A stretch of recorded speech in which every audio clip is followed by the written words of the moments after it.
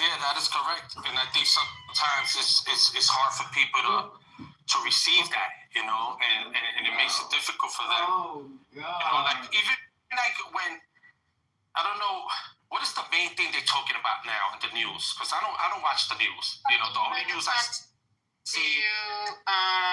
Which they had the King's protest. That's another way to get a lot of people fucked up. All of them in the crowd, which I saw how they have Chicago. I mean, I don't know. I can say by the media, but I don't trust it. Who knows? I mean, they're just showing it right. They showed a whole bunch of people literally crowded, and definitely that's the way how things always tend to go. Let people get sick, whatever happens. But they definitely got that. They're shutting the borders down. Supposedly, they're going to shut them down till November. And nobody can come in or come out, supposedly. That was in one of the articles they also released. And some of these people that have their funds, all those people with food stamps and all that, they're basically not going to have no funds at all for November at all. Nothing. Nobody's getting it due to the shutdown. So you're going to have people. I mean, this is like the stuff that we've been talking about, cereal. Like, people have to be prepping for all their food, how they're going to do all these lockdowns, these systems, things, depending on what they decide to do. It's going to go crazy. And then I think Donald Trump was supposedly, basically, I think that man's probably prepping for his so-called arrival or death, because he was talking about making some arc of Trump, I think in the Lincoln Memorial, something he said. By Washington, I think he said. So he's basically trying to build himself a memorial, I guess, close to the sacrificial statues that are around.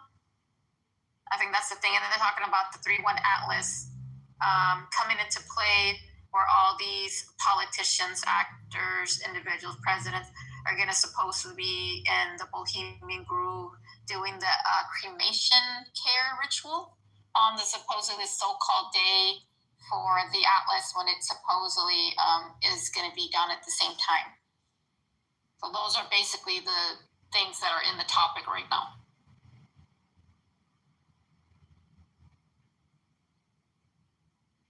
So long. Like when that guy was killed, Charlie Kirkwood, I had no clue who he was. And I'm proud to say I had no clue who he was. Because I'm so disconnected from all that. It's like, even just, people like waste their time analyzing it, like the psyops. Like they get that it's a psyop, but then they spend like 3 hours on a show, like analyzing why it's a psyop. It's like, you're doing what they want. You're still wasting your time and your energy on distractions, instead of really figuring out what you need to do to get yourself out of this trap. And the thing is, for me, is that even if you can't figure out, because remember, this what we talk about is not for everybody. I come to know this and I realize it. So to me, is even if you can't figure it out, it's okay, because it's late in the game. It depends. It's up to the individual. It's not late for the individual to have realization. And collectively, it's late in the game. You're not going to beat the system and what they do. You're just not. This is the most weirdest thing for me when it comes to things like, these religion fanatics and these Jesus fanatics, or these beings that are not doing nothing to help the situation.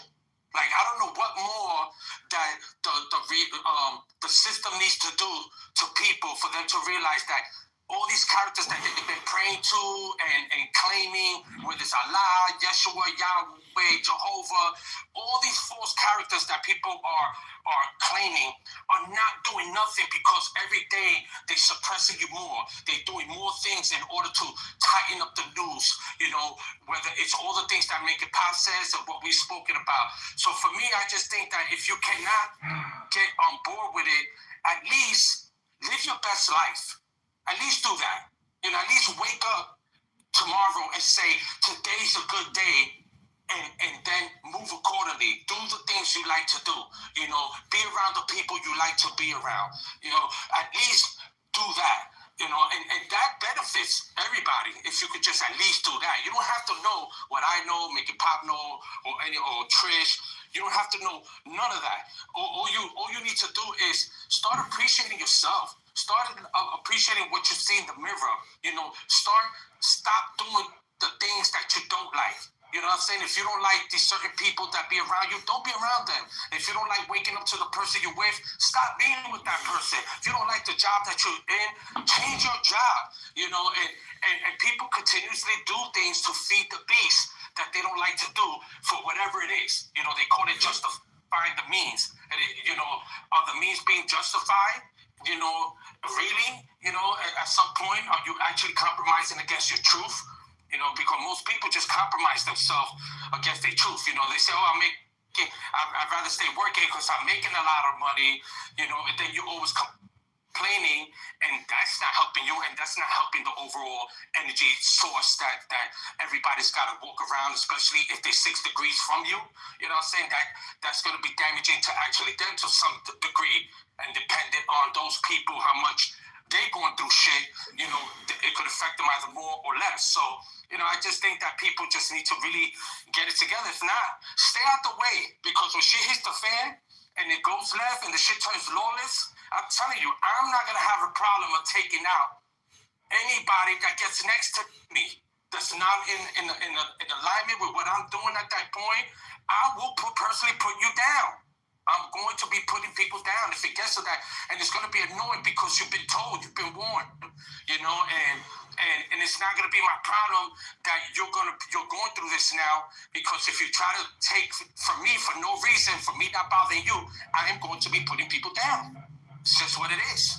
It's something I did in my past that I changed, and if I have to go back to that person because people want to start bugging out because of they allow the system to create the ignorance, then I would just, you want to say, I'll help you at that point, because you're not going to take me out with some stupid shit.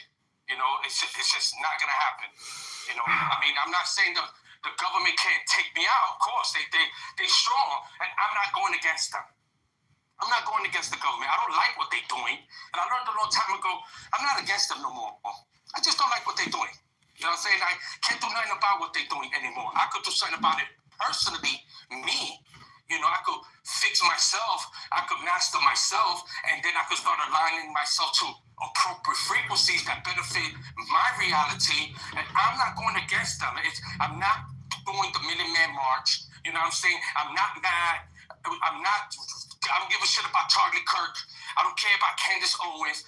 I don't care about Bill Gates. I don't like what none of these people are doing. All these people are full of shit. I've been warning people about Trump for the longest. You remember that Mickey Pop? When people were on the Trump bandwagon, when he was going into office, and people were like raving him and saying he was there, and I was telling people They were idolizing worship. And they're like, yeah, y'all don't know. I said, y'all want some dumb shit. Yeah, I said it clearly. I said, this guy's going to usher the New World Order correctly. He's going to be the guy that's going to put you through the telecommunication company. He's going to put you on the digital ID. He's going to be that guy. And people were like, nah. I said, for 100%, I know that he was going to be that guy. This wasn't me suggesting. This wasn't me, just assuming. I knew. And I know important people around me that were telling me, you are right. This is all sharing the information. Like, no, this is his job. That's his job. That's what he's going to do. Anybody ever see that guy on Instagram? Some people be sending me his stuff. And I follow him for a long time. He is annoying. Me and him went back and forth already. So that guy that claims he's the 7th generation Illuminati, that he's always wearing the mask. Oh, really? Anybody ever seen that guy? You did? Seriously? You did? Yeah. Holy fuck. Yeah, I went back and forth with him, and he said something, and I said something back in the comment, and he tried to say something to me. I said, boy, I told him, dude, you're a clown. I said, first of all, you wear this mask like nobody knows who you are. I was like, you got all these tattoos and all that. You act like nobody's going to figure out who you are, from voice recognition, from your tattoos, from your background and all that. Not me personally, because I don't know him. I don't give a fuck if a meteor hits a fake meteor hits him in the head. I don't care. He says things that we talked about years ago. And he says it like it's a profound information because he claims that he comes from the Illuminati when he doesn't. I say, bro, we know this. We know this already. You're not even saying nothing that we don't know. You know what I'm saying? You're not a genius. You know what I'm saying? And for you being in the Illuminati, please tell me something serious, because if what you're saying is what you're claiming is serious, we already know that. Everybody, this motherfucker probably knows the shit that he says. Even the people that don't be on that type of time in here might be like, yeah, but we heard this in here 4 years ago. I'm saying that he's saying that shit with authenticity, Raekwon, I have to show you. I have to get the link. I don't know. Make a pop. You got his Instagram, and you can post. Yeah, let me go check. Hold on. So you can see Raekwon, and you can see, and listen, he's not saying like bad shit, and he seems from pictures. Actually, somebody tried to put him on blast, so I don't know how true it is, that he tried to post a picture, and he was in wherever he's at in his house, and he showed a picture of he said his mother. If I'm not mistaken, I think he said his mother or his grandmother. So one of the two, his mother, his grandmother, and she was saying, that famous party that the Rothschild, there's a famous party that there's pictures in the net that the Rothschilds throw, the ceremony where they wear the mask. The shifting faces, those shifting faces, yeah. Right, with the eyes wide shut thing and all that. And he said that was his mother or grandmother with some guy, and her name was LeBaron something. Baroness something, stuff like that. Somebody tried to say in the chat, in the comments that, bro, that's this person, that is not your mother. And this, who knows? You know what it looks like? It looks like the same individual that I spoke here that was in Clubhouse, which it looks like, and I'm going to say, it kind of looks like it because the fact is that the individual has the house all wooded up, right? So the same individual that said they was associated to the same people. And I'm like, wait a second, some of the stuff that this guy told me ends up being the same of the stuff that this individual is talking about, especially the house. Because like I remember him sending me some stuff about the families and the crest and all that they were all related to them. It might be the same dude, but he really didn't show his actual face. He just showed like his feet and the whole of the household, which kind of like, wait a second, that household looks like the same pictures that he. The guy I'm telling you to check his Instagram? Yeah, what is it called by? I forgot, but it's something like the 7th generation Illuminati. Oh, okay, yeah, okay, let me go check. And then it's his name in the 7th generation Illuminati shit or something like that, And like the point is for that, it's like you think that if my family, if you was in what he claims he's in and his family is, because when he talks about, he says, we are doing this to you. He really speaks in that kind of like vernacular. Like he's saying that I am part of them and this is what we're doing to you. And he's warning you about this are the things that we're doing to you that's happening. You don't think that these people would have stepped to him already and told him, yo, you better shut the fuck up. How about that one? And like they're not going to know who he is? Like he got significant tattoos. Oh, he goes by Angel Dust. By Angel Dust. Angel Dust. I think he gets drugged up, maybe. And I've seen some of the stuff that he was put in there. Which one did you want me to check? Because he posted a couple of them. No, just post the link to his bio so Raekwon could see, because she said who. Oh, okay. Hold on. Give me a second. Okay, hold on. That play roles to get money and especially claiming to be from the bloodline families and stuff like that. So you have to, use your discernment. Hold on, let me check because this thing might not even let me. Hold on.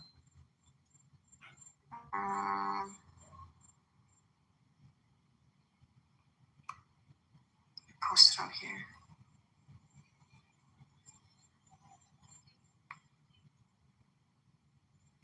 Hold on.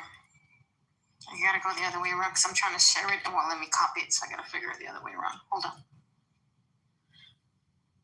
Yeah, but he goes by Angel Dust. You know who's the mask that he has right now? He reminds me of Warrior. Hold on. Give me a second. Hey, you guys. Hey, Rusty. Hey, Melody, do it right. Hey, you guys.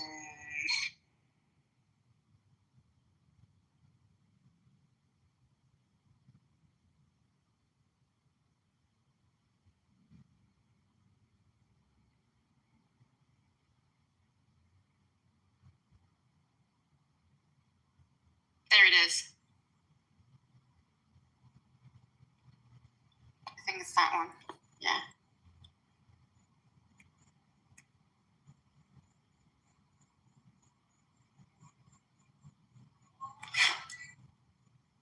It's in the chat. Oh, you posted the link?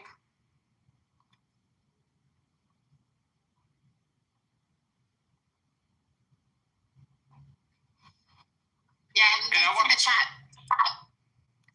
Right, and when you go to it, or anybody that goes to it, you know, we posted it not because we care for you to follow this person, all that, and just listen to some of his reels of what he's saying, and it's everything you know that we've spoken about.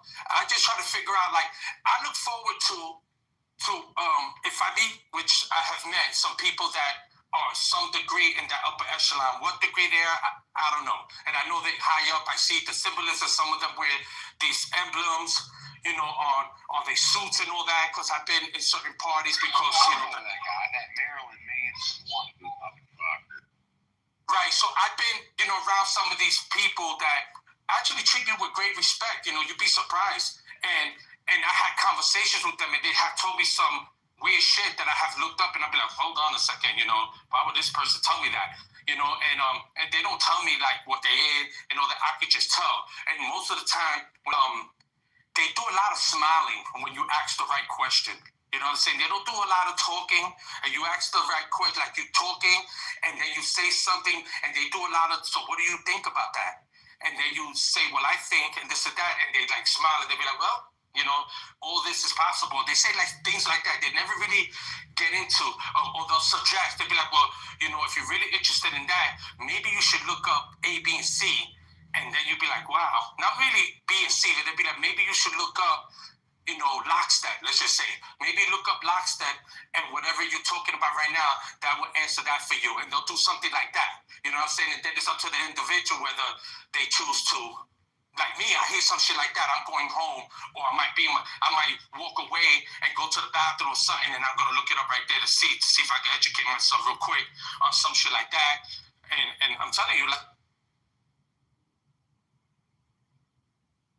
I take it all serious, everything that I'm hearing, especially when it comes to somebody being in front of me. Like if you stand in front of me and I meet you, they introduce me, you know, or even if you're around me and you're having a conversation and I'm standing there and I'm talking to, let's say, Make It Pop and we're at an event, and I'm hearing two different groups of people next to me, and for some reason I catch wind of something, I start focusing my left ear, feel my left side, and I'm listening and I'm taking in that information. You know what I'm saying? Because there's a reason why I'm hearing that, and I'm in that space next to you, and I'm hearing something that made me take away from me having my conversation with Make It Pop. Like I'm always focused like that, you know, to say, what's that? That pertains to me. Let me add to that. Or if I hear something, I might even join. Like I'm very good with that, very assertive. To turn around and be like, wow, that's very interesting. I just heard you guys talking about, and I would just insert myself. And then it's up to you, be like, well, we weren't talking to you, mind your business. And I'll be like, okay, you know, have a good night. And I'll just keep it moving. I'm fine with all that. Tell you.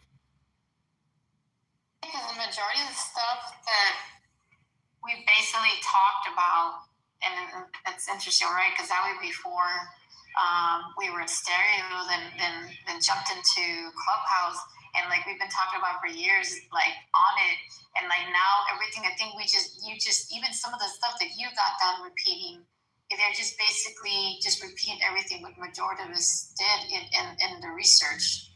Like literally deep dive, as well as the stuff that you've been reading, the stuff you talked about. It's not being talked about it now. Some of these individuals.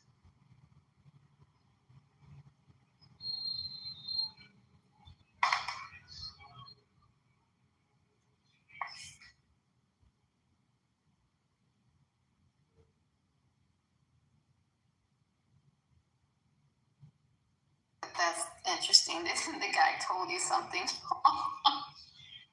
I don't know if it's got any correlations, but you know, I looked at this guy's Instagram. I've seen this dude before, but he reminds me of Goldberg from WWE.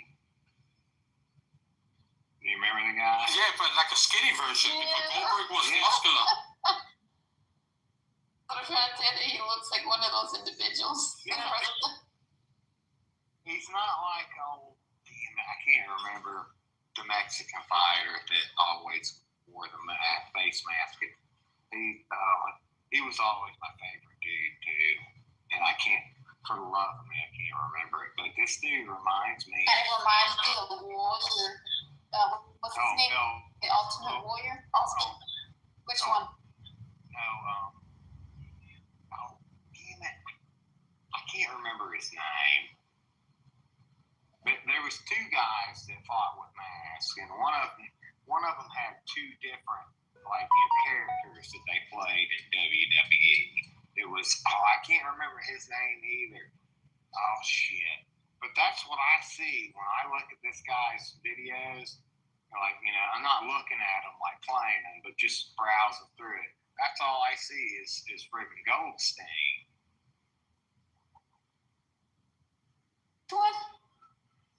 My 2 cents. Take it for what it's worth. God bless it. God bless us, damn it.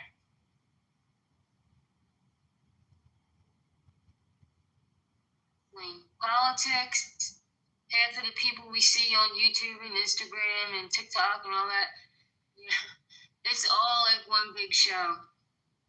And a lot of the people that were a good source of information have been compromised, unfortunately. Well, the world is a stage. I remember that. Yeah.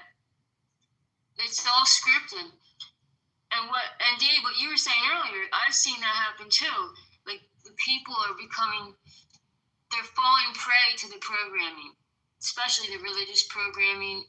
I mean, is probably the strongest, and that all of that programming, they don't realize they're feeding the system when they're falling prey to that. Because I always say this, when I realized this, it was like it made so much sense to me that worship energy and sacrifice energy feeds the system. It feeds the parasitic consciousness that hijacked us. So all these people that fall prey to that programming are literally feeding the system that is holding them. They're praising their jailer, and they don't even realize it.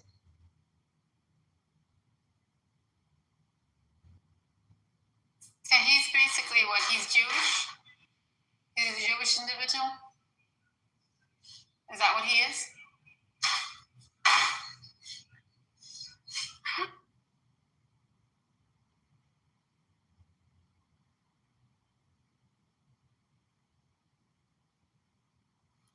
So let me tell you, I haven't stepped a foot out of my house to like right now, like the whole week. And I'm going to tell you why, because, I'm always transparent about, my life. So Sunday, remember they were talking about, and people think this is a joke, but remember how they were talking about that storm coming, on the East Coast and shit like that, and it was so Sunday I go to my best friend's birthday dinner in Manhattan, and it was raining. It was actually raining a lot, not crazy hard, but it was raining. So I get dressed, and I do my hair, because we were going to a restaurant where I couldn't wear a hat and shit. So now I park like a block away from the place, and I'm getting wet from the rain and all that shit. So we have the dinner, we having a great fucking time and shit and have maybe like a few drinks with my best friend. We were there with like 8 of us, and then I leave, and I go.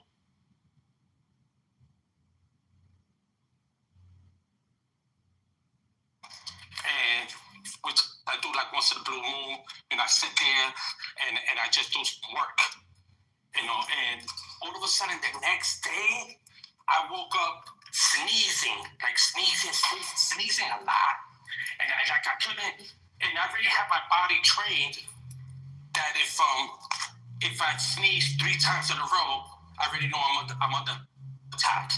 My body's already telling me, hey, the protocol, operation protocol that you got in place it. So I'm like, what the fuck? So for like the next Monday, Tuesday, Wednesday, I was having the ultimate sneezing attack.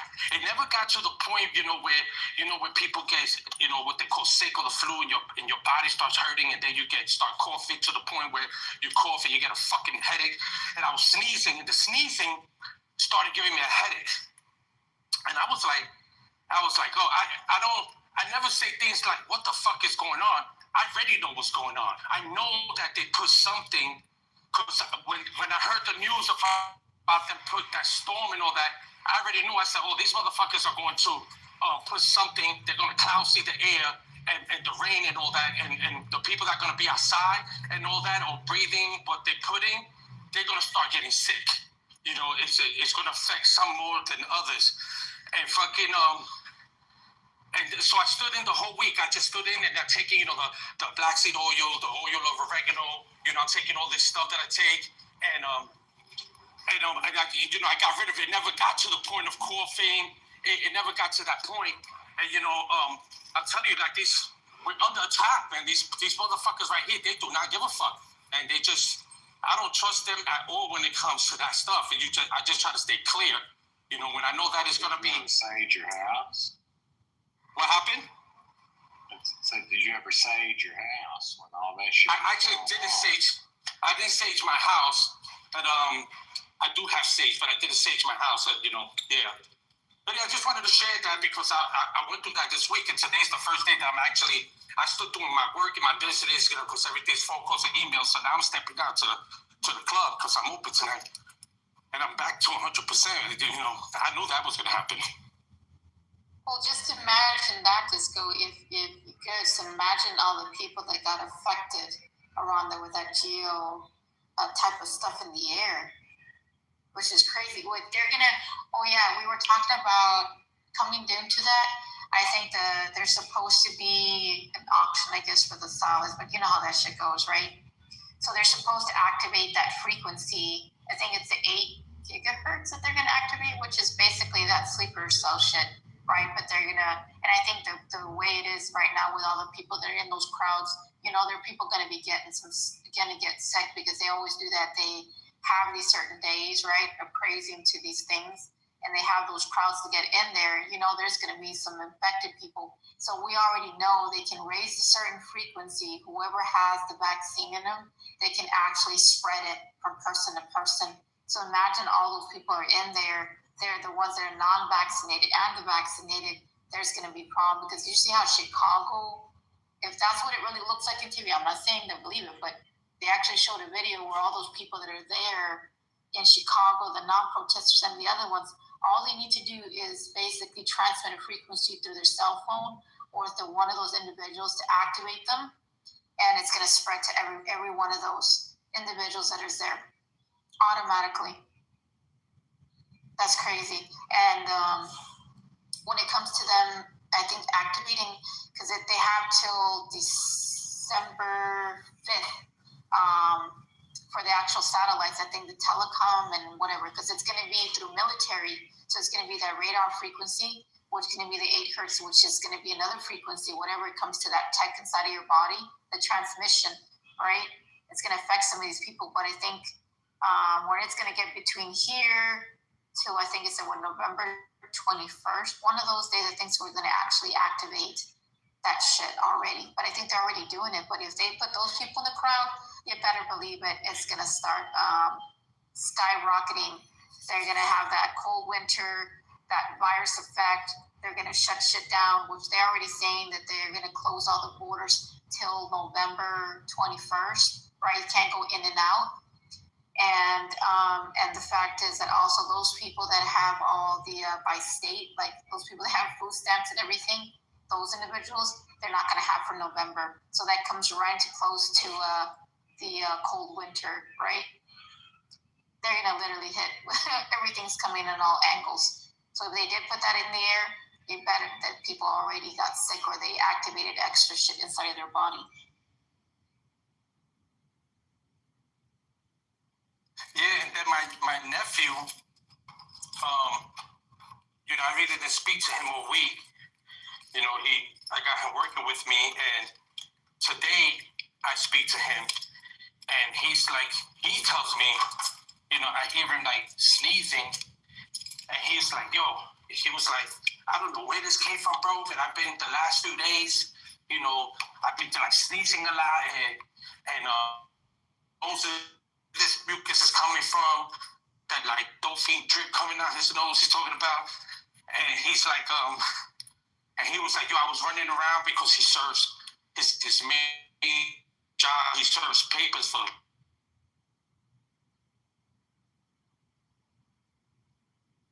I think you went into the Matrix, Disco. Sneezing and coughing, and he found it weird. And I told him, I said, no, bro, that's not weird. And then I told him what happened to me, the same story I just shared. And he was like, oh, man. He was like, we're fucked. And I was like, yo, do people think I'm playing when I tell them? Like most of the time, I'll be like, all right, I'm gonna stay in my house, or I wear a hat.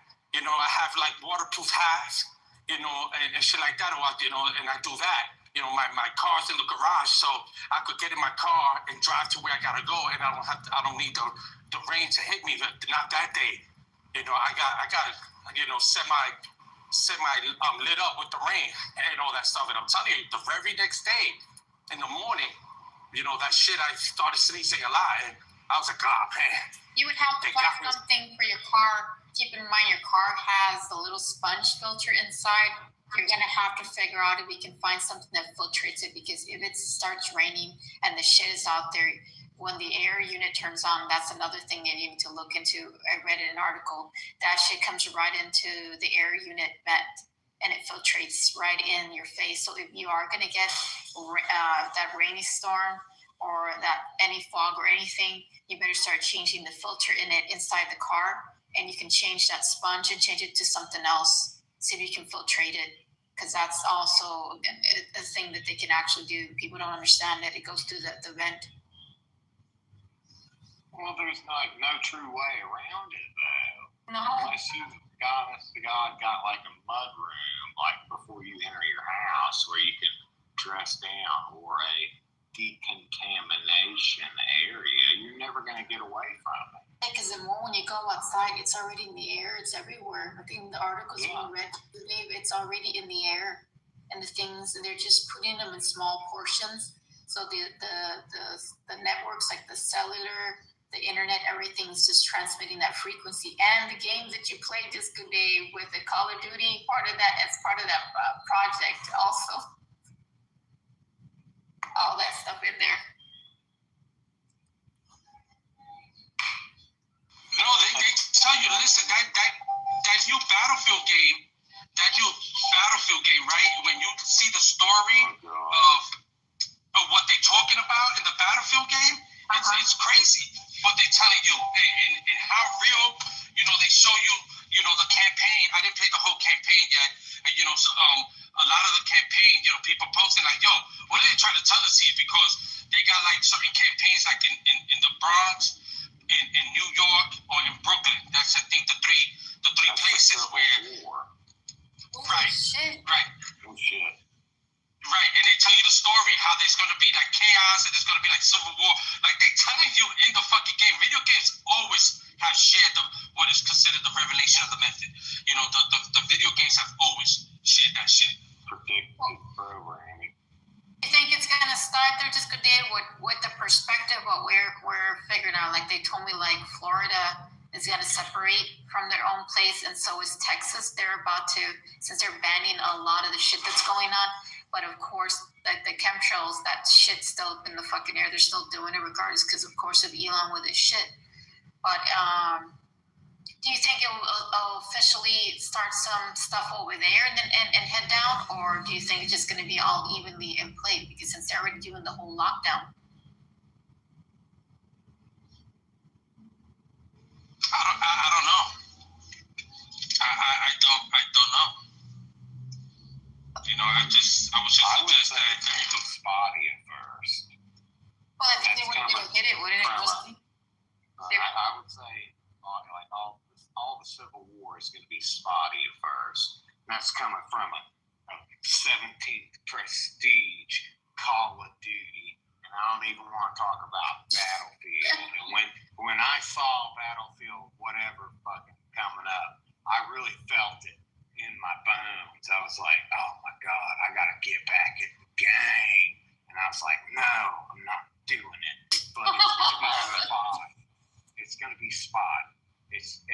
going to be hot spots. You're going to have like hot spots like Atlanta.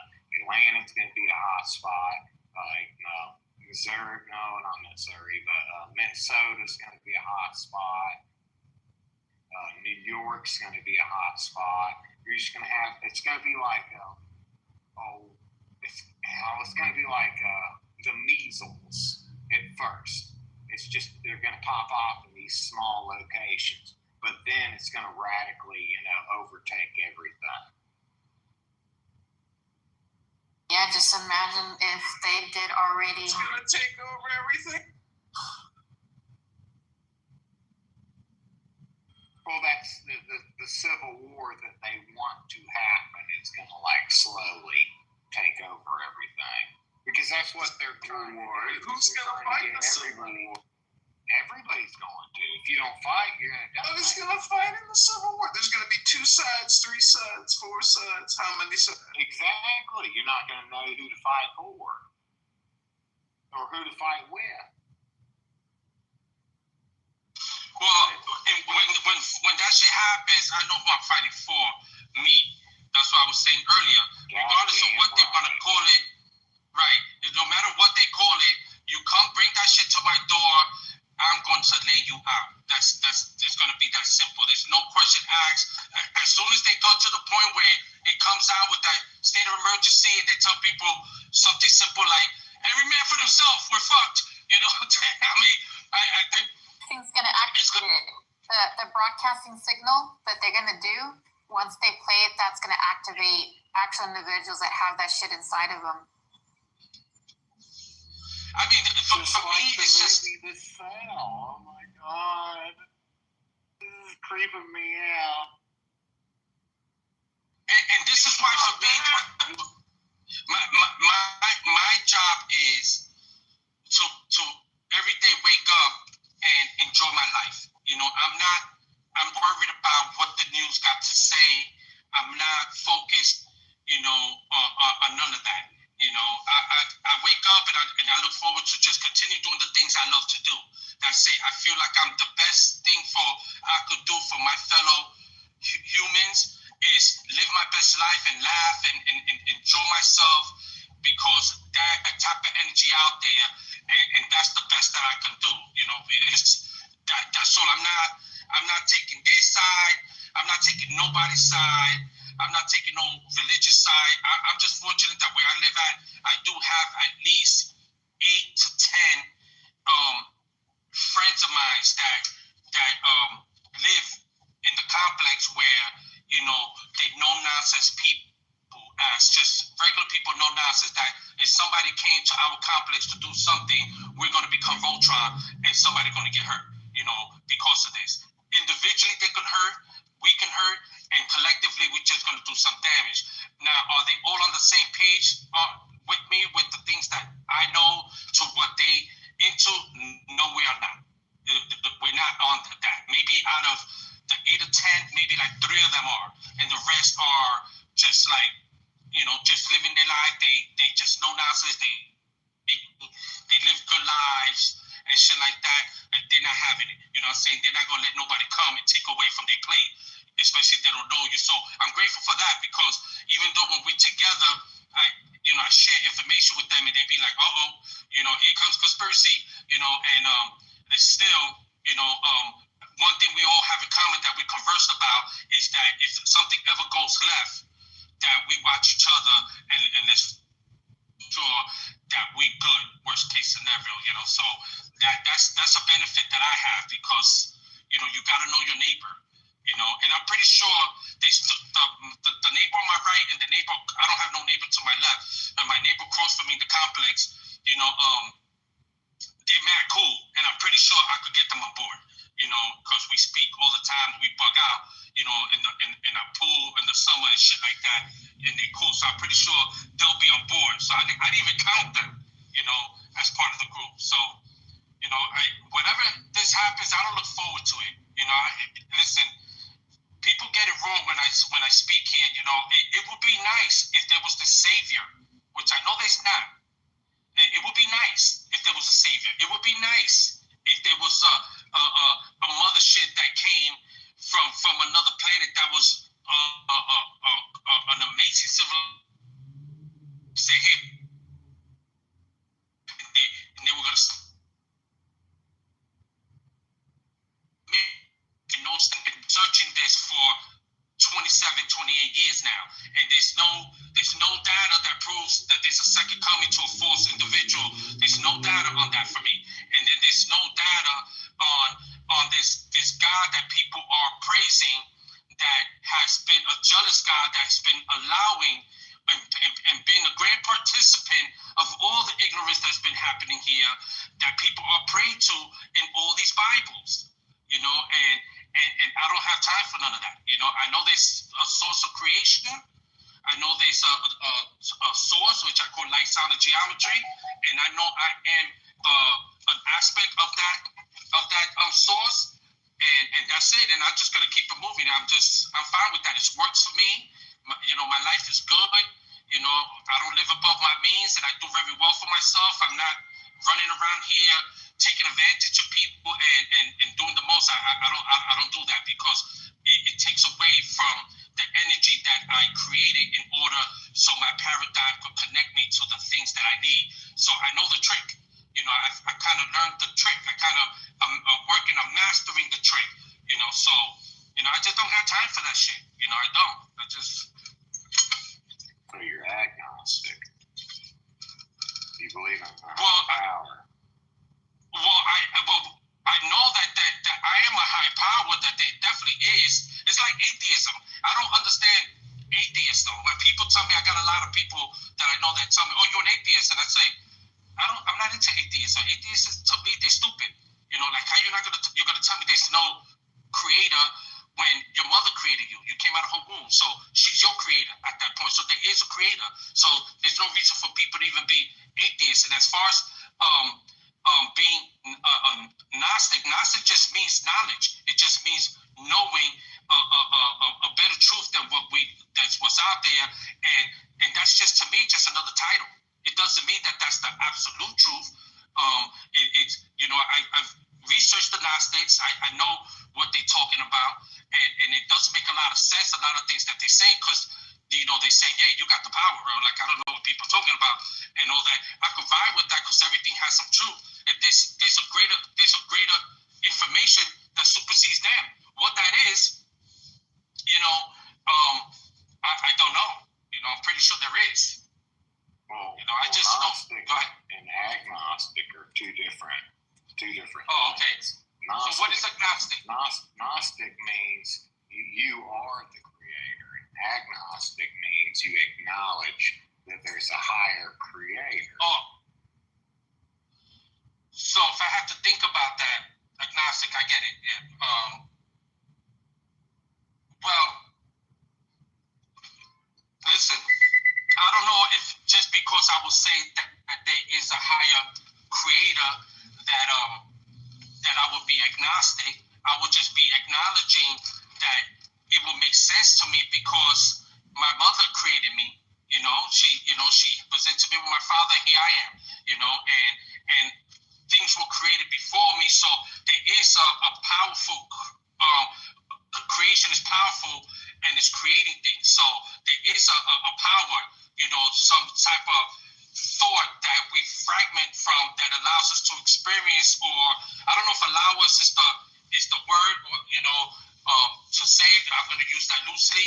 So there is something, and I wouldn't categorize myself as being agnostic because I can acknowledge that. It's just me being intelligent enough to acknowledge something that makes sense. I don't have to follow anything else of them. The Bible says, love thy neighbor, appreciate, just be great. And I respect that the Bible said that. Doesn't mean I'm a Bible thumper, so because I know that I look forward to being a great person and being good to people. I don't need the Bible to tell me that. You need a book to tell you what's right or wrong. And I don't even like titles, because to me titles are part of the system. So if somebody asks me what I am, I'm not going to give them a title, because that's falling prey to more programming. It's like I look I'm a wildlife biologist, and the way I look at creation and the creator is, when like a mommy feral cat has her kittens, she teaches them everything they need to do to be on their own in the wild. And when she feels that she's done her job, she lets them go. She doesn't say, okay, I'm going to come back to you and save you down the road. It's like, no, I equipped you. You're ready to go. You don't, you can handle things now. And that's how I feel like our creator. He equipped us to deal with whatever we need to deal with. And he didn't make us weak and in need of saving and all that. That's, as far as I'm concerned, that's all programming so that people aren't looking within and figuring out what they need to do. Instead, they're waiting for someone else to help them, savior programming. So that's the way I look at it. I look at nature, and I figure that's probably how our creation, took place.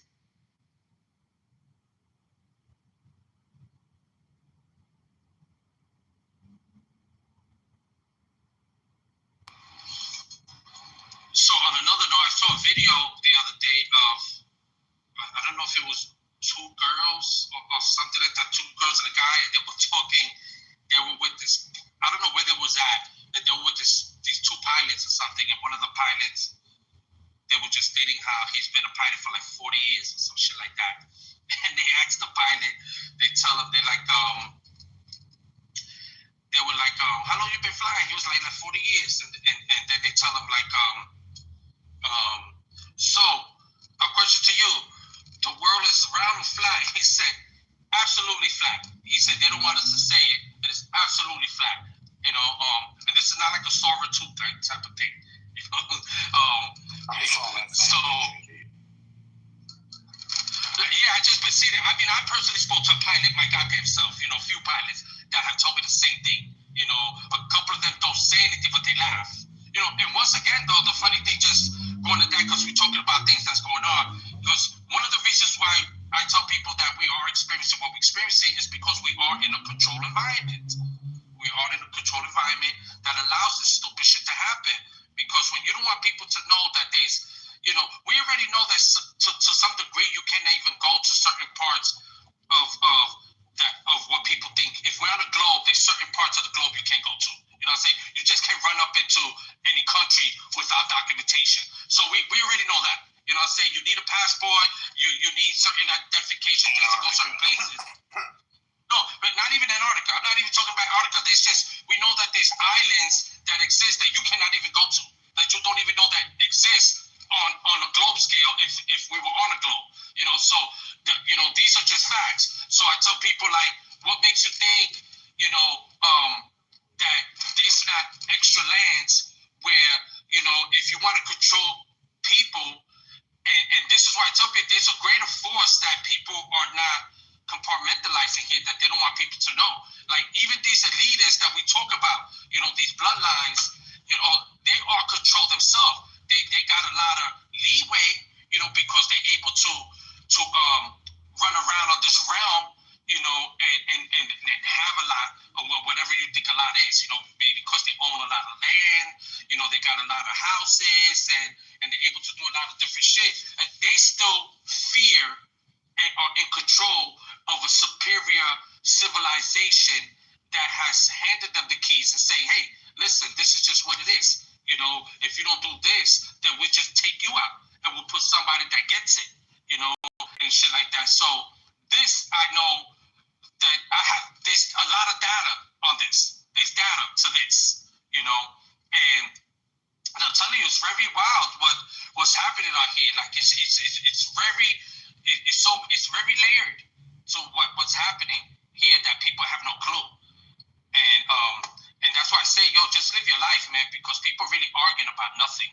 It's really bad what they're doing here in order to siphon the energy. And how amazing it would be, though, if you can actually go past the ice wall and they got rid of the ice wall and you could see all the greenery from the original ancient maps that existed, and be able to go to other realms and experience, other civilizations that have been here maybe a million more years than what human beings or considered to be human beings been here, that have technology that's way more advanced, that's actually technology that is actually plays a role in helping that civilization live a long time and to do, great things, not suppressed like we are, that technology is being used in order to, in reverse, to attack us, to control us, to dictate, our well-being type shit, so that I always have looked forward to that for a long time. It just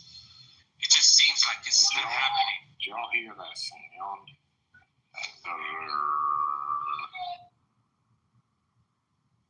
Well, when I'm talking? No, it was while you talked. You were mid-sentence, and all of a sudden there was a. It sounds like what, humming? Yeah. This is not a secure line anymore. No, they might be my car. It might be my car because I got an electric car for the hell of it to drive around in proximity. I like you speak. You're speaking good words. I got to get out of here. Yeah. Alrighty, Rusty. Yeah, Rusty, later. Love you. See you. Bye. Bye, Rusty. I mean, it's just a matter of time when everything just comes into play, I think. Especially that Atlas, I think when you started talking about the, back then when you were talking about the, what do you call it, the Blue Beam Project, I think it's kind of like, you know what I think it is, Sister Dave? I think it's kind of like, like the mosquito trap, where they would use, when you talked about the voice of the skull, it's kind of the same thing, the hologram, right? To get them convinced to come outside and then put thoughts in their head, and this is where they would get them, wouldn't it?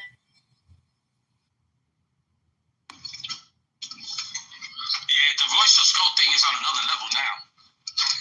That shit right there is probably, that's just on the supreme level now. Like, that shit is definitely getting people to do a bunch of wild things. It's just sad because the generation that you see coming up, like even for me, I watch it in real time, in my club. I can see it. When I throw a party, they say, and there's 1,000 people there, and when it comes to like, especially, in my venue, I do a lot of African American parties, whether it's Africans, Haitians, or just regular black folks, and the age group for most of the time of these parties, for these promoters that have big followings, the age group is like 21 to 26, let's just say, and you can see it, how they acting, how they partying and how they fighting and arguing, and you could see it, and you tell yourself like, wow, this is the next generation, that gonna become, the 30 and 40 years old, and if they stay on the type of time that they are, with all the gang stuff, and shout out to Hocus for doing that challenge that he's doing, because it's really, got a lot of people talking and having the conversation about, what to do, and how people need to change when it comes to that. Like they're not getting it yet, like to protect each other. Let's stop wilding out. Like there's such a bigger enemy that they're not knowing, and everybody's just killing. And I say that's what I used to, even when I did the Latin parties, it was almost the same thing. It was no difference. That generation, I see the generation, I see that in the black folks in the Spanish party, I see the generation of 25 to 35, and they're on that same type of time. Like always arguing and fighting and just being like super weird. And I'm like, that group think and that voice of skull and manipulating the frequencies in order for people to align themselves with stupidity is very strong out here. It's very strong. And then you got the other side, the other percentage of the people that are not on that type of time, they are maybe in the rat race, and they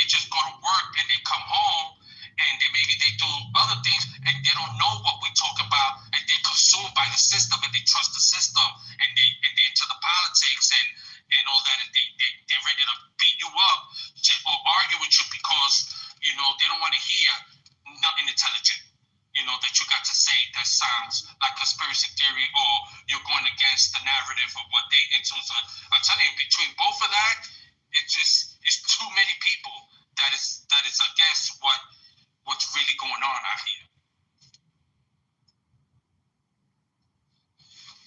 Yeah, it's a whole other level. I think my brother went over there. My younger brother, I think he's over there working. He just went over, I think, in Philadelphia, and he's going to also be, I think, in New York. He's going to be around probably over there, that area. I was like, oh.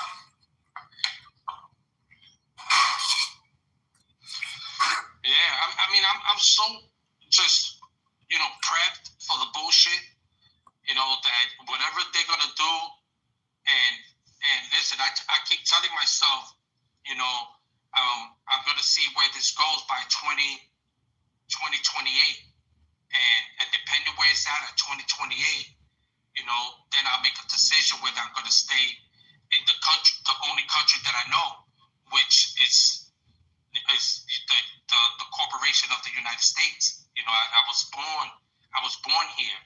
You know, I was raised here. You know, I love it here. It's great. You know, I don't care for what the system is doing on the whole realm. And, you know, I'm here. You know, so I've been looking in other places, and then with this digital ID, I seen that even Costa Rica, which I thought about it being one of the places to go to, that they adopting the whole digital ID thing. They got them, and I'm like, God damn. Yeah, they are. They're getting. Keep in mind, all those people are getting on board with that digital thing. Europe, all other places are. So I don't know. You would have to literally find a secluded island that doesn't have none of that into existence. It seems like you're just gonna have to find a way to get past the ice wall. Well, I think that's exactly I think it have been thinking. Yeah, you're just gonna have to get past the ice wall because it just seems that crazy. Yeah, I think that's where I'm just thinking I'm gonna get my fucking boat and I'm gonna head that way. I'm on my way over there. Let me through. I found the passages I seen with Disco Davis talking about the map to the past the eye wall. I'm coming. Let me through.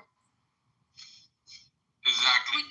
If we change our frequency to a certain level, we can phase out of, maybe phase into another, like, you know what I mean, phase out of the system and out of it or something. I really think that there's something we can do, like, you know, not like a physical thing, but something that can take place in our body, some type of change or something's going to happen where, you know, because I believe the timelines are splitting apart.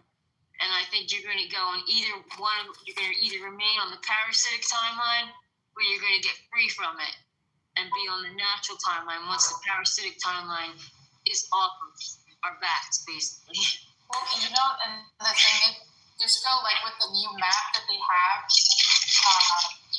changes, supposed radiation and places that are going to get affected. It looks like some of the lands that are off the coast on the other side, where Europe, Africa, all those. And it looks like where the main radiation or whatever they allow to come in that will be really infected is going to be those areas over there completely.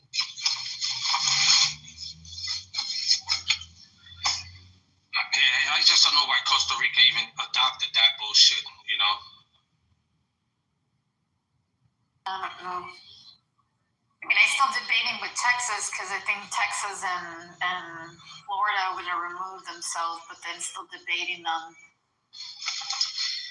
Yeah, I don't know why people think though that whatever's going to happen, that the power that be, whatever power they think it is going to allow that. Like, I don't know why they think that this is going to be something that's going to happen everywhere. I don't know why people think that there's going to be some people that feel like they're going to be able to subtract themselves from the situation. They're going to have another type of problem, you know, because of that. Right now in Texas, there's parts of Texas that I hear that's having that whole Muslim invasion type of thing over there.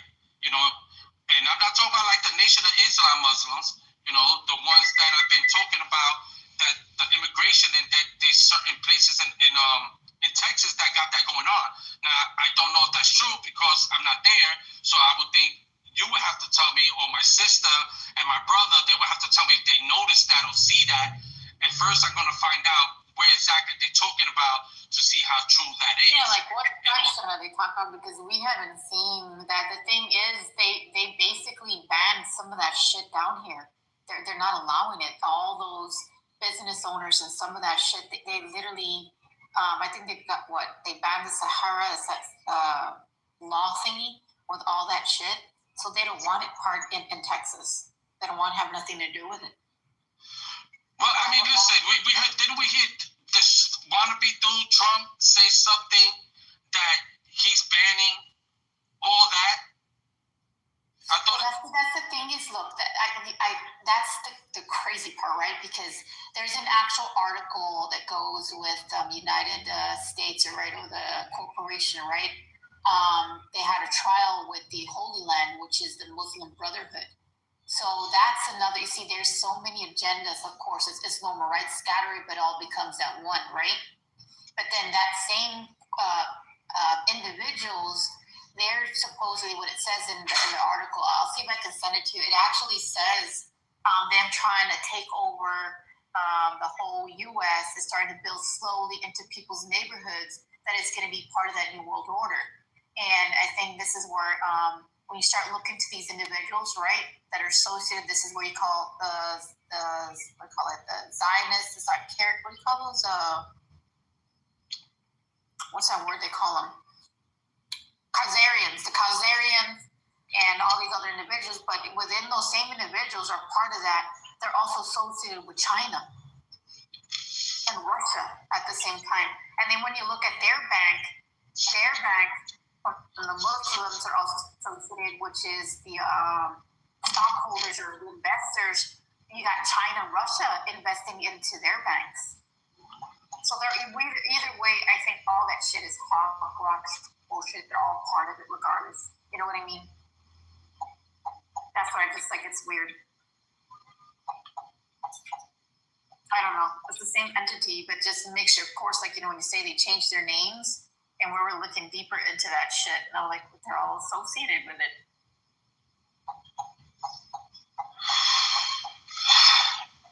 Yeah, I mean, I don't know if they're all associated, all that. I mean, I could see it. You know, I get it. You know, they are. I'm telling you that these people are all lying. I'm telling you, they all lying because, you know, Trump will say one thing to the people on TV and claim, you know, we're not doing that, and that's still happening, and it's happening more. Then he says he's not doing this, and that's happening, and it's happening more. You know, so these people all playing the game. They all lying. You know, all this is being done on purpose. You think it's being artificial? Because what's supposedly right in my right. So what they say that this actual individual is somewhere underneath, and the actual individual's up here, but then they're saying it's an artificial intelligence hijack. That this is where you're going to see two sides. They're going to basically, one, of course, is putting all these individuals. I mean, I don't believe that they're all good people, right? But they're going to fabricate some things when it comes to these individuals. Who, of course, you know, keeps on saying that they want to be the first artificial individuals or releasement. But I mean, I don't know what they're talking about. It's always been here. Right. And apparently this man's already prepping for his ceremony and how he's going to die and how he's going to make his damn memorial over there in Lincoln. That memorial is taking place. Well, I mean, but even to that, you know, even that, I don't. That's him bullshit. That's him doing, you know, the Jesuits, the Jesuits work and shit like that. Because, I mean, nobody in their right mind is going to be setting up the assassination or their death. You know, that dude, he's gonna go somewhere else. I don't know where he's gonna go, and he's gonna go somewhere else. And the Van Halen Island, where all those the protection agency that they actually go to the Van Halen Island. Yeah, there's gonna be something where he go either that or he's gonna go past the ice wall. You know, like they're not just that dude is just now gonna get a letter say, well, on this day we're gonna kill you. So like, and he's gonna be like, yeah, I'm alright with that. You know what I'm saying? Like, it's just like to me that just be. It's like somebody sent me the other day and was talking about what we used to talk about years ago about Gitmo. Like that they killed already Barack and Hillary Clinton. They assassinated. Yeah, because I looked into that also. That somebody sent me that. So I also deep dive that they basically I don't get it. Like, so when I was looking at it, right, it shows that Cuba basically assassinated these individuals either by assassination by fire, like what do you call it, where they light them up. Yeah. I don't. Yeah, a firing squad. But my thing with that is, we spoke about this years ago. Remember, like on Instagram, we spoke about this when we showed the videos of them showing all the people that were killed and cloned and all that, and that we still see here, right? The thing about that stupid shit is that it's like, hold on a second. So the good people found out, supposedly the tribunal and all that, they're supposed to be good people, that they found out that this person was doing child abuse and this person was doing this and that. So you killed the Tom Hanks, you killed this. They supposedly killed Jay-Z.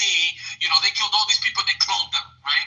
So my thing is, well, that don't even make sense right there, because if you got rid of these people and then you clone them and you still got them out here doing whatever they're doing, how is that good in itself, that you clone them and you decide that's against humanity and illegal to humanity, cloning?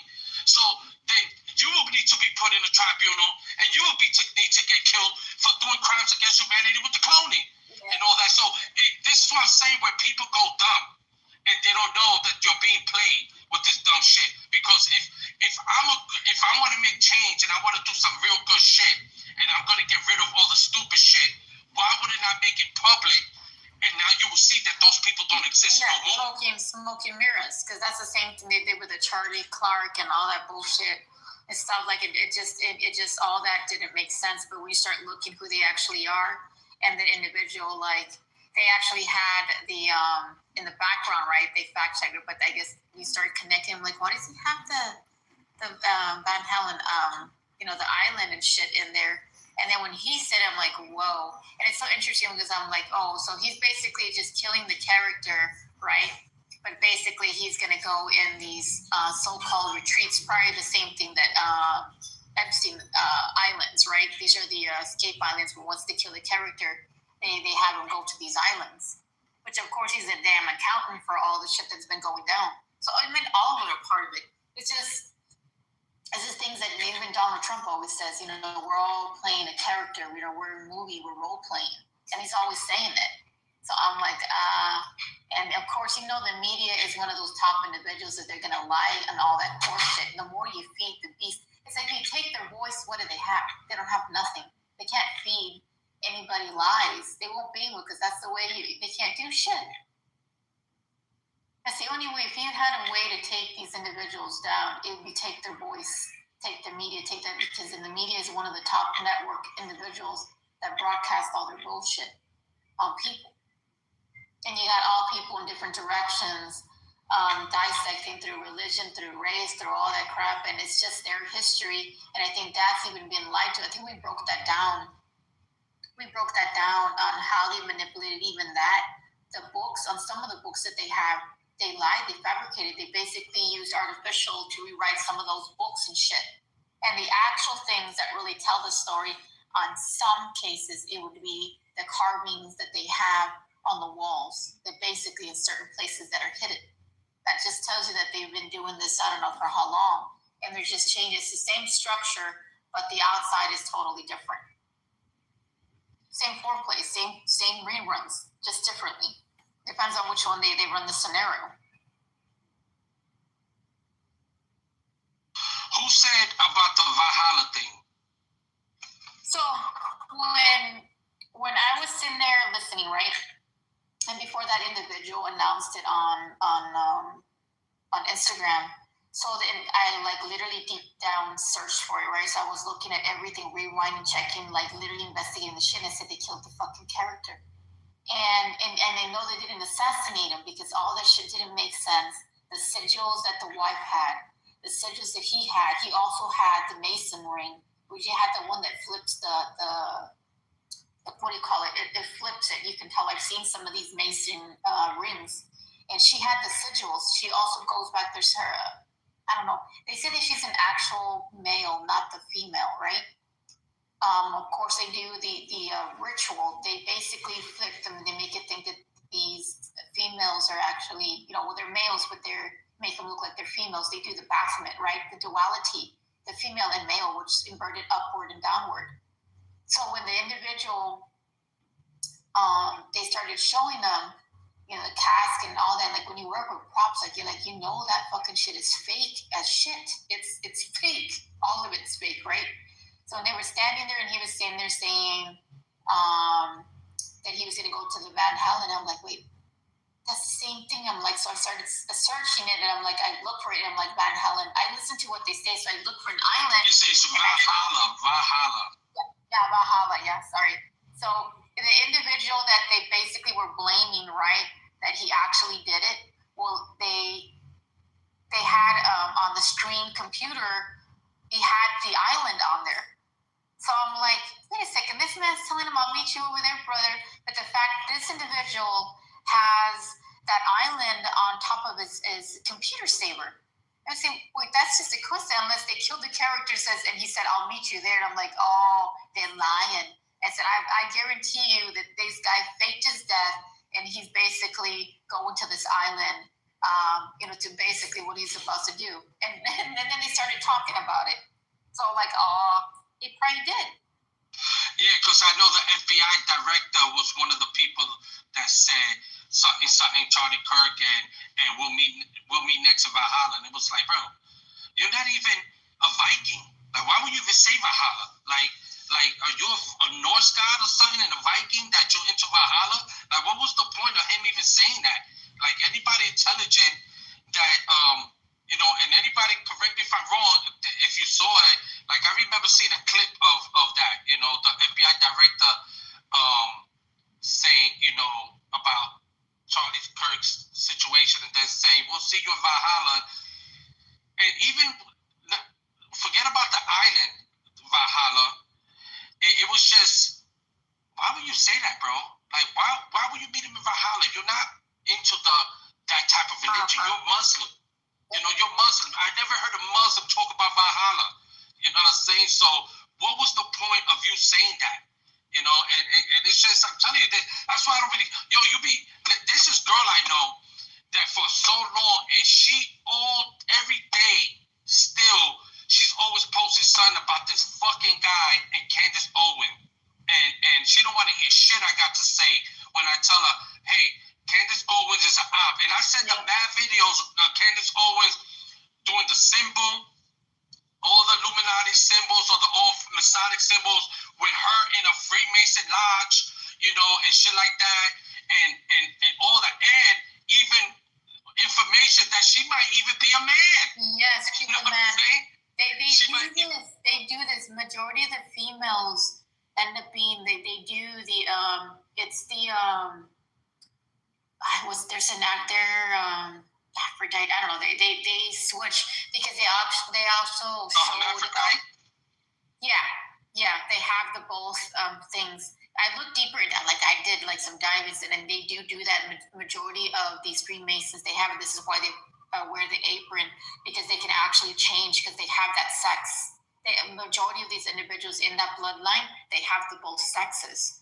So the individuals, when they were saying that she was a female, and somebody released the actual picture of her being an actual little boy. So you looked at him like, wait a second. And she has the zodiac sigil on her hand that confirms it. When you look in the zodiac chart and you start looking into a lot of this, because these individuals, like, they go by zodiacs. So I was looking at it, I'm like, whoa. And who else is the one that, they said, what's her name, was also a male too. But you already know they're doing all this. It's like the Barbara Bush. This also is the Senior Bush's wife. She's also male. They're males. They both have that same sex thingy. Majority of some of these individuals that are up there, they have the both sexes.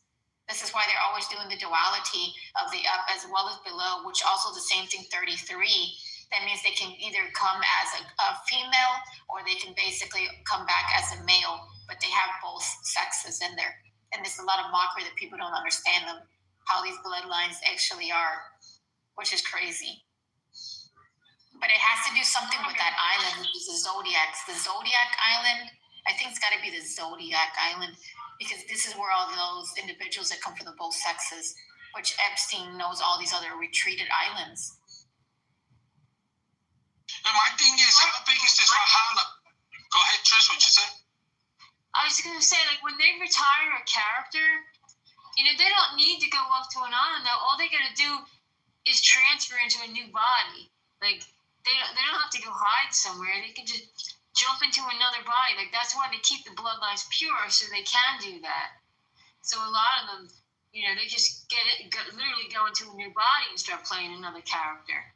You know, I don't think they need to hide someplace. Well, they got both. They can transfer it into this artificial ones, or they actually keep in mind they switch, because they're both. They can just change the character. That they're Aphrodite, which is female and male, so they can change their identity either way. They wouldn't even know. Don't you see the individual that they were showing him, Charlie, that there was another individual that looked just like a female version of him? But supposedly this is how they spread each other's conscious, or one trait with another, some DNA shit that we were looking into, which is another. I think there's what, 3 ways they do it. They transfer the conscious, the Aphrodite, which they both have the both sexes. They can change male or female, switch it, whatever it is. And I think there's another one they actually do. I can't remember which one it is, but it's in though. And with the island, like, keep in mind that could be the actual island. Where all these individuals have been going, supposedly. Yeah, but how big is this island? That's what I'm saying. Like, all these characters that are they're sending away, like that island got to be tremendous. That shit might be overcrowded already. Like, how many people are on this fucking island?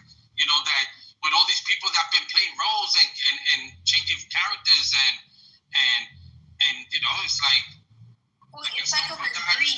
It's a retreat. It doesn't have that many people, but I know something. It's so weird, right? Because I'm like, before people start talking about it, right, they're going to end up switching it something. And I think they said something about the island they were removing, or people were leaving. I got to go back and look at it. But I go, how coincidence? And I said, they're going to get after him because he probably opened his mouth, and, you know, people are going to start connecting the dots, and they didn't expect it. So the first thing what people would think was Vikings, but I'm like, no, he's not talking about Vikings. It's just, I don't know how you say it. It's just like, you know, when they say something, you know, my spirit knows better, and I start investigating because something's off with it. It doesn't make any sense. So I start deep diving, but I knew that it had nothing to do with the Vikings. Even though it comes down to the Druids, and it comes down to the certain zodiacs and the lineages within these people, because they all talk in codes. They just change names, but they're against the same avatars, supposedly. To an island or wherever they're going to do the transfer. Like, the other thing with the male and female is they're limited. Like, you know how you see a bunch of people in Hollywood that look similar? Because they're limited to the bodies they can transfer into. It has to match a certain DNA. That's why you see a lot of people in Hollywood and the musicians and all that look similar, because they're using clones, like the same clone, to make different, you know, characters, because they have limitations. So they have to go somewhere to get that done. You know, just like when people, you know, you see here somebody's going to rehab or whatever. I think it's the quantum bed, ain't it? The quantum bed, or it's I can't remember what type of bed it is. That it can, like the movie, which is the movie that just came out. It's kind of like the Alien Earth. You should look into it. They use that quantum bed where they can transfer their conscious into these bodies. It's kind of like the same thing. Which, of course, some of them call it, what is it called? The enlightenment, is it resurrection? The rebirth? I can't remember what they call it. It's one of those things that they do that at a certain stage. When they get to a certain, they can definitely transfer the bodies.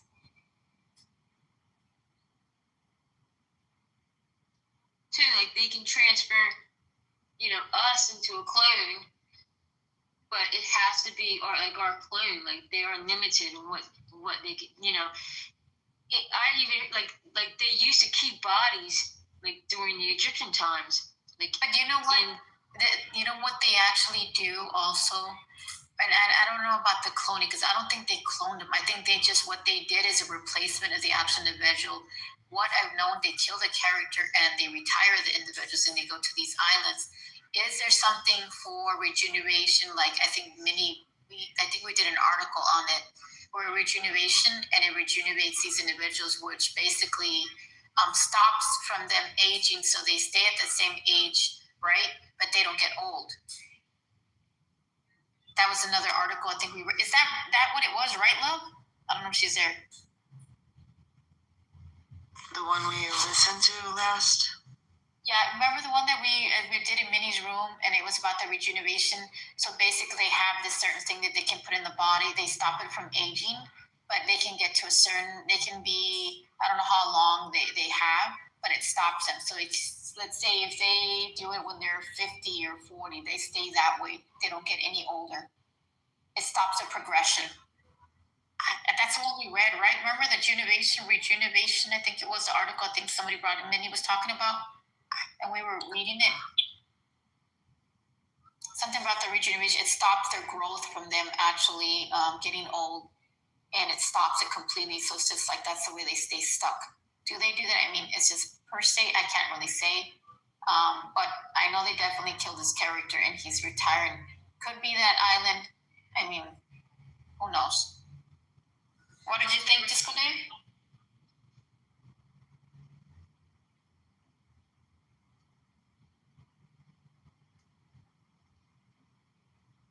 Like some of the super soldiers that the secret space program whistleblowers talk about, they served 20 years and then their age regressed back to when they were taken and put back, to live out their life. So they're taken as a child, they served 20 years, and then, but a lot of those narratives are, I believe, false memories, because I know they lie about space, and I don't even know if they really have the age regression technology, or that's what these people believe is happening, and what's really happening is they're being put into clones. That's kind of what I think is going on, but a lot of people claim that they have that technology.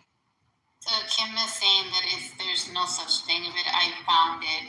So I looked up the island and I actually found it. It's a little retreat, and I did a little Google to go inside and look like it. How it actually looks. It doesn't occupy a lot of people. It's very small. I think it's like one of those island-made places, but there actually is an island named after it. I thought there wouldn't be, but there was. When I looked it up, I deep searched it and I found it. It's a small little retreat island. It's in New Zealand. It's in New Zealand, and the island. When you look at it, you can find it there. It's a little retreat. It's a little retreat it's really nice. I was looking at it and trying to see. It doesn't occupy a lot of people. And I think it's by airplane in certain perspective. By landing only, I think it was. Yeah, so I definitely found it.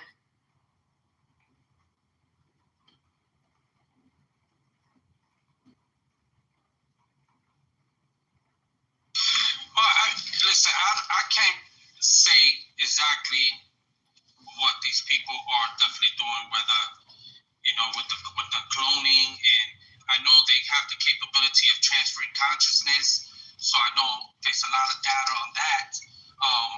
They said data on cloning for sure, and exactly what they're doing, I don't know. They could be, doing something like the movie. What was that movie? I think the movie was called Selfless. I think, if anybody, I mean, when you watch the show on Apple Foundation, they're telling you about, cloning, how the guy that's called the Empire, how he's, they clone, and there's the younger version, there's the middle age version, and then there's the older guy that, and then he, at a certain year, a certain age, they get rid of, he dies, they get rid of him, and then they got the baby, the young one, and then the middle one, and then they go like that and they keep him going for a long time, and they're telling you about cloning. And when it comes to, transferring consciousness, like that movie Selfless or something like that. They talked about that, how they could put your consciousness into somebody else's body, and you could take over. Even though the movie Get Out was kind of telling you about how they could transfer consciousness, and they could do that. So what they're doing exactly with these people and how it's going, who knows, man. I mean, I know there's definitely the technology for it. I know there's civilizations that have been here, and life been happening here for a very long time, and technology is well super advanced than that most people can compartmentalize, and they're just giving it to us in pieces. Like, what would make people think that the technology they're giving us is the top technology, and then, if we equal partners with them, we got the technology they have. No, they can't control you like that. They got to have a much superior technology in order to control you. So, I mean, they could be doing 100 different things. Frankly, I don't really give a fuck. I look forward to just staying as natural as I can be. And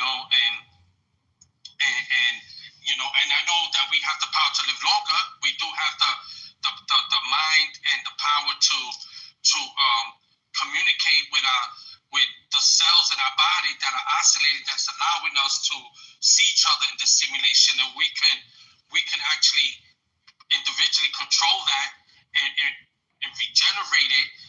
It's just that we've been generations not knowing that, not being able to really understand that technology or that information. So, most people are not doing it, and we suffer with entropy because of that, because of the ignorance of not knowing that we are capable.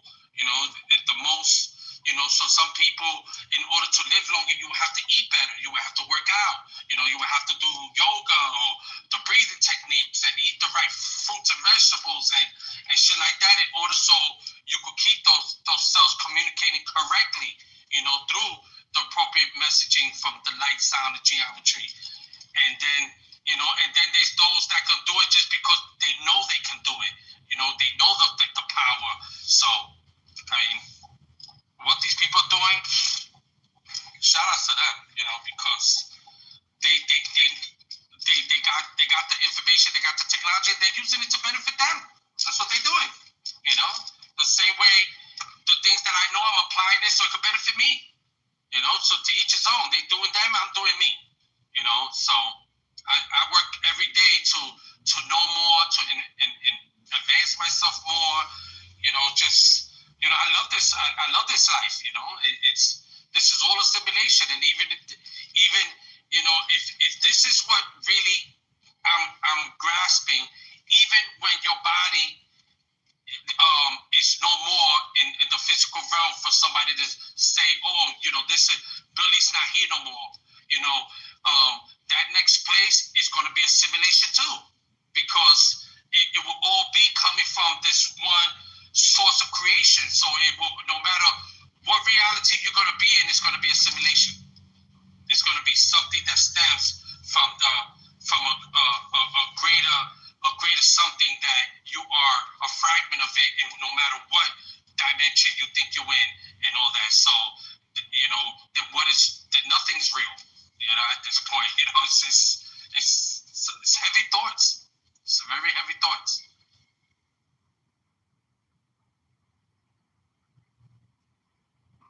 Yeah, I think the video. Yeah, you should take that video on top and listen to it. It's kind of just weird. It's all similar. I think we played another one that was talking about how everything's a simulation, and the telluric field, the human telluric field, and how it's being intercepted with that holographical frequency. And I guess the more people are connected to their certain faiths and beliefs and things, the more they're not in line, and this is majority how these individuals get hijacked within that process of control.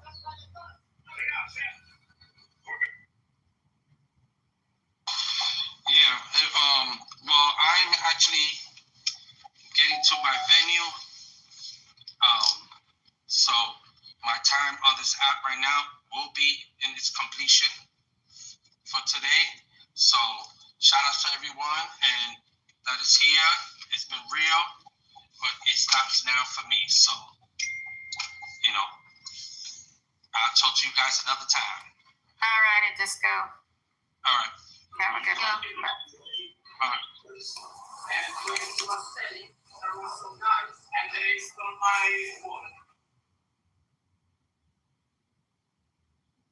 Hey, Sarah is in the bottom. She want to come up? User one. I don't know if user one. Can she come up or she don't want to come up?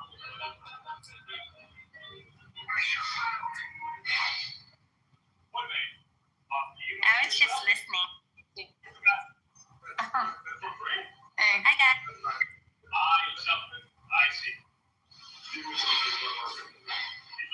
Imagine if those people that are actually there all in that King's Day, imagine if some people are going to be infected and getting sick. I see you coming up, you're interrupting everyone's deal. Thank you. Thank you very much. I had to go to my doctor a couple times because of this bite. And every time I go there, are you getting the flu shot today? Are you getting it? And I keep saying to her, I don't get the flu shot and I never get the flu. So no, I'm not getting the flu shot.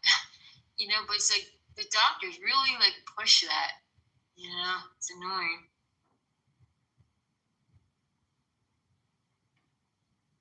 That's because they get kickbacks for it. Let me see if I can find another video.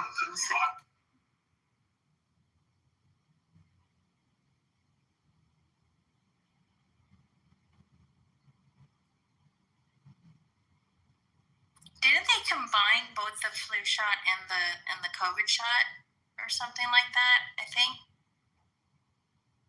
Aaron, they do that a lot. I don't know if they're doing it this year, but I remember them doing it last year.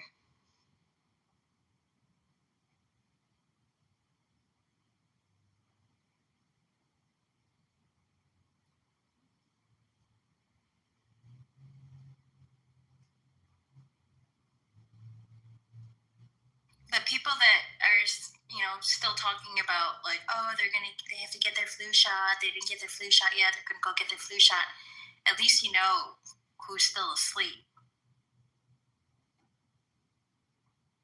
Well, I went into CVS. There were so many people there, like just to get, they were all there to get their flu shots. And I was like, oh man.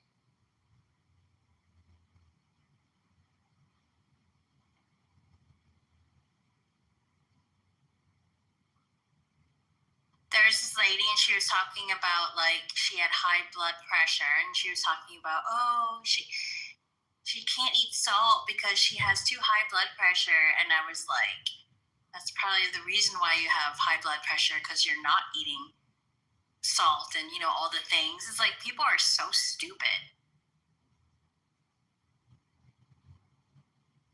It's like, and what I said to my doctor is, I take care of myself and make sure my immune system's strong, so I don't have to put chemicals in my body to keep me from getting the flu, and a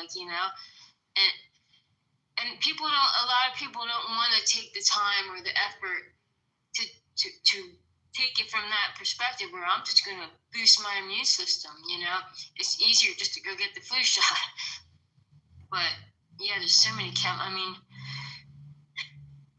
I just had to get the rabies booster, and I really wasn't going to get it. Like, I really battled back and forth, because I know they're lying about a lot of this stuff, but until I completely know, that's something I don't want to take the chance with. And I got, a pretty bad bite on the back of my leg, so I don't even know if it was a bite or a scratch. Actually, I didn't see them. They were playing behind me, and one of them jumped on my leg. But, when you have a lot of animals that could possibly have this temporary rabies, you don't want to play around.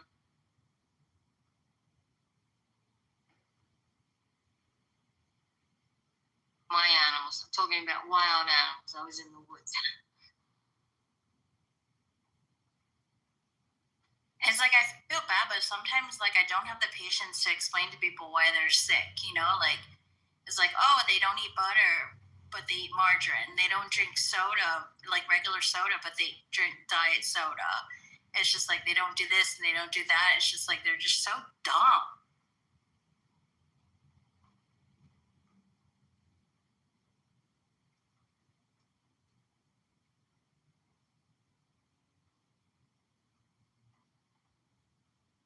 The only thing I said to her was, I don't believe that. And what I meant by that was like, I don't believe that's the reason why you have high blood pressure. Like she has all kinds of like, I don't know, she's like super sickly. And I don't know, she just doesn't know how to take care of herself.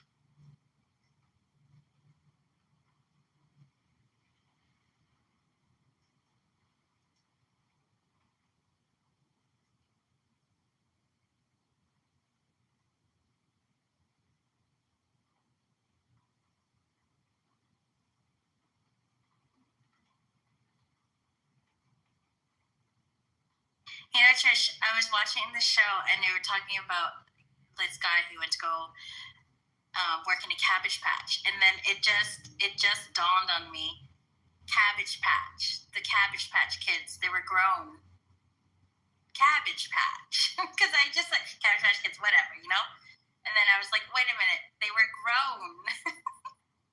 It's funny. Like a patch in a Cabbage Patch. Yeah.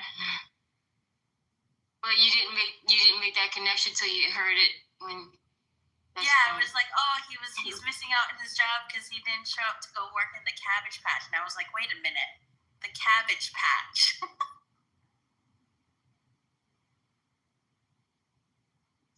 You know.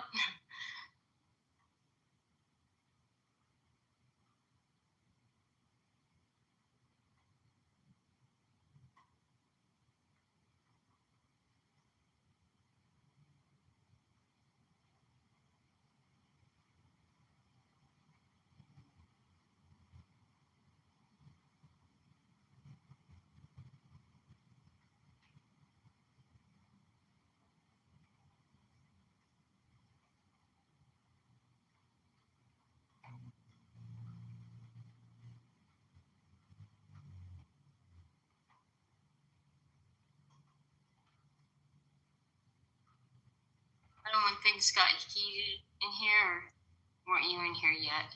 I wasn't. I saw the telegram, and then I saw the room that Mickey Bob posted. So then I jumped in.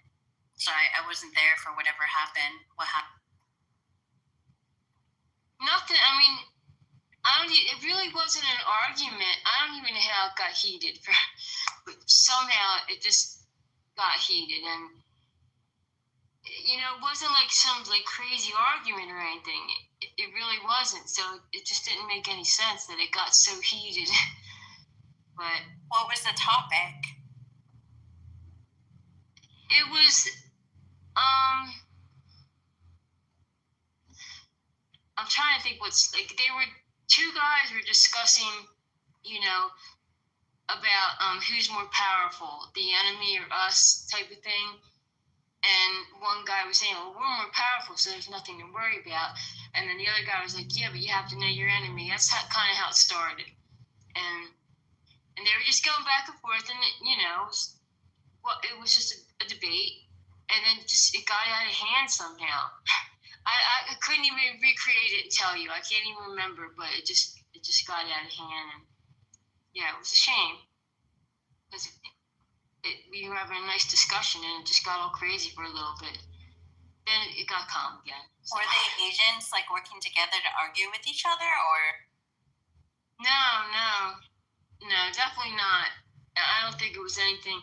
It was just a difference of opinion, and really they were kind of saying the same thing in some different ways, but and then it just was like, you know, when Makeup Pot was like trying to like put an end to it, you know, like which, you know, the moderator at some point it was just like they, you know, when people are going back and forth and you know it's not going to get anywhere, and it's not fair for the room to have to hear it anymore, type of thing. Like that's what was going on. They were just, it was going back and forth, the same argument or whatever, debate, for way too long. So Makeup Pot like tried to, you know, stop it. And then that turned into, what are you doing cutting me off type of thing. And it just got crazy. It was, silly. But So Disco what Dave- happened? How did they leave? Did Disco Dave kick him? somebody moved him down, and then Disco Dave came in. Somebody moved him up, and he started explaining his case to Disco Dave, and then Disco Dave threw him down. and that was that.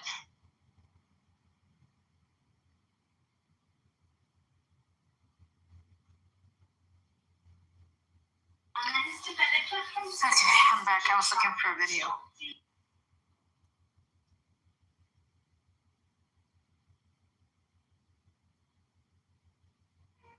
Oh, sorry, man.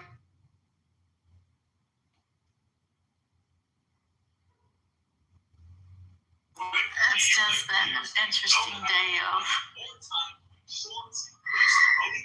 You're good. Like, Jamie, I hardly ever lose my beans. People can step on me and tell me shit at time, and things like I really don't say shit.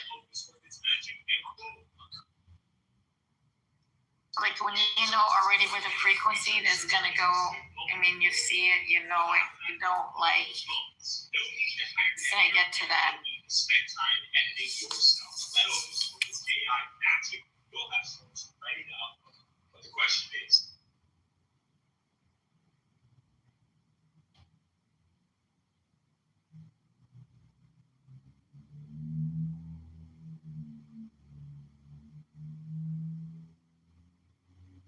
Dave owned a nightclub. That's why it's called Disco Dave, I guess. Yeah, I call a lot of stuff when stuff goes down. Like, of course, everything they do in here, I let them know. Like, I'm not gonna sit there and say, hey, and then try to act stupid like I don't know what's going on. Like, of course, I'm gonna let them know, hey, this is what's going on. This is how it went down. Of course, you're gonna always hear two versions of it. I mean, there's nothing wrong. That doesn't bother me.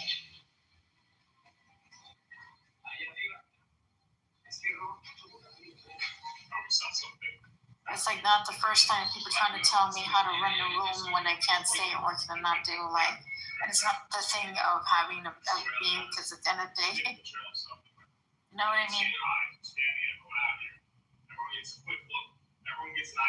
I see it when two people are going back and forth like that. I feel like saying, well, if you two want to continue this, go get your own room, because this whole house here does not want to hear it anymore.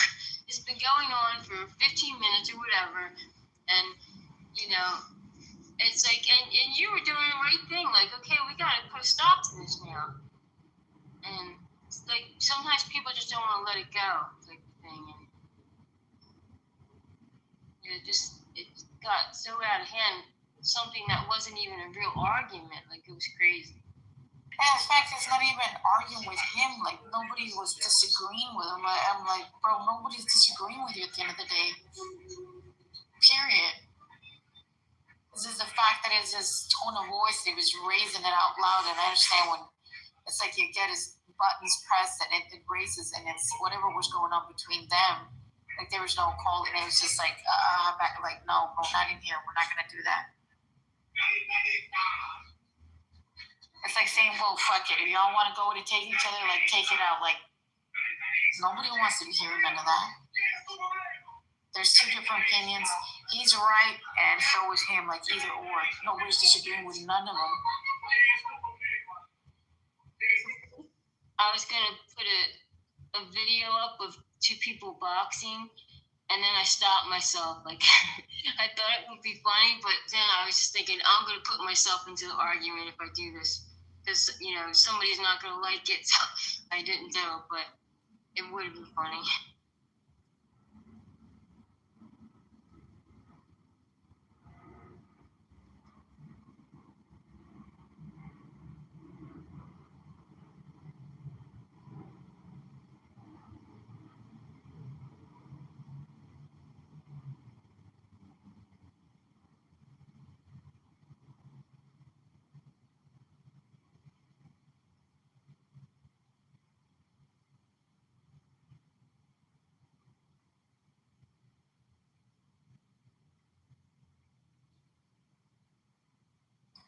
It gets crazy. People trying to speak with that tone of voice, high, superior.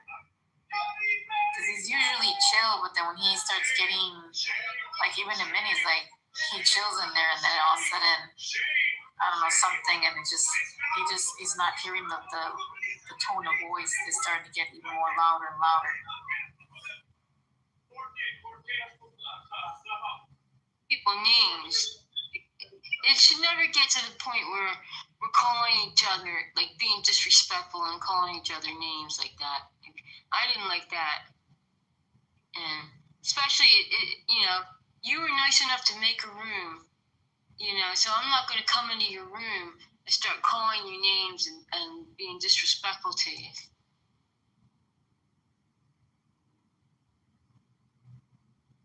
Yeah, and you're not gonna sit there and tell somebody how to speak and how to say it. It's like saying yes or no, sir. Like, that's just ridiculous. I don't care who it is or what it is. Like, I'm not gonna be bending and kissing nobody's ass or have perspective of how to say, well, you shouldn't say that. You should. This is how you say it, or you respect me. Like, the fuck. This is crazy. Like, this is weird energy all over it. The background, it's like you're talking about, and I hear in the background, fuck you! It's like a video. I think my husband's watching the video about these people that get pickpocketed, and they steal from people when they go in tours, and they always have to say, watch it with your bag, because they look for your zipper and they try to bump into you and steal your shit. So that's what I'm watching. It seems especially long, it seems they're always pregnant. It seems like it's by design. Yeah, like, how would I know this could be? I've been on it for so long. Like, majority all those people that popped up from stereo popped into Clubhouse. Hocus, Disco, Ultra, a lot of them, like, we go way back into. They used to do a lot of scenario running in Hocus's group. They used to do a lot of scenario running. You sit there and just watch them play. I used to just trip out, just hear these people playing the scenario with Hocus in his room. That was dope. They'd all play like a role play. I think when it came down to the end before they converted over here to Clubhouse.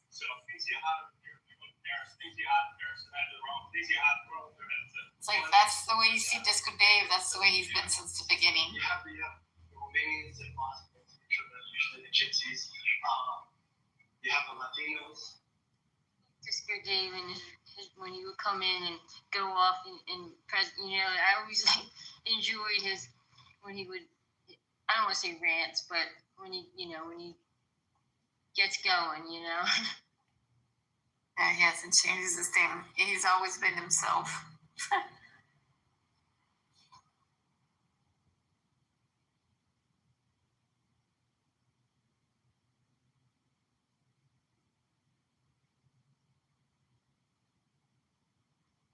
Let me play this video. Hold on.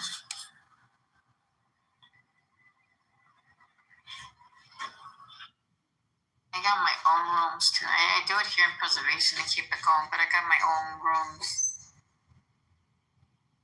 I got like, how many of my own rooms I got?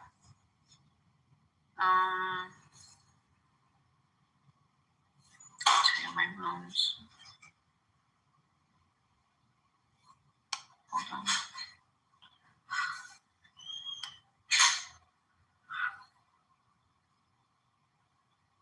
I got the Make It Pop's house. The house Make It Pop. I got that one, right? The other one I really didn't make it much. The No Capping and Spilling the Tea.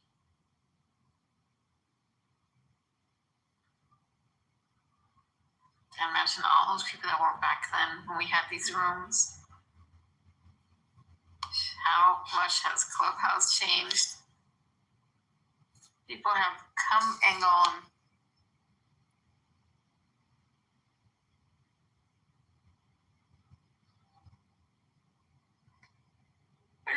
go join. I used to go listen to DJ disco in the radio station. I think it was radio station. I would go listen to some of these individuals pop in.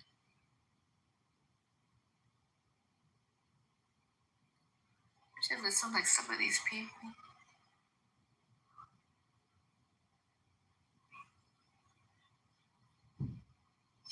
Oh yeah, let me play the video. Hold on, I think it changed. Hold on. Let's see.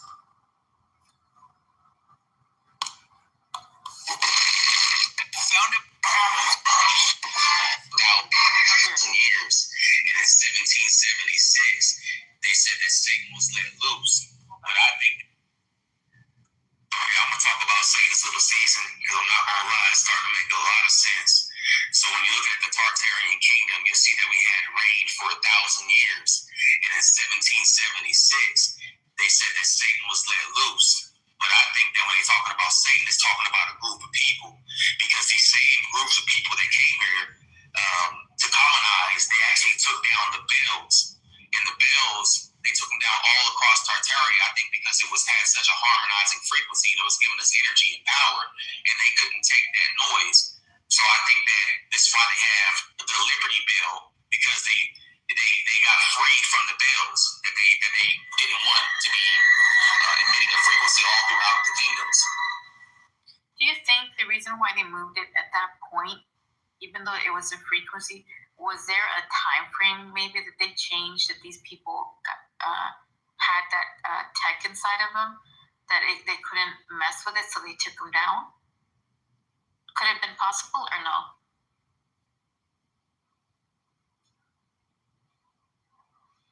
Like, Satan's little season. Yeah. And I was like, oh no. That's that ding. Like an event where people were infected. Yeah, I think, because think of mine, right? Because it was talking about, I'll finish playing it, but if they took down all those bells and they got rid of them, and they're not saying why, right? I guess right now we'll probably listen, but maybe they're not saying, maybe they're missing a certain factor. How do we not know, due to the fact that they had the same technology or something that was modified in their bodies, that they had to take it off, because basically intercepting with the actual resonant frequency they actually had, or whatever was inside of them, right? But like now that we know, some of these individuals that have the tech, they get affected with the the synthesizer music. It affects people. It activates that thing, or makes it crawl on their head, or they feel the humming or the scratching in the chalkboard. It messes with them. They can feel it moving in their body.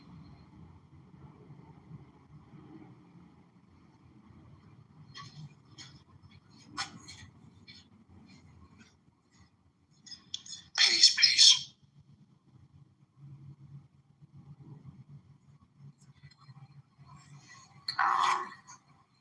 So let me see. Let me finish. So if you had to guess, getting a frequency all throughout the kingdoms. So I went back and looked at all the images of the people that was taking down the bells, and I'm like, it's all Caucasians. Why are they taking down the bells for? Right? And I'm like, wow, this must be Satan's people. These are the people that are with Satan. They came together as a group, right, to take down the bells to lower the frequency of Earth. And then when you look at the Statue of Liberty, you'll see that that's actually a man. That's actually Satan. And his chains are broken on the bottom of his feet, symbolizing that Satan was let loose. And on the book that she's holding at the Statue of Liberty, it says July, symbolizing what? The 4th of July, the year that they got independence. Who got independence? Satan. Satan was let loose and he got independence and he took over the land. So the New World Order started in 1776.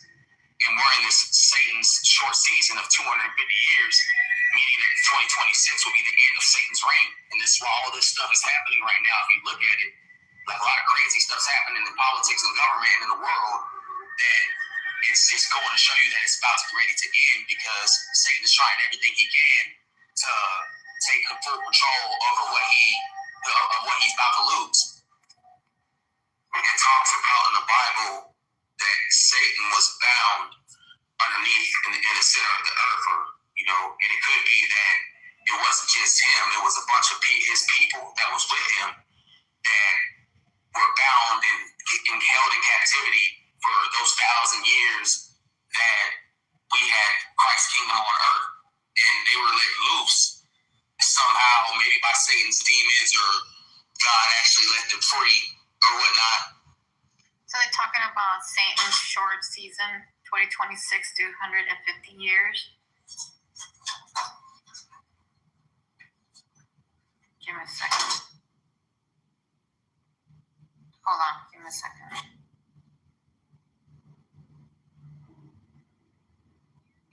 They believed, and I knew this from the guy on Shepherd Show, they believed that Jesus was already here.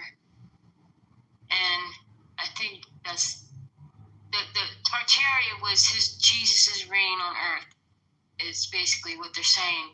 And now we're in Satan's little season, and then after that, or something like that.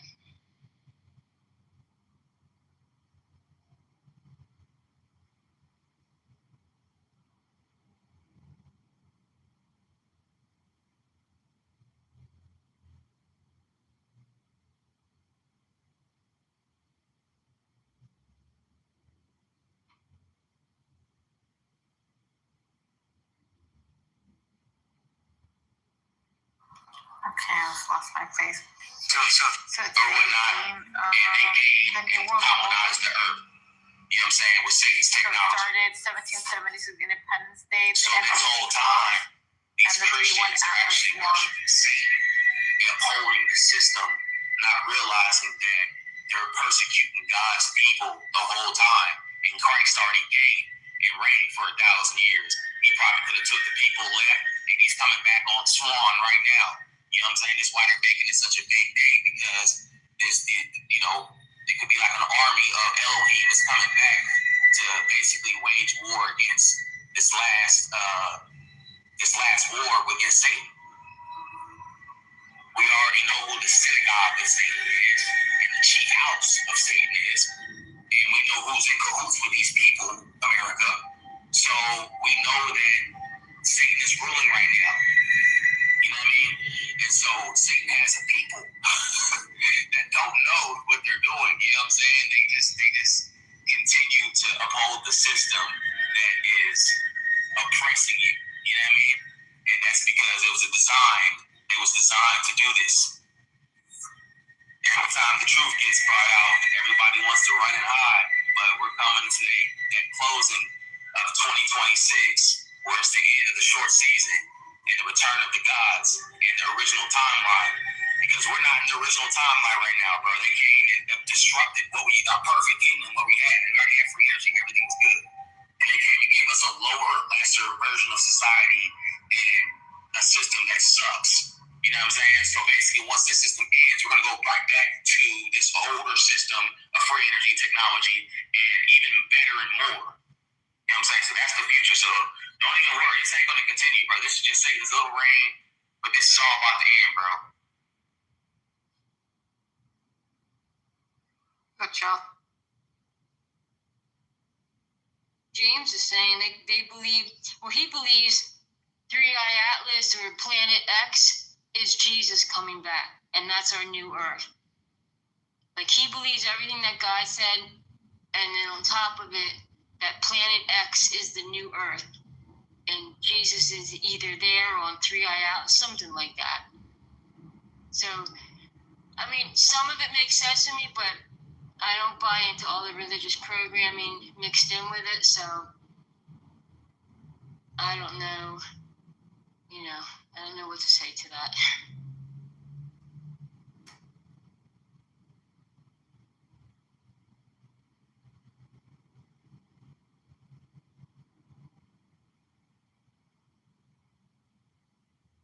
Around with timelines and they don't want us to know about all that took place, Tartarian, all that stuff. But yes, but I don't know if I definitely don't think planet Earth is the new Earth. I think we have a home, and we're in a counterfeit overlay of our real home. I don't think we need a new.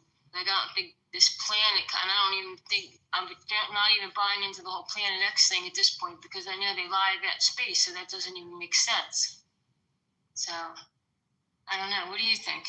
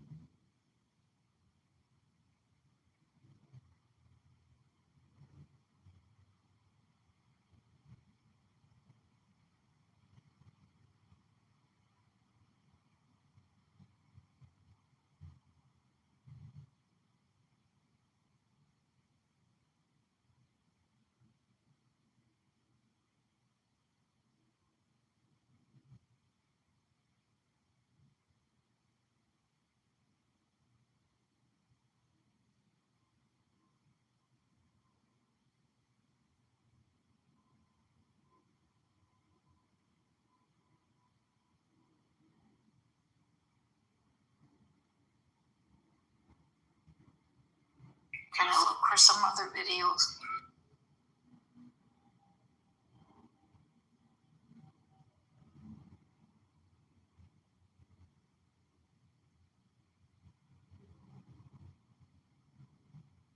Give me a second, guys, okay?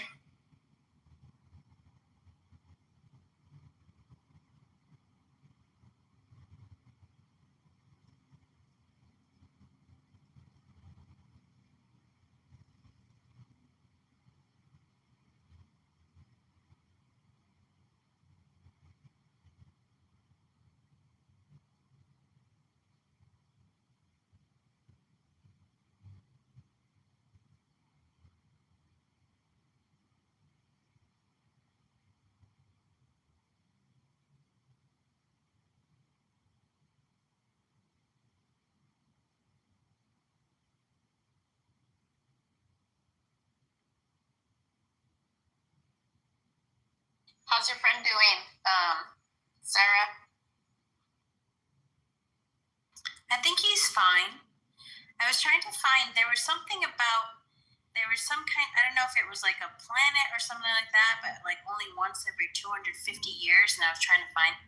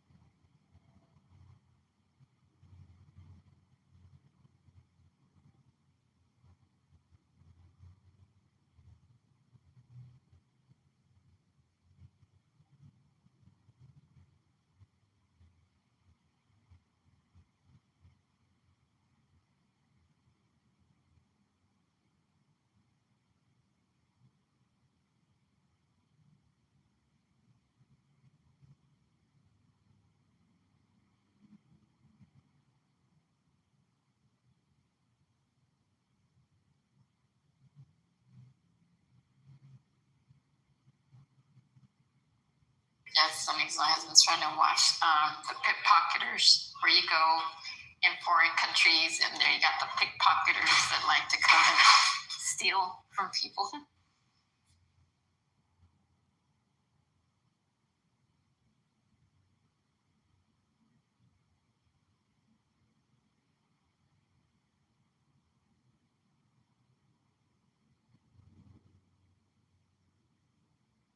Yeah, I had the raccoons who pickpocket me all the time.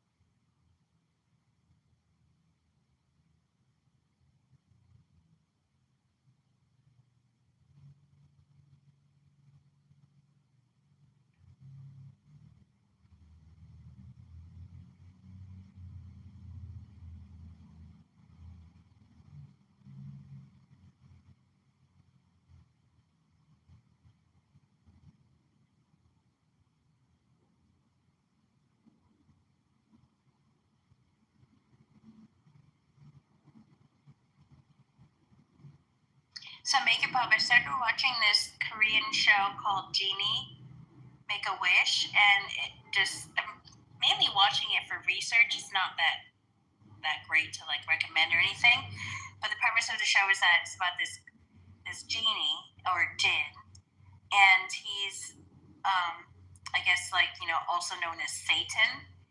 And then he like grants wishes. He was in a war with like angels. The jinns were in the war with the angels.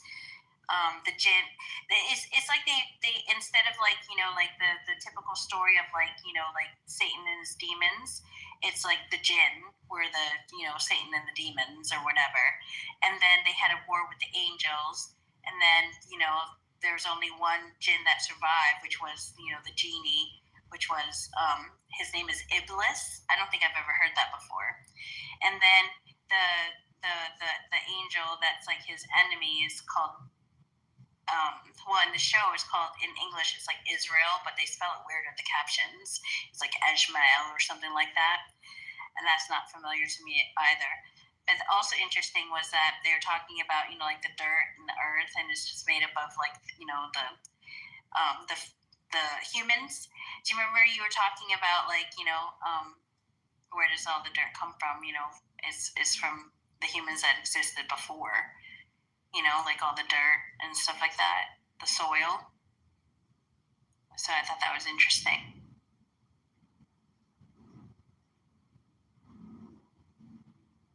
Make It Pop, are you there?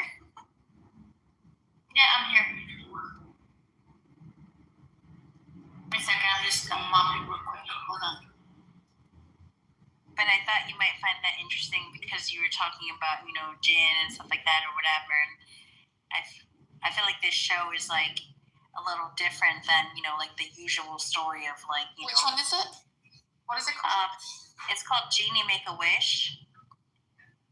And it's just. Oh, yeah. I think I know which one you're talking about. Is it about the girl with the lamp? Yeah. Yes, I haven't been, I just barely started it. Did you watch it, all of it? Well, I think I'm like halfway through, but isn't it interesting that story, and then like it's talking about jinn instead of like, and the jinn is Satan, and like all the other jinn as well, and then they were the ones in the war with the angels, and so on, and then talking about how the soil of the dirt is actually made up of like the remains of humans. Yep. This is what I say. This is this is what it's been doing. Oh, it just gives me I get a download. Yeah, that's what I'm trying to tell people, that the soil and everything, it's like carnage when it comes down to all that harvesting and thing. It all has that energy in there. It's like it terraforms everything in here. It becomes a whatever. What it does, it gives them the advanced technology. It fast forwards it, and it all comes to the end. It uses them. They modify their body, become technical, blah blah blah. Same thing with humans. After it gets rid of all, it sucks it dry, separates them. Then that's the only way it can split them in two to get the atom, the energy, whatever is inside of them. It terraforms later on. It destroys everything, and it devours it, and then boom, I guess it turns all black like an infestation, and then it goes back, it resets, and then it starts back again. Is that basically what it is? And in a short run of what it is? I don't know. The show doesn't really dwell that much on the history, but then again, I'm only like halfway through. It's more like a comedy, I guess. Yeah. But I think it's like your wish. I thought it was interesting that they sprinkle in. I got the hiccups now. That they sprinkle in like all that. I don't know if it's knowledge or whatever, or hint. Well, think about it. If that would be it, right? And they're saying that it's a simulation, right? So imagine the same structure trying to keep something in here. It's the same metaphor for it, right? That this is its actual domain. So that just tells you we're inside a bottle or a system Isn't that kind of weird, right? If you think about it that way, you're working at my command. This is the way the same thing we say this earth is. But something happened and it's within the same structure. Could it be positive? Maybe. Sounds like it. Oh, and I don't know if it's important, but his mission is to corrupt the one person who made wishes that wasn't corrupt, and she made her wishes to help other people, and then to be punished. Because you know how when people make the wishes, and there's something wrong with the wish, like somebody dies or whatever, you have to fulfill the wish. Because everything goes back, yeah. And so she was the only, in her past life, she was the only one, who made a righteous, Not being greedy, yep. For other people and not for herself, Correct. So his mission is to corrupt her in order to prove to, to God that, humans can be corrupted and that they're not good. It's that same old story, like, Satan rebelled because humans, blah, blah, blah, and then, down he fell to earth, so on and so forth.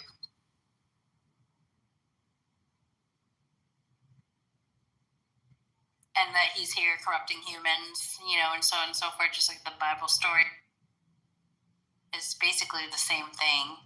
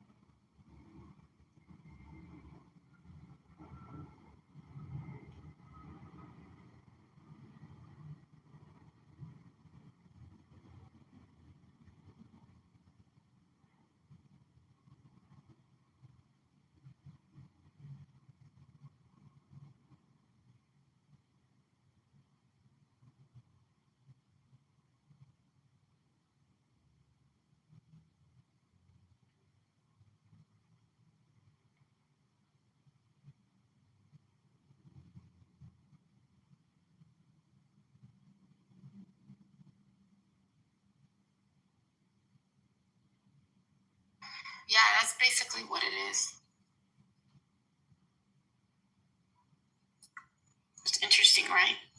When you look at it. I was watching some of it. Because I think is that I guess if this is what it actually is, right? We get tested on greed, envy, jealousy, all that type of shit in this place. And majority keep in mind. And keep in mind that digital coins is the same thing as your wishes. My exchange of data energy is the same thing. So if that actually thing is an actual jinn, which is actually double the same thing, imagine with Temptation Island, everybody is always asking for something, right? Instead of asking, they're always asking in a greedy form instead of asking, hey, to do good things with it, right? And they don't. Majority of all, they fail the test, right? As I say, never value material or anything else. Because imagine there's enough to go, there's enough to help a lot of people, and people tend to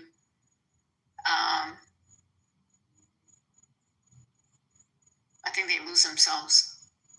They fail the test every time, and this is why humanity is always failing the test. Look at the way everybody treats each other, even when it comes to money, shit. Like, literally, people will kill you for money, sell their own family members.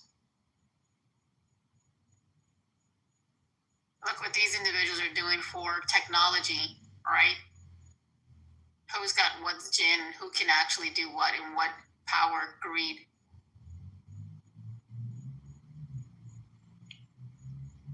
That's in the society we live in. Temptation is the worst, human's worst enemy at the end of the day. it made me wonder, like, if someone were to ask for, like, there to be no evil in all of existence, but then, you know, there are people who say, like, oh, you know, evil has to exist, blah, blah.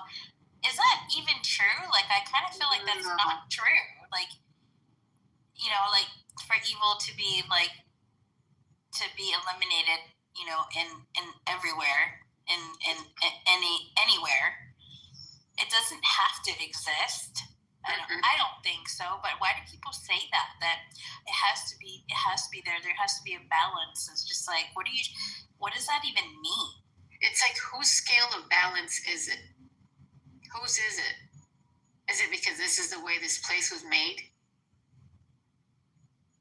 Or is that, it's like, what would give you the obvious and to program people not to think that way, right? Because they would be, oh, you can't, well, either to give up and say, fuck it, you know, do or die and let it live and let it happen. You have no choice, no will, nothing.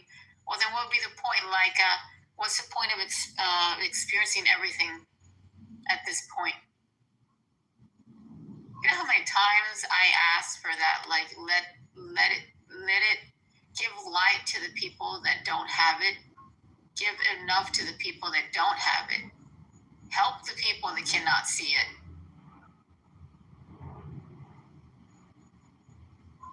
Like, I am tired of this. Because it's all they know. It's what? It's all they know. They don't know any better. So many people are lost. You know how many times I've been coming back? And then being the last reset they had in Egypt, I was at the front line trying to tell everybody to charge, to fight those things that came out and took everybody. And it just, here we go back again to the fucking reset. Yep. And we still don't get it. From this realm, like the whole, you know, look at the Freemason floors, the black and white, that's representing the duality here. That's their duality, not our duality. That's their compass, their weight. You know why they use a duality? Do you want to know? Do people really want to know why it's a duality? Because these individuals, these morons, it's a compass. It is an actual weight. It's a scale. So they made the system to even out from... Hold on, let me get back to it. I got a client call me. Hold on. What time is it? Okay. Give me a second, guys.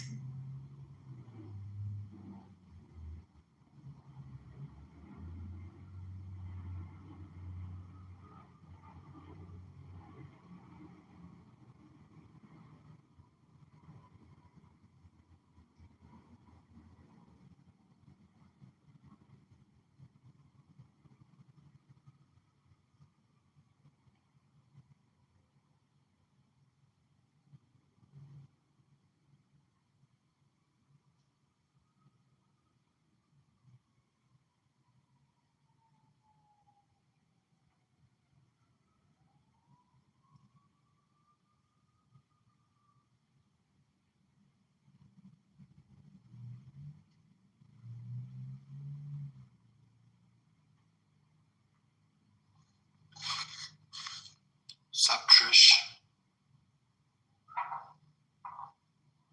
Much? How about with you? Not much, just being.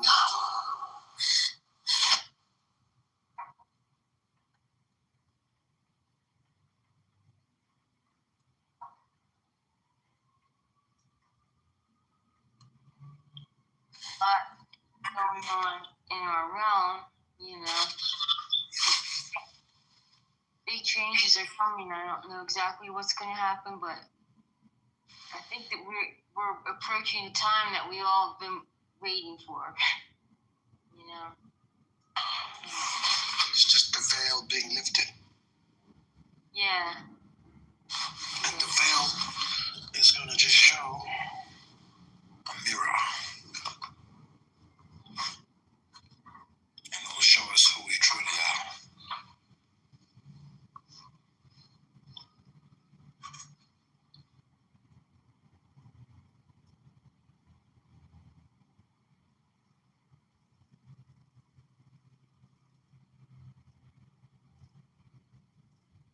putting out so many distractions, you know, and all the cards that, you know, we've talked about for so long, the fake alien invasion, and everything. They're putting all their cards out on the table.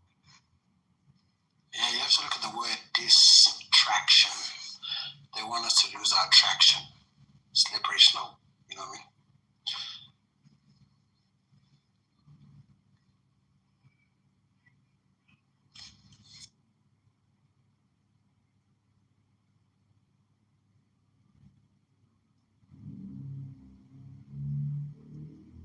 Keep everybody focused on, you know, the fake system, you know, then people aren't going, like, you know, within, like, trying to get their memories back so they know really what's going on, you know, as long as they can keep everybody in their headspace responding to all the programming,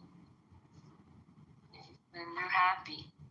But in fear, you know, they want to keep everybody in fear because that's their frequency, and they want us in their frequency so they can harvest our energy. The false evidence appearing real. You know, everything I've been taught. Okay, I'm back.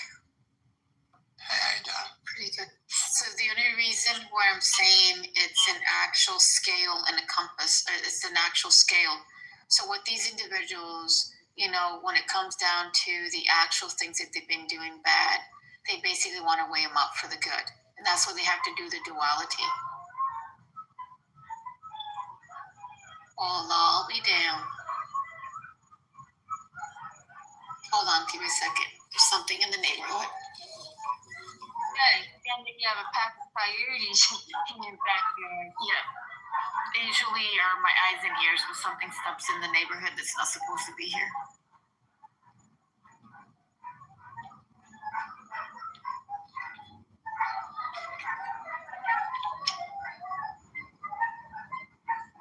Yep.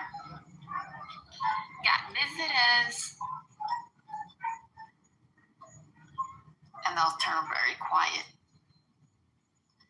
Got visitors. When the veil is lifted, will we finally know what the trees are trying to tell us? Yes, and I think everything's trying to tell you a story. But when it comes down to how we've been recycled in this place and how this place is an illusion, because I think it's like temptation. It tries to use people's most desires, fears, and this and whatever it is. And that's how people stay stuck. And this is what this thing's been doing. So if it's an actual thing that's stuck here, right? This is a paradox. This is why it's a square. And of course, they make it into circle, square. 369 comes into reference. All these things that come into it, right? Yeah, but that's basically all it is. That's why these individuals inverted everything within the duality, because they're trying to make up everything and balance themselves. Yeah. Do you remember when I was meditating on, or, you know, like intentions or whatever, that the daily, remember, like every day at 7 p.m. What is it called, universal time or whatever? The thing that I was meditating or intending was that there's no evil in all of existence, that everyone and everything in existence lives in harmony. That was my intention. That's the best intention. You know, like I've been putting intent of let it be known, whatever needs to be unveiled, and let it be forth, and let it be seen. That's exactly where things come into play. Just set the frequency and things going exactly where I expect it to go. Have you been back to the chair? No, I haven't. The simulation chair? Yeah, Trish, I know that you said the chair is bullshit, but Makeup Pop has seen the chair. And it's not the chair in the picture that Sonia. That's an AI representation of the chair. The chair. Didn't you say it was black or something? Maybe? Yeah, like black stone or something. Like, I don't know, it's got sigils and things all over it. And it basically gives you connection to the actual simulation. You know, it just, I don't know, like the grid system, the codes and things and in and out, like, and I think majority of us is keeping in mind, like, what happened, I think, right? That some of these individuals figured out what this actual place was. So they made certain things, like if you had time to adapt and understand it, you made ways and things to change the codes and structures. It's kind of like when they built the pyramids. It's like a tunnel. You know, I'm from South Sudan. We have like more than 2,000 pyramids around my villages, but they don't know about that. They think it's only Egypt. We were taught how to die, right? Die is not the end, it's to descend into ether. You know, this is all the reality. So back into the dark matter? Yeah, ether. Ether's not, you know, dark is not just bad. It's just like we have such simple ideology about dark and light. But the truth is, the dark is not evil or good. Energy is not just. It depends who takes over it, because within the dark matter is also, you come out with the light. Through the dark, you have to come out. Through the dark matter, you go through it and you see the actual light. Yeah, it's like used for evil. Mm-hmm. It's just the will behind it. But you see how it says you guys are talking about the ancient intelligence masquerading as aliens? Like, we know how the pyramids were built. You know what I mean? Like, it's just, they can't believe it's us. Like, we have temples in Sudan that are carved on the side of a mountain, you know? There's ancient tech. There was a big war that happened. That's why there's like desert and everything right now. I remember the reset, the war. I remember that last one. Are a lot of the pyramids there hidden in the forests? Everywhere, in the ground. Like all my Ali things, I have no idea about. So what is the actual story they tell you about the last reset, the last war that was with all the individuals that were there? It's just the greed of man, you know. Men get greedy, and they use like very powerful energy weapons. The pyramids are not just. I've never seen a pyramid as a tomb. I've been in them. I've been around them, and there's no tomb in a pyramid. I've never seen that before. You know what? You want me to tell you about the experience that I know? I remember. So I know it would give a certain frequency, because I can mimic the actual frequency that would go. What was it? I'll tell you the frequency. Woo, was it? Woo. It goes woo woo. How was it? Let me rephrase it. Hold on. You're talking about the frequency in the pyramids. Yes. I remember the frequency, and I remember the top of it, which was shaped as a triangle. The hallway, the sand, and the actual golden scriptures on the walls. Have you been in the pyramid before? I remember it. I remember the past life, and I remember having experiences where I ended up there. I do remember a lot of the things that a lot of people don't tell about it. Of course, only certain bloodlines can actually activate even the crafts that they have, right? Yeah, it's much deeper than you think. It's past. Like, the thing is, what's wrong with the West? The West doesn't know how to die. How to leave this realm and never come back. But, you know, and you come back, you come back. The ones who come back by choice. There's others that don't come back. They come back without choice, by force, right? You're tethered to this reality. Yeah, some of them made a choice to come back, because we had to, remember having the last war with all the individuals, all of us that were standing in the front line. We had our staffs with crystals, the green crystals, staff wands that threw also energy, and other individuals with a lot of things. There's a lot of multiple things going on all at once. These things came out of the ether, or whatever those things were. Mechanical, tentacle looking things and crafts and other. It was a whole messy war. It was messy. I just remember being in the front, having everybody line up from left to right. It was the one telling everybody, charge. And we fought. A lot of things. There's a lot of things hitting in the bottom. I mean, things. We have DNA markers, which in our hands that activate the actual crafts.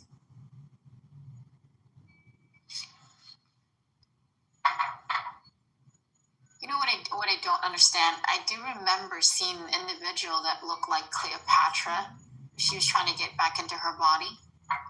Where's So when I had the experience, because I remember the triangle hallway, the sand, like you cannot believe it, the wall that glowed on both sides. I remember the scriptures on both sides of the walls, how it was humming. It would be woo, woo, woo, woo. I can remember, I can even remember it.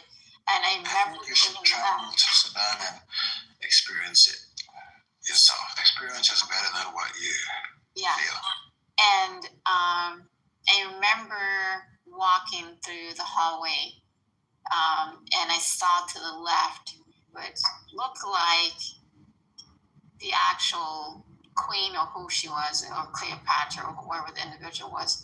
And I can see like a stone, how do you say, like a bed or a thing. I don't know what it was, but it was made out of stone. And she was laying there on her body, freshly preserved, but she was trying to get into her body. She couldn't get inside her body. What is she? And then let me go back and go see how she looks like. Let me see if I can go rewind it. I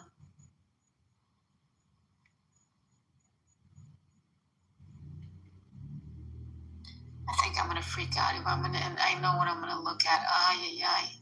Hold on. And apart from her, let me see if I can get close up. Hold on. But she also had two guards standing on the side next to the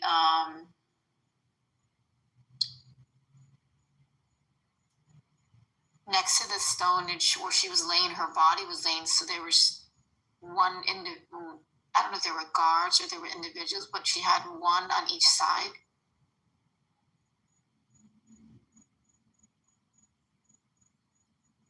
I'm gonna have to deep dive. Hold on, see if I can rewind back in my memory and recheck.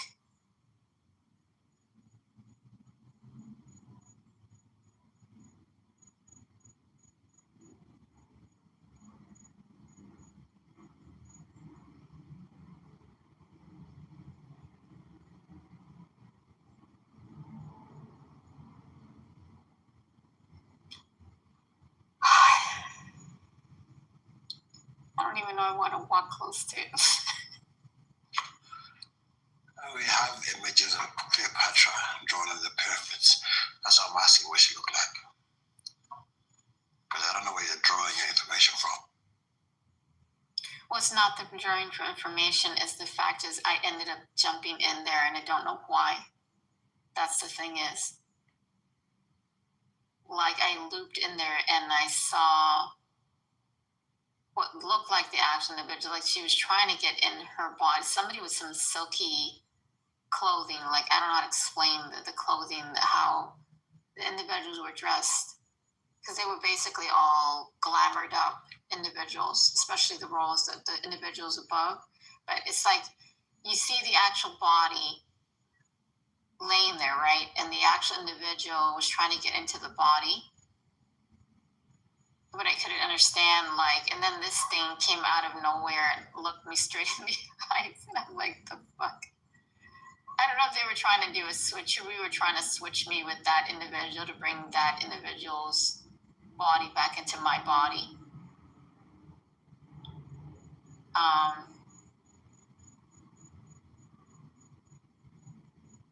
And keep in mind the history that we know and that they speak of is not all told.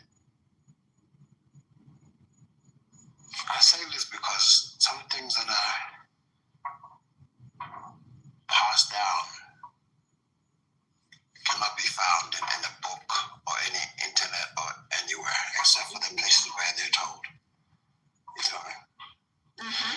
English is like English is a very language. It's not really in tune with natural vibration. A lot of times I speak Dinka. Dinka is a thing called Tongunjang, right?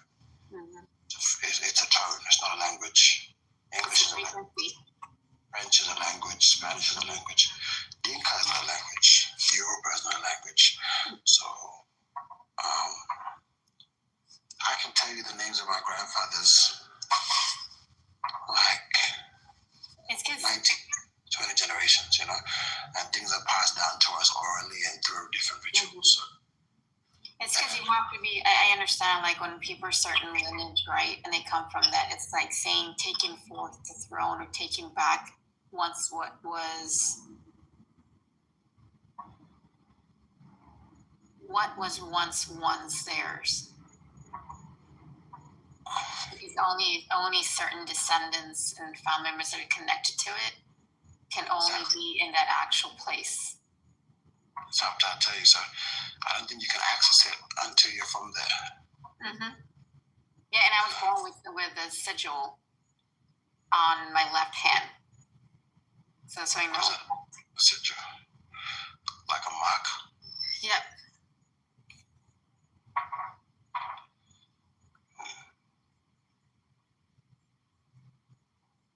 It's like if these individuals are calling me to take forth and proclaim.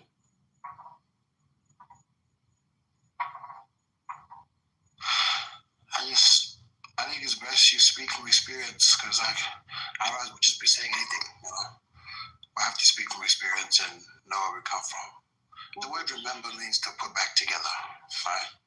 Remember, dismember. So you have to figure out what you're putting back together. Yeah, there's a lot of things.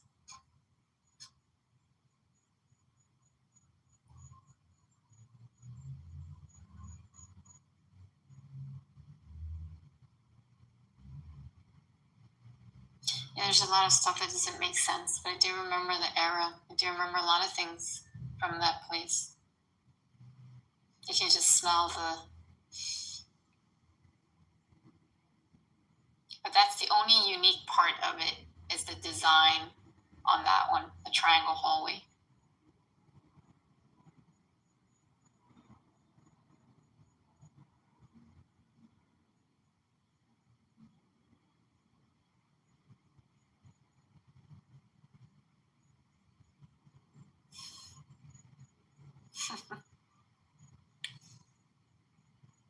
What is that? What did he say again? Sir? What did Pharaoh say?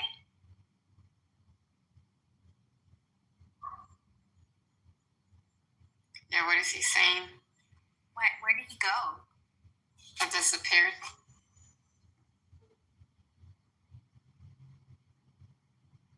Was it the part about he was saying that you're speaking from experience? Something like that. What did he fully say? Something about remembering you have to experience it? Something, I couldn't really understand what he was saying. He was saying you have to be there to experience it or something. I don't know. But you were there.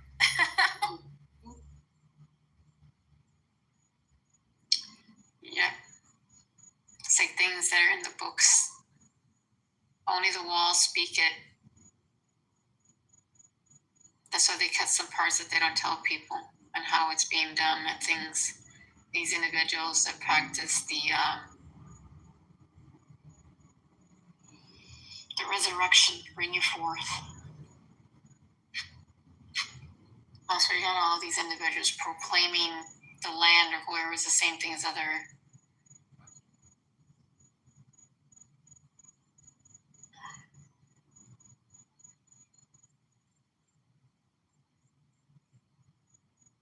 My lineage goes deep.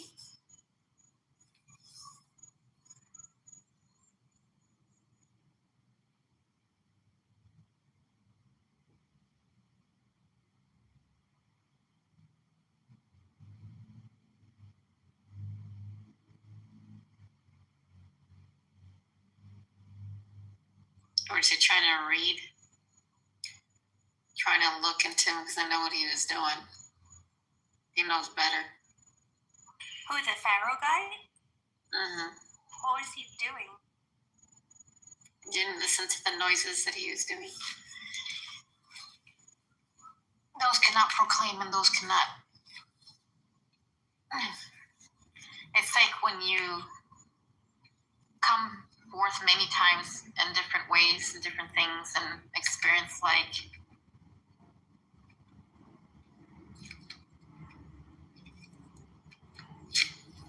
I was trying to check.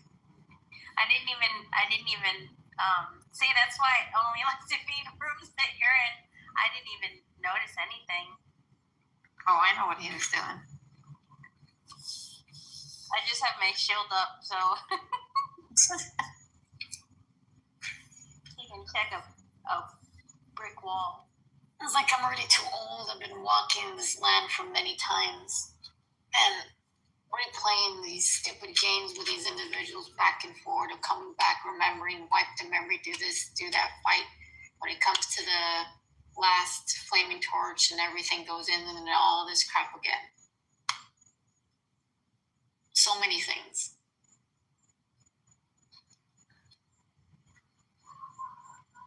I think everybody has to literally deep dive and literally remember who they all are. Because there's a lot of these individuals, right? You got the Masons, you got these Watchers, you got the Guardians, the Archons, all those individuals, right? If they didn't want you, right, if they would hide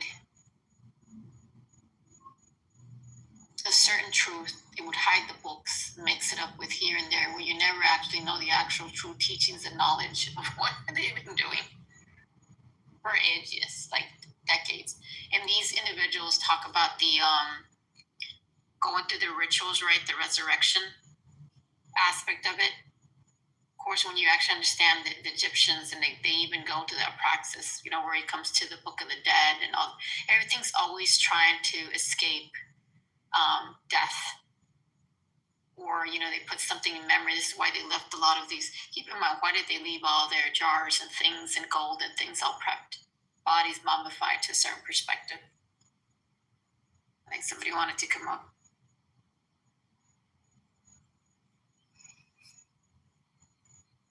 It's like I jumped in many places that I've never seen in my life.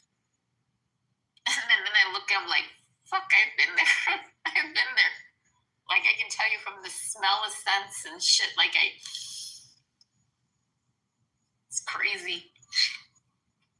I can tell you that I've even been in the UK, you know, in Europe and shit, like, I can describe details of places and shit that I've been. And I'm like, how do you know? And all those other time periods that shit has gone by with events and things. Because you always leave a little something behind that always, you know, that way you remember you've been here. And you came back again.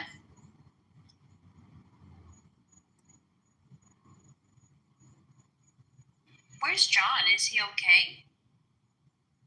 I don't know. I'm in the bottom.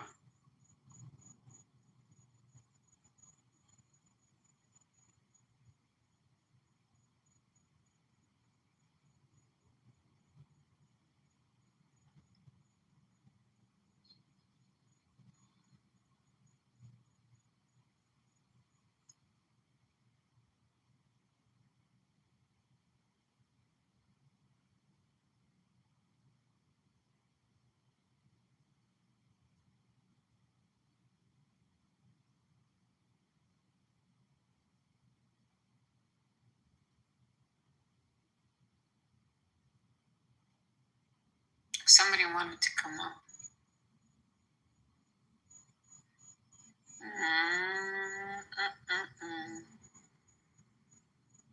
Oh, we're not gonna do that. When you wake up the bush, the frequency rings. So we're gonna have another one. Is it gonna be an Egyptian thing?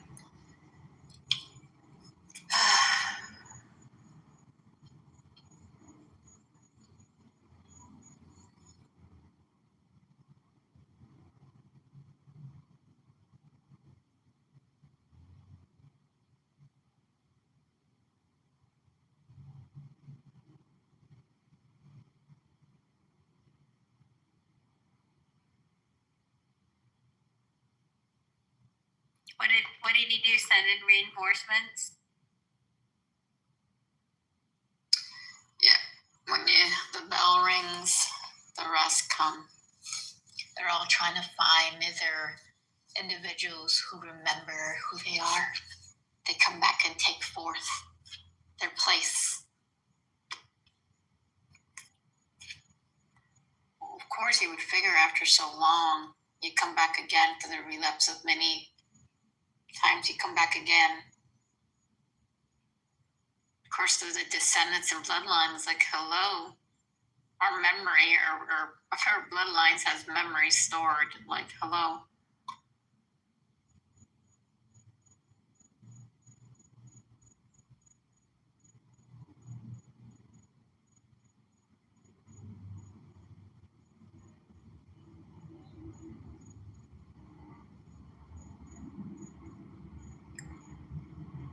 Especially, what is it called, that thing that needs to be activated? Is it the one that Israel has, right? Is it Israel the one that has it, Sarah? That little top that needs to be activated? Wherever the Kaaba is. Yeah, the Kaaba. Just play that Stevie Wonder song every once in a while to clear the room. Yeah, hold on, let me look for it.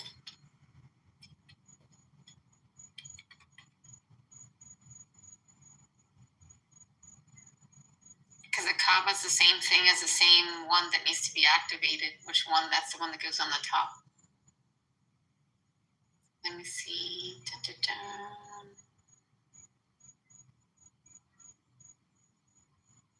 Tasha is crushing it. And with shoutouts in the Wells Fargo app, she knows if she's crushing her savings goals too. However you make money work, we can work with that.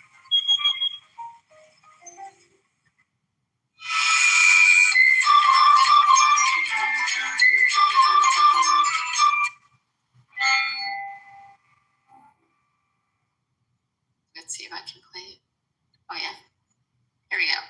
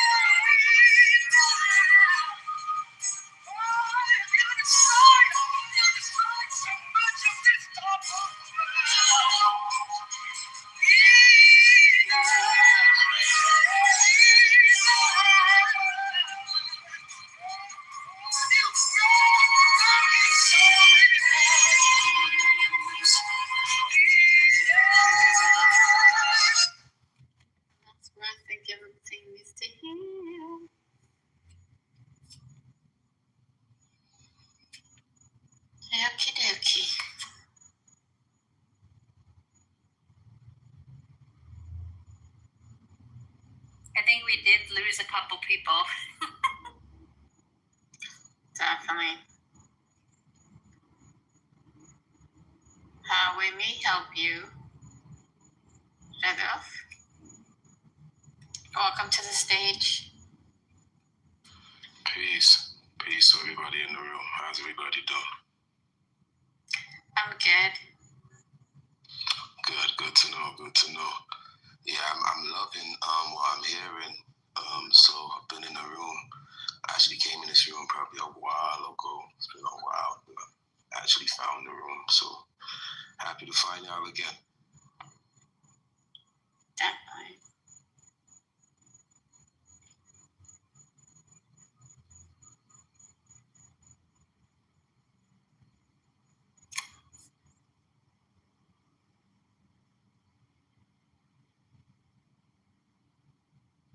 You see, it's all about the key, right? When they talk about the 7 seals being broken, it's a key that is being used. When they speak about the dumb, deaf, and the blind trying to read the book and they can't interpret the book, and it being sealed by a universal key. So everything that you see happening right now is because of a key. The reason why the powers that be were successful in deceiving the world is because they presented a false key. Now, the key that I'm talking about is the Ankh, and what it's used for is used for language. So he who controls the language and the way you use the words that you use controls the world, including you, because words have power. Now, me being a teacher of the key, I'm privy to the understanding of what it is, but we all know what it is because we all have 2 eyes in our head, right? Now, I'm going to give you a perfect example of what the key is. If we get 2 circles and we draw them on a piece of paper and we align them together, we're going to get a symbol that looks like the infinity sign or a number 8 lying on its back. When you stand that sign or that symbol upright, it becomes a number 8. When you separate it from top to bottom, like use an imaginary line and separate the number 8 from top to bottom and open it, you're going to get 2 symbols out of the number 8. You're going to get an E and a symbol that looks like the number 3. The symbol that looks like a number 3, you're going to put it on its legs, and you're going to get a symbol that looks like an M. So in front of you, out of that number 8, which is your 2 eyes, you get the E and the M. And that's what everything is about. It's the greatest polarity in the universe. It's electricity and magnetism. It's the Earth to Mars. It's electrons and molecules. It's ethereal and material. It is the ultimate polarity, but ultimately, it is the erased memory system, EM, right? Or English and mathematics. Now, what they did by giving us a false key, the false key was the Webster's Dictionary, the Strong Concordance, because they gave you the E, but they didn't give you the M. So the E was the English language they taught you in school, you know, or the Hebrew language they taught you in wherever you went to the synagogue or in church. But then they gave you a Strong Concordance, so they gave you a Webster Dictionary for you to define the definitions of the word.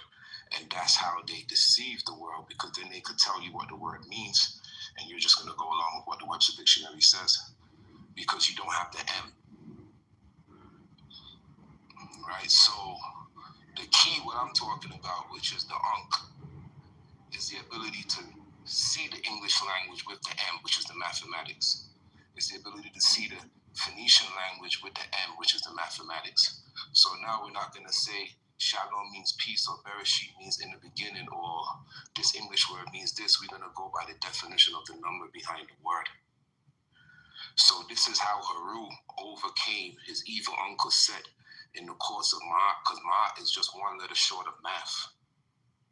So in the halls of Ma, or in the halls of math, Haru went in there and reclaimed his eye, But the only way he could have defeated his evil uncle Set, he had to bring him into the halls of math and challenge him with the key. So prior to that, he was just a one-eyed monster. He was reading the English language with one eye, he was reading the Hebrew with one eye, he was reading the universe with one eye. But now he got the other eye, he got the E and the M. And that's what it's all about, people. Right now in this age that we're living in, it's the coming of the key, the opening of the seal that's about to happen. And they're going to do everything in their power to prevent that, because that's going to be the truth. But what we've been given as the truth is actually the lie. So this is where it's going to be a big thing, man, because people are expecting somebody to come out of the sky and confirm what is written in the Bible and what is written in the Quran. Yeah, that I don't believe in that one. Right, but what's really going to happen is, even if you believe in Jesus or whatever, a Messiah, when that person comes, what's going to come out of his mouth is going to sound like evil, because we've been conditioned to believe that good is evil and evil is good. So there's not going to be a confirmation of what we read. The same things that they so-called crucified this person called Jesus for is the same things that they're still promoting in the church. So it's not going to be nothing different, because when he came prior, if you believe in the story, they said that he was speaking evil words. He was blaspheming. He was coming off with stuff that was contrary to what was being taught in the temples at that time. The same thing's going to happen again. So this is the coming of the key. Now, when you spell the word Ankh using the key, you get 72. The A is a 9, the N is a 45, the K is a 12, the H is a 6. Quick question. Why do we always have to be waiting for this character, the individual, to come back if the shit that's been going on for decades and ages for a long time, right? Why does it always have to be a certain timing where the individual has, if the individual had the power and will, wouldn't he have already come forward a long time ago? Wouldn't this so-called place already do what it's supposed to be doing? Because we've been repeating this thing for decades and decades over and over. Many times. It's not been the first rodeo. You're right. I wouldn't even look at I wouldn't look at it as an individual. I would look at it as more of a body of people that always keep coming back. And every time they come back, they always come to fix the story. And this is what people are calling the Messiah or Christ. Now, these are just spirits and beings that are in human bodies that are having experiences like me and you. They can't. The concept of a man, he has to go through the same thing me and you has to go through. He has to get a job. He has to have children. He has to bump his head, figure it out, drop, fall, get up until he realizes who he is. Right. So the awakening of these people out of that deep sleep is what they're anticipating. But these people are here with a key. Now, that key, which is on 72, that number is very significant, because they say with the 72 elders that wrote the Torah, or the 72 virgins that you will get when you commit whatever type of ritual rites in Islam to go to heaven. Judemic demons also. Oh, exactly. So 72 is 66 plus 6. Now I'm going to show you what 666 is. When you spell the word red, if you get a calculator, you can follow me. When you spell the word red, you get 37, right? When you spell the word green, you get 84. When you spell the word yellow, you get 111. When you spell the word orange, you get 134. When you spell the word purple, you get 152. When you spell the word blue, you get 48. And when you spell the words the 35, white 65, you get in a total 666. So the number 666 is the number code for the visible light of the electromagnetic spectrum, which is EM. It's blue. Right, all of the colors. So when that white light hits the prism, it refracts into 6 different lights. The total of their names adds up to 666, which is the code that we're living in. Everybody's living in 666, but there's a key to read it. Right? The key to read it is the Ankh. Now you might say, well, what is he saying? Everyone lives in 666. Well, the 7 colors is the 7 days. Tuesday is green, Wednesday is yellow. Thursday is orange. Friday is red. Saturday is purple. Sunday is blue. And Monday, the 7th day, is white. So when that prism, which is the 7th day, receives that white light, that prism received the white light, which is the 7th day, that white light refracts into the 6 other days, which give us all the 6 days of the week. We are all living in that 666. But we all... Well, it's two overlays, because one is the actual bad overlay, which is on top of some, only some, right? The false light, the Lucifer rays, all that, right? But the actual light that people have, it's already inside. It's been inside. We've never been in the dark. Even through the dark matter that you walk in, you're the actual beacon of light. You have it within you. Never been in the dark. Correct. Every day of the week, we're living in light because every day is a color. So today we're living in, what's today, Sunday? We're living in the light of blue. On Monday, we're going to be living in the light of white. So yes, you're correct. We're not in the dark, and we had to go through one of them lights to get here. And that's the most important thing that they hide from us, because the day that you come here is the light that you came in, and it's the light you're supposed to leave. If I was born under the light of Wednesday, then that means I came in that yellow light from the electromagnetic spectrum. So this is the frequency of light that I'm vibrating on. So the key teaches you or shows you, just by using the English language and the Sherlock language, how to fall into the soup or into synchronicity with that electromagnetic light. I've always radiated that color out of my body, the color that I know. What day was you born on?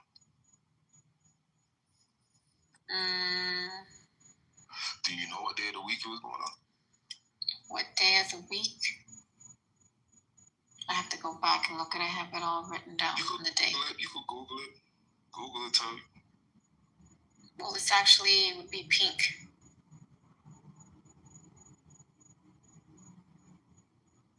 Google will tell you the 7 colors for the days, but Google will tell you which day of the week you're born. But as I was saying, the key is what we're using to read the language and to read the days, to read the universe, to read the cycles, which is 72. So this is what it's all about. They put it in the Transformer movies. They put it in all the movies, man. It's the key that is going to wake up the people. Because you know how to use your eyes. I know how to use my eyes. Everyone knows how to use their eyes. So we're all supposed to see the same thing. If your number for God is 49, then my number for the word God's supposed to be number 9. If my name is Google Gaga, then Google Gaga is supposed to be 49. If you go to China and they say their God is Yellow Dragon, then Yellow Dragon is supposed to be 49. If you understand what I'm saying, because the world used to be of one tongue and one language. But when the powers that be disrupted that, they changed the times and the seasons, and they changed the count of the language. It's inverted. They're all inverted. It's upside down. Correct. You know, it's so weird because I asked about it, right? And it's so weird because I ask a lot of things, right? But not to ask as in try to get something in return, but just to understand it. So when I ask, like, why all this stuff, and next thing you know, I just get flipped upside down. I'm like, why am I flipped up this now? So just tell me, like, hey, everything's inverted. Which is weird. What color did you say Wednesday was? Wednesday was a yellow. Okay. Which is the day I was born on a Wednesday. So when you're using to follow the 666 code, your birthday will be on a Wednesday every year. The only reason your birthday falls on a different day every year and jumps on a leap year is because we're following the incorrect calendar, because they changed the times in the season. They have us following a 365-day calendar. Oh, I know which one mine is. Right. Yeah, so this is the same color that it's always overlaid over my energy. Also, I radiate out of my body. What color is that, Sid? It's pink. Oh, okay. Okay. Yeah, so the key is what's going to connect us to our colors. When we spell colors, you get 162. 162 is the number for contact. So the contact we're trying to make is That's what they call Kabbalah, being able to receive the light. But being able to receive the light, you got to know that your day is very important. Your birthday is the most important day of your week and the most important day of your year. Because every year, if you're born on a Wednesday, then every Wednesday is your birthday. So you're having a birthday every Wednesday, but your yearly birthday is going to fall on a Wednesday. It's not going to fall on a Friday.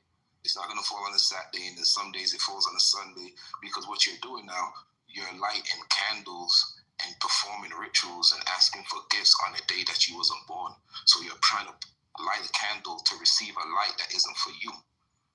You're lighting a candle on Saturday, but you're born on a Wednesday. So all of these stuff we're doing, even when we're following the language, we're following it wrong. We're saying, it's so weird because when you actually look into it right, so it's like it depending, like I guess on the chakras or the colors, right? Because I understand like what my day is, but then I only stick to one color, right? But then the actual color, which also radiates another color out of my body, which is 2. But I guess it's that same color that's always my favorite color. It's interesting, ain't it? We all connected to colors, man. And the funny thing is, every color is a number. So when we wake up in the morning and we say, yo, I'm going to wear red today, that's a number that you're wearing. Red is 37. If I wake up in the morning and I say I'm going to wear blue, blue is 48. It means something. If I'm going to wear black, I'm going to a funeral, so I'm going to wear black. Black is 47. 47 is wild. 47 is evil. 47 is ego. 47 is self. So when I'm wearing black, I'm protecting myself against ego, against people that is self-centered. I'm protecting myself against evil. So each color has its significance just by the word of the color itself. I like the color blue. Yeah.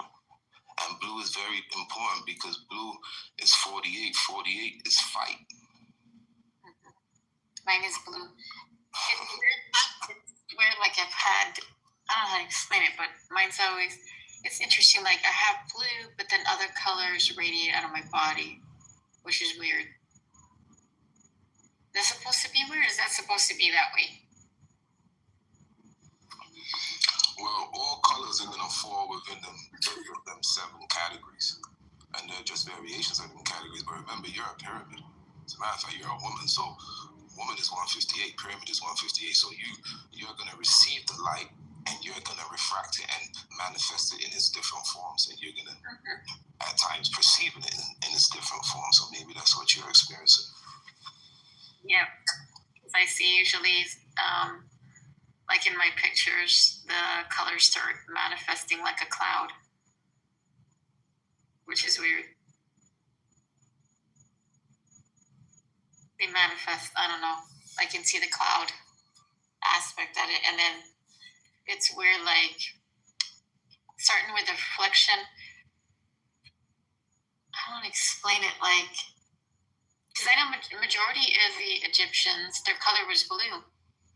They radiated blue, their body, the energy.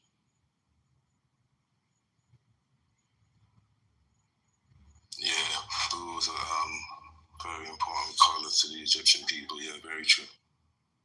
Yeah, they all did. They had see their body would radiate blue because they remember they had blue. Blue was very important. Yeah. I think it was blue, green. The crystals were green. You just said something there very powerful. And I'm going to show you in mathematics what you said is very powerful. Now, I'm going to show you how the Ankh is powerful. When you spell the word blue with the Ankh, I just told you get 48. But when you turn around 48, you get 84. 84 is the number for green.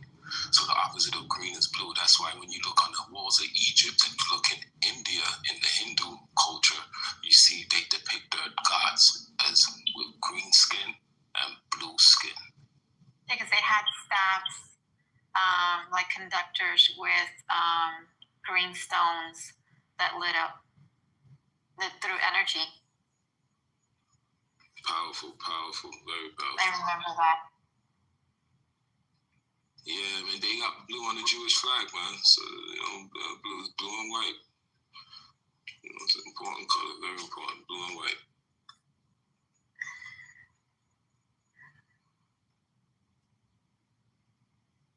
But yeah, these colors all are numbers, just like your name is a number, the day you was born is a number, your partner has a number, your job has a number. So we're living in a matrix full of numbers. It's just that we're not seeing the relativity and the connection between them on a quantum level because we're not reading it with numbers. The trees have, is it the 01 in it? I think it is. Well, they project green. It's like the green hologram, like numbers coming. I don't know how to explain that. When I've seen it like they light up and they got numbers. Individuals have numbers written in their forehead.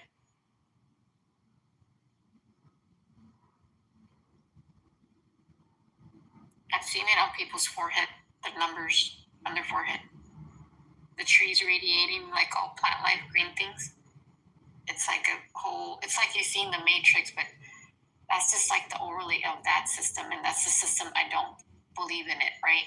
But if you understand the overlay of the Matrix and the numbers, that means you can walk through it, control it in a certain perspective.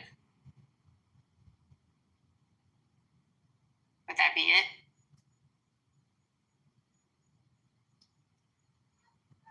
Yep. He who knows a number controls the day. Every word is a number, and every word you use, you're just pulling from an energy that was already there. That's why words can't be erased. You can't erase words from the tongues of man because these words that are upon the tongues of man are things that exist within existence around us. They're interconnected, so it can't be removed and they can't be changed. Perfect example, when you spell the word Egypt, you get 90. That was a name given to that piece of the land in Northeast Africa at a certain period of time. Now, when you spell the word, every land has a code. Every individual has a code behind them. Right. Now, when you spell the word Kemet, you also get 90, which was the name given to the same land at a different time. Meaning that if that same land gets a new name 500 years from now, it still has to go into that number category as 90 because there's something existing within the universe representing that number. So words are like magnets, and they operate off of the number codes and their relativity and their connectivity to the rest of the things in this time and space that we're existing in. And that's just connecting the dots. When I spell the word bad 19, I get 19. When I spell the word good 91, I get 91. So the opposite of bad is 91, which is good. This is throughout the whole English language, right? It's like the whole English language is interconnected with the words through mathematics. And understanding that and seeing that is you seeing behind the fabric, behind the curtain. What about the word and love? You gotta use your two eyes. What about the word love? There was this guy that I think, what was his name? Aleph or something. He was telling us the same thing basically about how the English language is like inverted and everything is like the opposite. Like when you tell someone that you love them, you're actually telling them that you don't love them.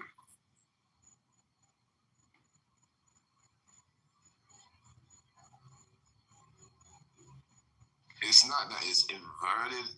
Well, you could say that it is, but it's not that it's inverted in the sense that it's false.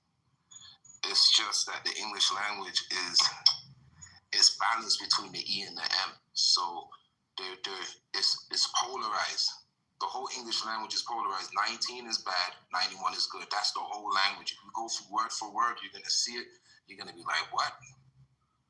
And then they're going to be some of the words are superimposed where they're enforcing the number, and then some of the words are the opposite of the number or the inverted of the number. So it's like that through the Hebrew language too. But isn't that where they can actually, to keep in mind, I think people's numbers and things are precious because if it goes into the wrong hands, then this is what I'm talking about, where people will basically capture or enclose somebody and seal them with a certain thing. Isn't that correct? I mean, if you're using different systems, but the Ankh cannot be manipulated to be used in that way because it's a living soul. It's alive, so there's no way you can manipulate it. It's going to manipulate you. It's like you're trying to manipulate a magnet. It's just not going to work. You know, the magnet's going to do what it's going to do, and there's no way you can stop that magnetic force. And the Ankh is ruled by a magnetic force, and it's every word you use, whether it's Hebrew or English, you're using the Ankh. And it's manipulating us when we talk. That's why sometimes you'll say something and you're like, buck your toe right before you say it. Like, oh, I wasn't supposed to say that. Or you try to say something or someone's saying something, you know it's not right, and they start stuttering. It's the magnetic pull. It's stopping them from saying it. Or it might force you to say something. Well, it's because the thing is, like, we have a lot of people in this clubhouse in this reality, right? We got a lot of magicians and masters and things. We got people stealing and illusion for people's energy. We got jinns. We got all that weird shit going on, right? People using people's data, information, energy, and things. It's just like, yeah.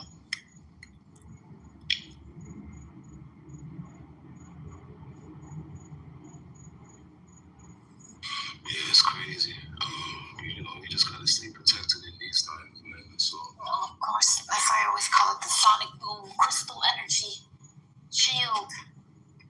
It's not even that. It's all in your diet, man. Because if someone comes to you and says, yo, hey, look, Radas over there, I'm going to put a spell on him and I'm going to kill 2 chickens and send something for him. I don't eat chicken. That is crazy. Why would they kill chicken? I'm just saying. Well, I mean, the thing is, people have to go that far to kill animals, which the fact is they don't even have the power, because if they had to kill chickens, they're stealing energy from something that they should already have within themselves, wouldn't it? And the more they use it for bad, their energy is being dispelled like less and less, so they have to figure out how to re-energize like a battery to fill it back up, right? Well, I don't know as far as what process they go through when they're doing it, but I know that if someone's gonna send something for you, or it's what your diet consists of. If you're not eating animals, a person can't do an animal ritual on you. They can't get a goat and tell the goat or in spirit form to harm you because you don't eat the goat. But if you sitting down there and you eating curry goat and oxtails and you eating chicken, then all he got to do is go grab what you eat, and then the animal already knows. Chicken voodoo. Because the animal don't like you. Like what you eat, you're giving consent. If you're financing extreme animal cruelty when you buy animal products, you're consenting to the same to be done for you and your species. Correct. And that's why the children, all the animals at factory farms are children and babies, and they're raped and they're murdered. They're taken from their mothers, and we wonder why human trafficking for human children. I mean, it's clear as day to me as an animal rights activist. Yeah. So when you're consuming them, that's how people can use these forces to harm you, because now you're a part of the animal kingdom. You're a part of the karma of the animal kingdom. So that's when witchcraft and voodoo and all of these stuff can be performed on you, because you're eating them. You're partaking in the war. So now that spirit is against you because you're eating it. But if your diet is clean and your mind is clean, yeah, because it smells of filth. You're protected. The filth and the taint in your blood and your energy. It's like my friend who taught me the Arabic, the protections and the things with all those jinns and things, right? To dispel of taintness within certain people that don't even have, right?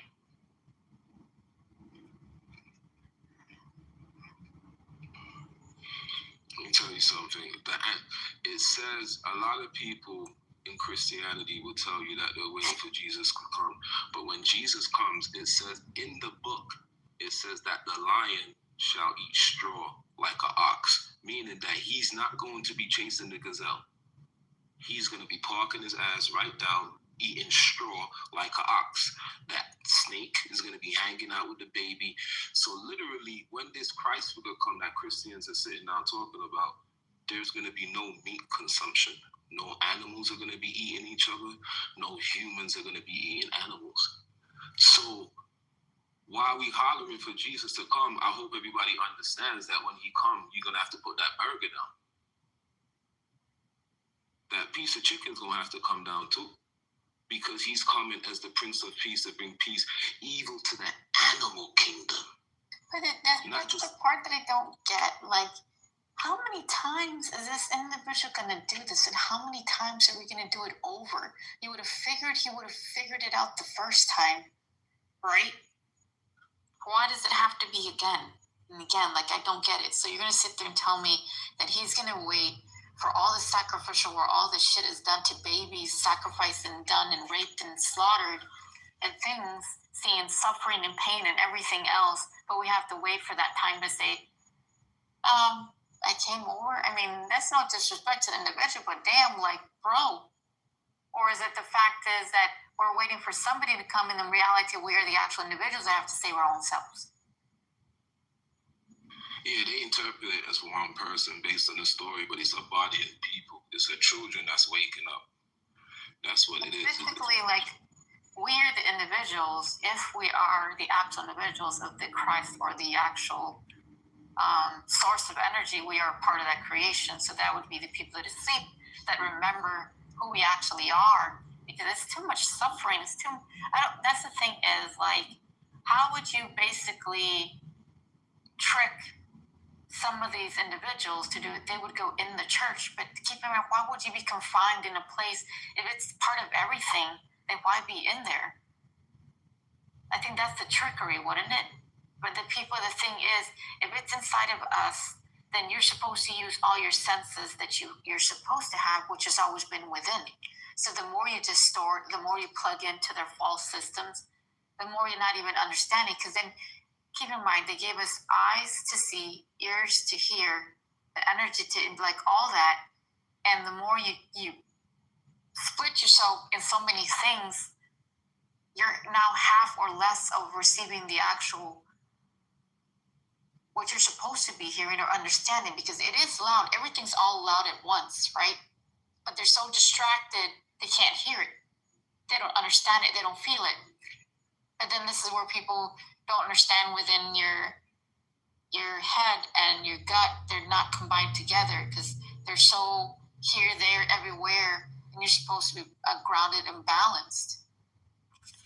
So our society has programmed the majority of people to normalize, sickening, horrible things. What is happening to the animals is one of them, and it's considered normal.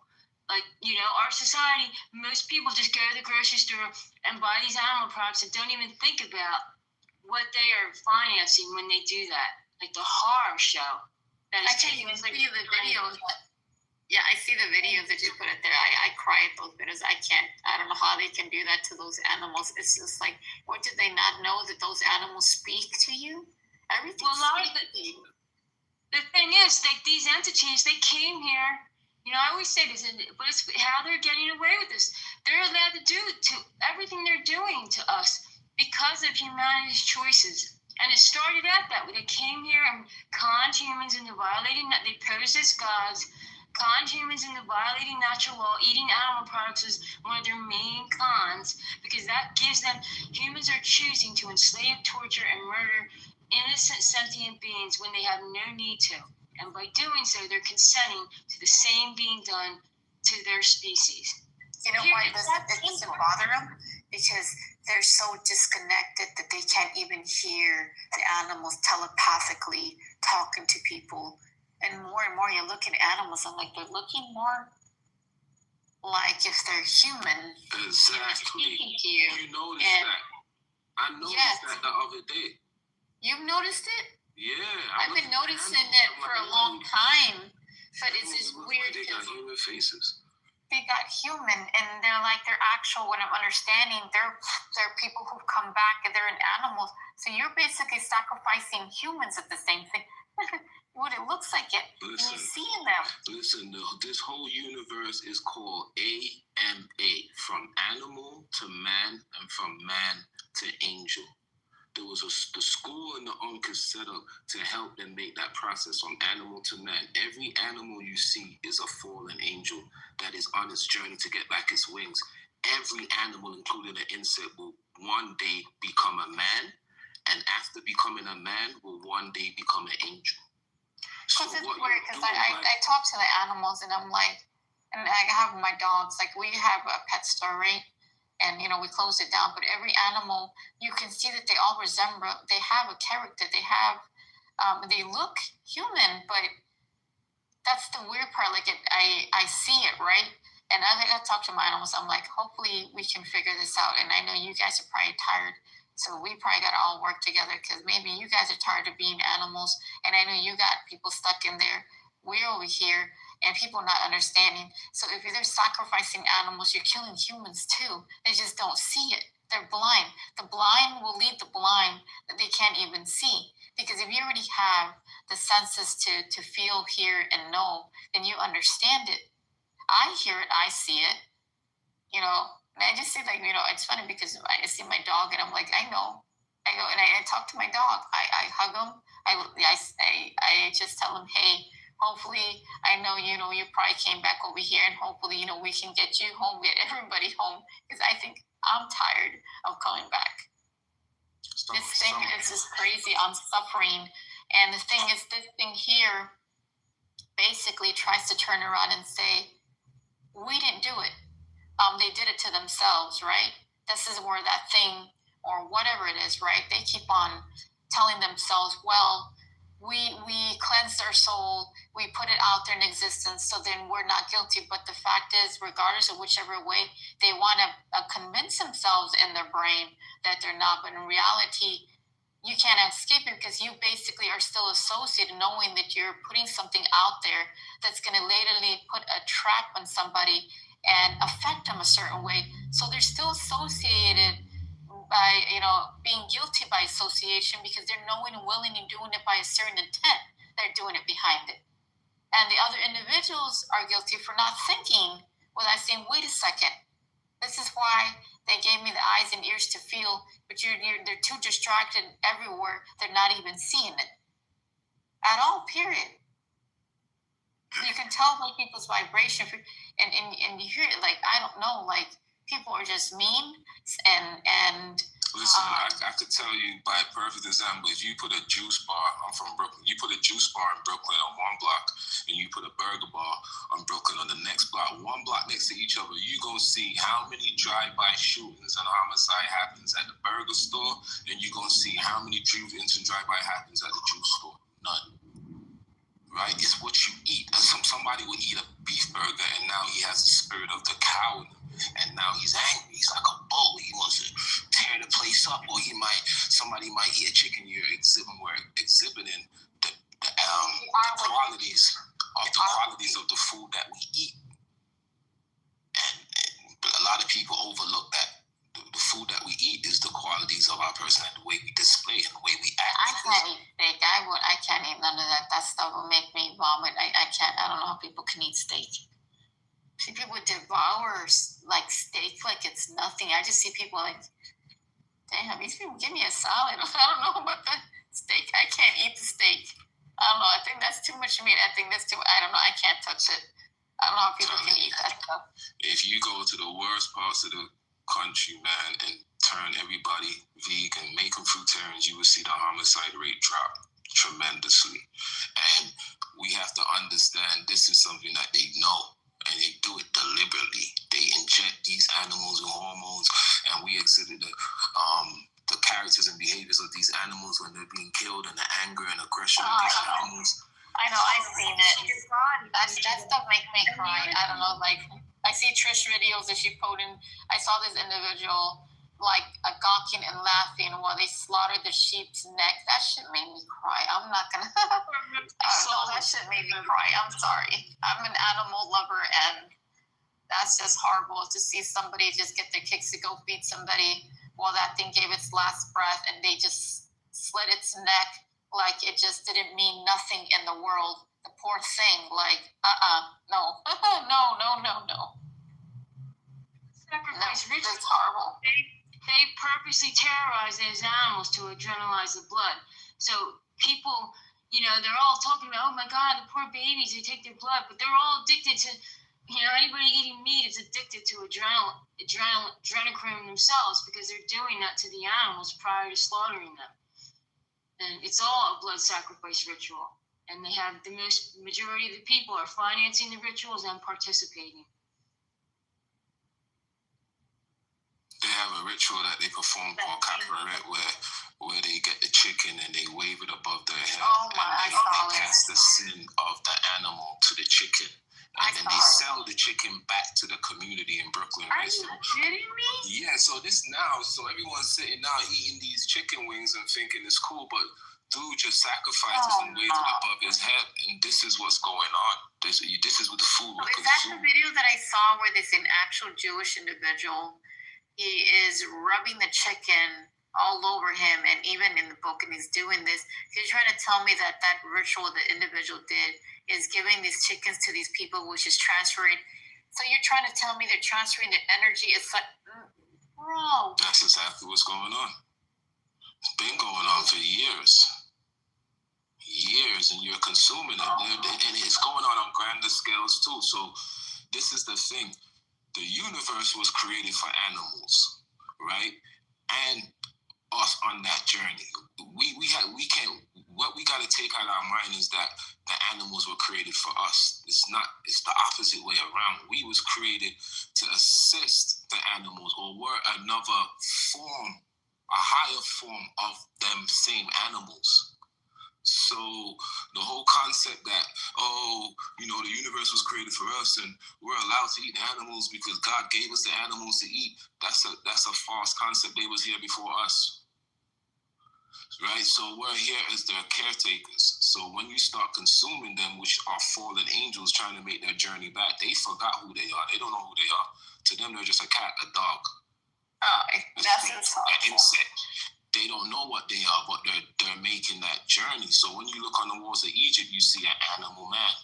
You see a man with a dog head, a man with an alligator head. That's the story, but it's the journey that they're making. So they're coming from alligator to an alligator man, which looks like a normal man to me and you, to an angel. So when we come here and we're consuming them, not only are we stopping that process, but now we're falling into the same darkness that they're coming out of because we're consuming them. So this is a big trick that they play on us, because when we do that, then we're in that deadly cycle. It's that deadly cycle that we keep repeating. Because just like the sister said, on the other side, these animals could talk. They have feelings, they have emotions, they have spirits, right? You look at Star Wars, that's real. These animals are intelligent, right? Just because they can't talk to you in this form, it doesn't mean that they can't in their other form, right? Everything speaks to you. Like every animal, everything has a character. I guess this is why I think maybe they removed the frequency for them not to hear. Telepathically, every animal speaks to you, and you can see its actual form. As you see, I know, like I think I talked to the cat, I talked to the dog. Like, I know you guys are somebody in there, and there's a character each individual, and I'm like, even though when they start fighting, I say, no fighting. But even like all our animals inside, I got chinchillas, and I got, chinchillas, I got a parrot, and I'm like telling them, hopefully we can all figure it out, and these people stop, and maybe all will be freed, because I know there's somebody in there. They show they all have a certain individual inside.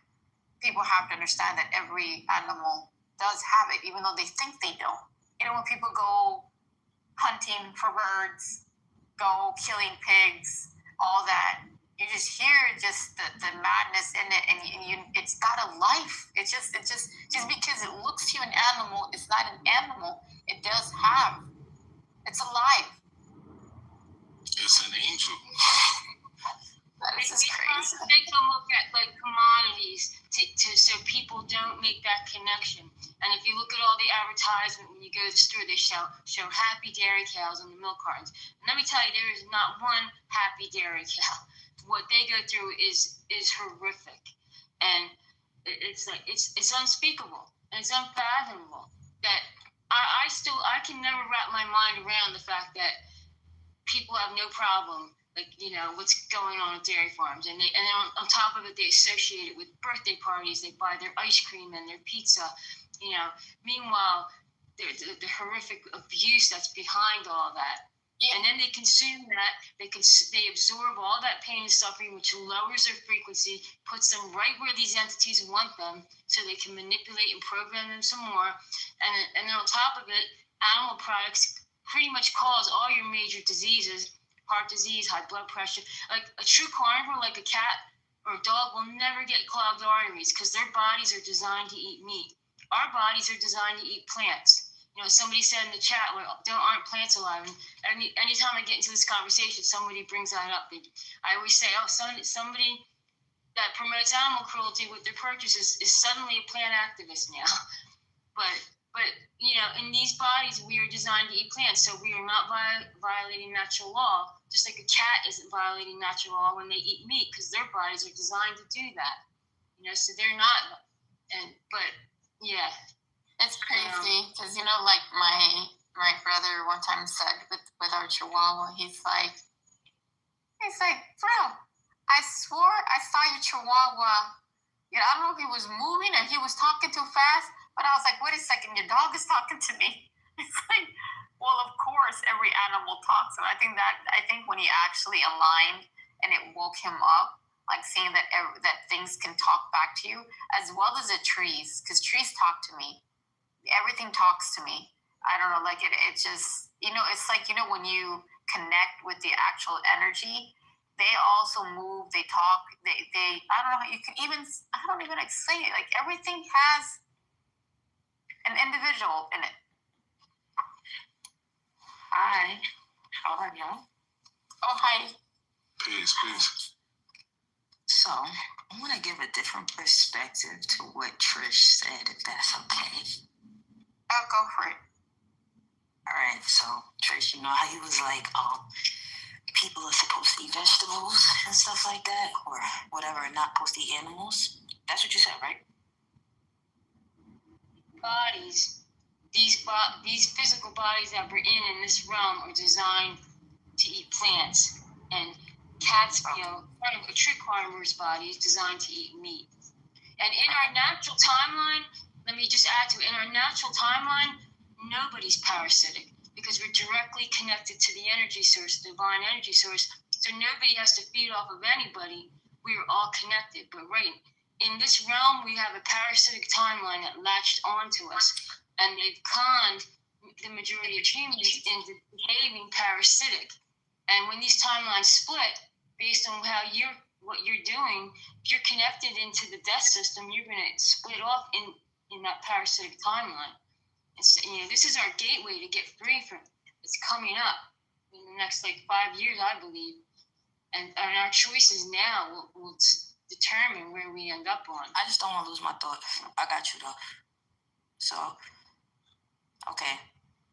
I read something. I'm not a Christian or any religion. I just read books. That's why I can have religious conversations, because I don't tell nobody their shit's wrong and come over here. It ain't really that for me. So I read something on the first page of the Bible about what we supposed to be eating. And it says the animal's supposed to eat the herb yielding seed, and the human's supposed to eat fruit. So I was thinking about this. I'm like, why? I think I love that question, why? So, I ask people, and everyone has a reason why and things like that, and it just didn't never really suit me. I'm like, what about the shadow side to the why? There's all this love and light part of the why, but where's the shadow side? So I'm like, okay, I know a cow got 4 stomachs, and them shits weigh about 4 tons, and they can eat grass. They don't eat meat. None of the animals we eat meat either. They get protein from plants, and they follow the natural order. Gorillas eat veggies and fruits and bugs, and they're big as hell. So I was curious. Then I started thinking about slavery. I'm like, well, damn, if you're going to be an optimal slave, I don't think you should be eating things that won't keep you optimal. And if you think about it nowadays, everybody's like 40 and 50 with diabetes and cancer and all of these problems. And I think if we go all the way back to like some like esoteric slavery, rather, metaphysical slavery, I feel like in some capacity, there was an intention to keep soldiers and slaves optimal to mine the land. Because when I ask any religion person, what is your purpose on earth? They start talking about slavery and servitude and all this other shit. So to tie it back to what you were saying, the only pushback I have is I don't feel like every human is the same. And I feel like I went through it. I'm gonna land here. I went through it. I went 8.5 years not eating meat and I almost died because I find out I got O negative blood. And I literally need meat. I didn't know I needed meat. Like, I was trying to save everybody because everyone around me was one cheeseburger away from their demise. But I got some weird ass blood type that the doctors are literally still mind boggled about. So to tie this back into everything that this is all my perception. I'm not stuck here. It could change. I want to hear what y'all think about whatever I think. But to tie it all back in, I'm like, okay, I need meat. The Bible said people don't need to eat meat. So am I people? Like, this is weird how it sounds. Like, am I people? Then I get to some weird ass chapter in like verse 6 that's talking about people coming together and taking wives and Nephilims and all this other weird ass shit. I'm like, yo, what is my blood type, bro? What is RH negative? And why was I dying from a lack of protein? So I do think some people are savages. Everybody ain't the same type of human. And some people don't need to eat meat and some people just do. They not the human that you think. And I'm gonna leave it. Any research on other people with their negative that don't eat meat? I think they put out a lot of false narratives to make sure to give people excuses. Now, I know you got sick and all, but I believe personally that you could, every vitamin and protein and amino acid that we need can be found in plants. So I think that you could find a diet that didn't consist of meat. I thought the same thing. I can't tell you what it is, but I just That's what I'm saying, but you can't tell me what it is. So therefore, I got sick. And I had my integrity, I did my studying. I'm not a dummy. I didn't just started trending nothing. I did alkalinity, I did pescatarian, I did all of that shit. Some people need meat because they have savage bloodline. Everybody's not coming from angels and beautiful things. Some people are just as dark as that damn the shit they into. You're 100% right. No, you're 100% right. We not all the same, and it does. I will say this though: some people, I mean, do the vegan thing or go plant based, and if you don't do it right, it can harm you. So that's always a possibility. But the other point that you're touching on is 100% right. Not everybody is the same. Some people can't eat fruits because they just can't. They're not at that stage, and some people can't. And diabetics can't eat fruit because they got too much sugar. They can't eat no sugar. See, the thing with that now, a lot of the GMO foods that they produce now, they have a high sugar content. So they're not even natural fruits. So if we're going to talk about natural fruits ain't going to give you no diabetes. But the fruits that they're putting in the stores and the Walmart, yeah, it's going to give you diabetes because it's GMO. It's got a high fruit content. They deliberately do it that way. So that's what it is. But that's how the CIA then declassified documents about hypnosis, mind control, and all of this esoteric tools. Where now I'm at a place after 8 years of not eating meat. Yeah, I got wiser. Yeah, all these things happened, but I sacrificed the physical to gain metaphysical. I got super, super different in the brain. I'll say that. But that wasn't better than being physically healthy. I'm a fucking human, you know? At the end of the day, that's how I felt. So now I'm at another level where it's some mind over matter shit. Like, nothing can infiltrate my body without me hollering at my immune system. My dead ass have a relationship with every cell in my body. I can feel water go all the way down my body and hit my stomach. I'm that mindful now. But So at the same time, you also got to be mindful of the soil that you're using out here. If you was living somewhere in the Caribbean or somewhere in Africa, and you was eating from the land and the soil was fertile and it had all the nutrients and the minerals that your body needs, you wouldn't go through the process that you're going through here. But you be poor. You be poor. Them places is poor as nobody. You see what I'm saying? Yeah, I mean, yeah, you gotta the same. You gotta take something with it. You know, you gotta McDonald's take and money. with it. We taking McDonald's and money in America. You shouldn't be. Not me, but you know what the fuck. That's what I'm saying. Mind over matter. It's look, the vegan is out here miserable and depressed and struggling with his identity, and then fucking grandma who smoked all her life, ate pork rinds and all this shit, lived to 100 and ain't miserable. So once you get the physical part, what about the mind and the soul? Like, them old people, mind and soul is right, but their bodies is fucked. You vegan or something and your body's cool, but like, you know what I hate to hear? My pop died and he was healthy, and my uncle died and he was just so healthy, and I'm just like, what is healthy? What is healthy? I'm gonna show you something. I'm gonna show you something. You ever see back in the days they say if you eat ice cream you have nightmares? Nah, this is the what? Well, yeah, that's what they used to say back in the day. That sushi and sake mixed those two, you get fucking nightmares. That's what you do. Well, anyway, fucking parasite nightmare with the fucking rice wine. The milk man, the milk monster. Yeah. Dairy Queen. Exactly. Or when you want to fall asleep, dream like 100 cows jumping over the moon, that type of shit. So when you eat a cheeseburger or when you eat a fish, it's gonna determine what you dream about when you go to sleep. You're gonna dream about what that fish was dreaming about, what you just ate. You're gonna dream about what that chicken just dreamt about. Now, right? So when you have it nightmares, what about shrooms? What about mushrooms? Ain't that shit fungus, dead shit? I love mushrooms. Actually, but what are you taking on when you eat that? Some right now.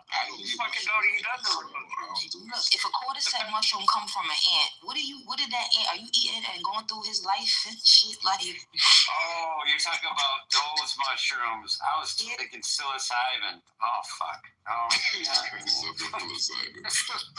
But yeah, what you eat is what you dream, man. Whatever you eat is what you're gonna. When you close your eyes and sleep, you're gonna dream what that animal was going through. So the torment, the drama, the chaos. Do you say I keep having nightmares? I keep having these bad nightmares. Is what you eating, bro? Oh shit! People feel stepped on. I just ate some curry chicken with some goat in it. Oh hell no!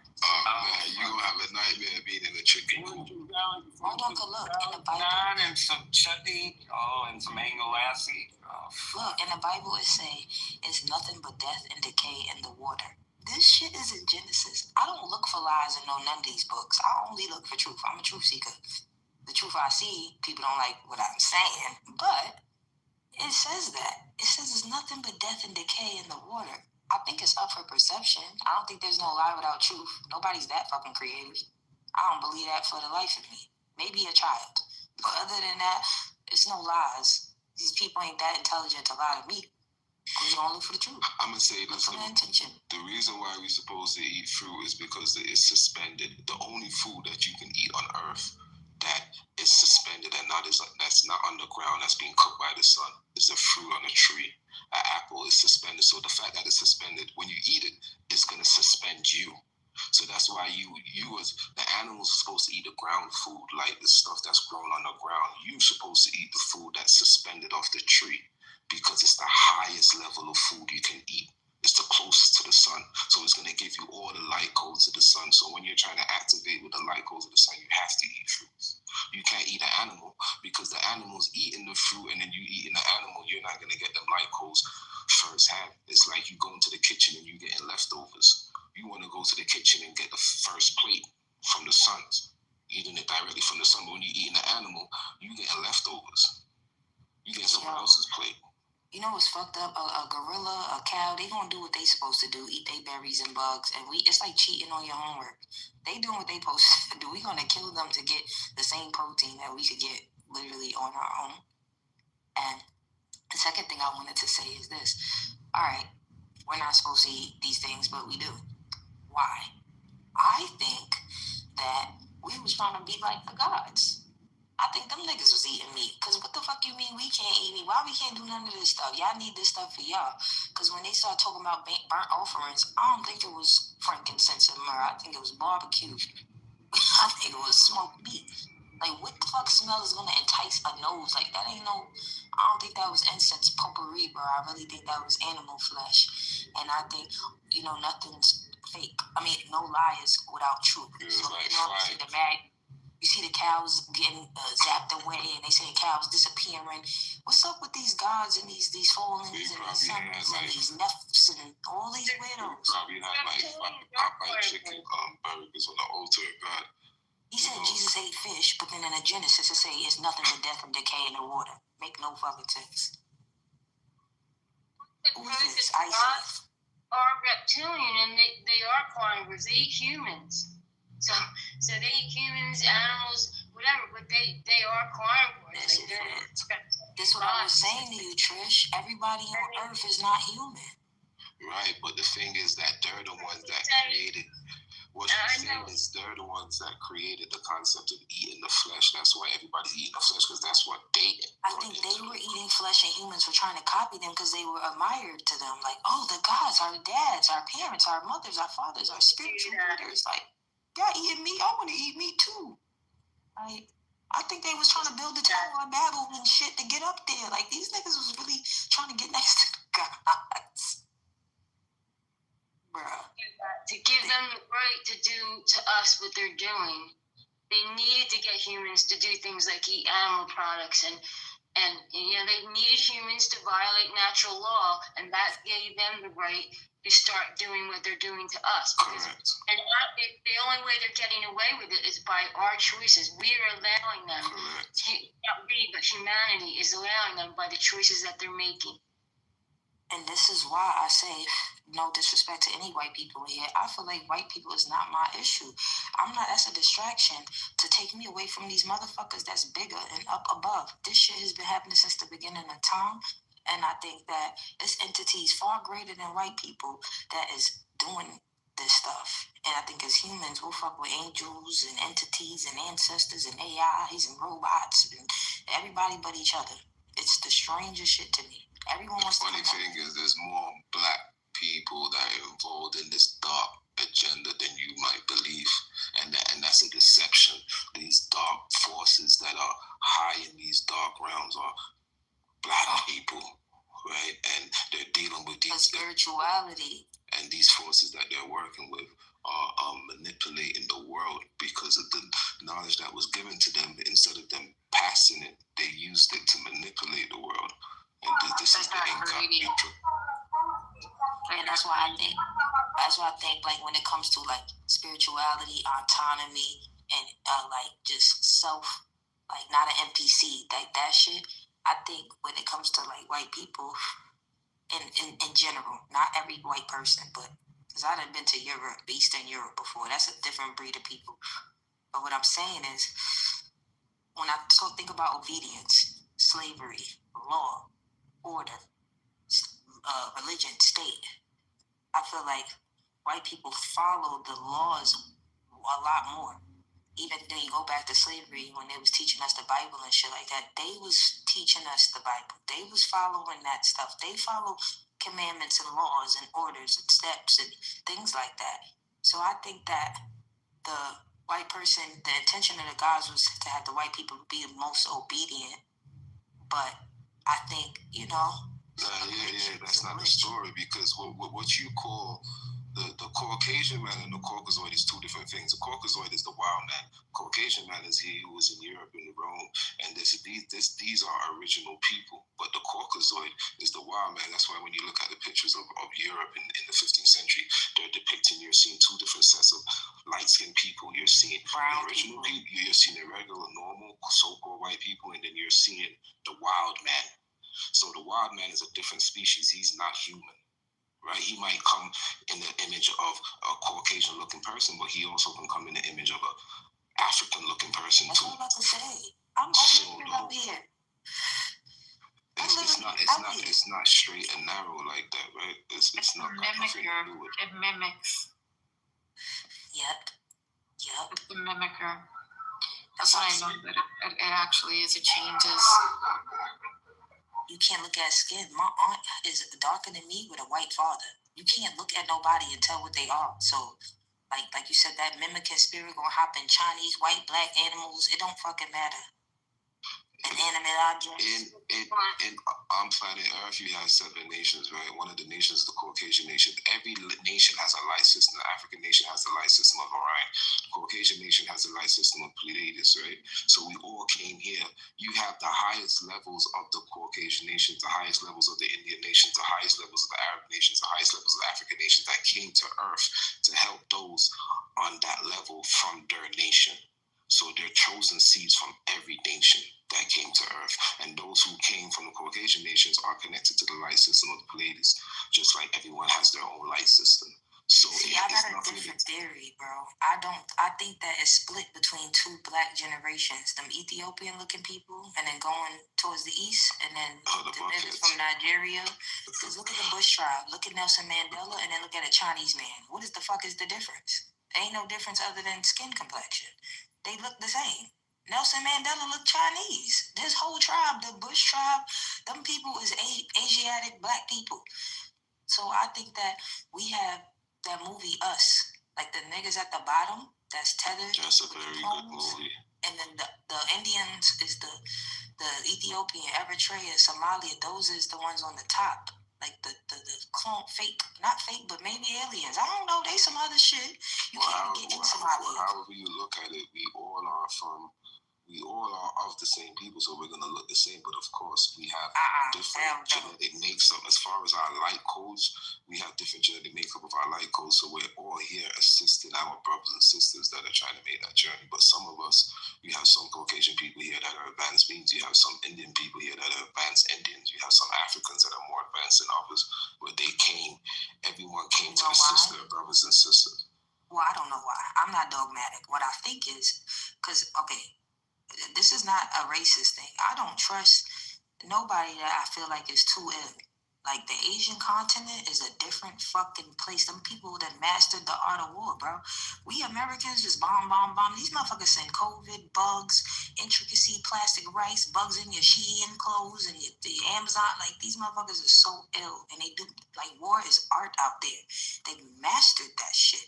Like, it's the yin and yang. We the lazy, like, chilling, lackadaisical side of this shit. Peace and love. And then you go to the other polarity of this yin, whatever. The Asiatics, from think of it, from Pakistan and all that war they always having, from the Chinese-looking people that's doing, like, kung fus and taekwondos and shit like that. India, the whole Asian the whole space. Even, like, if you see the bridge, the Gap Bridge, in my opinion, is like the Hindu Kush Mountains. Where you see all them people that hit Somalia, Eritrea, like, they fight. Like, you can't get in Somalia, and they didn't go through slavery. They really gangster. So something over there is something. I think it's the balance that the earth needs of love and war. You can't have one without the other. I think that's why they have karma and they always fighting, because they got war. I think you're right. Being someone who's been in combat in Iraq and Afghanistan, I can relate. I really like what you're saying, because I think you're on the right track. When we was kids, Afghanistan was always a problem. Well, in the 80s, I'll be honest, and I make it pop. How you doing? I just wanted to say, I don't want to interrupt you guys. I really like what you said. I'm not trying to steer you around the right track, but, like, I think Clubhouse fell off big time. But this conversation's interesting, because you guys are talking about some places out there. We said the Hindu Kush. They run through Afghanistan, the place I was at. I wasn't right there, but I was right below it on the Pakistani border, fighting the Taliban in 2008. So I think what you're doing is cool. What you're saying is your message. So you were in Afghanistan? I was in Afghanistan in 2008. What's the deal with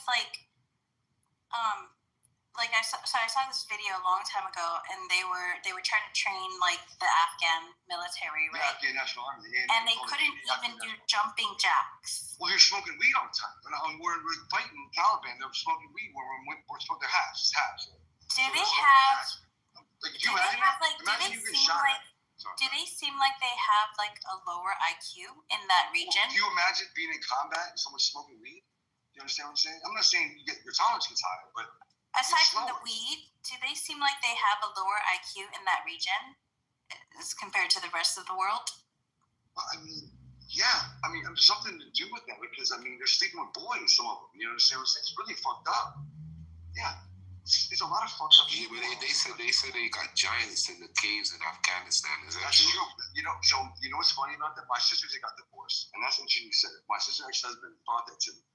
And being someone, so you're talking about is either SEAL team or Delta Force. There's something very highly, these are tier 1 assets, right? We got 2 tier 1 assets, one in the Navy and one in the Army. One's it's called a Dev Group. It stands for Development Group. That's called SEAL Team 6. And then you have Delta Force, which is in the Army. They're called tier 1 assets, right? So basically, one of those guys, or it was a different SEAL team, found talking about. And my sister's husband, actually, to your point, it's both of you. That's what I'm saying. Well, you guys, I don't even cut you guys off. But the big men in the cave, what you just said, I was like, yeah, right, get the fuck out of here. But I have heard, you know what I'm saying? You hear things like that. And I never witnessed that. But I have heard that. So I'm just being honest with you.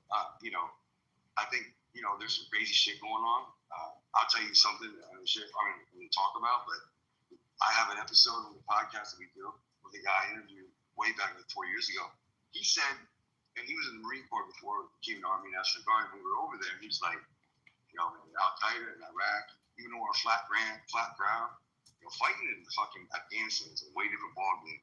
And you could be right. There could be some big, crazy, like, you know what I mean? Because I felt like when I was like firing and shooting, like when I get in firefights, I had 2 machine guns, a 50 cal and I had a 240 Bravo, which replaced the 60 cal that we know of like in Vietnam War and things like that.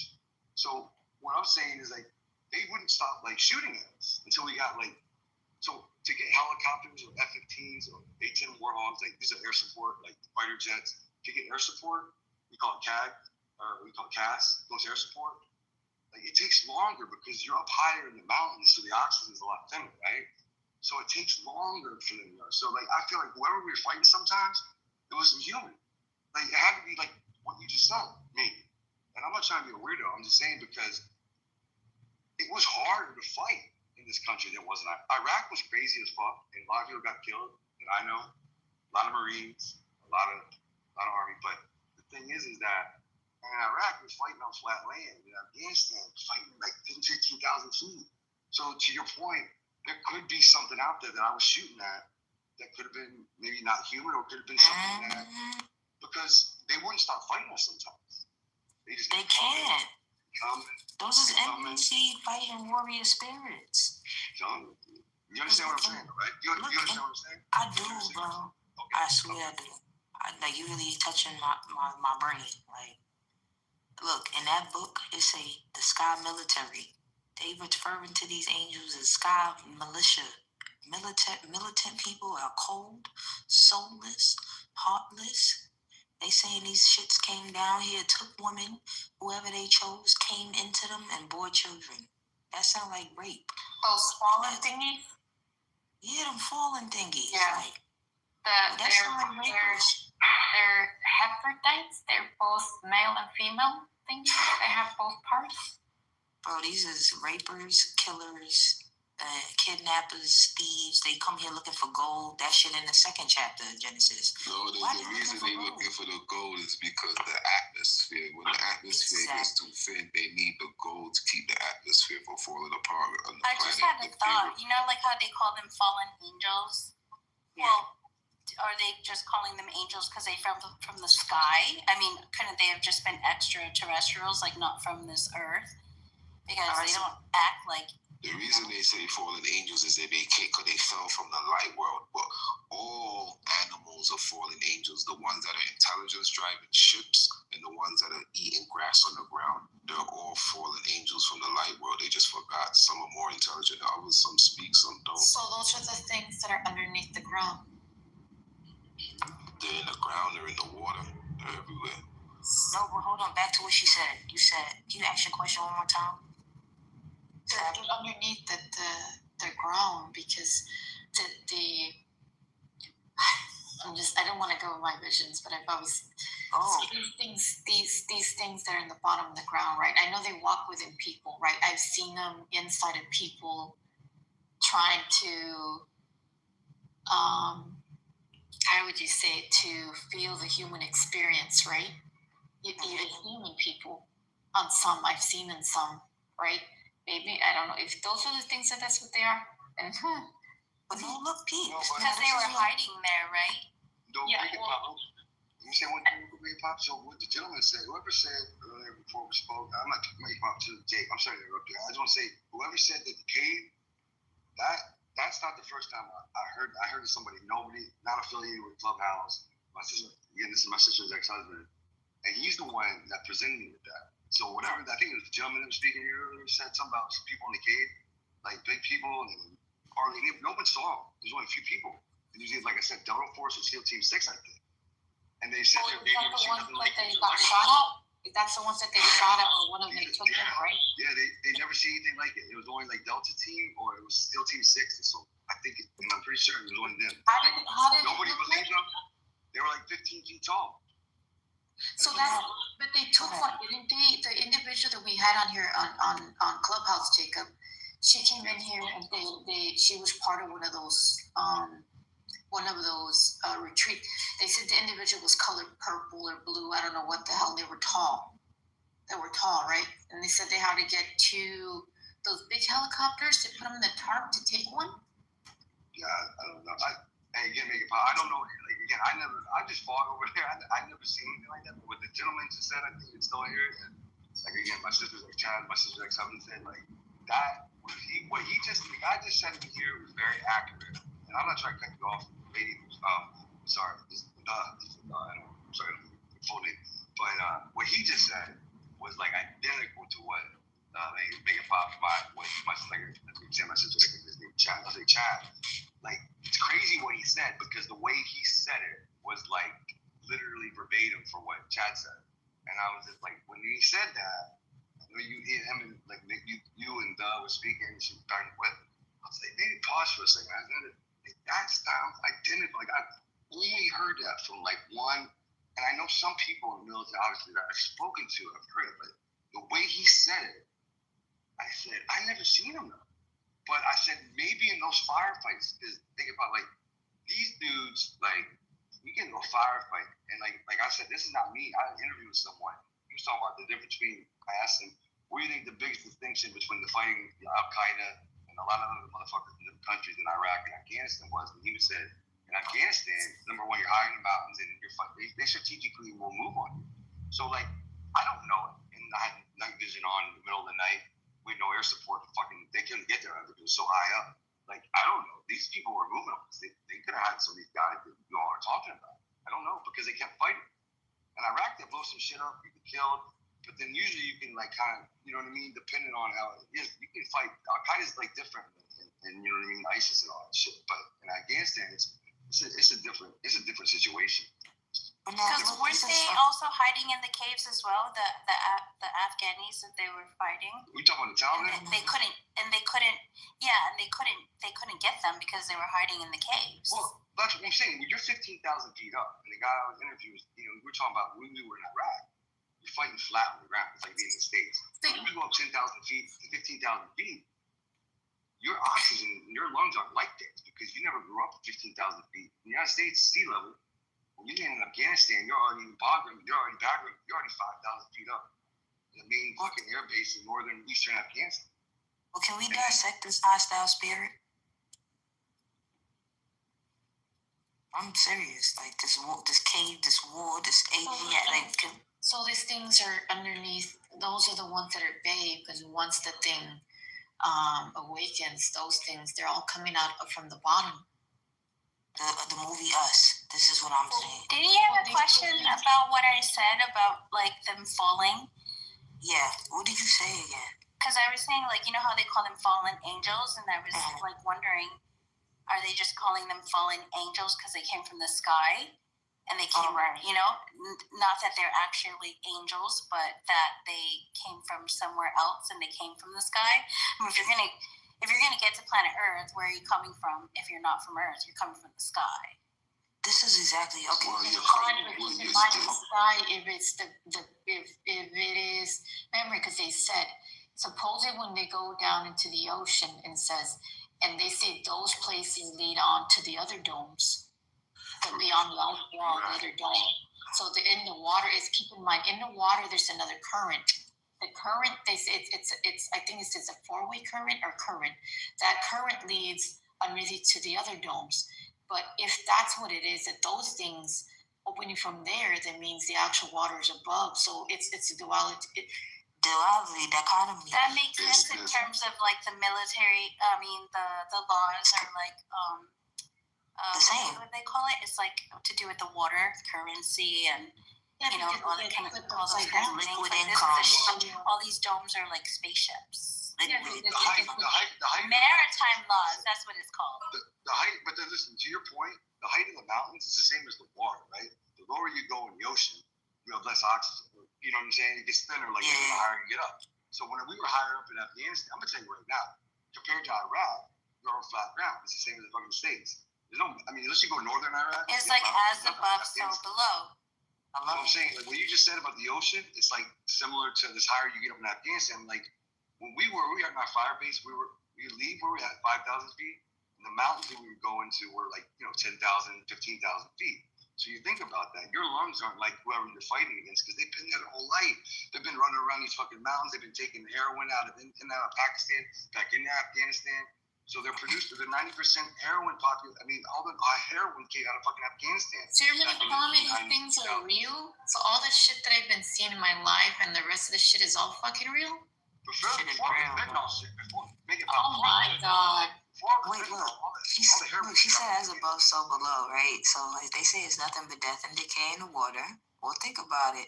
If you throw a dead body in the water, a fish is just going to open its mouth. Like a cow's not going to eat a dead body. But boom. So I'm thinking, what is the highest animal to the duality of what's below? I'm like, damn, are we supposed to be eating things that fly? And I'm thinking about it like we don't eat butterflies and flies.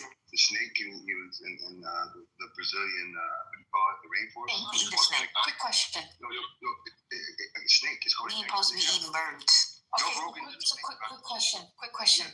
So you're trying to tell me then this comes down to it being right.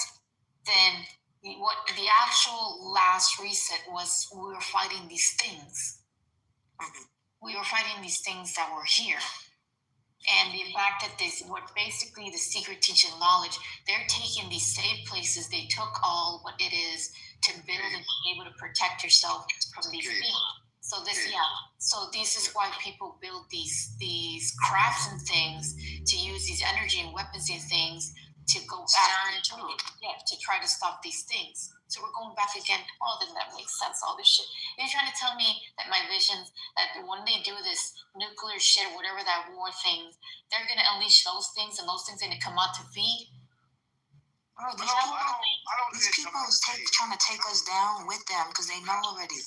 I think as a gentleman, I apologize. I don't know, mispronounce his name. He's the one that brought up Radef. I'm sorry, sir. But he's the one that said, the way he said it in the case, like that, I don't think there's only two groups of people that saw it. And like these are very highly classified, like. What individual was in here? Who said it? I said it. Yeah. Okay, so you're trying to tell me that we got these big, tall angels or things. Then they would be jinns, wouldn't they? No, because look, hold on. Let me say something real fast before him. Height sometimes, but this is a perspective, so I'm not dogmatic, but height sometimes is equivalent to knowledge. So it may not even be tallness. All of this fallen shit, like it may not be. You see what I'm saying? It may not be a fallen physically, like they fall from their higher self. And that's what I was gonna say. There's two concepts of the giant. There's the giant concept of someone who has big in the sense of his knowledge or spiritual power, and then you have the giants, what we're talking about right now, which is in the case of Afghanistan. Like you got me all that stuff. That's interesting what you just said, fallen from their higher consciousness. That is interesting. You're Yeah, trying it's to like tell when- me Just how they- you're disconnected. Hold on. I got it. This is just got me all twisted. Y'all got me all twisted because you're trying to tell me these things that I've been seeing fly from the fucking trees at night. Those are those fucking things. Those are them things, girl. I think. Those are the things that I've been seeing at night. So all my life, all the shit that I've been seeing lately, and all What these you been things- seeing?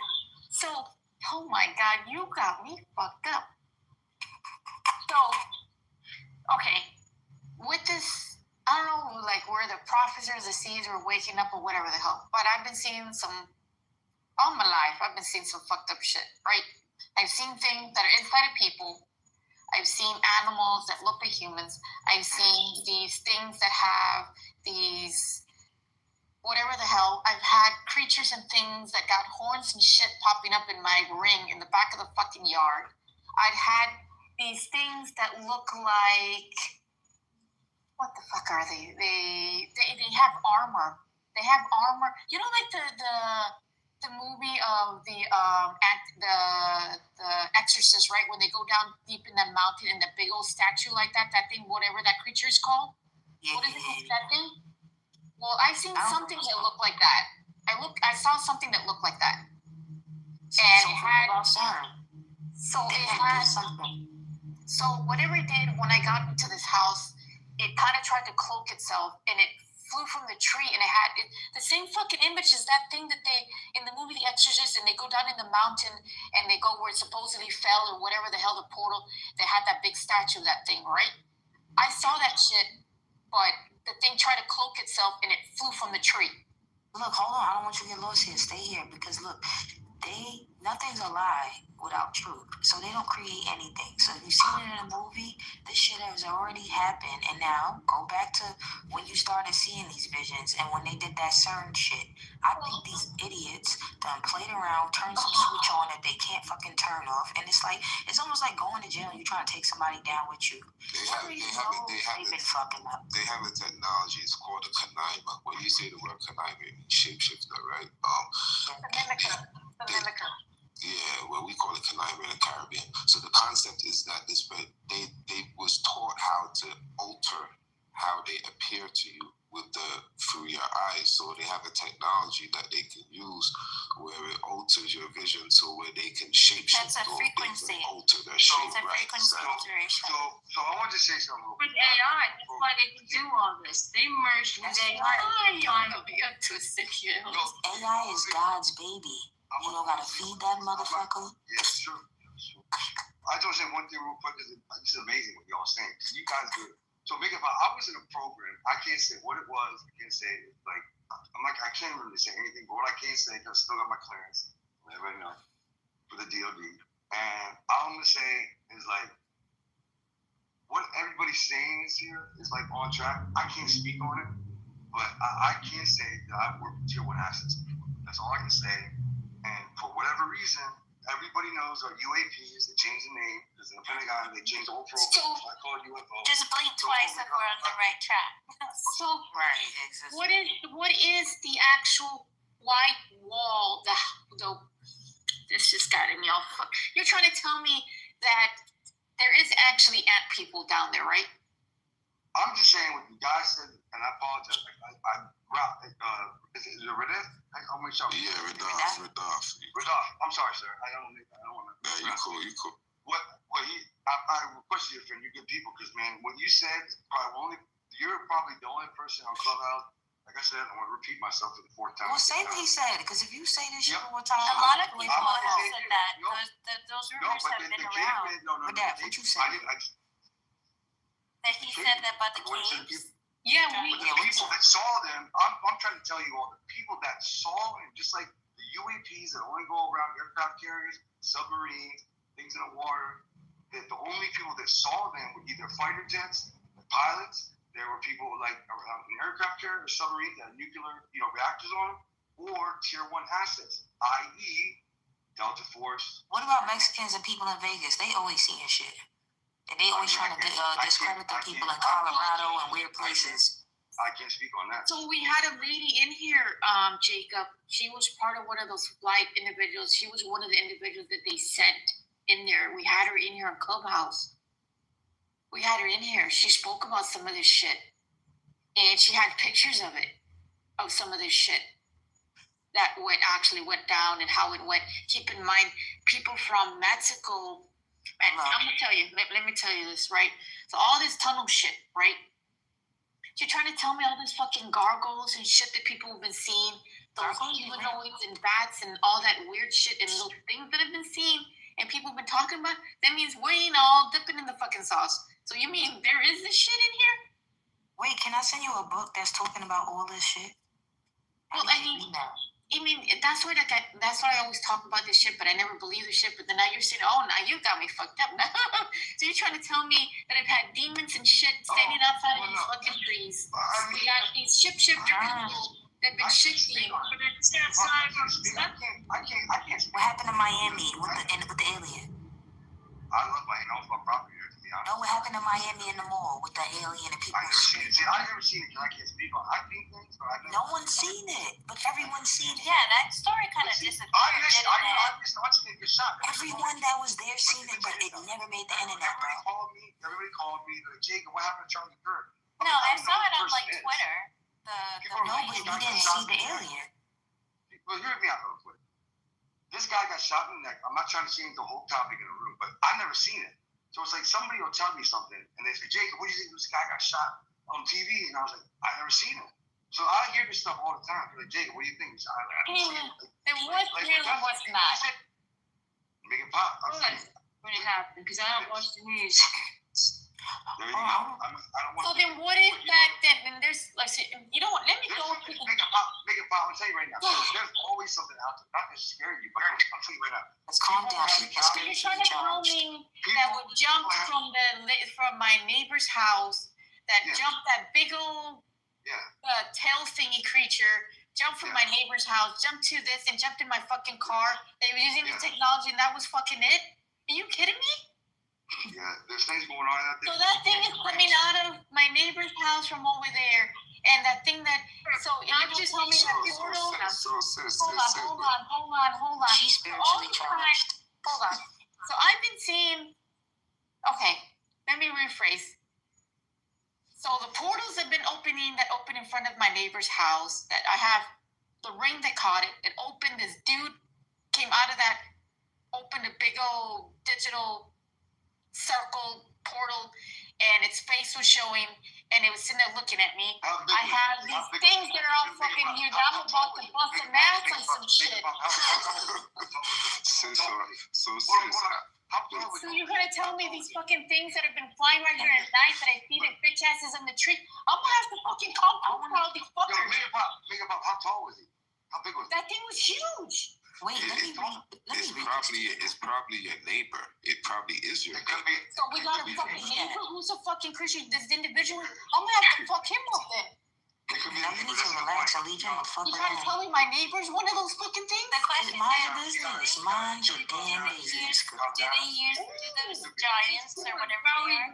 The person who checks you out in the grocery store. Hold on. Sarah's got a Do good those question. giants use cell phones? And are they on like on social media? Are they with Come us? on, y'all got a one mic now. Come on. Hold on. Back up. Sarah, repeat the question to Rodolphe, please. Can you repeat it, please?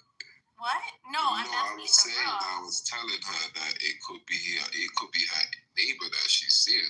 You mean my neighbor's fucking shit? I got something for his ass then, bitch. No, you don't.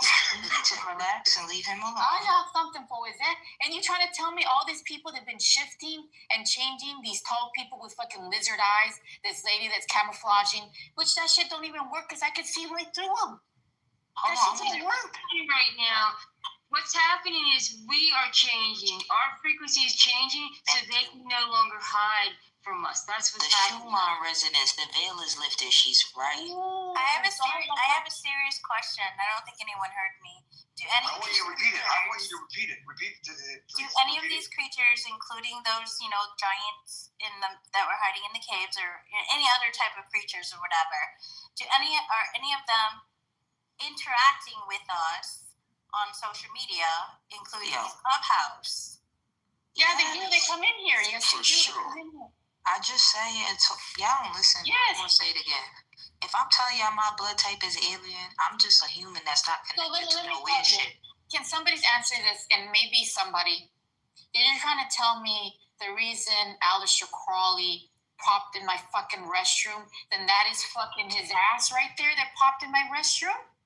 Oh, see, I don't know what that Trying to was. tell me that man popped in my fucking restroom? You got something on you, girl. Is it like recently or before? No. A long time ago. Concerned. Hold on. It was like, I'm concerned. Yeah, you gotta take the spiritual back. so you're trying to tell me all this time I've been seeing all these fucking things. I mean, I've never. Oh, it's Wait, because real it's fast. there. Well, I Because see they, them all like, the time, but I think I don't Hold on, take it Mom. into literal because I try to tell myself that I'm not Oh, seeing this shit, but then I am. But you're trying to tell me we got this fucker next But to I me. don't know what you're Tell me saying. it's no rep. I see people shifting all the time. No, but this I is saw what I'm an saying. individual at the store what I'm one saying. time. Oh, Yeah, makeup but shop. I don't think she's familiar with, like, you know, that you can Oh, see things so and you can see I've people No, who it's they not really that. It's are. not that. It's not that. Just listen. Give me 1 second. I'm trying to just get perspective from y'all. I've read things that say these gargoyles and intuitively I feel like Bigfoot and all that is not violent. So this is what I'm saying. I don't know what is actually being seen because Bigfoot could break niggas into 30 pieces and he be running away acting shy and scared because humans are mean and it's uncanny. We don't So like you're trying to uncanny tell shit. me that big thing that I saw that was literally cloaking itself that looked like They said gargoyles are sweet. Wait, They hold not on. mean. Hold the two. So What do you that call can't it? be a Not, gargoyle. what is it called? The movie. What do you call the wars? No, those big. Oh my God! This is fucking me up now. Well, I think you should Make it up. Don't meditate on dump it. yourself. You see Come what on. you saw. What you saw. I'm getting possessed right now. You're trying to tell me no? All this time I've been seeing things, and man, I went to the store one time, and this friend, right? I've always had the vision to see it, but I always find the humor in it because I try not to like fucking think about it. But then like I said, even the shit I question, I don't believe it. But now you're fucking telling me like all this time I've been seeing everybody fucking shift. You got people with red eyes. You got people that got horns. You got this guy next door neighbor is a fucking lizard person. And totally, I feel like you're just not protected. Some people's not gonna see that shit. Then I've seen things that've been on trees lately, like they've been watching me, and they got fucking wings, and they've been letting me like, I got something for you, bitch ass. So last time I turned around and got the bottle rockets, I said, I got something for your ass, and I shot it straight up the tree. So I'm like, That's not true. Ever since she was little, she could see and she could see things and she could hear things. She could hear people thinking. She can still do it now. But since she was little, she didn't understand it. She can hear what people are thinking. She can see people for who they really are. I've always seen the veil off. It's a path. See if people have like demon attachments. She can see like a lot of things. Do you believe it, Sarah? Do you believe it, though, Sarah? Yes, because I've been in the room many times when she's told people things that they already knew. I remember this one time there was this guy, and then like she scanned him for attachments. She's like, He had it there's again. something over your left shoulder, your left shoulder, your right shoulder. She's like, and it's not a regular demon attachment. She said it's a succubus. And then you know what his response was? He said that he knew and that he had made a deal with it a long time ago. See, Man, you trying to tell me these things been watching me, and then that extraterrestrial or that thing that popped its head out and appeared. You're trying to tell me that so-called being thing that popped up is an actual demon that actually looked like an alien that appeared to me. And like, Hold on, real fast. You gotta stop telling your business. That's the first thing. You gotta stop telling your business. And on top of that, also, when you talk about a demon is just an animal. There's nothing to be scared of. A demon is just. Well, I'm not scared of it, but now it's got me, and they're like, Niggas, I'm ready for the fucking bitch ass. I'm gonna go wine. I got something. Hopefully, hear me now, because I'm about to fuck them up. But see, you don't have to do that though, because maybe, just maybe, your tribe is trying to find you. Yes, you're a seer, and you've been a seer since you was a child, but you don't even know who you work for. You gotta figure out who you work for. Some people are seers for the darkness. Some people are seers for the lightness. No, I don't work for the dark. But I want You may not want to be, but your tribe might be that. I think I come from some fucked up shit that I don't want nothing to do with. So you're It's trying to just tell what me it is. all things that tall individual lady that appears. Ain't nobody hurt you yet. Those is my probably your peoples trying to tell you, pull up, sis. But Dad, if I got a question for you, can you just make it clear that I think when you read that thing where you saw about the can you have any more information about what you read? Because I'm interested in what you said, because what the guys in the cave were doing. No, I saw that on the TV show. I mean, I saw it numerous times on the History Channel when they spoke about these giants that are in Afghanistan and something about. Yeah, the lady talked about it. He came in here, Jacob. Augustus. And they also speak of a source of energy that's in the caves that these giants are protecting. They made a couple movies about it too. Didn't Muhammad talk to God in the cave, he said? Muhammad said he was in a damn cave, and that's when he got the Quran. That went into a cave, and he was stopped by some type of frequency, and then he went back to find it, and he went missing. And people that have seen giants, and they start talking about it, there was that guy on TikTok, he went missing. The government Where was this at? Trish, where was this at? I know there was this one guy on YouTube. He was like an explorer guy. I mean, I don't know. I can't tell you the name right off the top of my head, but I remember watching his videos. And he discovered this cave, and when he tried to go in it, he was stopped by. He felt like his whole body started vibrating, and it started getting painful. Like there was some kind of frequency that was keeping him from going in. And all his YouTube followers were getting on his case, like, go back. And he went to go back. And that was like his last video was him trying to find it, and then all of a sudden he just went missing, or he suddenly, I think they said he killed himself. There's beings on Earth that can't take the sun, and they have to stay in the ground or under the earth. They might come out at night, but they cannot take the sun, so they have to hide in the caves. So what is the griffin? What is the griffin? Because we saw a griffin. You're trying to tell me there is real griffins, or is it just a mimicker? Mimicker, because they saying gargoyles and all these people is good people. Well, the thing is, I never believed in none of that shit. This thing, you know how many things of these things been walking in the street? They dress like clothing, but you can see right through the fucking veil. You're trying to tell me all these people that I've been seeing my life have been all these fucking things? No wonder they've been looking at me, and I've been meeting these people. I mean, but we don't know really. The guy just wrote an interesting comment in the chat, and I'll be honest with everybody, and me probably. I'm not just counting what you're saying, but I think it's true with the guy in the chat. I'm sorry, I think it's Chaz. That's why I said stop telling. It's like two things. Number one, some of those people, and I apologize, I want to say I think you didn't want to say Go. Thank you. Go was saying was that sometimes, to her point, I can't confirm or deny this. For the government still having a clearance. I can say that. It doesn't say anything to do. But I'm just saying I can't confirm or deny, but we don't know, like the gentleman in the chat just said, he could have been followed. And it possibly could have been a human. Because he was talking.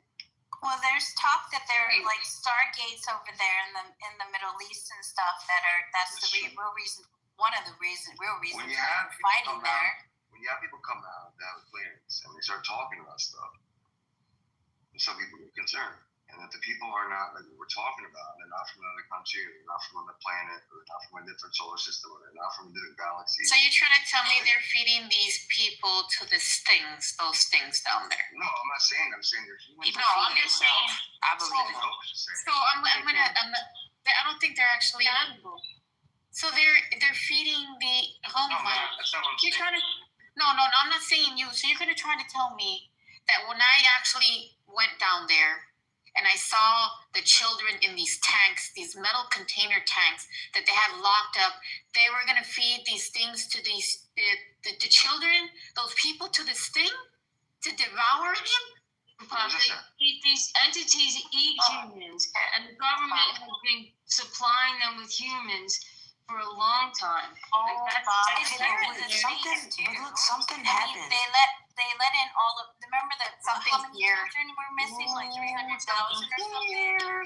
The caves in Kentucky, and the ones that are connected to 2 or 3 different states, the underground caves over there.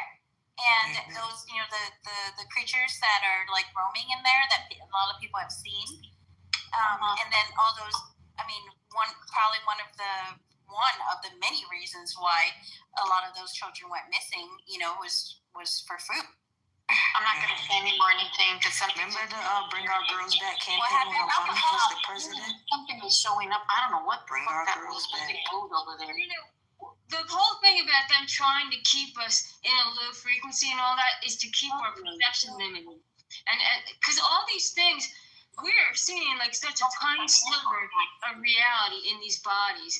And there's things like we're never alone. And they don't want us to understand that. Like I can see when I first wake up, like that's a period of time where, not every day, but often I wake up and I see these weird spiders crawling on like weird things. I've seen fairies, I've seen geometry. That my cat, that person that looked like it's an individual that was inside of her, that she had the glimmer, and she was an actually tall blonde lady with blonde hair. She tried to tell me my cat is one of those familiar people. You must. I think this is why though. Because look, you tried to tell me one time that I woke up that my cat looked like a human being, and I just played with it. My husband thought, so you're trying to tell me that she's an actual familiar? She's actually tall blonde. Something happened with the frequency though. It's too high because now look at everybody. Remember, people used to be private about spirituality, private about their gifts. They know they was killing people. They was doing witch trials. They was trying to find Haitian voodoo grandmas. They was using astrologers and psychics, Queen Elizabeth and Adolf Hitler. Like they've been tapping into these communities, but it's been private. And now something shifted. You got the kids out here. They all like saying their insights. These motherfuckers going 2 reading the tarot community on YouTube, and I'm like, yo, people not scared to be exposing themselves no more. Like they kill people for shit like that. Yeah, but you see what it is because the time has come for truth to come. So what happens? Everything that's been happening in the dark has to be put out in the light. Any type of spiritual work you're doing that is in the dark is gonna come to the light, and that's what everybody's that's practicing spirituality. But you have to protect I got yourself. something for their ass. I got some light. I got a big sonic boom energy with some crystals and some shit throwing spikes everywhere. There's no more secrets, man. The time of secrets is over. So they're Scorpio season.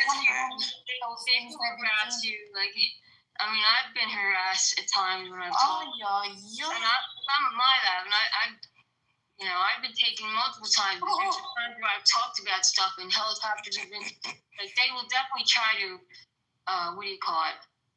So all those bad people are getting their karma, right? And the people that are doing all that bad. So when we're hearing the frequency that they have, their energy being all that means they've been affected. They got something inside of them. You know, what is bad? What is good? Stimulation, and then so like everything that we see or that we think that we see is based on like a self frequency, right? And so like when you're tired, and then this is just what I think. When you're tired and then all of a sudden things seem to glitch, like what you're seeing it looks weird. When like say you didn't sleep all night and you're like still awake in the morning, I think that it's not that you're like there's something like wrong with your brain. I think that what you're seeing as normal, what your normal perception is due to like the frequency that you're tuned into is like sort of like glitching a little bit. And so it's like you can see things, like for what it really is, which is, simulation. You're to your point, Sarah, you're at a higher frequency technically. Because I've always seen that stuff, which is always seen it since I was small. Even now. You're at a higher frequency. That's the bottom line. And you're trying to tell me that lady that practiced creation? So the guys that are in Delta Force and the guys that are in SEAL Team 6. You sound far away, Jacob. Oh, am I far away? Can you hear me? You sound far away. You can't hear me. See? Yeah. Listen. Yeah, you sound 6 now. You're trying to tell me that lady that practiced their Reisha where they had those small little creature thingy-majiggies that were coming out of her house. So do you mean she's tapping into that type of entities? So wait, what you gonna do? Yeah, you gotta there was this lady. Yeah, there was this lady who practices. She supposedly, if she lives in Mount Shasta, I'm gonna say she's related to somebody. So remember the story that I told you about somebody, Sarah, right? That I got blamed for it?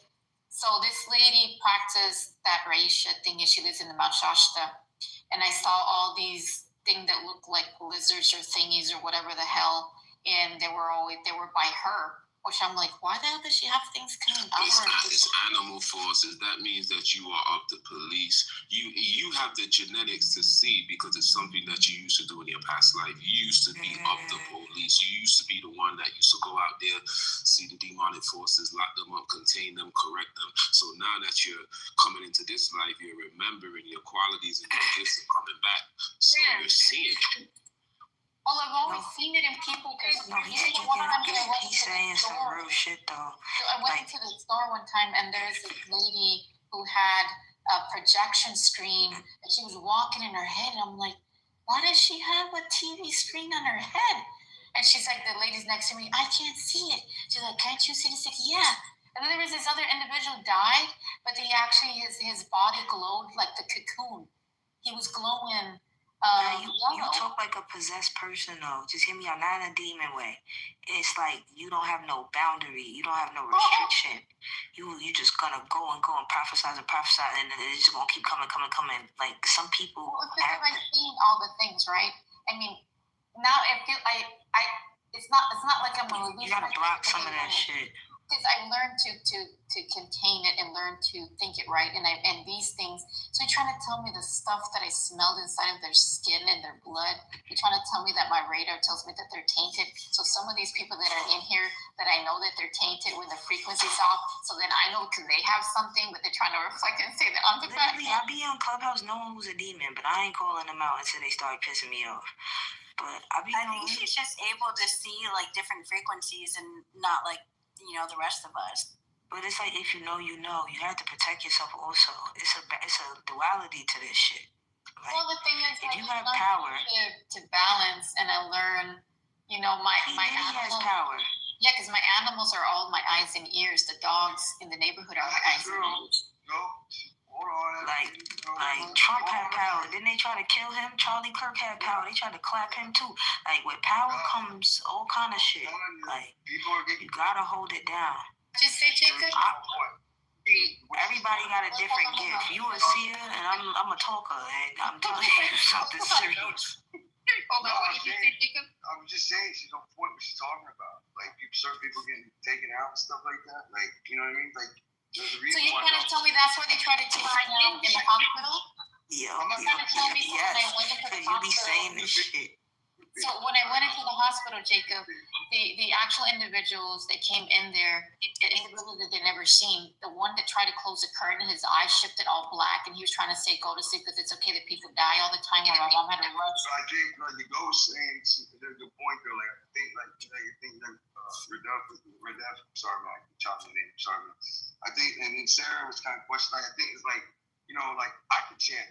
I ain't gonna lie to everybody know. I'm not trying to brag or anything, but I can channel, but I can't, and I've been to fucked up places around the world, but I can't see that. I can channel in like different ways, you know what I mean, when it comes to spirits and stuff like that, let's be honest. But I've never seen or experienced anything that you're talking about. Not saying that like it's not true, but I think like kind of confirm it, you know what I mean? You might have, like, say, you might be from another life. Are you talking about channeling, like you allow spirits to enter you? No, not like that. It's like the energy, I'm saying like everybody has the energy to channel. Everybody, I hate to say this, everybody in a certain. No, I'm not saying I know like channel spirits from another dimension, another, the spiritual world or anything like that. I'm just saying that I've had experiences. I'll be honest. The more trauma you've been through, the more closer you are being clairvoyant. Like I've had almost like, I'm gonna say out of body experience. I've been in a firefight with the Taliban before. We were talking about it. That I literally saw myself almost come out of my body because you gotta think about it. This guy was already. You feel like you about to die. Yeah, I was already. But I remember coming down here. I remember coming through a vortex, coming through here, and then waking up in my home. What Jacob is saying is right. That's why they look for, when they look for children to use in projects, they will look for children that have been abused. because it does bring out your abilities. You're leaving your body and you're entering this. You have to be able to dissociate. That's what they look for in them programs. MK. You're trying to tell me that's why they took me into the little room when I was small and have the lady that looks like Poltergeist in when I was in fourth grade or in like take me to this private room and I used to still want to answer these questions. Oh no, they did this shit in the 90s. She can answer these questions. You know that, right? Well, do you by any chance have any like Freemason in your bloodline? I'm Jewish background, to be really honest with everyone. And make it honest, So you have like Druid blood in your bloodline? It's like Agnikasi. I'm saying it wrong, but it's I'm killing it. I'm sorry. It's a Jewish tribe in Israel. It's Agnikasi. I can't pronounce it right now. It's a Jewish tribe. Yeah, so it's probably Druid then. You probably have Druid bloodline. It's probably He's Jewish. Because I'm Jewish. But see, the thing is, why are you saying it like that? Ish. You're Jewish too, Trish? Then that's probably why you have two Druid. No, I'm not Jewish, but my bloodline goes back to the Druids, not Jewish. Yeah. And the way you said Druids, I was like, why are you saying it like that? To me, it's the same thing, remember? But that's just my thoughts. My grandma was an Eastern Star. My grandfather was a Mason. So there you go. Yeah, because I remember having that discussion. Remember we were all having that discussion, like where does the bloodline lead back to?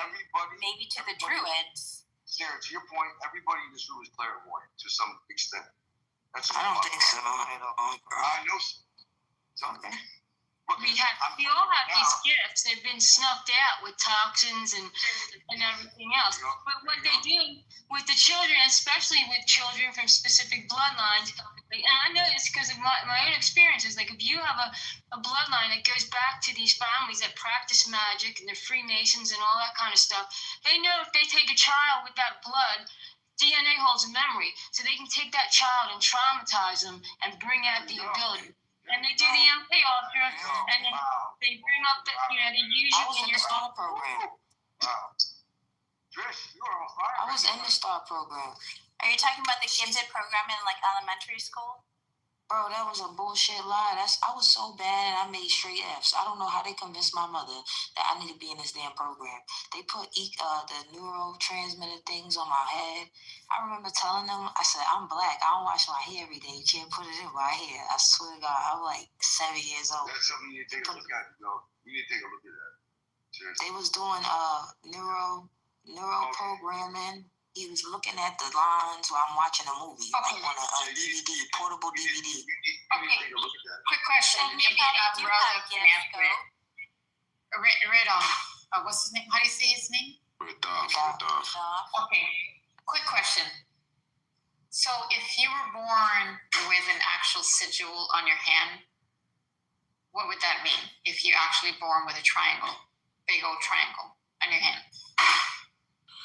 Shit, you're born with a triangle in your hand. That means you're in tune to the eye, right? The triangle is 142, the order. You're part of the order. I would assume that somewhere along the line you've been initiated into some type of order if you're born with some type of symbol on your body. Yeah, because I have it. Didn't they have the triangle on the uniforms that you saw, or was that somebody else on that? Yes. Because inside the triangle goes an eye. The eye is supposed to go inside the triangle. So if you're born with a triangle, then that means that you're a seer. You can see. Because when the eye goes in the triangle, it becomes suspended. That's what's on the dollar bill. An eye in the triangle is suspended, meaning that it's sight. This guy, man, you guys need to hire this guy, man. This guy's tracking like the fucking Stinger missile. You guys need to hire this guy. Yeah, it's like that. The eye. Yeah, I have an palm of my hand. I was born with a big old triangle in the palm of my hand, and on my leg, I have a sigil of a 7. Wait, when your birthday? I just don't say it. You wouldn't have been. You say every damn thing with your birthday. Program and tested like that if you didn't have gifts. Yeah. Right. Let me ask you What I'm something. saying. Can I ask you something, Jerry? Do you have early childhood memories? Absolutely. I just don't dream. What is the? I remember What is? up until How like old 2, were you 3. in your earliest memory? 2? I'm at my birthday party. All this time I've been sitting there trying to say, hey, this person's got something in there, watch it, I know they have something in there. Trish, I got a question for you. Trish, you said something I want to ask you about. How, like, it's not too many people I meet that like know about this. And this is a conversation, but and I know we're deaf, and I think everybody in the state knows that. But it's interesting what you said though. Like I said, how do you know that trauma makes you closer to being more clairvoyant or being able to channel? I'm glad you said it because not a lot of people when I say because you read about it. Because trauma makes you experienced it. You disassociate. No, research is spiritual. You're going to end up reading what you need to read. Yeah, I agree with it. So what do you know? What does any of you know? My experience has been, if you know about 100%, and I think this guy in the middle he got the fucking Star of David on the shit, so I know he's tracking. That's a Jewish star. It's the Star of David right there. So I know he's tracking. What I mean is that the experiences I experienced in Iraq and Afghanistan, my mom used to beat me. So my thing is that not just her, but her sending me away to boarding school when I was 16, like all these things I went through. I talk about it when I was at Podfest like a year ago, and someone asked me about the podcast. I said, this podcast is based around trauma. Everybody's been on it. The one woman, she's been on it, like I said, she saw her whole family got murdered in front of her. And I think, like, events like that, I've seen people get killed in Iraq and Afghanistan, Americans and okay, where's the thing you read? So when you see that, I'm just saying, Trish has got an interesting thing I'm trying to ask her about because not a lot of people like connected to real quick like that. When trauma's connecting, like when you see the movie Sixth Sense with Bruce Willis, that's probably one of the best movies ever. I'm telling you something right now. That movie's pretty accurate. Hold on, I got you. Wait, stay here. That's how they break the children is through But trauma. I never had it. I already came that way. I wasn't Hold on, hear me out, please. Because I know you're special. I might be the youngest in here. Y'all making my brain hurt. Y'all old that. Come on, you gotta. Jacob, are you the first in your family to be in the military, or were your like parents or grandparents in the military? I appreciate that question. My grandfather, both my grandfathers, the skip generation. My father, I'll tell you what. Mental health was on my father's side, and so I'm Jewish. On my father's side, I'm great bar mitzvah, but I'm not like Jewish. But anyway, that's a good question. So I always say white people, you ask them one question, they start saying mad stuff. Like, who was you the first in the military so I can say what I was saying? I'm gonna be done. Yes or no? You're right. I'm sorry. To her point, I'll be quiet.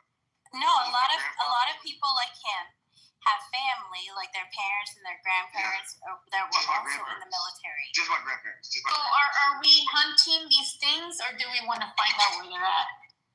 Because we can sniff these, you know that, right? What do you think about Redef? What do you think about? I think he's the one that knows that. He's the only one I've heard say that. So who's hunting them? Because it's easy to sniff them out. Because keep in mind, your energy field can actually sniff these things, but it says they're by what is it called? I think certain people Redef can answer that because you know what I'm saying. He has a little more like. So are we hunting these things, or we're trying to track them? Because if they need help, I can definitely pin them. No, can we go back? Hold on, I just want to say this, please. He probably like going crazy too. Yeah, because if we need to pin them, I'm still here. Okay. So they ain't driving y'all crazy. Are we tracking these things? The people that are in charge of policing these demonic forces or these whatever, what do you want to call them, aliens, giants, whatever you want to call them. The people that are in charge of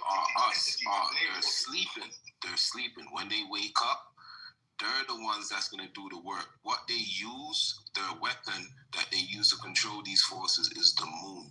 The moon is what controls them. I mean, that's why they always... People don't believe in astrology. And it's like, hold on, bro, real fast. How do people not believe in astrology if the moon controls 75% of our bodies? I mean, water is 75% of our body, and it controls every major body in the world. Then we are affected by the fucking moon. So real fast, hold on, please, so I don't lose my thought. This ADHD is crazy. He says something about a trauma. Now, disassociation, Trish said that, something along the lines of that. That's who the MK Ultra pick on and things like that. That is all Piscean Neptune energy, being able to disassociate. That is the spirit of escapism. That is the spirit of addiction. That is the spirit of illusion and delusion. When you see crackheads pointing and shit in the sky, you think they not seeing shit. You can't see it. Take a shroom and try some crack and do the shit that they doing.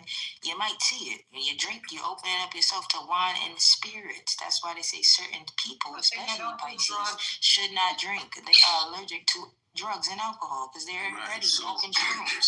Good thing I don't do none of that. I'm on my own time. The moon is what controls them, right? The moon is what controls. That's Cancer energy, the most psychic sign in the zodiac. So when the police, which are sleeping, when they wake up, their connection to the moon, which is the Ankh, is what's the police and forces. Now, until that happens, they're just going to be running around on Earth rampant, doing what they're going to do. So I'm going to have to Aries and Gemini and Taurus, exactly. So I have to send the frequency only of beacon to wake these people up? My lord. I mean, you can bounce No, it's not that. Hold on. You don't got to tell me your birthday. Satellite or a broadcast, like a transmitter. So. Make it pop. You don't got to tell me your birthday, but what is your zodiac sign? It's of all elements. Oh, all right. Hold on. Just give me one of the elements, the most one. You know what I'm trying to ask you. So the thing is, I lost my thoughts. So, well, I know where they are. Wait, are you right? But I know where they are. Wait, are you Jewish too? No. What month were you born in? Virgo. You Jewish? Virgo. Oh, Virgo. Yeah. Okay. But I can think. Okay, so anybody I got you. know where they are. I know where they are. Just let her Are you do it Virgo? Let her do it real quick. I know where they are. Brown.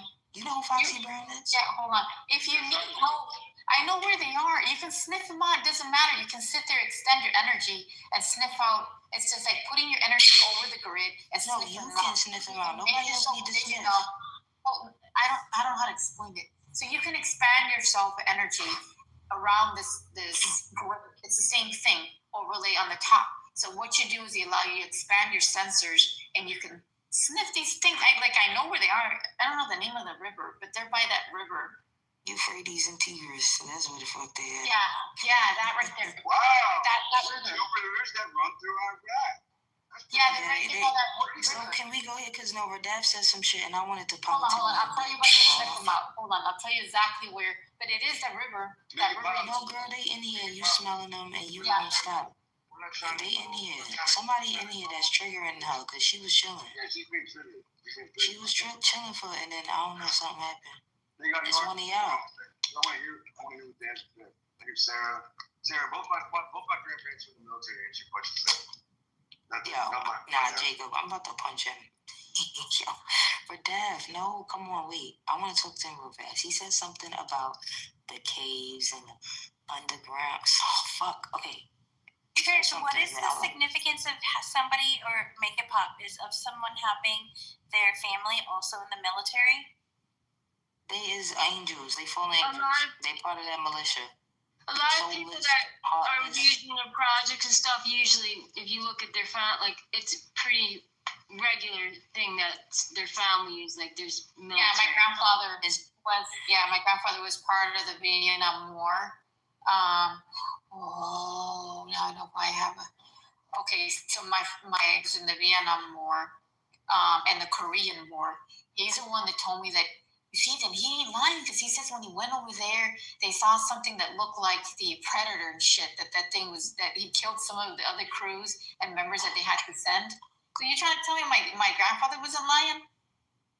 Jacob, you're probably using projects because you tick the boxes, military, you're gifted, you're, what was the other thing? It's like, and I have an actual family and you went through trauma. You're probably have some projects. Combat. I wouldn't be surprised. Combat Sarah was like. Memory, Jacob? What's that? Do you have a photographic memory? I mean, I'm a little bit older now, so it's not. So you got a tracking device, don't you, Jacob, on your body? Hold on, wait, Jacob. What kind of Jewish? Are you like, wait, hold on. Makeup Pop is telling him something. So you have a tracking device on your body. So basically, it's alerting your frequency. That's why you can't use all. You don't remember all of it, right? Because you black out in and out, right? I think you want. I believe him. Right now, but I think you want. Yeah, because you have one on your right side of your body. It's a certain frequency. It's a tracking device that the government puts inside of people's body. Not me. Can he feel it under his skin?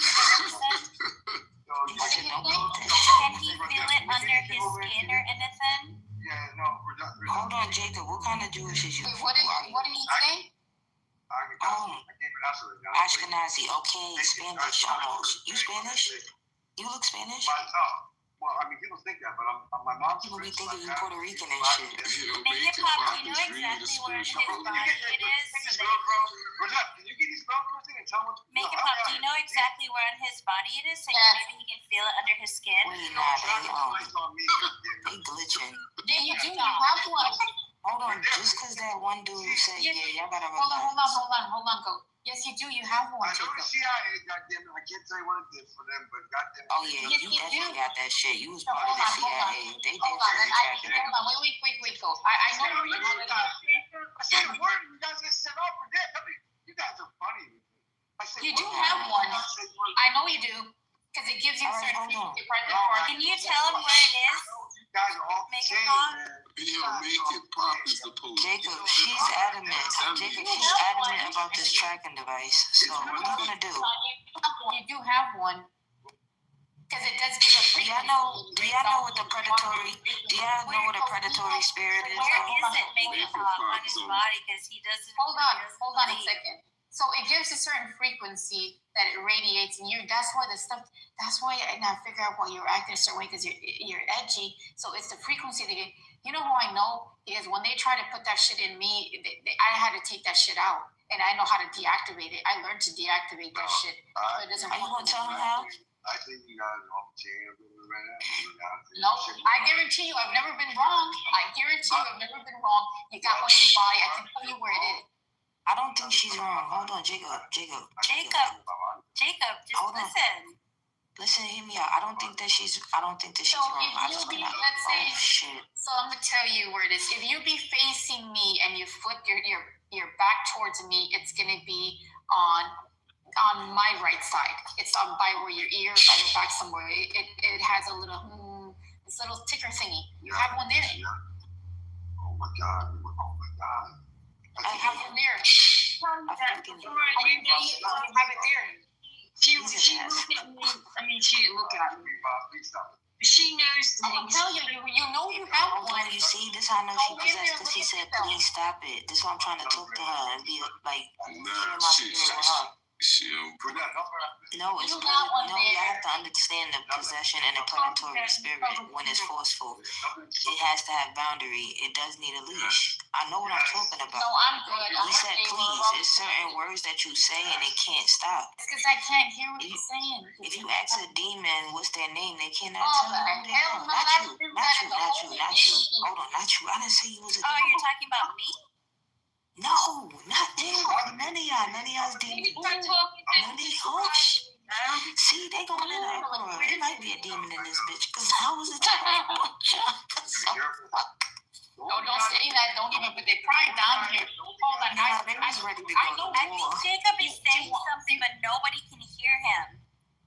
Yeah, I can't hear out loud. Speak up, Jacob. If we're deaf, we're dumb. I want him to speak because he has a lot to say, but no one can hear him speak because you guys can't hear him. What you wanna ask, bro? Oh no, do you think I have a chip in my body, dude? Nah, I never said you had a chip. Nah. No, not you, but this crazy ass person. No, I'm saying, Jacob, it's by your ears. He already told you. Nah, bro, you I don't think Tell them about the spirit I was talking about, the predatory and the. Nah, This Jacob. should be talked about in a public room. Talk about it in a private room to tell you, but I don't think this should be talked about in a public room. Stuff like that. Because I wouldn't. Trish, I can You know. People gonna target him now because they know he don't want to get it up off No him. one is going to target She making him vulnerable. no one. Nah, you good, Jacob. You came in the room and made it seven, man. Thank you, man. Thank you. Boy, you gotta have a man that balances out here. I'm telling you. You guys are on the estrogen right now. Just relax a little bit. This is Jew versus Jewish war. Okay, hold on. Hey, that's true. Hold on. I'm telling you, y'all won't let me talk. Hey, go ahead. No, go ahead, Jacob, and then I'll go if they let. I'm done talking. So trying to tell me that I can give you a list of these things. I can tell you where those giants are because their military doesn't work. And keep in mind, even their area base 51 or whatever they use for it, there's always ways of going through the walls because I've been down there many times. Why did you keep going? And I go to the other bases and I've checked their people that they've been doing down there. And I've seen those ant people and I've seen the crafts that y'all got. You got people look like astronauts with black triangles with 3 stripes on the side. But what do you? Are you on? I've seen those people down there too. And it's got. And I They say can Virgo's on the describe. spectrum. They say Cancer's on the spectrum. Taurus is on. Wait, hold on.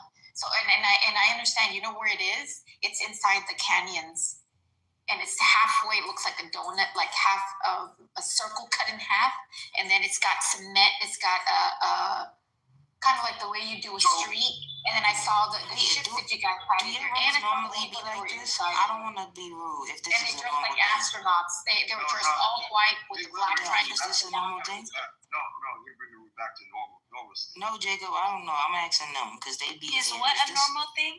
The first time. Like that, she channel like this, She's like not a lot, channeling. or whatever she's doing. Yeah, I don't I'm channel. not trying to. Oh, not channeling. Hold on. Oh, fuck. I interviewed a guy started this 5 years ago. So this is a good space. I want to be interviewing now if it's not. But I interviewed the guy that started this whole fucking thing 5 years ago, or 3 years ago. I'm saying whatever she's doing, it feels to Yeah, it me. does feel off. I feel like you too. You're trying to Not tell off. me that It don't feel off. have you heard the you want me to play the intercepted call that I have that comes No. down from Area 51 No. that said No, I about don't. Hell no. I don't see that. I don't want to see that. hold on. Do you want to hear it? No. I don't want to hear it. I don't want to see it.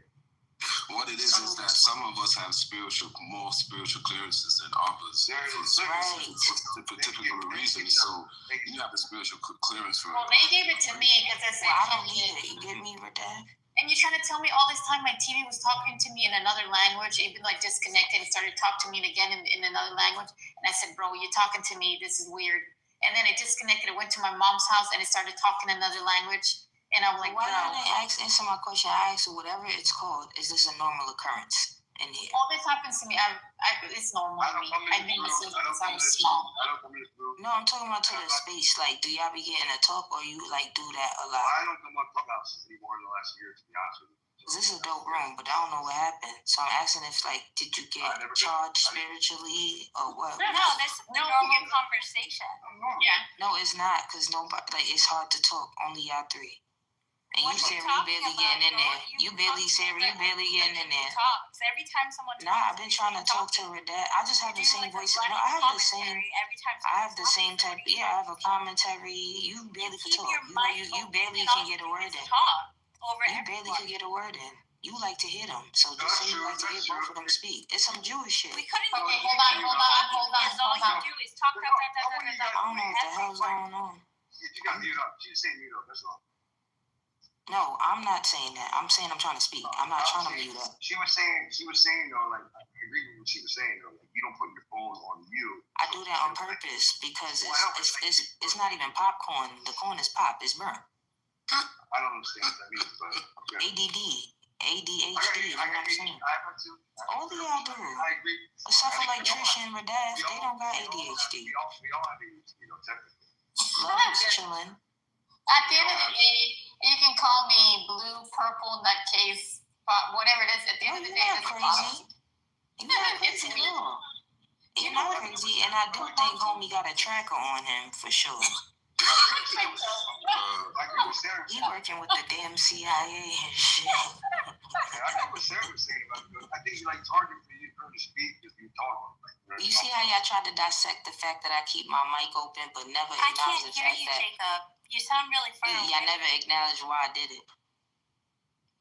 What did you say, Jacob? See? Is there something wrong with your speaker, Jacob? I'm not wrong. The guy right after me, so See, Jacob Alou, he got some Spanish in him, so he could connect. My mom's Dominican. They Ashkenazi Jews, too. Oh, my grandma was Dominican. So many ganas. You always dance in my I don't claim them. They be like, I know black. I don't got time for them. They be blacker in the street and say, I know black. My grandma was Dominican. She also like to dance. Jacob, maybe you can try one thing. There's a setting here in Clubhouse. If you go at the top right, you see the three dots. Okay. And if you click on the three dots and you scroll down, and it'll say audio quality, and you can change it to high, and maybe that'll help. Oh, I know what's happening with that. I keep trying to talk about the caves. That's why I can't speak. Okay. So I just changed it to high. Is that good? A little. I ain't know you could do that. Whoa. I just did you, sir. The cave talk has been blocked from the go. What? Okay. No, I know what happened. Every time I keep trying to bring up these caves, I can't speak. Is it better? A little bit. But some of these people in here definitely. Let me try something. I'll take these off. I have the earbuds. I think that's the problem here. So. Yeah, I mean, I've tried to use earbuds. Is that better? Is that better now? Hear me. Is that better? Yeah, Yes. a lot better. Okay, well, I apologize. I have my earbuds in. I'll be like, But how I'm you so doing, skeptical. Jacob? You Now all the ladies in the room. Can we let this guy speak in the middle? This guy's been quiet as a mouse. This guy's a mouse in here. You guys No, because Jacob, you want to talk about the caves. I want to talk about the caves too. Shit, hit him, This brother. guy just said the most amazing thing. Like, came in. No offense, make it pop. Sir. Let's hear it. Let's hear You it. keep Come trying on. to give him an introduction, and every time he open his mic, it's the cave. I'm telling you, can't keep going too deep into this cave. You die. The caves. I mean, like I was telling y'all, there's beings that live amongst us that live in the earth and in the water. So the cave, those who live in the caves, are just another addition of those who live in the water. They're just different forms of man, but they cannot live in the light, so they have to stay in the dark. Anytime it starts to get bright, they go into the dark.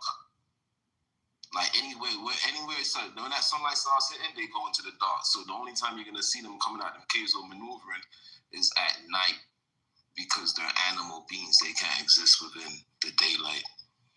So can we talk about how they got there, Renee? Remember, I told you from animal to man and then to angel. All beings, all animals, intelligent and non-intelligent. Ain't that Seraphim? Ain't that the Seraphim? Nah, the Seraphim you're talking about angelic. But when you're No, talking, that shit has all those faces on it. okay, well that's a depiction. But I mean, as far as we're Rudolph, talking about when the you're talking animal about how they system, can't be in the light, are you talking specifically regarding the sun? They can't be in the sun? they can't be in the sun, yeah, so they have to stay in the dark. And they can't They're get nocturnal, knowledge. They can't reach their higher self. They're nocturnal, but they're intelligent, right? So you're trying to tell me the reason why they want to black out the sun is to have those things to come out, or to basically erupt the volcanoes so it can be ash in the air and the things come out? The reason why they're blocking out the sun is because of the light codes and the frequency that the sun is sending out. It's not about what's here. It's about what's going to come in. That's why you This just point, imagine. one thing, right? Point. If you look behind me in the picture, that's the Hindu Kush with the snow on it. That's like in April, May. That's in Afghanistan. On a really better mountains, we've had two valleys in You one. look Italian. So the one that he was saying, whoever said the Hindu Kush in here earlier, Me. whoever said the Hindu Kush? It was me, and that's why I'm trying to talk. Yeah, that's right here. Do you see the picture? That's the Hindu me see. Kush. So the thing is, Well, right? So the thing is, when you look in the Look Bible, at that shit. when you look in the Bible and it talks about the giants in the land of Canaan, they're not talking about physical giants. They're talking about men with spiritual powers. So those who are the giants of the land of Canaan, which is the Nephilim, is not what's in the Afghan mountains. What's in the Afghan mountains are physical giants. This is true. This is true. All right, okay. Wait, hold on first. Oh my God, y'all There's snow in May on the mountains. You know mountains? you could do that in Cali. You see, Cali's weird like that too. Cali like that. Lake Tahoe. Like I snowboard. Lake Tahoe. Listen, You like Cali Tahoe? fucks my head up. But you know these things, Jacob? They tap. That's how they communicate with each other. They tap. They make tapping sounds. All right, but how they get? Let's so that you don't. let's talk about how they got to the caves. He got to the caves. He's going to tell you. He's about to. No, I'm about to tell you. That's how they communicate. They tap.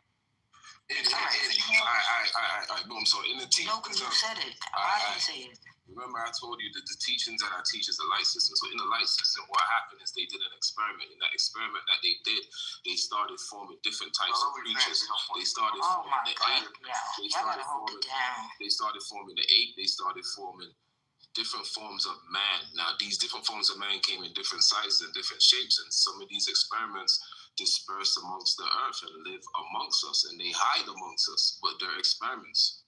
I'm trying to go deeper about the dispersion, bro. This is what I'm saying. Let me talk now, because you saying what you're saying, and I think you're acknowledgeable, and I think you receive information well. That's why I keep saying, but look. So in their books, it say them rivers, that Turkey, what is it, Euphrates and Tigris River.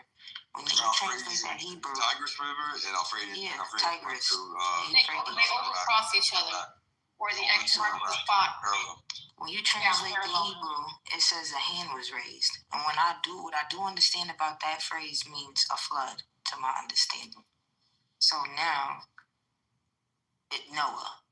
Why was Noah sent up there to Turkey and all these funny ass places? I personally think if this albinism story is true, which I'm starting to really think it is, them type of people can't sustain in these places like Israel. Like, look at the Hindu Kush. In the Hindu Kush, they was talking about seeing these people. It's Indians, Dravidian albinos that literally look like American white people, Irish people, and those is Indian people. Those is not white people. Wait. Oh my God. Jacob, no, for a second, Jacob. Hold on, Jacob. Let her repeat that again. Yeah. Like, cause you won't stop, Jacob, and it's annoying. Repeat it again, because I think I have evidence of it. Can you repeat that again? About the people? Okay, wait. All right. From the Dravidians? Yes. The Indians, tell me about it. Okay. So they were saying over there that a lot of sightings today occurrence was happening in the Hindu Kush Mountains. A lot of Indians, Dravidian albinos, literally look like Irish and regular American white people, but those are Indian people, and they have albinism. They said Noah, in Enoch's book, his father and his mother were black, and they were shocked that their baby came out white. And so that was a whole thing.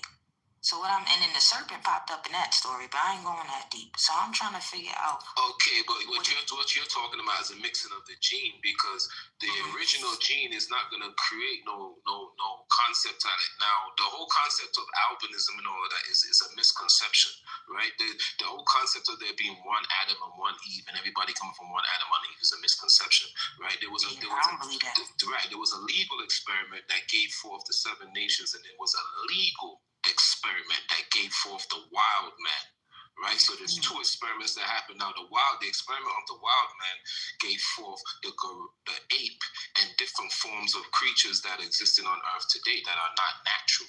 They're inorganic, right? They was designed in a lab. So what you're seeing is different forms of this experiment and different trials that are walking around the earth.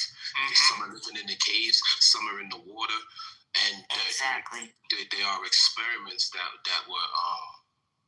went wild in a sense, right? Because of karma, you can't do nothing in the ether. Like it's in there, it's out. Right, correct. So when you're talking about the Nephilim, and you're talking about the Anakim and the Rephaim, the children of Anak, you're not talking about giant people. You're talking about regular people that have spiritual powers that will be perceived to you to be 7 times bigger than you, but actually they're the same size as you. But you're looking at a normal man, but he's a giant in the spirit. So let's go back to, all right, the O negative, the RH negative. So according to science, this is alien blood. I am the universal donor. Nobody can give me blood. I can give everybody blood. O positive people can give universal plasma, but that's it, because their blood is infiltrated with an antigen. Anybody that has positive blood is infiltrated with an antigen. Well, there was experiments going on. So not everybody has the same genetics, because some people have this experiment genetics within them. So, so in the military, we're dog tags. Because on the dog tag, they have the type of blood. Because what he's saying right now, That's 100%. You can't give somebody A positive or O positive blood, to his point. No, O negative people can give everybody. So let me tell you one thing. Let me ask him one thing. I'm sorry. Go ahead, and then I'll go ahead and ask Red a question. No, go ahead. Ask him. So this is interesting because my mom was told, you know, like when it comes down to me and my sisters, we don't look alike. Like, right? I don't look nothing like. My sister looks Sicilian, my sister's black, and then it's me, right? My mom was told, keep in mind, right? My mom was told by somebody, or she just tells me the story, right? That she was basically carrying 3 babies that were not hers. And they used her body, which is us, me and my sisters that are there. This is very You possible. have abortions and miscarriages. Them babies are still there. Does your sister have kids so you make it pop? That's Yes. something they do with children that were used in projects. They create the babies in labs and then choose a mother and place them in the mother. Well, I don't know if they have the gifts, but the thing is interesting that all said and done, the things that whatever my sister went through, life and death experience, and then she met some individual from high-ranking military governmental individual that she is now living with, which I'm like, where did he come from? Uh-oh. Yes. Yeah, that's the individual that knows about he's up there, Jacob, up there. And he also knows about the crafts. He knows about all that shit. So that's why I'm like, how the fuck did he get with my sister? But that's interesting. No. Everybody's looking for the key, so everybody's gonna come looking for the key. Animal, man, and man. Right, so it's a story that's just repeating itself and coming back again, right? So it's nothing new. It's nothing Right. new. Well, but now, is it the key to activate the crafts, or is it the key to turn on? Oh, Is she? hold on, I got a thought. Is he keeping his eye on you? Make it pop. So probably because it's weird. So keep in mind, this is strange. Then that would explain the blue energy that ran through the pyramids because it protected the people from these things, didn't it? The force field. Correct. Blue is 408. 408 is the greater light and the lesser light. And that's why. And this is why the people had the blue in their bodies, which protected them from them. Which is the sun and the moon, the force of the sun and the moon. Remember that blue light that was in New York in the sky? Oh my God. So you're trying to tell me I didn't hear you. Let me tell you, want to say something to Redette real quick? Yo, I was on the thing the other day, and there's a thing, it's a white tiger. They got rescued from, it's in Ukraine right now. I don't know what country it got rescued from, but somewhere in Africa, Redette. And the husky, everybody knows a husky, and a Malamute is his cousin. Everybody see the big dog is a husky, but the bigger ones they call a Malamute. They're from Alaska, and everybody has huskies. They should be there. People in America buy them. They're expensive dogs. Their eyes are blue. And everybody knows in this room, if you know a husky, and you look at this white tiger, and we're done, you can help me out with this stuff. You see their eyes are blue. This white tiger is from Africa, and it's almost going to stick. They have it in Ukraine. Yeah, albino. I'm trying to tell you something. I'm not disagreeing with you. You just said about the blue eyes. I want to continue because I was saying the white tiger and the husky. What do you think about that, man? To your opinion. Trish, what did you say? Couldn't hear you. That's one of the reasons they block the sun, is to block the blue light from getting to us. You're trying to tell me that that's why my body's been literally like transparent and been seeing blue through my face? Yeah, move your phone away from your face, please, because No, you're no, too no. spiritual.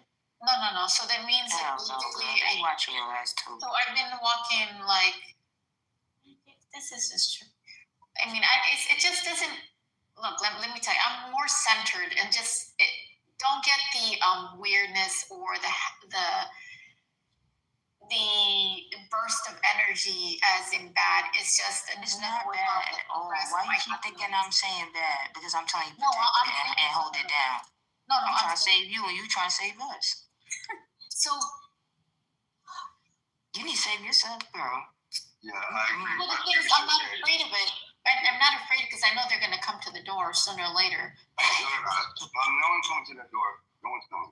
I tell you. He in the military. He ain't letting it happen. Well, I'm not in the military anymore. I retired in 2015. So you're right in saying that. They're not coming. This this guy in the middle, you guys keep doing. We're done. I keep fucking his name. They're not coming for her because she ripped out her tracker. Yo, let me ask y'all a question. What does this sound like to y'all? Oh, let me read this little phrase to y'all. Hold on. Let me read this little phrase to y'all. It says, "Blessed is the lion that becomes man when consumed by man, and cursed is the man whom the lion consumes, and the lion becomes man." And they go, grrr, give me a grrr. What does that sound like? And also movie, it's the song that goes, give me a grrr, give me a grrr. I just have to get it for a minute. Blessed is the lion that becomes man when consumed by man, and cursed is the man who the lion consumes, and the lion becomes man. Their image of themselves, for the animals are cursed of an image of themselves. Like that beast mentality, that survival, nasty beast shit. You get consumed by that shit. I don't fucking know, I'm smoking. So it's I like that. So, because I remember the actual pyramids. It's the Gospel of Thomas. The pyramids all aligned back then, which they need the thing that I'm supposed to activate that they have over there. What is it called again? The Kaaba. The Kaaba. Which makes the Merkaba. Yeah, so I'm supposed to activate that thing so that can go back into the pyramids and top of the things and activate the blue light. But people, see, that's where I'm scared. Because everybody keep thinking they're supposed to activate some shit. And they're going to meet their demise sometimes. Because you're going to bug out and be on this plane. You can't be on this earthly plane and be too spiritual. You have to be human and balanced. Because I understand, but I've always been balanced. You're right. I agree with you on that. But I've always been What balanced. was the name of the craft that goes to top them of the Kabbalah pyramid? people is crazy. Hold on. Do you remember? They done open up some shit and they don't know what the fuck to do. Wait, hold on. Calm down. Everybody gotta calm down. Hold on. Is it the Kabbalah? What is it, the thing? What was it? The damn tetragrammaton. The Ark of the So Covenant. wait, hold on. So keep in mind, there's supposed to be a thing that's supposed to activate the because there's an actual craft, right? But this thing leads all the way, because I know there's water in the bottom that activates its conductor, right? Which blue energy transfers from that also goes to the black pyramid and the other ones, right? But it's supposed to be like a whole force field which aligns to that thing. It also shoots up at the same time. What is it shooting up to? CERN, I think that's CERN. The shit they doing over there with the Indian symbol, Sheba in front of it. What is that shit? No. It's shooting up to the base of the pyramid. Remember, They trying to hit the firmament, right? When the light goes through the pyramid, remember, when that white light goes through the pyramid, right, it refracts into 6 different lights. So when that light is shooting up, whether it's blue, yellow, orange, it's shooting through the pyramid, the base of the pyramid, which is the universe, right, or the firmament, whatever you want to call it. This is true. It's called the Vimana. That's what it's called. Yeah, the Vimana, that thing. Wait, why am I colorblind? So the Vimana, right? The ability for this light, to go through the pyramid is what causes the days of the week, is what causes the 7 lights, is what causes Kabbalah. You can't avoid it. You're living in it. You can act like you don't acknowledge it, but you're living in it anyway because it's the 7 lights. But look, it's the color code. So look at Superman. So look at his weird shit. He comes down here. His mother name is Mary and Joseph. His father is, I guess, God, and his uncle is the devil. And Kryptonite, Krypton, or whatever the fuck. Like, this symbolism be so funny to me about everybody trying to get to Earth. I think it's a lesson for humans to get really with the program. This is our shit. These fucking aliens, fallen angels, everybody want to be here. They see gold, they see resources, they see slaves, they see dummies, they see all types of bullshit, and they want to play. They can't beat us if we get together. I'm not fucking with no ancestors. You're correct. You're 100% correct. They can't even stand. They can't even stand in the sun. You see, they don't even have the ability to reproduce or stand in the sun, so they have to hide in the caves or hide in the water. Redef is right, because he's the only one in Clubhouse. Since your ex-husband, I said earlier, that has only said, asked me, kind of joking around, but Redef is the only one I've met in Clubhouse 4 or 5 years I've known him, that has ever said anything about cave and Afghanistan. So that's all I'm going to say. You ever heard of Allegory of the Cave? Go read that book. What is it called, Sarah? Information. Vimana, So the Vimana, Vimana. that's the thing that needs to be activated. That needs to be unlocked from over there, which only a key code access. How you spell it? How you spell it? Vimana. It's the thing that will go on top of the Pyramid of Giza, and it's created from the Kaaba, and it's connected. The other piece of it will create like a Merkaba, right? Something like that. What do you think, Sarah? What do you think? And then it flies over to the Pyramid of Giza and completes it. What do you What? think? What do you think? Of what? What you just said. I mean, what do you think? What Rudolph is saying? What was your thing? What do you feel? What do you think? Because that thing is supposed to go in there and it go activate it. I want to see what Sarah. Like, what do you think?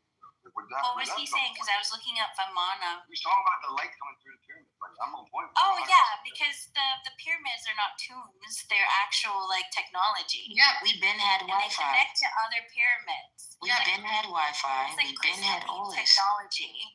We don't create shit. We gotta stop with this creator shit. Everything been here is just being reinvented. Technology. They give us technology when they need us to have it. Yes, but keep in mind, hold on a second, let me chime in. So the thing is, I understand they have that, but the thing is, we had to use the same thing to flip it against them, to use to divert the frequency against these individuals, because that could only affect. Keep in mind, anything that when you learn the studies of anything that's been possessed, hijacked, or whatever, they could only mimic every other frequency, but there's one tune of frequency that can never, no matter how they do it, how advanced it is, they can never tune to that frequency. So it's the same thing. We learned to use the same thing to divert the frequency, shift or destroy these things by a certain thing. We can stun them at the same time and do what needs to be done. But they're pipsqueaks. They're pipsqueaks. They're pipsqueaks. Oh my God. Susie, I'm sorry. Can I just add something that's really important? Yes. I want you to go. Can you let him finish real quick? You can go, okay, please. Okay, now go ahead. Yeah, because what they're using the 7 frequencies with electricity, right? And because they're using it with electricity, they're using these frequencies of light. They're using electricity to mess up the magnetism. But how you overcome it is with magnetism, because magnetism is a higher. Exactly, that's what I'm trying to tell you. That's Yeah, it's like they deactivated the grid, the pyramids across the world. They deactivated it by removing the tops. Yes. Susie, Go I'm sorry. ahead, Lucy. All right, Jacob, you want to listen to me? Mike and Susie, go ahead. Thank you, Make It. First of all, thank you, Make It Pop. Good day, everyone. Happy Sunday. So, the conversation is so intriguing to me because only yesterday, right, I was having this conversation about Egypt. I just happened to have spent a year in Egypt a lifetime ago studying. And a couple of things I want to share with you.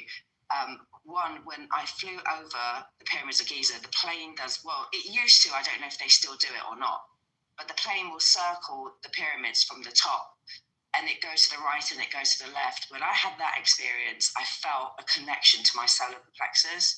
It was just something that came, and that just goes towards the conversation that you're having regarding the magnetic forces of that area and the way it's concentrated, because it literally just connected itself with my belly button, umbilical cord, and it hasn't left me since. So there was something that really was powerful that happened last year.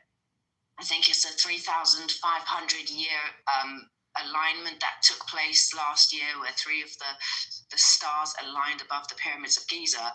And then I want to share this with you guys. When we was going through that madness, right, and they announced the 3rd variation of that thing, which I'm not going to ever articulate, but you know what I'm talking about.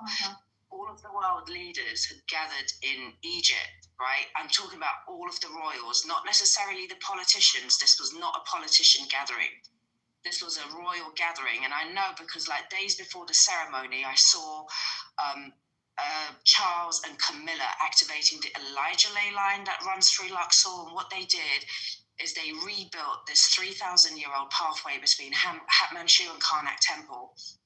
And they had the biggest ceremony. And all of the Masons and the Northern Stars and all of these different groups around the world were told to tune in and watch live. I'm going to drop the whole thing for you in the chat. Just bypass the intro and look at the ceremony. It was a huge ceremony. And then yesterday I was speaking about all of this in the waiting room. only to see that they're going to hold the Grammys this year at the pyramids. Like, so this is all They won't be able to activate it because the thing is, what I know about it, right? I'm telling you, like, I don't know how I know, but we're supposed to, I don't know, I'm like supposed to activate that thingy and get that thing over there. And then that comes with the key and everything else within it that will fix everything. Plus, you flip the frequency, which is the overlay in this place, and reverts it back. That will literally destroy these things or stun them. Make it pop. Remember, make it pop. She also said it'll open a way out. So during that period, again, that we went through, the G7 gathering happened on St. Michael's Mount. Those of you that know ley lines know that the Elijah goes through Egypt, right, and comes right down and hits the St. Mary, St. Michael. And the St. Michael's Mound is where they all gathered, which logistically made no sense. They lit up St. Michael's Mound in red. The locals were absolutely furious and demonstrating to get them out. They didn't like the ritual that they were conducting down there in Cornwall. So all I'm saying is that they know that it's an energetics, right? They know that when they get together and gather in these areas, whatever it is that they're trying to manifest and put into law and sign off or co-create together on this planet, it just becomes slightly more amplified. But and also Egypt's government, I don't know if you guys heard, have now really like pumped a lot of money into tourism. They said they opened their first museum, like they spent millions, if not billions, on this museum. And then one of the really old bracelets, which probably wasn't a bracelet, it probably was some kind of a device, was stolen. And then it went from hand to hand to hand on the black market, or at least this is what they say, right? And then they say it finally got melted down and sold as raw, just gold in grams, which frankly, I don't believe. I don't know if any of you guys believe that, but I don't believe that. So I don't know. There's definitely something going on in Egypt right now. Yeah, I want to go before I know make a pie. I gotta go, but real quick. So in March of 2004, because I turned 20 years old in Kuwait, 2004. When the pilot flew in, I looked out the window, and I know this might sound corny, but I looked down, and the way we flew into Kuwait, I looked down, and I could see all the pyramids, 30, 40,000 feet in the air, and no clouds in the sky. It was like 7, 8 o'clock in the morning. The sun just came through. I looked down, like I said, from 40,000 feet as a pilot. And I wasn't even on a cargo plane yet, because when you're in Iraq and Afghanistan, you can only fly on C-130s, C-17s, C-5, whatever the cargo plane is. Because you're not flying, because they do combat landings and shit like that. And a commercial airline doing so. But my point to you is that it's interesting, because when we flew into Kuwait, because Kuwait is the staging area, but the biggest thing is we climatize before we go in Iraq, especially when you're in the summer in Iraq. It gets up to almost 140 degrees, like in Qatar or Qatar, as they some pronounce it, or Abu Dhabi. No, the way we flew in, I could see all the pyramids, and I was like, "This is some crazy shit," because I could see them all from 40,000 feet. Like, you know what I'm saying? And that was crazy. You know that? Did you guys know? You know, you're saying Iraq, and I just want to say this about Iraq, and then I'm going to hand over to you guys. Prior to that invasion, every student around the world that was studying archaeology, their gap year was spent in Iraq, right? I mean, the kind of stuff that's in, because like technically, let's think about where that is like located and what that place is. And every single student would have to go there to excavate. I mean, there was no place, because the first this was made there, the first that was there. All of the Gilgamesh story, and they're still trying to find, you know, there's hundreds of thousands of clay inscriptions giving you high-level information that have been gathered from that region that multiple different people are holding. And I know that they're looking for something. They're trying to decipher this, right? And there's only 5 people that can translate ancient Sumerian, because I was thinking about going back to study a PhD just to learn the old language, just to get involved. Huh? I understand it. But have you looked at any of the tablets? Susie, what are they looking for? Are they looking for the key? I know where the tablet is, but they're missing. Are they looking for the key? There's a big block. So there's I've had, I don't know how to explain it. Like I know how to read it, but I don't know how to explain it. Like, you know, when the you don't even have to, I don't know how like the words, the letters transfer into actual, you just, it's like scanning it and like understanding it. It just goes within your body, interprets it. I don't know how to explain it, but it's weird. I've always been able to do that. They're being blocked. They're saying that they're not allowed to. That's why they can't decipher it. They already know it's what's there. They're hating outside the club because they can't get in. Certain people could just smoke a blunt and eat a shroom and figure out what the fuck them is. They done been scribes. They done went to school. They done paid for college. They can't figure it out. You could figure everybody out there. They're trying to There's understand too. Black people go to Miami. We don't go to Egypt and Africa and study scribes. We need to go out there and smoke a little weed or something. Let me say something. It's so right. Sorry, they're trying to complete what they claim, right, guys, is this is what they claim, and I don't believe them.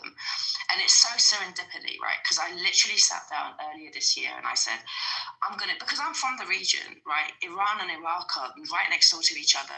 Our artifacts are so similar. They lean into different stories, but they are like for like between the two regions. So I'm like, this is heritage for me. I need access. I live here. I want access to these like clay tablets. And then fast forward, I get invited to go to a lunch at the School of African and Oriental Studies, and I'm suddenly sitting in a building with the heads of that university, and I'm saying to them, yeah, I might, because I'm actually running a project with them, believe it or not, this year. And I've just been invited to go back and to listen to these ancient instruments that they have from the regions that they're going to play for us. So this is going to be interesting. You said they're trying to complete what? No, back to the thing and make it pop and what she was saying. Look, the thing about the problem with the tablets is this, is that they've got all these countries went in and pillaged, right? So they got lots and lots of these tablets all over the place. They haven't necessarily found them all. They haven't excavated everything. And then I know. Okay, baby, hold on one sec, darling. And then on the flip side of it is that there's a lot of private collectors that have paid millions, if not billions, for these tablets, right? Because whatever that information is, the upper echelons are all trying to get their hands on as much as this stuff. And they tell you on the surface, right, that, all those tablets is like the Gilgamesh story and everything else. But if you look at certain professors, they're giving you everything. Like, for example, I'm reading this chat, right? And they tell you that they used to bury their relatives inside their homes in the basement. That's why we all have basements.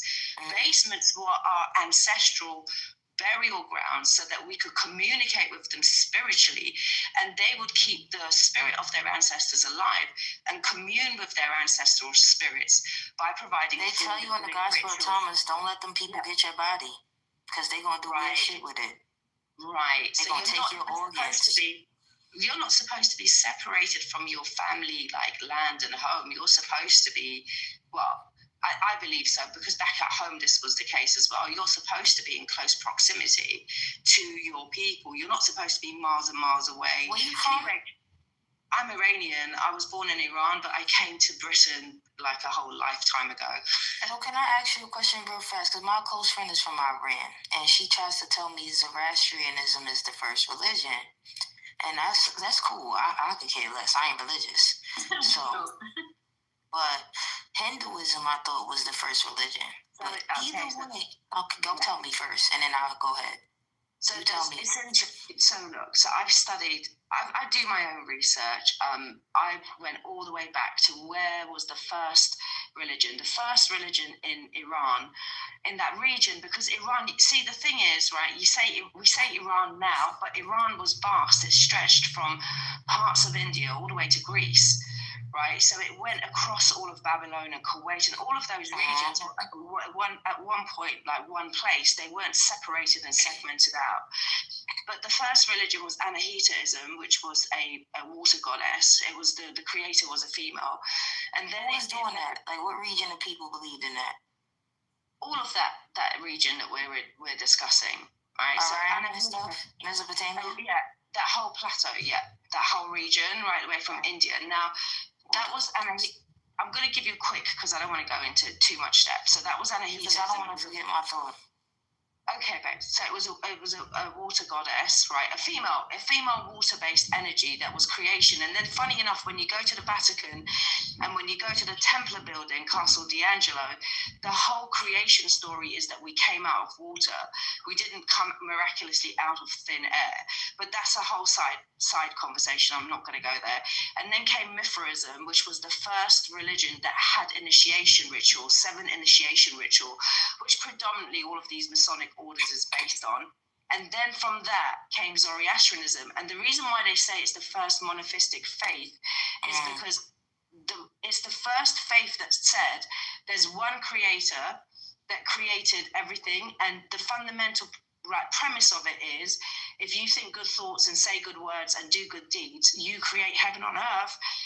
But you will be challenged every second to do other things. And the minute you veer away from that principality of having self-control, right, and accountability, then you're co-creating something alternative that doesn't serve you.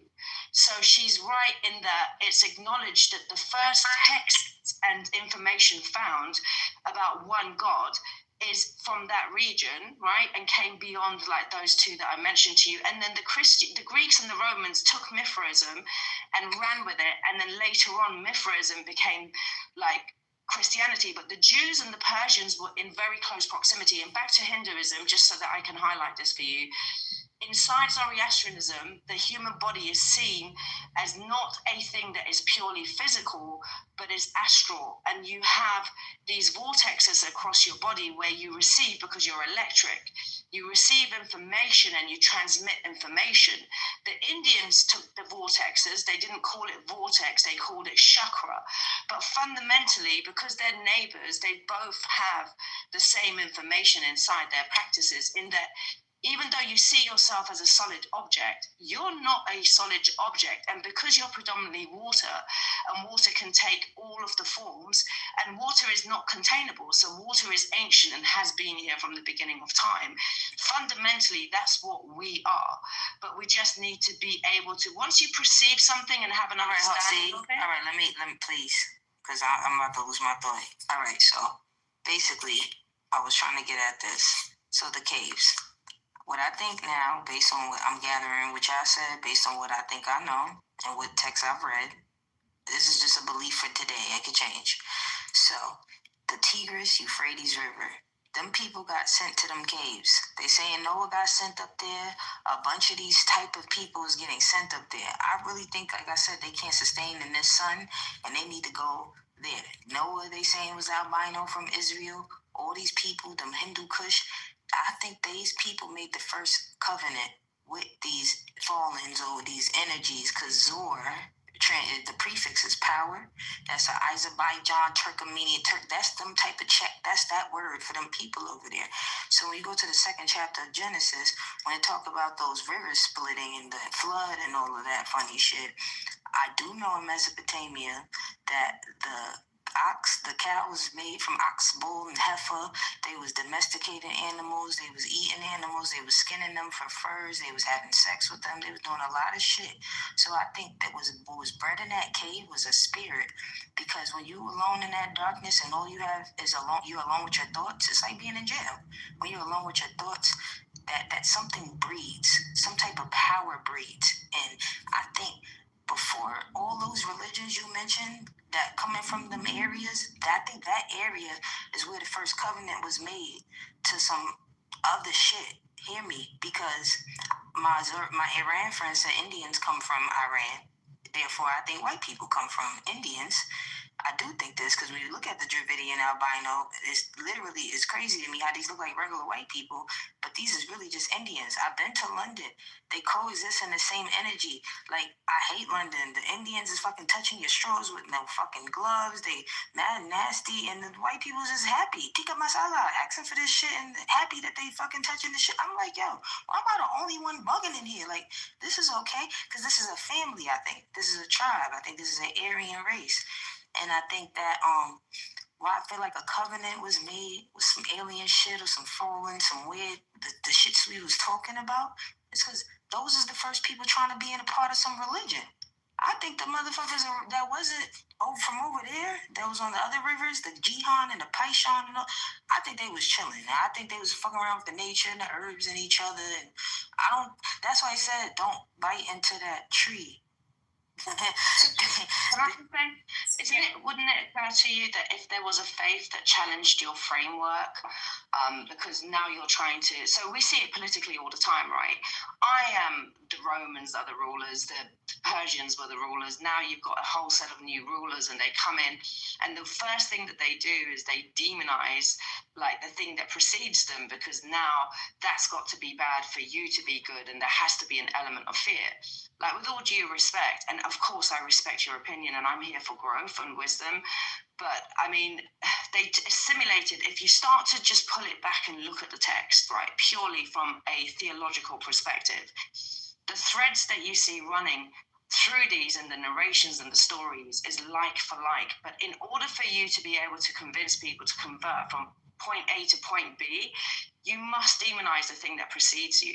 But that's the difference. Hold on, Susie. Let me correct you, because that's the difference between me and a lot of people. I'm not religious. The thing is, why I could talk to religious people is because I'm not like, fuck your religion, it's wrong, come do something else. I don't have a new redirection. All I'm saying is, before you came in the room, I was like, we need to accept our darkness. I'm here and I got RH negative blood. I think I come from some savage shit. I think some people is possessed and working on dark shadow sides with their power, and they just don't know who they're working for. At the end of the day, if the Mesopotamians is the one who set the tone, then that's who did it. I'm not mad. I think that's who did it. That's why I said I don't trust the Asian continent when it comes to war and all of that shit, because look how they sent these motherfuckers around. They was coming, because Africans got that, they fucked up, because they made a covenant too. When they sold them Congo motherfuckers, why do you think I'm an American? Because of these assholes. That's why I don't fuck with Africans neither, because they made a covenant with the Arab Moors to sell us out, to turn us into lampshades, wallets, and all kinds of weird shit. That's why I'm cool being an American. When you go to New York, Africans do not fuck with black people. They literally tell you, they act like you a nigga. Like, y'all not from New York. Y'all gotta come to New York. People that look like me are weird to me. It ain't no white people being Jews is cool. I learned how to read Hebrew from my Jewish friends. I'm telling you. Something to Susie. Susie, a real quick thing, and Ralph. So we were talking about, what was it called, Sarah? The Vimana. Yeah, the Vimana, right? And the thing is, right, they're talking about the tablets, which the thing is, I saw in my visions, which I didn't understand, like I'm getting all these downloads and prophetic thingies, right? So I saw a lady who's walking through the sand, through a sandstorm or whatever it was, and she was holding a tablet that was hidden, which is one of the main tablets that they think the one they're looking for, that they can't put it together. They still need that one that ties it all together. They're missing that part. So I couldn't understand, like, the lady was walking through the storm and she was covered in that clothing, like the way Jesus would wear, all that, right, in Egyptian or whatever. She was walking through the storm and she's showing me where they put it. I'm like, why would you put it there? Because she put it in there because they wouldn't be able to find it. So whatever they need, that tablet, she had it covered in a cloth, and then she put it somewhere else so they wouldn't be able to use it. But she's like, look. I'm like, looking like, who? That's the stuff that tripped me out. So I know that thing, that banana thingy, needs to be activated. And the thing, it's not an actual key, it's actual blood. The sequence, these individuals try to mimic, but the thing is the actual machinery to activate it. And if they try to use it, no matter how falsely they use or whatever it is, that system that's there will actually detect the actual individual, if it's been cloned or not, and it won't accept it. Major Pop, let me ask you a question quickly. When it comes to the Egyptian hieroglyphics, can you decipher, because I've just seen some research and a docu that says that for all of these years, because like people like Aleister Crowley and Madame Blavatsky and all of these people, they went to the region, right? They created like ritualistic practices, which then kind of moved into a whole different and created, spirits and things. Because when you believe in something, you co-create it spiritually on this plane. That's the thing. That's why it's so important that you keep yourself, your belief systems, and then when you start to go into ritual mode, right? whatever your ritual might be, then you give it even more energy. And the more you conduct your rituals, the more energy you give it, and then it becomes like a form, like a whole energetic like presence. But it turns out that all of that, like Golden Dawn, Madame Blavatsky, all of that stuff that they did, and if you go a little bit further back, there's other people, they didn't actually decipher it accurately. So now they're sitting back down, right? They're all sitting the fuck back down. They're going back to like the beginning to try and relearn what those things were. And so I think you guys had said earlier as I stepped into the room, I think you guys were saying that I think it's a genetic thing, a DNA thing, or a light prism thing. It won't be revealed. Like you might even get a surface level understanding of something, but the real decoding. Oh my God, fuck. Did you guys hear about the pyramids in Bosnia? There's about 4 or 5 pyramids, right, that are connected to each other through a really long tunnel underground. This is not in like the public domain. They all activate. It has to. No, make it pop. Let me say this quickly, right? They're connected via underground tunnel. The military are aware of this tunnel. They were not able to open the gate, the doorway between these pyramids until they found this one guy, one dude. And they don't really disclose where this guy was from. And this is a true story. This is not like some fiction bullshit. And they brought him and he managed to open the doors between these pyramids. His body, his chemistry, where's the lady with the blood? Right, his body, his actual chemistry and the combination of his blood and his frequency and whatever could open those tunnel doors, and nobody else could actually open it but him. That's crazy. Let me find the book for you guys. Yes, I'm the gonna same find thing with the Kaaba in wherever the Kaaba is. And it's like the Vimana will not reveal itself unless the person has the key and they have the correct bloodline. And then they'll be able to see the writing, which is also hidden, and they decipher it. And then that's how they will. And these idiots die because they think they have the bloodline because they're retarded. And that's why they keep fucking dying. This is where I come into play. They go psycho and crazy because they don't know what to do. They didn't touch that energy because it's not for them. And this is what I'm saying. I don't know if y'all ever seen that movie Divergent, but basically it was this like magical box thing that only Divergents could open. So they were hunting for Divergents and they were realizing just being Divergent wasn't enough. You had to be 100% Divergent to open this box. So now it's, let's say, billions of people in the world, and like only 2% of them are Divergent, and then like 0.1% is going to be the 100%, and that's who can open the box. So they kidnapped her, did all types of tests on her, figured out she was running and that she was the one. They catch her. They force her to open up the box. They induce her with the same neurotransmitters they did in Star Program and all that shit.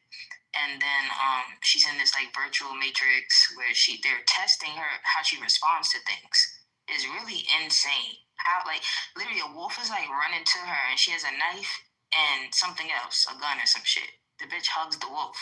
Like it's crazy. Like they're literally watching for all of this thing to see the 5 things, the 5 elements. Is she caring? Is she truthful? Is she dauntless? Is she all of these things? So they get the box open. And then it like exposes some shit that the higher ups was mad as fuck about because they knew they couldn't open it. That's why they gatekept it for years and had this bubble society in this fake ass world.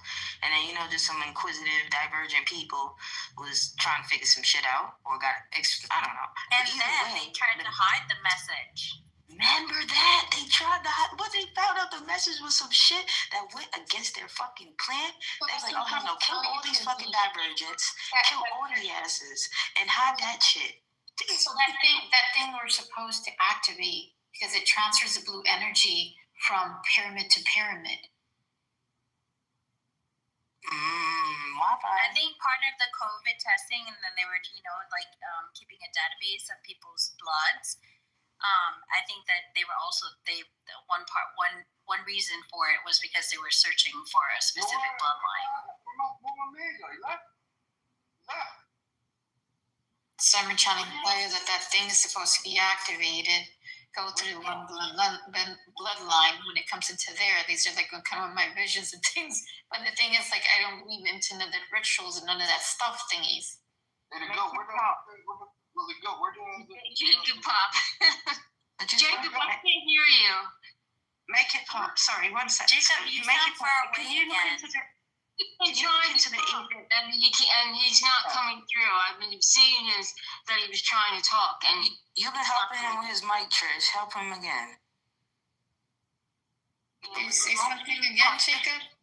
Yeah. Just quickly make it pop. Can you look into the can you maybe just How do you say his name? He left. Oh, man, you guys got to save that guy, man. You guys got to get him back. He's the chosen one. What did you say, He's Jacob? gonna save the room, man. He's gonna save the planet. Jacob! He's so mad. They're the only guy that this guy was the chosen one, man. He's gonna bless all you girls. Yeah, it was probably past his bedtime. I think it's past everybody's bedtime on the East Coast of this part of the world. Well, hopefully he comes back again. But You guys did a good job, though. Make it pop. You did good tonight. All you girls did. I'm proud of you guys.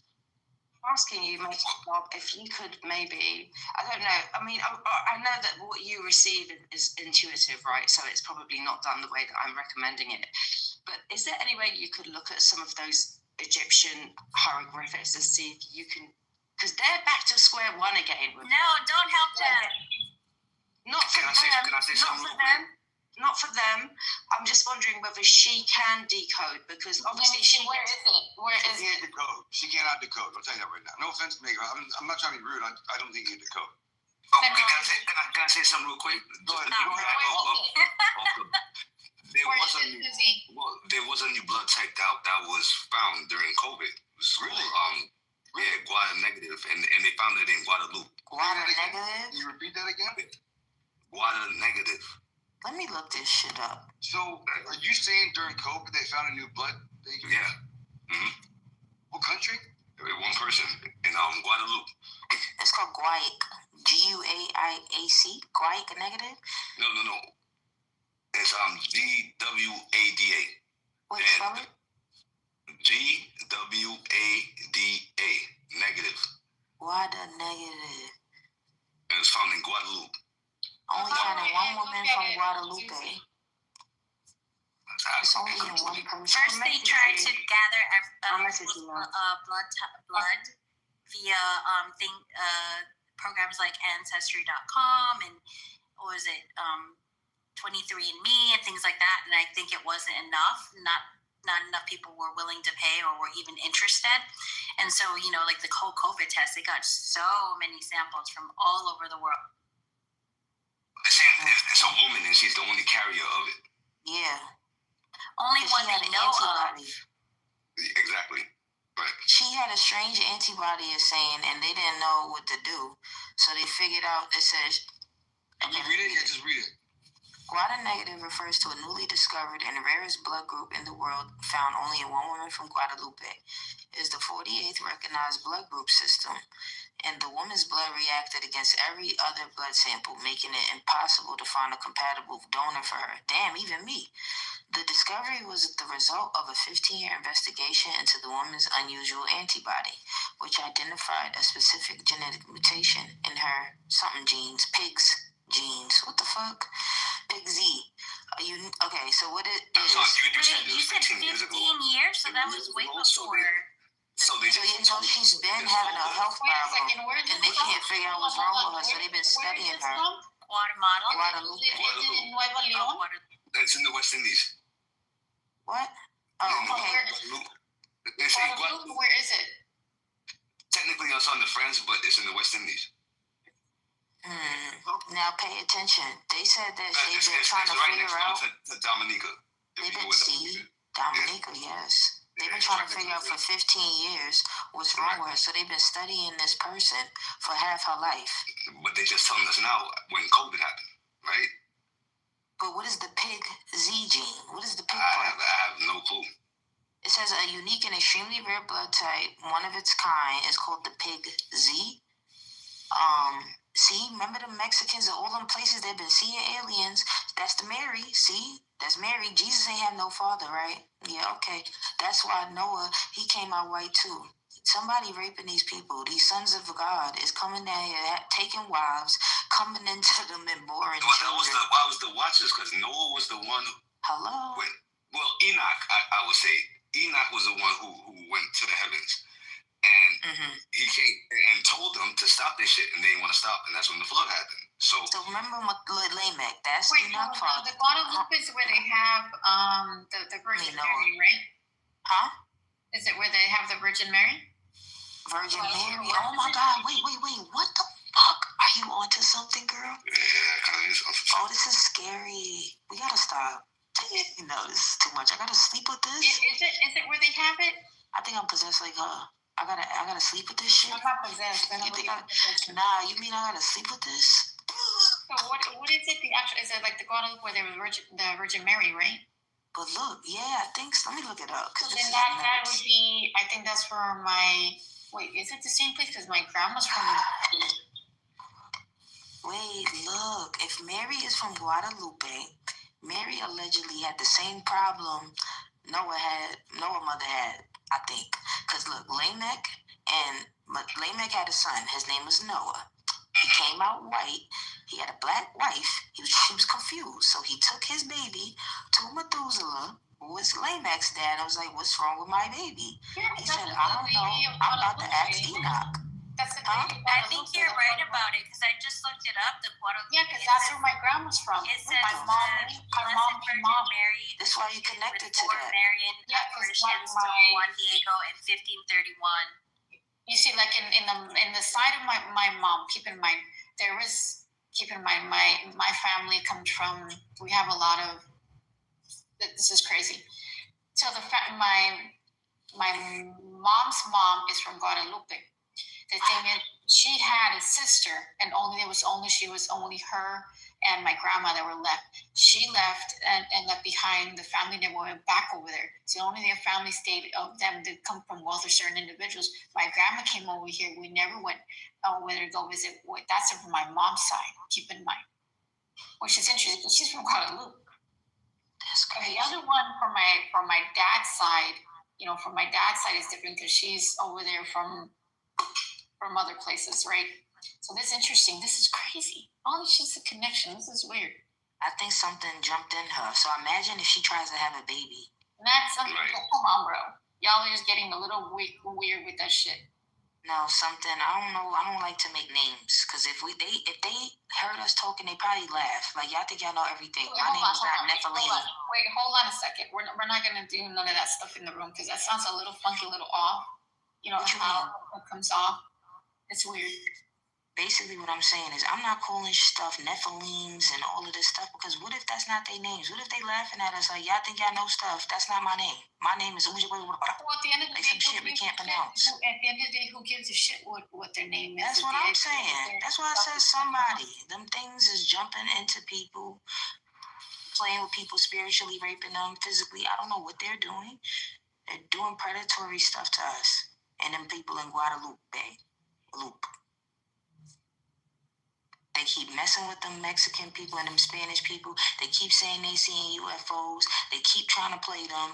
They keep trying to demonize them. ICE is trying to violate them. It's because they took California from them. There's something about Mexicans and all them type of people that they don't want. They trying to stifle them too. Like Haiti. I don't know what's going on. Well, it's different when it comes with the pyramids, when it comes with Africa and dealing with the Americas. Because when you're dealing with the pyramids in Egypt, they all align with true north, with the cosmos, and pretty much with the belt of Orion. But in the Americas, they point in a different way, which I'm not aware of yet. Nah, and then them Spanish people love Mary.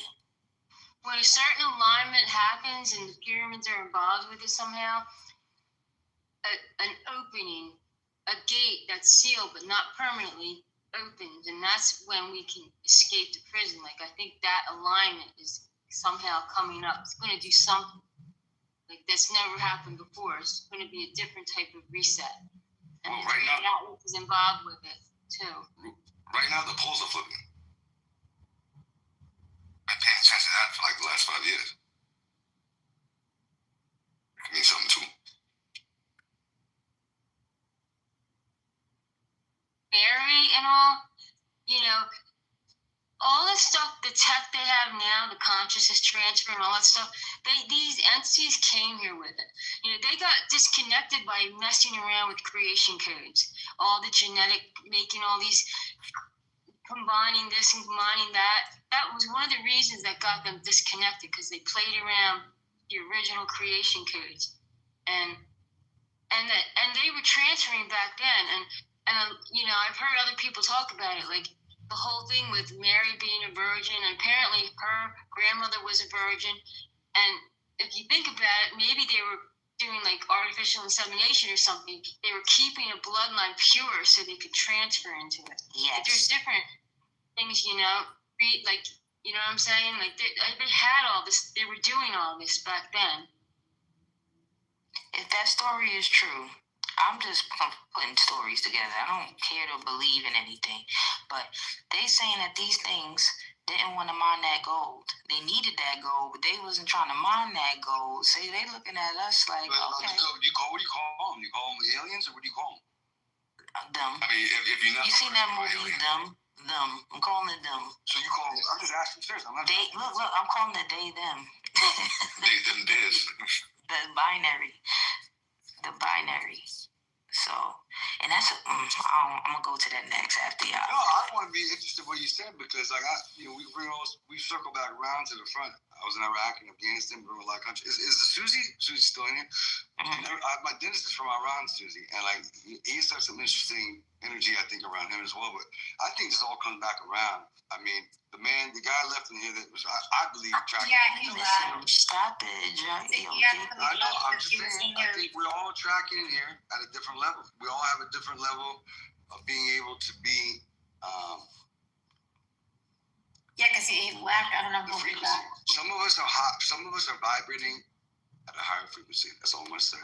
Well, one theory is that the Anunnaki created the human hybrid race as a slave race to replace them in mining the gold. I agree with that, sir. Hold on, wait, Sarah. Let's go. Let's stay here, please, because we're gonna go somewhere else to Egypt and the pyramids. Wait, hold on, wait. Let's not divert the room. Let each one speak. Let's not talk over anybody. Well, Sarah said something, and now she about to change everything. So is that the same thing? Yes, Sarah. Finish your thing, Sarah. To his point. So. I did. I said what I just said. Can I just say to the Anunnaki? I want to ask Jacob quickly. Where in Iran were you? Do you mind me asking? I never was in Iran. I was only in, I'll tell you all the countries I was in. I spent about 2 years of my life in Iraq, in Baghdad, Fallujah, I can't remember. So no more talk about the Anunnaki. Kuwait and Iraq. And then Qatar. I never been to Abu Dhabi or Dubai or UAE. And then most of my time after that side was then I spent most of my time in Kyrgyzstan and Afghanistan. And then as well. On the Anunnaki story, I just want to say that be just aware. I'm just raising awareness here. Then what you choose is what you choose. The Anunnaki story. I was in the military. No, not you, Jacob. I'm sorry. I'm just referring to Sarah for a minute, and just the general conversation and the tempo of the room. The Anunnaki story, right? That's a relatively new narration. Now, the old narration is the Gilgamesh story, right? When you put the Anunnaki story, and the guy who claims, look. The thing is, it doesn't make sense. The story came out of nowhere in the last, when was it, 50 years, 40 years ago? It came out of nowhere. Suddenly they've miraculously found these tablets that tells you the Anunnaki story. The Anunnaki story is very in-depth and gives you infrastructure, and yet, for over 150 years, they've been trying to piece together the Gilgamesh story, and they can't, but they miraculously managed to piece together the Anunnaki story. And I would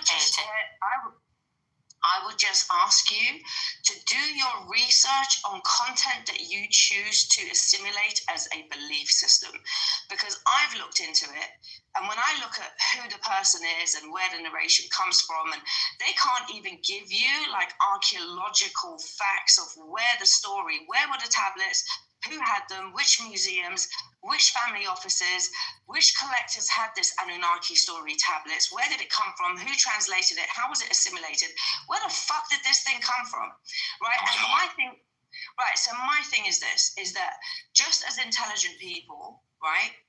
Just do your digging before you start to say that a whole. And the other thing about the Anunnaki, Well, literally, literally, I sorry, started Sarah. off One last thing, said, and I'm about to land. Just one last. Literally, what I said, the very beginning of me speaking was, one theory is what I said, and then I said what I said.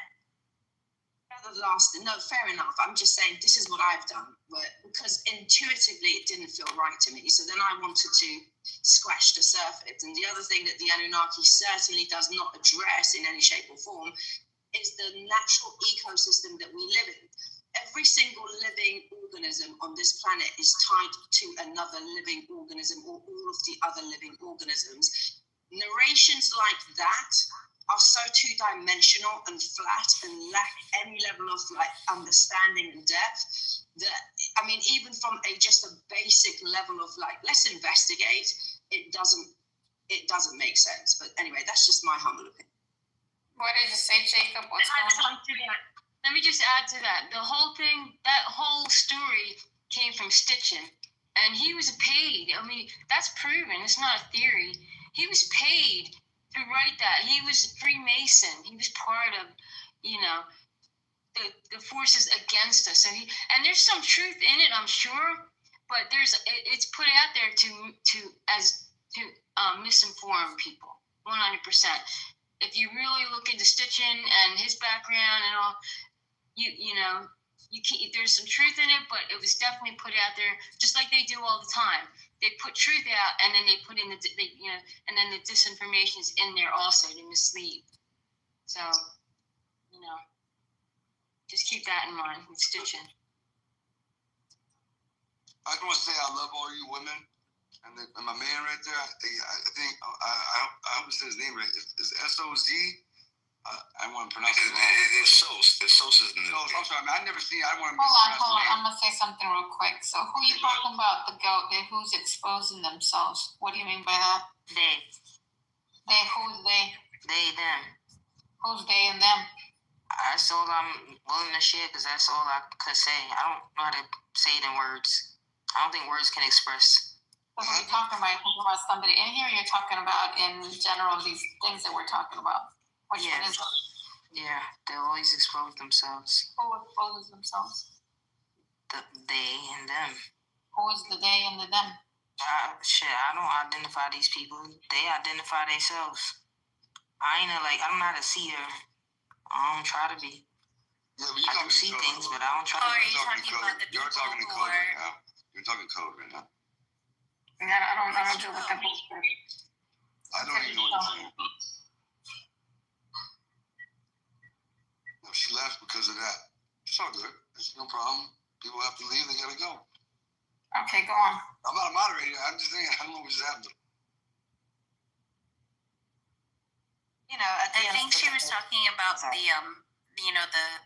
whoever it is that is trying to ruin everything. The people who serve Satan. I don't know. Yeah. Oh, sorry. I don't know what just happened, but it's all good. I think. But I don't know. You guys believe that Satan is... Hey, Jacob. Do you guys believe that Satan is an external force? Okay, let's not use that word because that word is so... Well, not to interrupt you, but before you go, I was literally talking about that before you came in. We were talking about that. And I think that's where I was talking about channeling and things of that nature. And I was talking about combat in Iraq and Afghanistan. And they were talking about i.e. Mega Pop throughout her life. And then even Sarah and Trish, I don't know, John, or those, but it sounds like those guys are tracking. But we've all been through some trauma in life. The closer you are to more trauma, in my opinion, the more clairvoyant you are. That's just how I believe, because I'll tell you right now, there's no reason why I put Marines on the plane in Bagram in front of 80,000 people, because in Bagram, what it was if you stayed at Bagram, whatever you call it, in Afghanistan, you have to come out to the runway. So that was all the way to the top, CIA, any DOD subcontractor, contractor, you had to come out to there's a main road that runs parallel to the runway. So everybody had come out, and we had been working with Marines that were training the ANA, the Afghan National Army, and they just happened to, our valley that we got into the most, that we got our mission change, right? We landed in Bagram was the 82nd Airborne out of Fort Bragg was leaving, and the 101st out of Fort Campbell in Kentucky was taking over. So basically, we had to be out there. I'm not airborne. I wasn't airborne, but I worked with everybody all the way from Navy SEALs all the way down to, like I said, like 82nd Navy SEALs in Baghdad, and the worst was Fallujah in 04. But I'm not gonna get off. I want to hear you. You in the military? I'm a vet. What's that? I'm a vet. Navy. Me as well. Oh, me as well. I can't speak. No, me as well. So yeah, I was in the Guard. But the funny thing is, in the Guard, people talk so much shit. But I've got all the crazy missions. Fallujah, like I said, 04, Ramadi in 05. I went back over in Iraq, and then to Gab Valley, Kapisa Province, which is outside of Bagram, which is Par 1 province, and 08. So, but I was saying, like, I'm glad you could join us, man, because it's good. I don't come on here anymore and make it pop. It's the only reason why I'm here, really. I mean, I met, Sarah and Trish and Susie now, and the lady that just left, and then I forget his name. He's a cool guy. Rudolph. Pretty cool. Thank you. But no, y'all are great. But no, man, that's cool, man. And I don't say that. I hope you don't mind this. I don't ever tell a veteran thank you for your service, because I'm a veteran, and I really don't like when people say thank you. I say it all the time, my brother. So ain't no. Oh, what? You understand what I'm saying? People say that to you. I appreciate it, but it's like you don't gotta say that. You know what I mean? We both still alive. You know what I mean? So. Well, you on the ship. I don't say it. Well, let me say something funny that was going on. I don't want to get off topic. I'm sorry. Go ahead. No, it's not getting off topic. It's going right back on topic.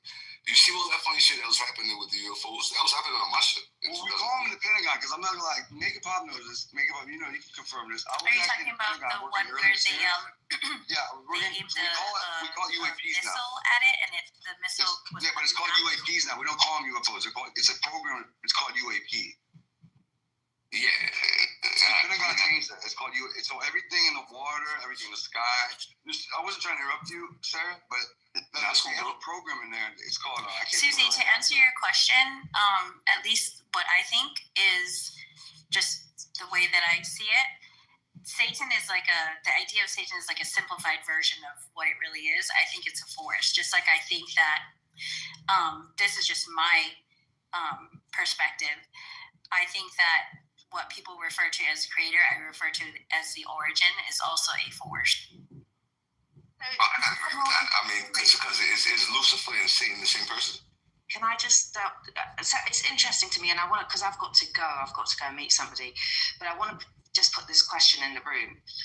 Do you think then, or do you feel intuitively then that there are these external forces at work? And if there are external forces at work, have you been allocated the power to be able to mutate and alchemize? Because for me, this is my understanding of late, personal, right? Not projected onto you guys. I'm just sharing that when that comes, right? Because it all starts with the thought, right? That's the first seed. When that comes, there's an opportunity at that point of interception for alchemy, right? So you can either alchemize and see it in the ways, and there's infinite possibilities of perception, right, at the point of interception. You can either alchemize it and turn it into whatever you choose to turn it into. So in some respects, at the point of interception, where we go, right, from thought and into like a elaboration of thought, which then becomes speech, then becomes action, is like self-perpetuating, that it's us. It's not an external thing. And even if it's external, that you have been given autonomy fully to alchemize, right? And so where we go is where we choose to go. And sometimes we like to go there. Fuck it, right? Sometimes we like to go there. Sometimes we want to explore the shadows. Sometimes we want to walk through the dark hallways because it's a human experience. But it is all us. Because fundamentally no one can pursue your thought and your internal process for you. So then it becomes a self-inflicted scenario. right? It really does, because you at that interception. So, okay, so then the question is, can you eradicate it if you choose to? And I assume that you can. I kind of think of it like I describe to people like it's like in Star Wars, right? The Force, and it can be used for good or it can be used for like bad. And I think a thought just occurred that made me kind of giggle. It's kind of funny that when people are, like doing good things, they just, manifest or, intention and things like that. People doing bad things, they have to do rituals. But we are all ritualistic, right? Because when you look at a ritual is something that you repeat and recycle. And we are ritualistic beings. And that's what we call stability and comfort. Because when we can predict, when we recycle and repeat, right? And all of it is a ritual. And then these guys just know how to come together and put their point of focus together to do something in order to compound the energetic, desire. And so, but everything is a ritual. Like if you wake up and you have a process of waking up and you do something, you brush your teeth, you comb your hair, you do, whatever, that's a ritual. And that's why it's uncomfortable for us to break the cycle, because it's ritualistic and we are purely, everything that we do is ritualistic. I think that in the power of focus, people say meditation, blah, blah. To me, when people pray, that's like a form of meditation. Who they're praying to, is open to interpretation. But that's like a focus, sort of intention type thing, I think. And I think that, when people say, oh, they had a mass prayer or whatever, and then, something good happened and so on and so forth. I think what they're really doing is sort of manifest. Energetically, you look, if we understand and comprehend that we're electric, which we are fully, right? We're transmitters and receivers, then what you are doing essentially has an impact, and it has a radius, right? So it will have a radius. And then the question is, well, what is the point of expansion on the radius of the point of focus? Because it's all about focus, right? So if you psychologically jump to a completely different place, which you can do, you can go anywhere you want to go, and you retain your energy in that place, okay, God forbid any of you got sick relatives or whatever, if you want to go into prayer mode for that person, for healing and love and for ease and whatever, then you're energetically expanding in that location of the place that person is. So it makes you infinite somewhat, right? You can have a point of focus on anything. Like we say, how many times did we recently say, let's pray for the people in Palestine, let's pray for peace, and let's pray for settling and health and food and abundance and an infinite goodness for them. Because we can, this is it, because you perceive it, whatever you perceive is a reality. It's given to you. You can't perceive something that is not a factual reality in this realm. Susie, before you go, weren't you going to make it pop an Egyptian hieroglyph or something? Asking her, I can't tell. Well, she will know what it is that I just have a feeling. Don't ask me where. I suppose based on this experience, I have a feeling that there's something that they cannot do that she probably can. And I just messaged her and asked that she maybe looks at the map. I feel intuitively that it's somewhere in Luxor. And that there's something there that she will, it will come to her. It will just pop up on her radar without her even looking for it. And she will just probably engage with it. I just have this kind of feeling about this, but I could be wrong, I could be right, who knows? She will know. She knows better than me. Oh, I'm just going to say something. And y'all going to keep at it in the chat. I'm just going to remove you guys from the room. I'm not entertaining none of that bull. If you guys don't like it, you're gonna start throwing indirects and stuff, then take it somewhere else in another room. If y'all gonna keep on doing it in here, you're gonna keep on entertaining and in that back and forth. The only reason why I moved her is because the fact that she was cutting people off. She was trying to tell people how to speak, and I'm doing it in there. That's why. So we allowed it, but after a while, you would talk over people, then you would talk over Sarah, then you would talk over Jacob, then you wouldn't let one speak. You know, y'all, I'm just gonna remove all y'all. I'm not dealing with that. We're removing all y'all three. Me too. Am I getting moved? Hold on. I'm not playing with this. Am I being moved?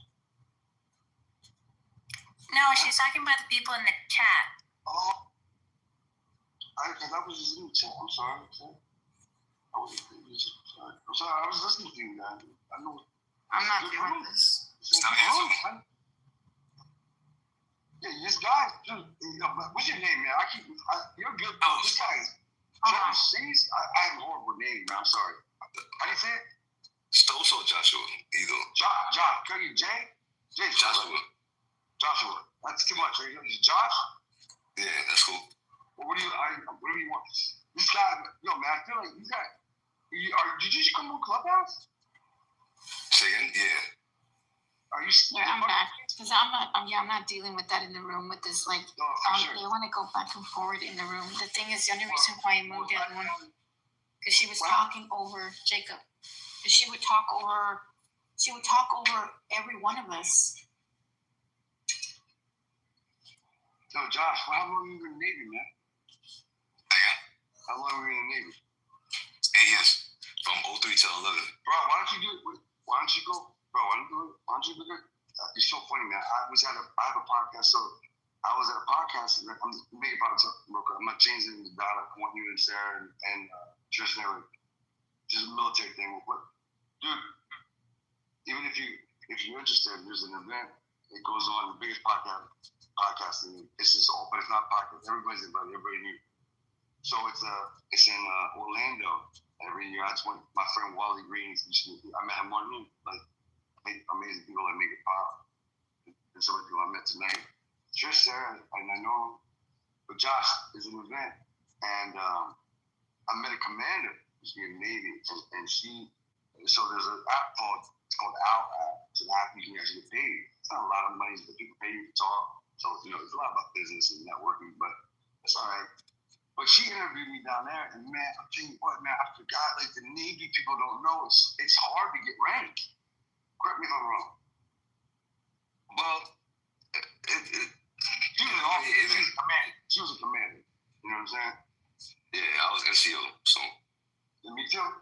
They wouldn't let me become an officer, but I don't want anybody to leave the stage up here. I just want to say, I don't say thank you for your service, because I'm sure you understand what I'm talking about, but so were you on a float shift most of the time? Yeah, and no. But for the most part, yeah. People don't know about that life, man. It's not easy. It's not easy, man. I'm still here, though. But what happened to the 20, bro? You better knock the 12 more years. You better knock it out. It's too much. So people don't know. It's a long time, man, to vote, right? Well, I'll be on the Trump right now.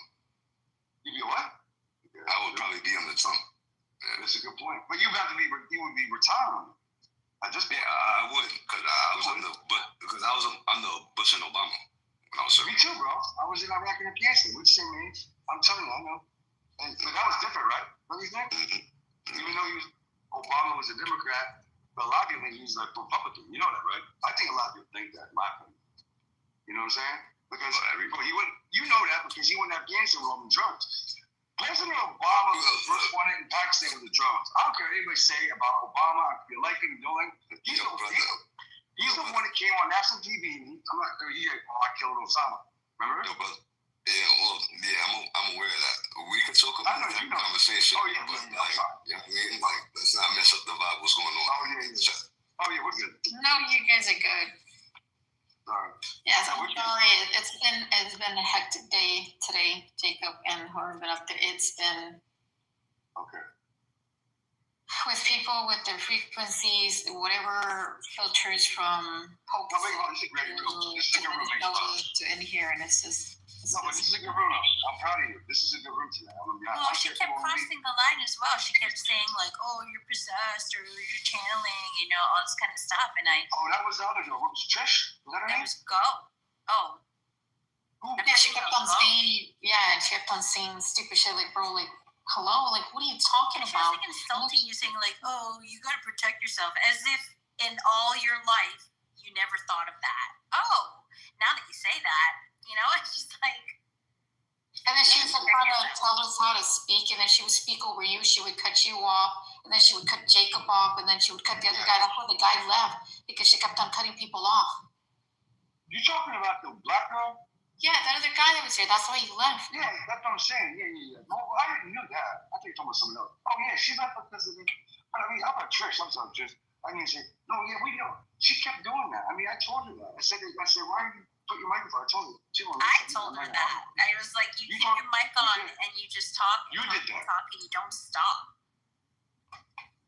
Listen, man, she's got 3,000-4,000 followers. Clubhouse is dying, unfortunately. But Megan Pop, I'm glad I found your roots, mate. She had some interesting things to say, but, too much. She wouldn't put the microphone up, to your point. She wouldn't put the microphone. I didn't say the black woman. I just said because I think it's the only black woman in the room at the time. Megan Pop, you're white too, right? Like me, white? Yeah, and I'm what? Are you white? I'm not even asking that. I think you're white, right? White? Am I a white individual? No. You're mixed. I didn't know. I was asking because I didn't know. No. It's because like my mom's mom, of course, she's from Guadalupe. The other one, my dad, which his dad is basically native. He's also native. He's a Cherokee. Then from my other grandma, she's Dominican, and then from her mother over there, they're of course from Africa. You got other ones, and you got other ones from Congo. You got Sicilian. I got Hawaiian. I got all that mixture in there.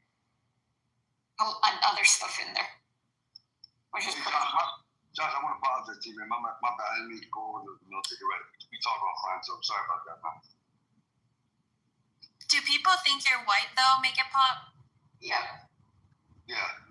I guess I haven't seen my sister. My sister's like black. She's black. She is black.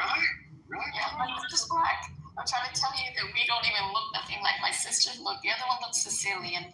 My sister is black. Like you seen, she's black. She's I wonder if you tested your blood based on what you said earlier, Make It Pop. I wonder if you tested all your blood and you would see whether or not you're actually related.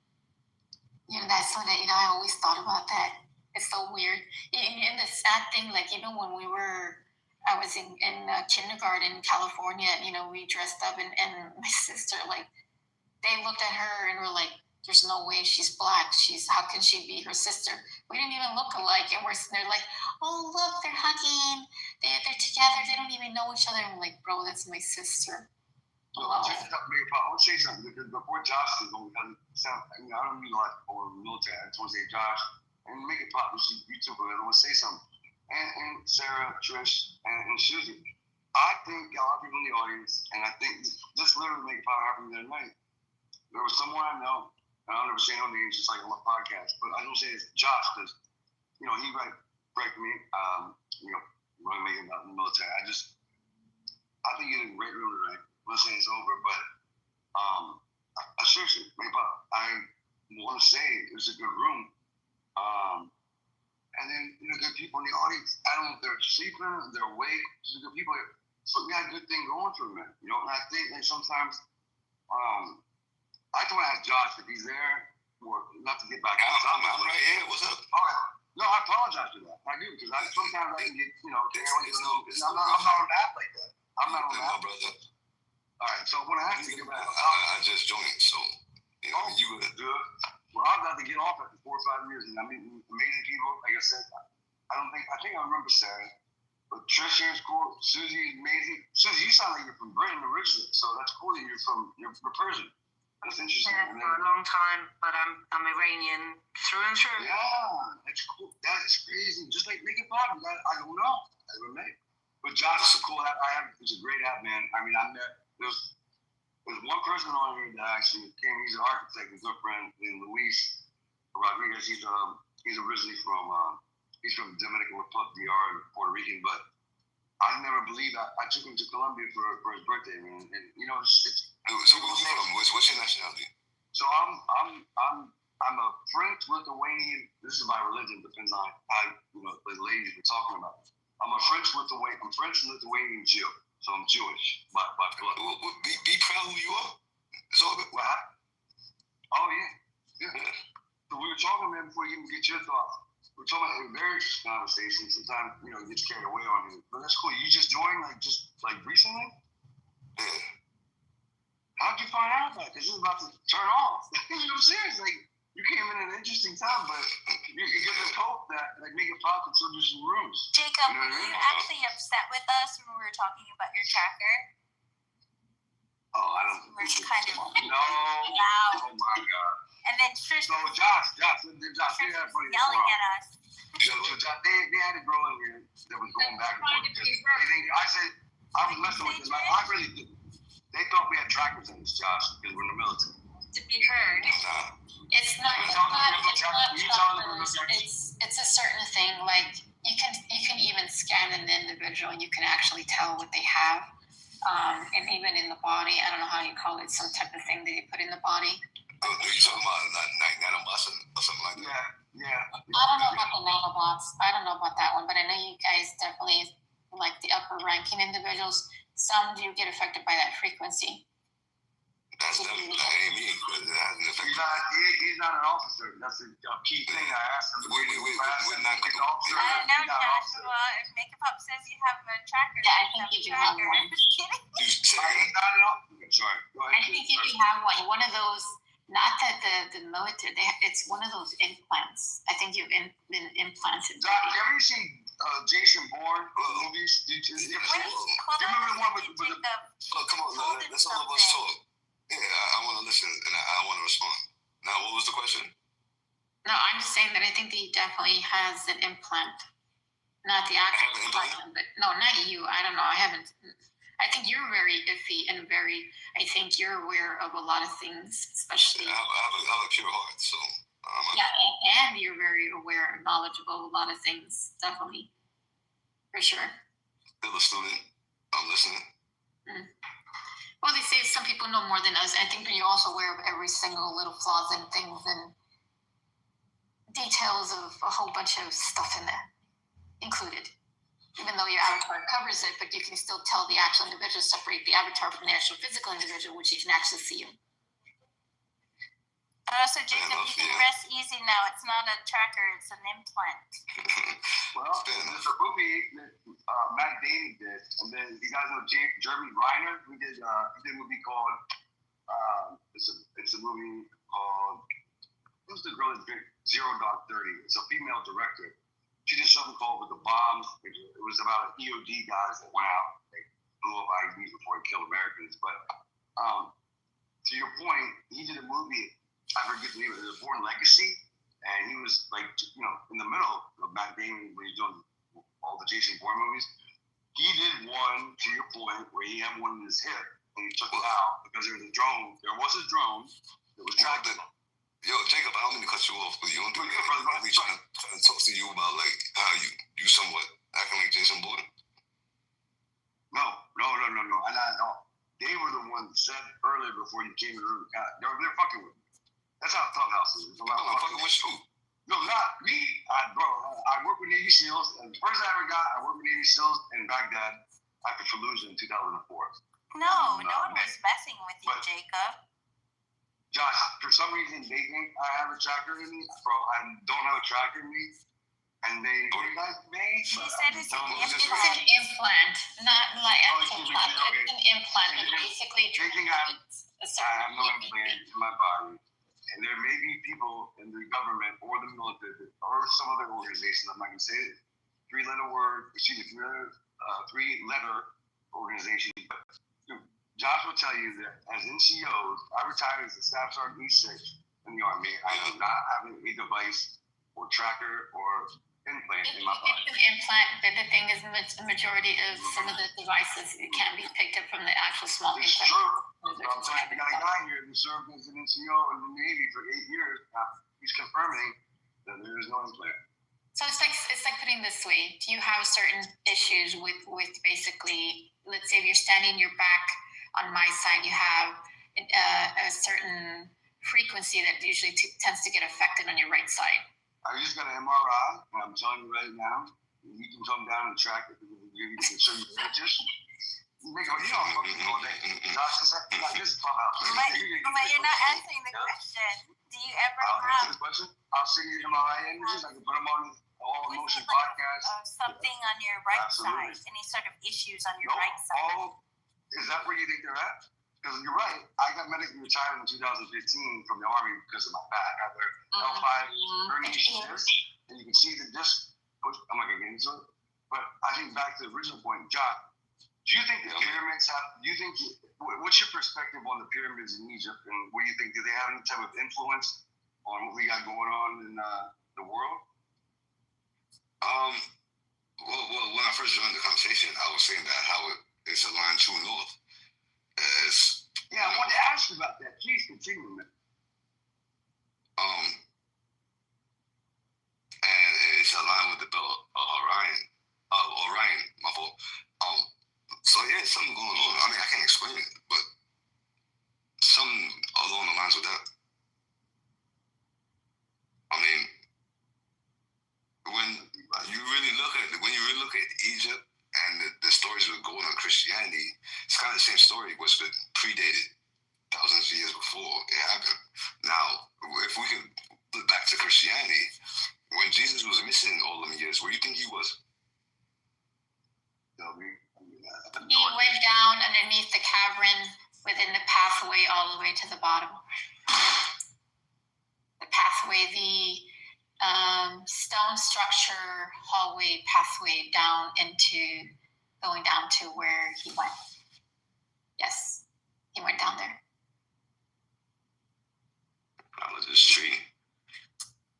Well, Jacob, before you leave, if you want to hear something cool that I think you might think is cool, have you ever heard of Mount Kailash?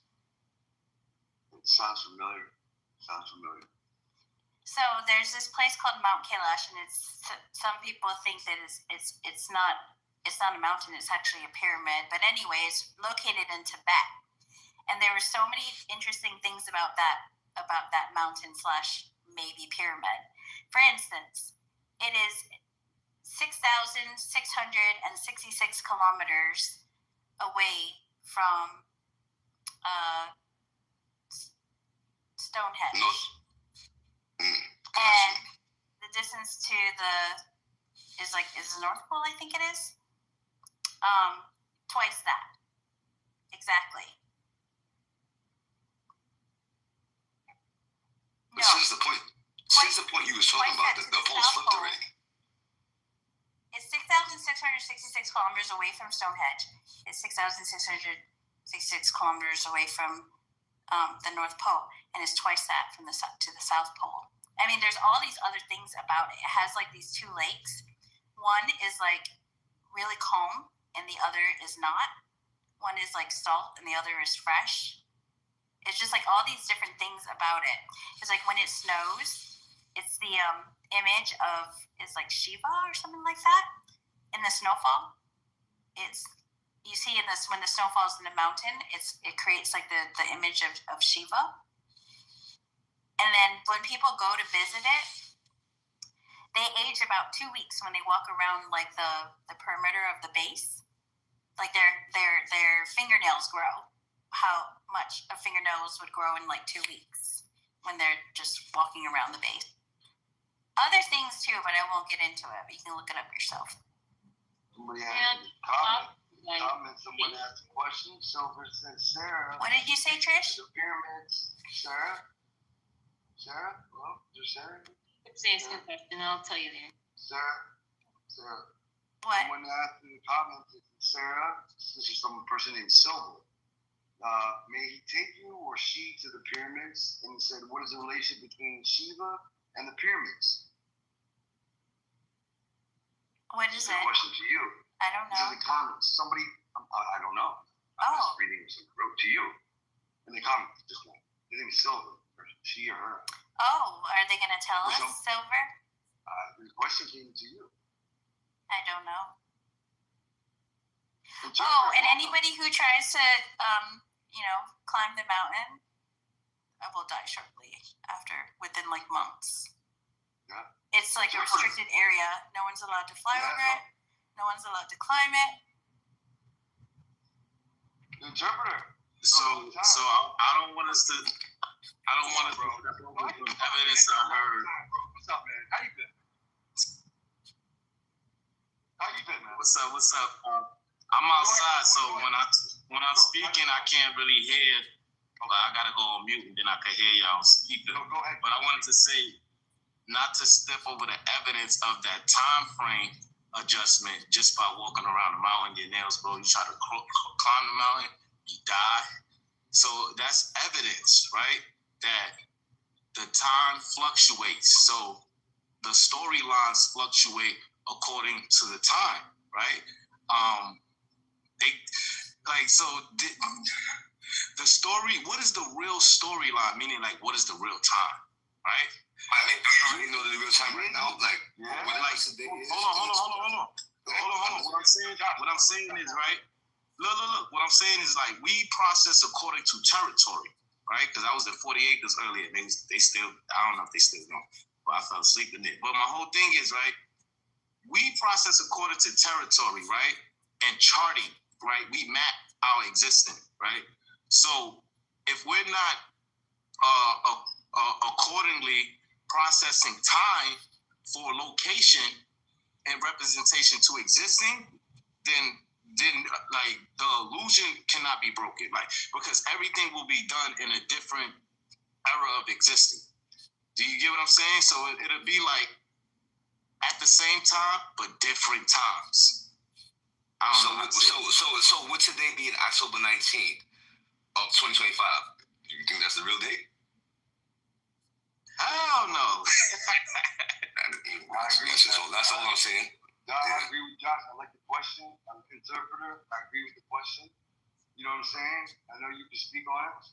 Because you missed the interpreter. It's been a long time I can get in on that. But I'm saying it's good to see you. We got good people on Clubhouse, though.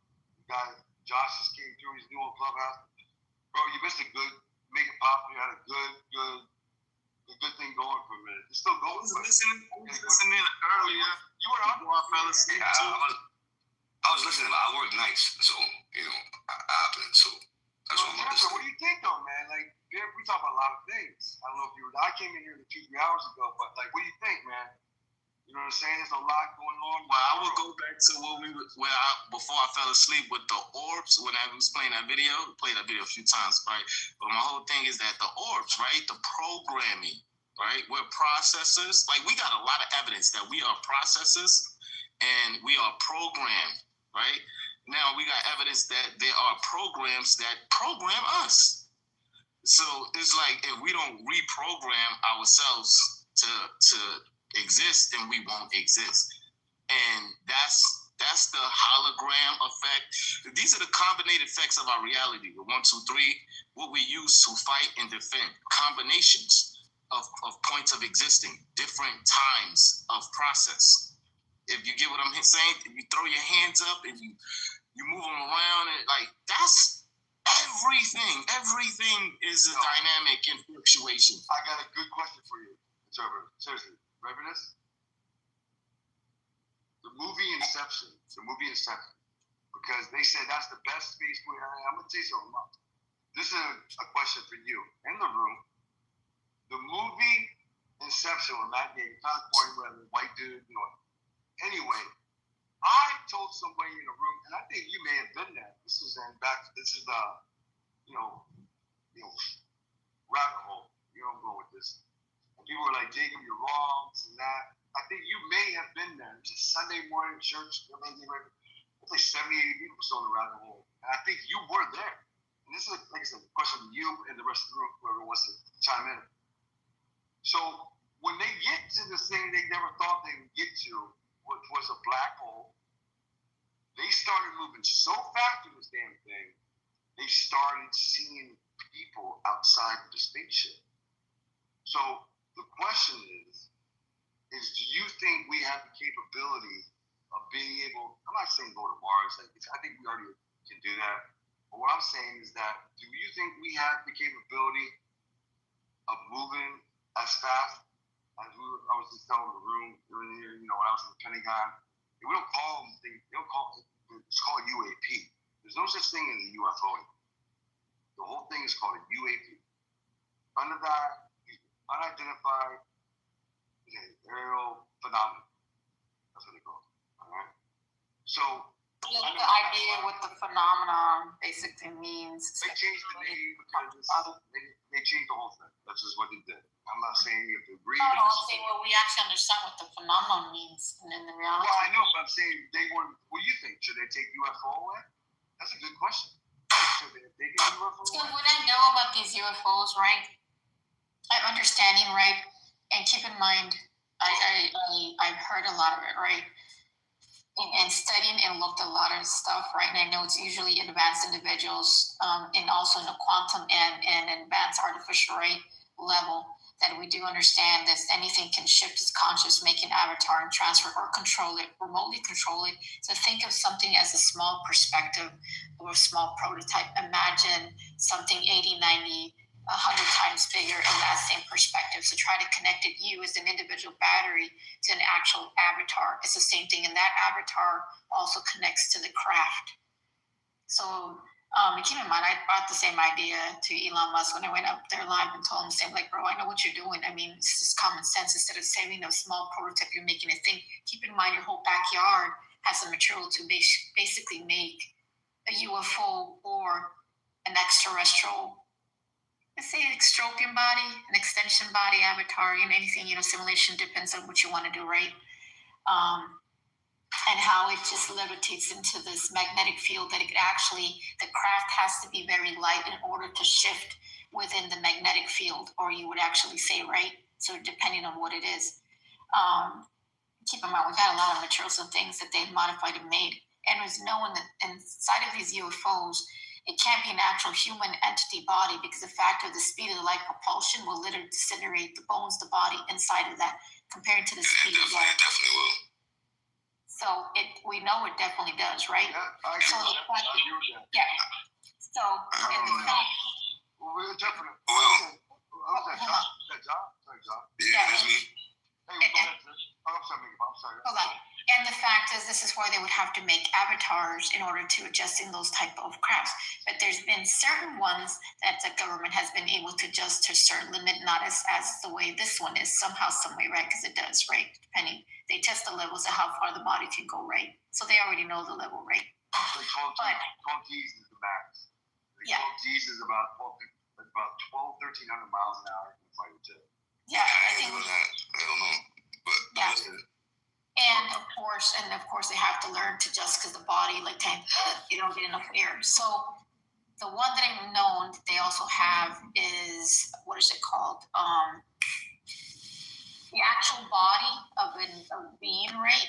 They also show that it had these cybernetic fibers connected into the body, where it had a small drone on one of the side of the body that also connected the crafts to the cybernetic fibers that link the same thing, which you would see robotically. You have to interlink them or connect them somehow. It's the same thing, metaphor, right? Small prototype, making a big prototype, is the same thing, right? But then that nano, that's also the goo in every material, like mercury. So you always try to find something that's substituted into a certain craft that can shape into anything, right? I've seen some of this stuff.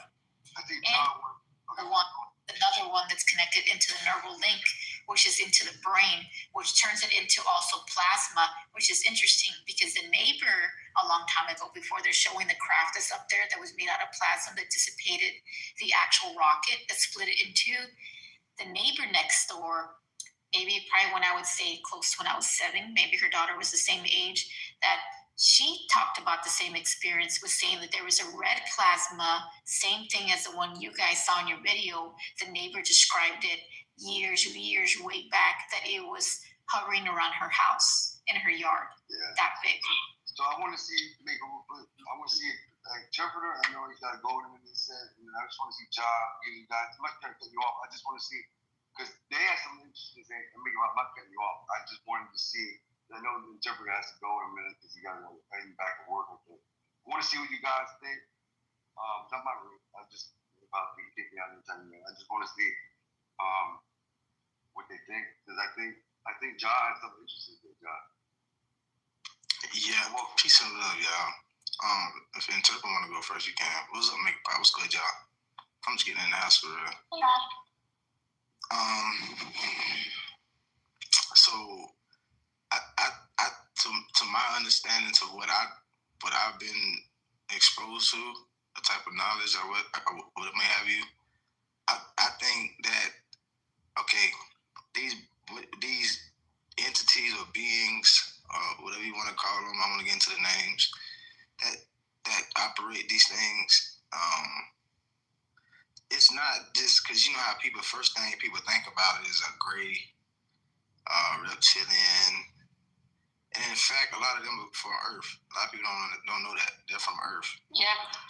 So what people don't understand is it's something greater than them that taught them how to build that stuff.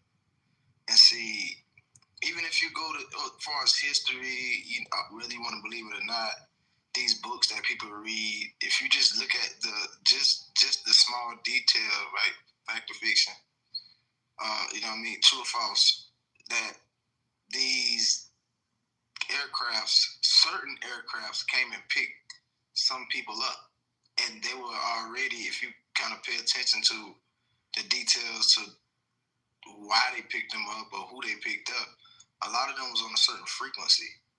See, frequency matters, right? Once you would reach a certain level of frequency, do you know that your body can really walk through a wall? And like, did you know in a certain part of history, certain people use their solar plexus to travel? I know that might sound crazy to some people, but if you go do deep research, you'll see what I'm talking about. Your solar plexus, when used correctly, is a way that we could travel, right? And so, not just deep meditation, but a part of a frequency that you have to be, that you can actually, travel. But I like to look at the Bible, for example, or the book of Enoch, for an example, right? Somebody took him. Where he went, and what did he went in? Elijah. Who took him? And where he went in? And other people, there's a lot of other people that left, that came here and just left, right? Someone came and visited him and took him. I'm not talking about the modern day alien abduction type of cinema, Hollywood cinema. I'm not talking about that. I'm talking about a visitation from something that was already here, pre-existed before these grays, before the reptilians, right? They're not the oldest. But pardon me, Jack, because those are the two only people in the Bible who never died. Yeah, because someone came and picked them up. Yep, scooped them up. So, but think about it. They was already at a certain frequency. John, let's talk about that. You want to talk about that, or are you going into that? I'm sorry, I'm going to cut you off. Now, y'all can break it down. I'm here to dialogue. No, I'm not. I want you to go into it. If you want to talk about it. It's interesting what you said. Yeah, so you got to be able to... Go ahead, the entities definitely are not coming from space. Like, they're through portals, or they live underground, but they're not, coming from, because outer space, the whole concept of or interdimensional also. Trish, mind. Like that. You make it pop. Trish, you been in black hole? Oh, the black void. No, the black holes, or wormholes they call them. You believe in them? Oh, the wormholes, yes, there is. Because isn't there a path beyond? Yes, there is. I do know that it does exist. I got an argument, and as I said, the interpreter. Well, let me just, I don't mean to talk over anybody, but I will say this, that there was two black holes that was visible in our solar system this week. Yeah, there's one where you go past beyond the Antarctic, where there's an individual who shows the video that there is black, I don't know, looks like space or void or dark matter or whatever you want to call it, looks like a wormhole. But there's wormholes and warp holes, and vortex and I appreciate such. Nicky Pop, Josh, everybody, interpreter, Trish, Josh, Sarah, John. I appreciate all you guys because I've gotten arguments, room 70 people one time when they said, Jacob, you're out of your mind. No, there is. There actually is. There's no such thing. I was like, Nicky Pop, when people argue with me and say there's no such thing. And John, I want you to continue. I'm sorry, I didn't cut you off, but you walked into it. It's like people will argue on here with you. And Josh, did you just got on here. Something you should know is like people will argue with you until they're red or purple, blue. I don't care who you are, what race. But I really don't care if anybody argues with me. Yeah. No, I'm just saying. Like when you say you just got on, I'm saying people are. You sound really Navy, man. You're there, man. People also have their personal vortex, the wormhole worlds, things and stuff. Yeah. Think about there you go. You and ISIS and Josh here. Everybody in the stage is on the same. Everybody's tracking. You miss what she said just now. Yeah, I mean. They have their own personal vortex and wormholes. I've seen it. I've been able to go through one myself, so I know how to do it. And I know there's other one that's been artificially been tampered with, which is weird because it looks kind of like static noise, or it looks like, I don't know. It's like when you see a screen and it looks like the static noise, like the way the screen is when the videotape is running or it's off. I've seen this individual who had one behind him, and I'm like, what? That one tripped me out. When you and I know went that through one has what to happened? be. So when I went into that's how I got here. That's how I got here. And in this body. Explain before the body. In this perspective, right, we were off plan. Okay. You know, sometimes they take children different places, whatever projects they train them. When I was 7 years old, we were always teamed up in boy, girl, boy, whatever it is. And we were dressed in this grayish, purplish, long, kind of like Star Trek kind of thingy. And purple sky with the gray land, big old waterfall we were training. They would train us with our natural abilities that we had, that we can control, of course, the elements. We had these weapons, also with staffs, other had little thingies, and with these other individuals. And once we were done, our job was to come back and wake up the individuals. So make it pop. Go on. Prep for whatever's about to go down. Make it pop. Am I cutting you off? I have a question. So you saying you know the time you transitioned before you got to who you are today? Is that what you're saying? Yes. You remember that whole transition process? Yes, I correct. heard this from you. I know you. Yes, I remember it. I completely remember it. So when into the pink vortex, the two individuals stood there, so you ready? We went into I never heard this. So we went into this, and we came back, and when I went through it, we already knew what the process was. We know what they do here, what they do to people. We're already aware of it. And we have already other individuals waiting for us when it comes to certain time, of course, because we already know the trackers and tracers and the rest of whatever the fuck's in here. So when I went through the vortex, I came into my mom's womb in her stomach. So I remember being in her womb. Of course, when the flash of light, you're born, and then the things they put in your body, and then it goes dark. And then next thing you know, at the age of 3, in my crib, you have individuals. I'll just call them individuals and say, psst, it's time for you to wake up. And then woof, all the downloads and everything, remembering blah, blah, blah, blah, blah, all this shit. And everything raised, the volume, you can hear everything to a max. It's like if you have the speaker, your ears can hear everything, people's thoughts, smell, everything to the high fullest, knowing, I don't know how to explain it. And that's where I went from there. I'm interested, and I know John. Go ahead, man, because I have no idea. That's exactly, and keep in mind, I do remember the people that went down the thing, which I met another one of them, which is crazy. And he's into, speaking of Yahweh, and I remember, I never forget a face, and I remember the individual that was in front of me because I remember how we were, and I know things that they do. And it's not like I haven't been here. This is not the first rodeo that I've been here. Especially those other tentacle, mechanical thingies, those things, whatever those things are. You know what I've seen? This is where, like, when Elon throws his rockets, and then you see the tear in the sky, and then you have these tentacle-looking thingies that are appearing in the sky, like the what? I see everything. I see it, know it, sense it. I'm aware, like, just because I don't say nothing at all the times, but I do. I'm aware of a lot of things. I'm aware of my memories, and I'm aware of the implants that they try to do, the fake memories and shit they did, which it's easy to deactivate. And I think you said it earlier, because I'm glad that we met somebody else who served in the military, like Josh, like 7 years in the Navy. So I like the fact that, hey, I could be 100% wrong. There could be something in my body that I don't know about. To your point, there could be something in Josh's body. It could be. We don't know what the fuck we got injected with. I got injected with a lot of shit. Well, they gave us the abilities. Check this out. When I went to Iraq the first time, make it pop, they gave me, I think I can believe this is true. Joshua could probably know this. Well, I'm fucking immune to anthrax. So I got anthrax. Well, I'm immune to it. Well, that's interesting, but I literally got it.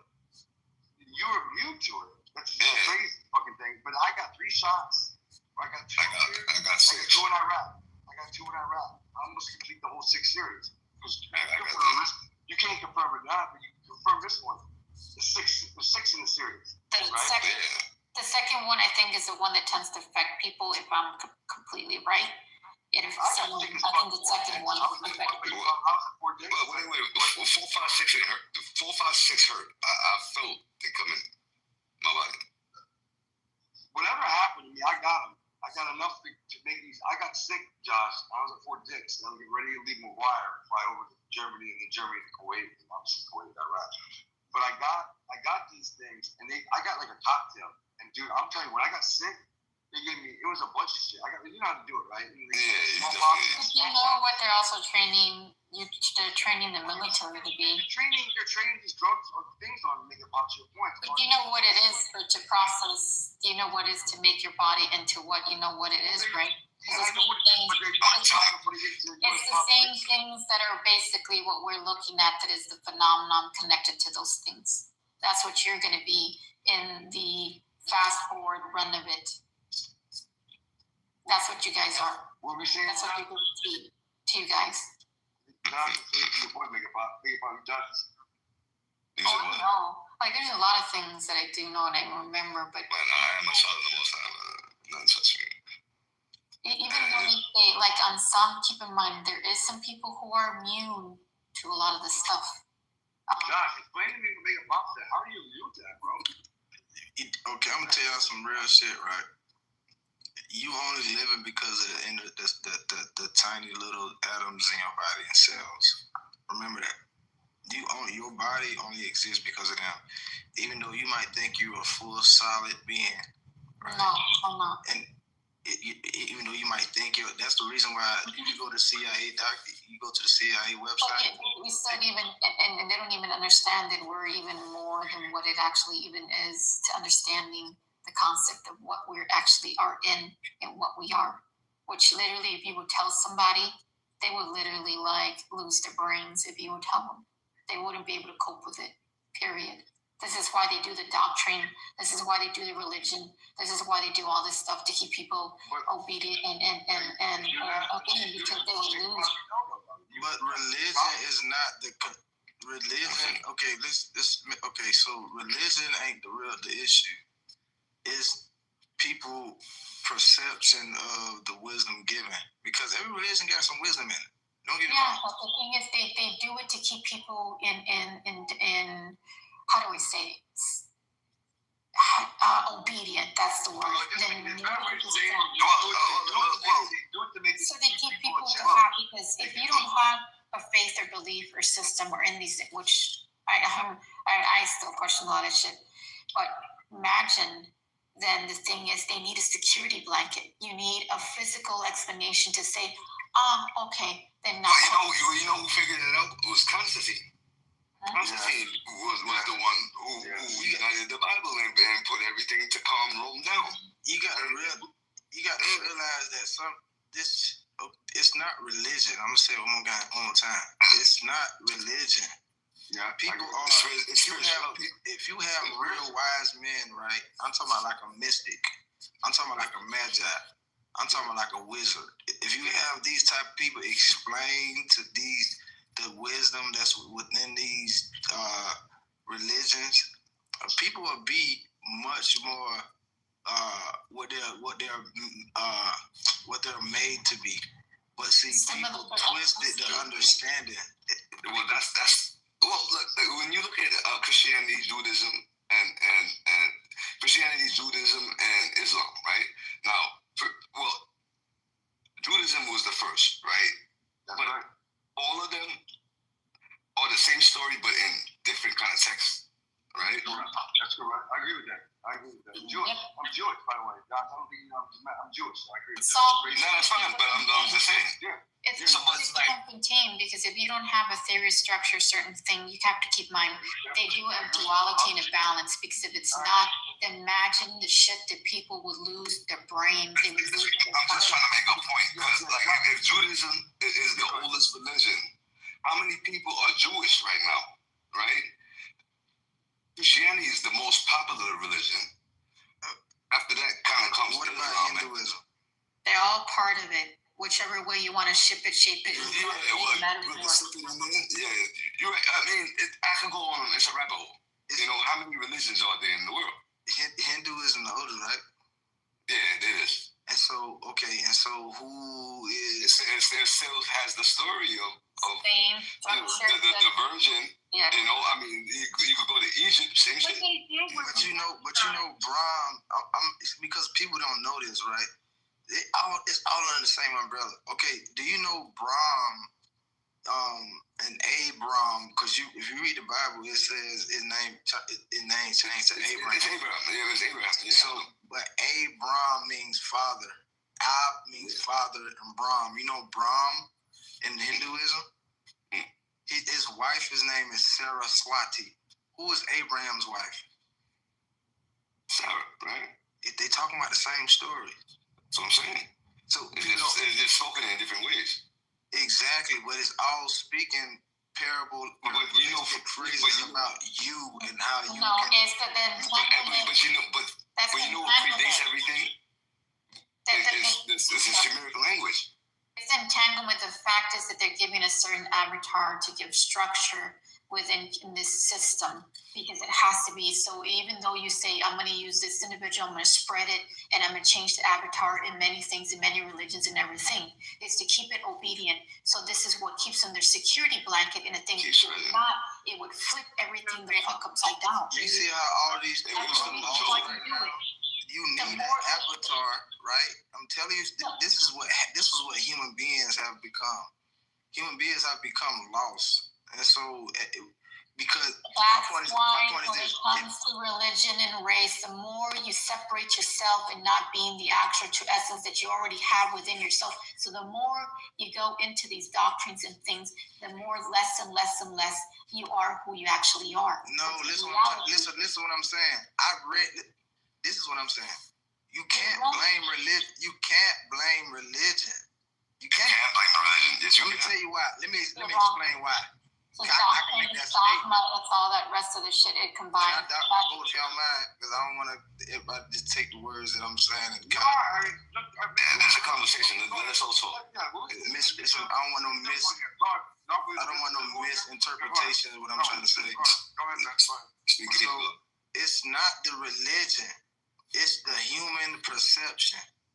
And so, it's so, I can tell you, and the next person can tell you what you can and can't do in your abilities. But most people that have conversations, let's be honest, they can't do shit. Let's be honest. It's true. So it's a reason why. So it's like would you listen to a professor and somebody that would you rather listen to someone that knows about electricity or somebody that don't know shit? You've been wired the wrong motherfucking wires and blow some shit up. I'm going to continue because you're saying something Josh and I know a lot about. We had to listen to people, and more than me, because he spent a lot more time in active duty than I do, to be really honest. That's only 3 5 Let me speak. We can speak after. Yeah, I'm going to down my boat in a minute. What I'm saying is a lot of people can speak a lot about knowledge and information, but if you tell them to do something, right? Show me what you can do. A lot of people just gonna shut the fuck up. I'm just being real. If you tell most of these people, right, on off the app, all over the world, to show me what you can do, a lot of people gonna do shit. That's why you see some of these avatars that came and show you what you can do, right? But people twisted it and start worshiping them. It's not about worshiping no goddamn body. People took it upon themselves to worship these other people and beings and shit. People took it upon themselves. Nobody said worship me. Nobody said worship me. Not one of these avatars, not one of these gods, not one of these beings. None of them said worship me. So the whole point is know thyself, knowing who you are. If everything you study ain't making you become what you are supposed to be, you're doing it wrong. You just filling your mind up with data and information that you can't use. That's why when it comes to all the doctrine, and keep in mind, majority of this that's going around, as you see it everywhere, it's part of that. Why do you think they're so separated? My religion's better than yours. No, you're not this, and it needs the chaos. It needs it. It needs the distraction. It needs to distract people from what actually because if you actually knew, you don't need none of that. It's always been within. Well, it works though. You have to know what right now. Well, it does, because it is working. Because look at all the individuals that are you see it everywhere. 2025, right? And look, everywhere. Yeah. And we grew up in the information era and all that. It's not a religion. I can explain. It's not a religion. Religion is always going to be a distraction. You always have to. That's why I never claimed a religion. Right? It's me and the Father. Right? Now I may study every religion because I do have a Torah in my house. I have a Quran in my house, and I have a Bible in my house, and I have other books. There you go. Right? You feel me? Let's go to the evidence real quick. The religion are placeholders for our attention. Yes. This is an evidence story. Correct. Yeah. Where you put your energy as long as you put it somewhere. It's just imagine the individuals that are unbalanced, right? You got these leaders, you got these individuals, right? Because they want to send them to show the way, and they're thinking that it was going to come down in a cloud and say, hey, I'm going to come. Like, you have to understand, there's a lot of mass manipulation. We individually see it differently, right? Can you take some gems out from certain books? Yes, because they both have duality. And if they had a book of true knowledge, which some are hidden and some are burned, but keep in mind, this is what it is. This thing's how they flipped it. The frequency, they converted some of this shit. All these books is coded. And if you go yes. There you go. Codex and scriptures. There you go. Codex. And Joshua, you were right when you said Constantine weaponized. He weaponized Christianity, and that's what they did. They weaponized their food, our water, and they weaponized religion. They do anything they can to manipulate it. And it didn't stop. And here we are. If you don't understand, let's not overlook some more evidence, right? Because we had a perfect point to stay on this point of existent is like, so these people, these aliens, these gens, the God Almighty, right? The evidence show that there is limited process to our connected processors. Now we have a higher connection of process with each other, right? Spiritual beings, than the imagine. When I say the imagine, the beings that we imagine exist, right? That are not here now, but we place them in our imagination here always. Like God, these aliens, the jinn, the genies, the people that existed that don't exist, but we still reference them. So that's the evidence that we are all engaged with each other, literally. And we just imagine a different perspective of existence, and we relate to that. But the true connection is each and every one of us in the processing that we do with all of the data. Exactly. Some people might call it mysticism, fauna. Some people call it mysticism, fauna, theosis. But everything when it comes to your data, it's actually feeding that thing at the end of the day. how much power do you guys think Donald Trump has? You know, be someone, an interpreter knows me and make it pop. You said with Trump? What did you say about Trump? So I'm just saying, before I started, I met all you guys, y'all are amazing, all you people. I know make it pop and interpret for bad. So I want to ask just the whole room, because I'm tired of everybody in this country, my own country. Josh, I know Josh can speak on this, being someone serving in the military as well, that people are so outspoken, our country is so divided. My thing that kind of fucked me up, this is my language about this room. The thing that fucked me up, someone called me the other day, they live in Chicago, or outside Chicago, and they said, now this kind of fucked me up, because it's kind of where I'm in that wheelhouse. I know enough that I can speak on stuff like this, like, interpreters really squared away. I just know interpreters make it pop. I have to agree with everybody. I met, Trish, obviously Sarah, John, you, Josh. And my thing is, I just want to get this out there because I think I'm not going to talk about politics when I do or anything, but I just want to ask you guys because I feel like you all, I feel like it's kind of a small thing. Don't make it pop, obviously, interpreter. I feel like I'm tired. Like Joe Rogan went off, and my mom's a Democrat, she's a liberal. She's a hippie in the 60s. In San Francisco, right?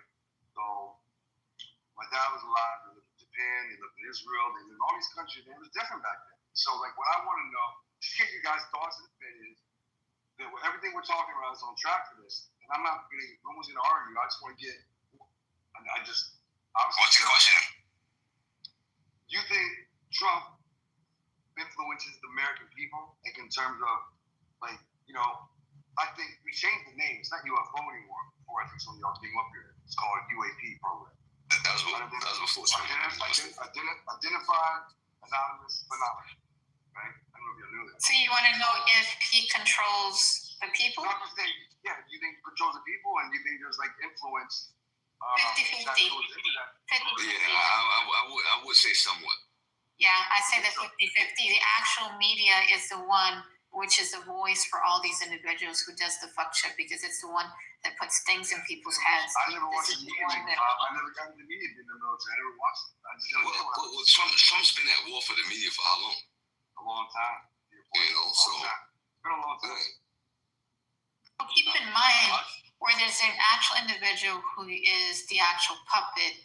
Always the puppeteer is always right behind the actual puppet. But he still doesn't realize he's the puppet. Yeah, but you gotta look at the last president. Like he is a lot of. I feel like the whole thing was ICE, right?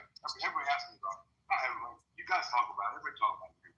I don't understand. If someone working in America, why are we throwing out the country like that? We got a daughter. You know what I'm saying? Yeah, Trump misrepresented his campaign because he said he was coming for MS-13 and all the bad people, but he's coming for the working people now, right? People who might like this. He's going to Home Depot and throw people out. Like Joe Rogan, like me. I'm trying to follow Joe Rogan to do the podcast. Everybody knows me. Did you know that the fact is? Did you know the fact is like this is no disrespect to nobody, but I'm like, from knowing these individuals, right? They have their military, they have their troops, they have, the boots on the ground or whatever, right? You got your black ops and all this shit, right?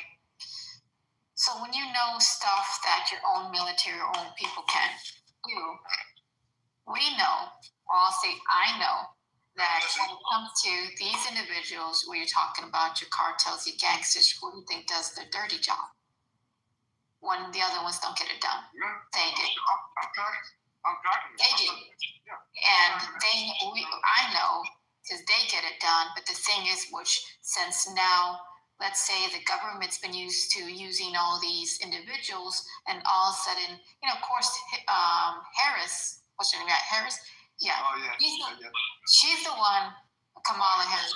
I know she went into Mexico. So keep in mind, a lot of people like to talk. They don't give a shit. They speak the way they see things in Mexico. So they said that she met with some of the other world leaders and had supposedly a deal to release all these other inmates, all these other people that came in, and some of the military, this foreign foreign military soldiers that would come in within the stampede of all of them coming in. And the fact is that she already had ITIN numbers for these people already. So how can you, if you didn't know any part of it, but already have ITIN numbers already for the people that came in here, apart from other individuals that already staged in here in this ship, right? So the fact is that now they're going to use that. Keep in mind, they cover one has to cover, one has to start it, the other one has to say, I'm here to save the day, right? So now that the fact is that they were using all these gangsters, cartels, and now they're saying now we're going after them, but I'm still iffy on it. I don't believe it, but I'll just go with that rule, right? So now that he invested, gave money to Mexico and said, go ahead and build a high-tech surveillance for these so-called gangsters. Now you got some issues because now he doesn't need to use them or the cartels and these individuals. Now he's using his own enforcers, which is the military. Well, it's a bigger picture because he came on that pretense like he was doing that, but look what he's doing. He's infiltrating every city right now, right? This is damn near martial law on the law. All I'm trying to say, Big Pop, the guy was talking to Chicago. I didn't finish the last point. Sorry. He sent in to Illinois, which Chicago's at. He sent the Army National Guard in Texas. I have a problem with this. The guy I was talking to on the phone, he's on here. I'm not gonna say his name. Well, you don't want to do it, they're testing us because they're testing us. They're seeing how your point. They want it's going to be a police state. It's going to be a police state. This is how Civil War starts. You send people. He's gonna start it. It's going to be the Russians who's going to start. He's gonna start it because at the end of the day, right? Since he declared, right? And keep in mind, these places, keep in mind, it's all interesting with all the COVID vaccines. Chicago, I'm talking about Chicago. Yeah, so he started with DC first. Remember? So just imagine. The fact is that even what he did over here with Texas, the way he said from all the way to Brownsville to Houston, but keep in mind, he said from here to here, it's training territory. Like, wait a second, what do you mean training territory? But legally, he's bypassing Congress and he's testing everything they can do. So what he's doing with sending the troops, he's putting up the Insurrection Act. Right. He's going over authority. Yes, and that's how it goes. Jacob, I don't want us to step over some evidence for you, right? Now, we can't forget about the Biden play, and we can't forget about the COVID play. So they on the same team. So you got to think about it like this. Trump could be the quarterback, right? So the quarterback could play the mascot, but the mascot can't be the quarterback. And that was Joe Biden in the quarterback seat. Yeah, but both of them the same. Let me ask you something, please. You think they set him up to play for him? You say? Who? Shut up, who? No, interpreter. I'm asking interpreter a question. Interpreter, you think? No, not you yet. So interpreter, you think they set him up for the? Not set him up like you said. You said like the play. It's not a setup. This is what it is. It's not a setup. We got sayings like it is written, so it's done. It's a protocol of operation. Anybody in position has to follow protocol. Yeah, because he knows about it. Because keep in mind, if he's been building the ark for Trump for that ceremonial thing, that means he already knows what's about to go down. Why would he allow in the newsmen to go in there? And I'm like, why is he already thinking about a ceremonial thing and then build it over there in the Lincoln thing? I'm like, Texas Army National Guard to Illinois, and the governor didn't want him to come into the state of Illinois. My thing is, like I said, like Joshua. Well, if he did the Emergency Act, that means it's already martial law. It's kind of effed up to the rest of the country. I'm talking to this guy in Chicago. His son's on here, making five. His dad used to be in the Marine Corps. This is why I bring Jocelyn and the interpreter. I know he's in the military, but we want to brought him into this is because it's kind of effed up to the governors. It's like it's showing Oregon. Just think how poor you guys going on. All these things going on. But you know what he's doing also, right? Send another state to another state. Yeah. That's the start of the Civil War. And I'm yes. You guys That's where he's. Why do you think he's setting everything from the inside to fall? He's not stupid either, because if this man can sell the land for, keep in mind, this is a smart move because he's a businessman. So what would you do? Destroy it from the inside, crumble it, let it fall, and imagine what he can buy, or whoever he's trying to sell it for, they can literally come in, that corporation can come in and completely buy it. Well, newsflash, I don't know how much you guys watch the news, but do you know a foreign entity, which is Qatar. They're building a base that they're going to operate in Idaho. Oh my in the United States of America. Josh, thank you. It's the truth. I heard that recently. I don't know all the details, but I literally heard. Oh, I'm saying. Interpreter, I knew you come up the mic, man, because I got here. The interpreter's doing this kind of stuff. Interpreter, what do you We're think gonna about go into civil war. That's what he's gonna do. Did you know that's what he did? Yes, it's already happening. Because he did the lockdown. So look, hold on, take it. Let me say something real quick. Everybody has to talk at once. Like, everybody's talking at once. Hold on, let me say something real quick, Jacob. So the fact is that he already, of course, they did the Emergency Act. So regardless, when they do Emergency Act, it's martial law or civil war, either one of those. And the way he's setting up the troops is just telling you, and how the way he's also setting up for them to attack us. We're going to be in the middle of this shit. And the fact is, they already say that they're going to close the actual bridges until the borders until the 21st of November. And I know about this, man. And people can't leave.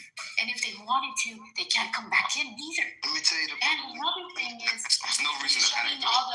They're shutting down the benefits from these people. Can we all talk at once? Man, don't need to freak out. Go ahead. I got it. I'm just saying, let all of us talk. We all He's gonna shut even the benefits off for these people. So just imagine whatever event he decides to blow up, it's all gonna start falling all at once. And keep in mind, I think our satellites from telecom, which is the military, should be freezing. I think at 8 hertz. I think should be by January the 11th, 2026. And I think our satellites are basically up for auction, which is going to be a transmission. But before it happens, they're going to do the broadcasting emergency frequency that's going to go up. Yeah, it's what they call it. It's called you talk about it's called something like that. The acronym for it, but yeah, the public people. Yeah, that's the paper cell activation. Paper cell activation. Yeah. Is that what the emergency broadcast system signal is going to do? Yeah, so I'm talking about basically, It's going to wake up the paper cells. There's a civil war that happened in the country. Everybody needs to know about it. In this room, I know everyone on the stage. I think I know everybody at this point on the stage. I know some, obviously, like interpreters and you. Obviously, they was off for a decent amount of time, over years now. So you guys are very smart, intelligent, and you guys know well enough. I mean, I think it's fair enough to say, and everybody in the audience is in this space, that this country is going to be in a civil war. In my opinion, if Trump, that's just my opinion. I can't confirm or deny anything, but I mean, you guys have laid it out. If the Texas National Guard is in Illinois, if you're a citizen of Illinois, that means that they're basically telling you what to do, and that's a military. I've been in this interpreter will tell you, I've been in these rooms and I've argued with a lot of people that people don't want to believe it. I said this 3 years ago, or two, it's been maybe not 3, but it's been 2 years ago in the rabbit hole, 45th, I've been in this room, and I tried to tell 40 or 50 people, 60 people, I said this country's going to civil war, and make it pop, should have heard them. I've been telling them, but nobody listened. I've been telling them, I was telling everybody, and the interpreter was there, and he'll vouch for this. I told everybody in that goddamn room, excuse my language, excuse the Lord's name, but I said this country, being somebody, Ray Josh can speak on. That's where they're telling people to get their food and water. To another state that's saying that we don't care about you citizens in this state because we're the Texas Army National Guard, and that's way out of their jurisdiction. I'm gonna drop a little gem, right? Let the man speak. No, go ahead, Trevor. I'm gonna drop y'all a little gem. Was there a Civil War movie that came out last year, was it? Or the year before? What was your question? A movie? Was there a movie, the Civil War? It was like 2 years ago. Yeah, I know the movie. So when Texas succeeded and some bullshit like that. Okay, so if it's gonna be a war, I think Texas, it's a question for the room. That's Civil War. There's a winner and there's a loser in every war. Who's gonna be the winner? I'm gonna tell you right now. The powers that be and the loser is gonna be the people. You don't want a lot of states that we did in the 13 colonies. There's There's You're one of the states that got started. It's going to be irrelevant who wins or lose. It's going to be irrelevant who wins or lose. Look at our history, right? There was many wars and battles. All that shit is irrelevant now today because motherfuckers are still fighting. Yeah, because it's artificial. Who wants to make it reality? So we still fighting for our comprehension of reality, which is our storyline of existence. So we actually have that value. Look at us. We right here in Clubhouse, we got together. We actually have a discussion in reference to the true discussion, right? That very rarely happens. People don't exercise this ability. Now imagine where this war is going to take place. It's going to take place in the emergency state. The emergency state is the minds of the people. So if the people place themselves in an emergency state of existence, then you will be a part of all of the activities, the protocols attached to such emergencies. And that's the manipulation. That's the hologram. The uniforms. They are people. They are us. We manipulated ourselves to play this game, and we don't have to. There you go, bro. If we don't adhere to, if we don't read into, and that's the objective. We got to get people not to read into this false emergency, just like COVID. Right. With morons actually going in and protesting. Jews, I don't know about it. When you were saying everybody got something at once. Okay, so like when you were saying that, the interpreter, I was thinking about that. That's similar to what happened with COVID. Just just how to avoid it was a little bit different because it was a different mechanism being used than what we're speaking about now. But yeah, I agree with what you said. I agree with what you said too, but I want to ask you a question. Do you remember when I don't like doing this. I know it's irrelevant, doesn't matter. But interpret, do you remember when I was in the room? One time, I was trying to tell a whole lot of fucking a whole lot of people. I said our country's going civil. Everybody was arguing. It was out west when the border was here. We were in, 45th. We were in the rabbit hole. And I'm just asking you if you may have not been. I'm just asking if you remember. It's just a simple question because not against you. It was frustrating because we're here now. And so what I said 2 years ago, it's not only you. It's all of us, right? It was somebody in here. I forgot that lady, Naked Pop. You know who it is. She used to come in here. I forgot how the heavy-set lady, white lady. She used to be going all. Oh yeah. Are you talking about I Lou? love her. She got no fucking chill. Were you talking about Lou? The one that she sounds like she's scream talking. She scream is like she a YouTuber on Clubhouse. She official with her program and her protocol, and she used to. I forgot her name, man. Y'all know her name. What's her name? Lou? I think it was Lou or something like that. Yeah, but her thing was like, listen. Basically, it's like, let's stay focused. That's where I get that stay focused from her. Like, let's stay focused. Why we can't really just stay on the now time and really focus on these motherfuckers. Like, we all got the information, like why we get busy and bored. Meaning, like, why do we tune back into the emergency state when we know it's not no motherfucking emergency? They just keep telling us shit 24/7. And we gotta stop. You know what it is? Exactly, bro. You know what it is? It's the Willie Lynch letter, man. When you read that, it makes more sense. I mean, it would be very, very difficult to have people not buy into, what you're calling the emergency state of mind. We couldn't even get people to understand what was happening during COVID or with the jibby jab. It's just like they're like sheep. It's like talking to a wall. That's why people it's not that we don't gotta get people to listen to us and none of that shit. We have to develop a system to captivate our attention. You see how all of our attention is gathered here? It's pure.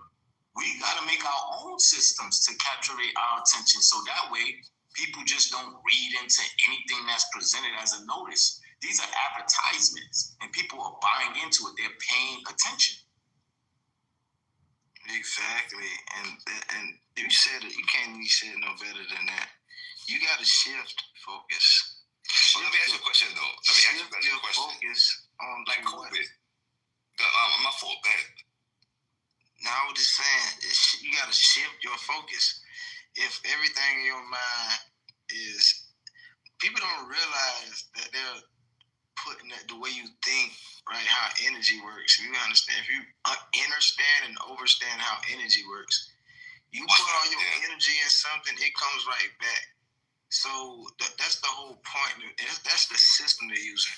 They know, or whoever they is, or whoever trying to make whatever plan work out, if you talk about it enough, if you feel about it enough, and you're not even making a counteraction, right, to be like, you know what, I'm going to make some action so this won't happen. People not doing that. They're talking about it, they're thinking about it, and you let them. You know, people, gods, demons, you know, they only got power that you give them. I'm going to say that one more time. People, gods, demons, whatever you may have, they only have the power that you as an individual give them. They have no power. Nobody has power over you unless you give it to them. So when people say, oh, these people, and you let them. So why talk about it? You let them. You can't really, you can't jump in water and expect not to get wet. You got to understand cause and effect. Like, as long as you understand that, that's gonna. It's lonely when you walk on that road, right? But we're not giving them power. We're in compliance to process. That's a different thing than power. The power is being directed, which is our attention. We have our power. We just placing our power in a particular direction of order. And that's what we're doing now. That's why no matter what room we in, the same people get together. You see, if we pay attention to the evidence, we can elevate the practice. And that's the illusion, not to elevate the practice. Each and every practice that we recognize as acceptable development and growth is for us to engage with each other inappropriately, to put on costumes and uniforms and attack each other through plays and performance. It don't matter if it's entertainment or war. It's still a play of performance. You know, they got signs that say no parking. Like, that stresses us out. Why are we paying attention? Why are we just not going with the flow? You know, because that's what we do regardless. Reality, we all go with the flow. In traffic, we have to go with the flow. You know what I mean? People are abiding by the rules, people are not, but hey, we got to deal with it. You know, and we don't need these false referees, because that disrupts the original process. And that's what people are missing. Because if you see an accident or you see police processing people and you go right down the road and people engaging with each other and you thinking, damn, the police need to engage. No, they don't. We are the police. We just got on fucking costumes and guns. Like, this shit is stupid. I think what you were saying, Joe, about shifting focus, when you're saying shifting our focus, I think what we can do then is like shift their focus. Something that people don't like to do is like, you know, like say you're at work or you're, you know, having Thanksgiving dinner with, you know, like family or, you know, friends or whatever. And a topic comes up and you know that you want to say something and you don't. Like, somebody told me, they're like, oh, they were talking about this and that, whatever. And they're like, Sarah, too bad you weren't there. You could have said something. And you know what I said? I said, you could have said something. I think that people don't want to talk about the things they know they should talk about because they're afraid what people are going to think. But here's the thing. When I talk about the things that I talk about on Clubhouse and I talk about it to people like outside of Clubhouse, I don't give a shit what they think. And they don't care, you know, what I'm saying. Nobody's like, oh, you know, like, shut the fuck up, Sarah. You know what you're saying. Nobody says that. Nobody says anything. They don't say anything like, oh, like, you're crazy or blah, blah, blah. They don't say any of that stuff. You know, they might agree, they might not agree, but they don't say shit like that. And I think a lot of people are afraid that's going to be said to them, so they don't say the things they should be saying. And it doesn't have to be confrontational. I just say things like, it's my perspective. I'm not like, you know, shoving in people's faces or saying like, you have to do this, you have to do that. I just say, well, I think this, that, and the other thing because I saw this or whatever, and I read about this and blah, blah, blah. And don't you think that's interesting? You know, like it's just a way that I speak on Clubhouse. I speak the same way outside of Clubhouse. I think more people should do that. You know, a lot of this shit ain't number 400 years old. The law. You should always speak your truth, Sarah. These laws, yeah, exactly. These laws, this Constitution, this all this extra bullshit. It's only 400 years old. you compare that to how long the Earth been here and humans being here. Not all humans, but certain type of humans. That shit don't matter. It don't. It only matters because you make it. Once you sit there and tell people, hey, we need a governor. Hey, we need a president. Hey, we need all of this shit. We need all of it. Well, you got to take what come with it. But to a certain extent, if you be like, fuck that, we don't need none of that shit, and you stand on business, right, they go away. Simple as that. But people don't really know that much. People just going to let people do what they do because who going to stop them? Talking ain't going to stop them. They don't do shit. People talking about this shit for goddamn years. Yo, check this out. The evidence is the government shutdown. People are not going to work playing positions of order. That continues to happen if we don't pay attention to these false positions of order. People can't if we don't put on the uniforms, who's going to do those processes? That's what people got to think about. What uniform we going to put on as a community to recognize the community values? That's what we got to do. Because these people, these people that put on these uniforms is going to attack the community. Now, we can't be these people putting on these uniforms if we actually want to stand our ground and claim our territory. That's that simple. We can't be the other team. National Guard is going into another state. Interpreter, you're a smart dude. I said it to you. I'm not going to repeat myself. That's a fucking huge problem in America. If you have another state going to another state to basically say we're here for martial law. And dude, this shit, I don't know, and I'm scared to say this as an American, but like, they have had a government shutdown when I first came down to DC. Before I bought my condo back, like, I think it was like 10 years ago, they had a government shutdown, like 14 or something like that. But this shit is going on past like a week. I'm trying to get a job still. I mean, I'm okay, but it's just like, it's weird, though. You know what I mean? Because like Josh is in the military. I don't know if anybody else is in the military here, but I just want to speak up a little bit because God forbid, like something pops off, and a lot of people, if you never served in the military, there's no offense to anyone unless you have to serve, but you gotta fucking get a weapon. If you're an American, if someone comes into your state, the Texas National Guard is in Illinois outside Chicago, or excuse me, in Chicago, as that's key. And it's basically martial law. Bro, we're not going to have no shootout. Were you going to say something about 5 minutes? We're not going to have no shootout. In this room, and I'm not saying strap Were you going to say something like 5 minutes? Yeah. So the thing is, I think I lost my thought even what I was going to say. And the thing is, it's interesting that we individually here are talking about the stuff that we don't agree. We don't want any part of it. And you can't convince the rest of the individuals because they're so mind programmed. And the fact, wait till they activate the rest of the sleeper cells. It's all, and the thing is, the only reason could be that they're fine at the end of the day because they know whatever the old structure was, it's the new structure in the same wolf in sheep's clothing, just going to get rid of the old one, replace it with the same one, but the outer shell is different. That's all it is. They only change it because it's not working anymore. They're not changing it's not working because at the end of the day, keep in mind, if they're trying to use the for the artificial, right? The race to artificial, right? Because he keeps on fucking mentioning Donald Trump. You hear it, we want to be the first one. Like, bitch, I don't know what he's talking about. It's already been here. What is he talking about? Like, and keep in mind, the surveillance that they already have. And I worked for a company that was before I got out. Somebody else was in here too. The fact is the Charter Communications, which is another Spectrum project that they're using, to surveillance a lot of people. They got a lot of weird shit going on, right? And what they're doing with the internet, what they're doing with the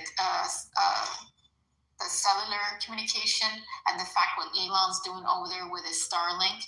And he ain't just doing Starlinks. He ain't talking about going to Mars and doing the shit, because I know that's some bullshit. That man that he's thrown those rockets literally give you a sonic boom that kind of replicate like a fucking earthquake that we felt it over here. And seeing that man looked like he ripped a hole in the sky that looked like some tentacle thingies were up there fixing the shit. And he's doing some stuff, and it's coincidence.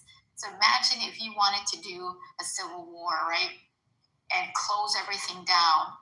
They want to either turn around and say we got hacked, which is interesting because they're surveillance and everything. They're modifying these things. And keep in mind, why did those drones come out of nowhere? Because it's part of the same shit. We're gonna have an artificial civil fucking war with technology that's about to go hey fucking wired. And we're gonna be in the middle of with the book. And I got something for the ass. Definitely, I don't give a fuck what I said. It's got a grenade launcher, a net launcher, and some extra shit to kick some ass. So anybody want to try me? We do with Texas, do it a little bit different. You just need a 203. 203 is a grenade launcher underneath the M16. You just get that underneath, and we can have a 16 on top. And the 203 fires grenades on the bottom. That's what we need. Oh, I got an extra shit for that. You know how we tweak our shit here in Texas. Of course. What I want to say, Josh wanted to speak, but I want to say is like, I think this is you an interpreter question.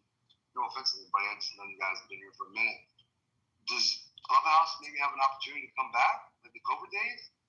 You want to interpret anything? If we go to civil war? What did you say? If we go to civil war, I mean, within our country, we're going to have a civil war. I'm just saying, we won't have any communication. There's no way we can come back on here. They're going to shut everything off. Elon Musk got Starlink, sweetheart. I'm going to tell you that right now. I don't trust him. You gotta understand a person what he's talking about. I know with Canada right now have a farm. Yeah, you have to have different type of radios and different ways of communicating. But I don't trust that man. Well, you might not trust him, but there's people that I know that have his stuff already. And I think to your point, I'm not saying I agree or disagree or confirm or deny, but I will say that people, if that happens, it's already set up for that. That's all I'm saying. Yeah, because keep in mind, if he's already testing that type of shit to turn off, you think he's gonna turn it back on? Like I don't think it would happen. That's pretty much what I'm saying. So whatever administration comes after Trump, none of it. Ain't no after Trump. No, because he's gonna try to keep it. This is why he's doing it too, because he doesn't want another election. He wants to be the last one. Well, he mentioned that he's trying to run for a third term. It's deeper than that. He also mentioned that he wanted to shut it down and he didn't want it to be the last individual. And he said, "Oh, Kinston, I would be." Let me tell you this: like me being in New York, right? I was talking to somebody who I work with, right? We have a lot of issues with the trillions that we owe, and nobody's putting their money in banks no more. Don't be surprised if the stock market crashes, because he's gonna want everybody to invest back in the banks. He got his own. Trump got his own money. He done got his own. He does, but I'm just saying, because look, we about to be worse than the 08 depression or whatever you want to call it. It's called a reset, and that don't mean it's going to work in their favor. Only reason why it's going to work in their favor, if it do, is because of the people. Because this is what happens, right? Oh, are you talking about the financial reset? No, it's the whole reset period. The recession, yeah. Another recession, yeah. It's basically, okay, it's basically this, all right? These invaders came to this country, right? They don't belong here. And so a lot of people has been, blending in very well. All right, this might ruffle some feathers, but everybody not American. So what I'm saying is, they found the old China police station in New York a couple years ago. Yeah, well, they've been having checkpoint in China. I want to ask you, Josh, can you break that down again? Yeah, so everybody not American. You have to be the Aboriginal of this land, right, would be considered as the American. Nowadays, because of the system that they have in capital letters, United States of America, these people classify themselves as American. Oh, I'm proud of being a goddamn American. But that doesn't really happen anywhere else in the damn world. But it's this new system, this newfound land that they use to control this shit, control the system, and control the world. And so this shit only 400 years old. This shit don't have much life left. 1776, sir. Exactly. July 4th, 1776. Well, Jacob, I have a question for you. Yes, since the United States existed, yes, sir. How many years have we been at peace? I mean, not been that many. Who? mean, look, notably, I mean, you talk about since the Civil War, the Revolutionary War? Since America's been established, how many years have we been at peace? I don't know the answer to that question. We're in, I'll tell you right now, I noticed the other day, I was listening to Sean Ryan's show, former Navy SEAL, CIA contractor, he has a podcast. We are in 120 countries. So to your point, my SG-14 classified. I ain't got nothing to say about that. Well, no, but everybody knows that though. That's public knowledge. Yeah, that's what I'm saying. But yeah, that's public. There's no classification. Well, you see Trump talking about he want to build a bridge from Russia over there to Alaska, right? Yeah. I mean, it's crazy. While he was talking to Zelensky, which is the president of Ukraine, about this whole Samizdat missile issue, and it's already saying that. I'm tracking that. Yeah. That's crazy, right? I mean, you're military, right? I'm very much aware. I mean, so you're saying we've never been to peace? Is that what you're asking? No. Hell no. Yeah. We're in 120 countries. Do you point? Well, do you even know like how we formed that border over there with Canada? That shit was over fear. Like animal fear. Like fear. Manure. Shit. No, fear. F-U-R. What is that? Does it mean shit? F-U-R, like animal F-U-R, right? I'm sorry, I'll be fucking up the word. But that's how the borders got established back then. And Russia was so stupid to sell us Alaska. They didn't know it was oil over there. Right. That's the point. It's a good point. These people came over here off of that Bering Strait, right? Yeah. And a lot of them people, what they call the Indians, or whatever the fuck you want to call them. I'm just gonna use whatever they call them. Are y'all aware of the understanding that these same people had the same bloodline and ancestors or bloodline as these quote unquote Mexicans or those people of that nature? They have the same goddamn. They do, but that's why a lot of them ran away, because remember they're Africans at the end of the day. And all them persons, like why you think all the ghosts be haunting all of them? Yeah. Right? I mean, there's a lot of shit going on. I'm just saying, to this day, it still goes on. You got goddamn Annabelle over there in Long Island. Well, she ain't in Long Island no more. Yo, Josh, you're originally from New York. Yeah, I'm from New York, from Brooklyn. No, I have a good friend. It's just like the interpreter here. Interpreter, you're from New York, aren't you? I think he's there. I think I'm the interpreter. I got the guy, my good friend Wally Green, on here. He's from Brooklyn. I got the guy partnering with him on the podcast, Scar City. I don't know if you spoke to him. He just got on him. I'll introduce you to him. The interpreter's from New York. I could be wrong, but no. I mean, you interpreter? You from New York? He's from New York. You still on the phone? Yeah. You from New York?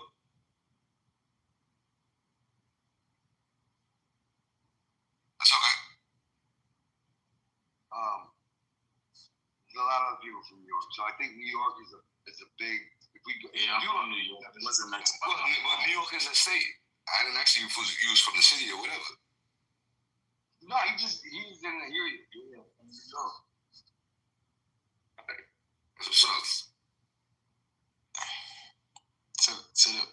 To the point earlier, or the same point.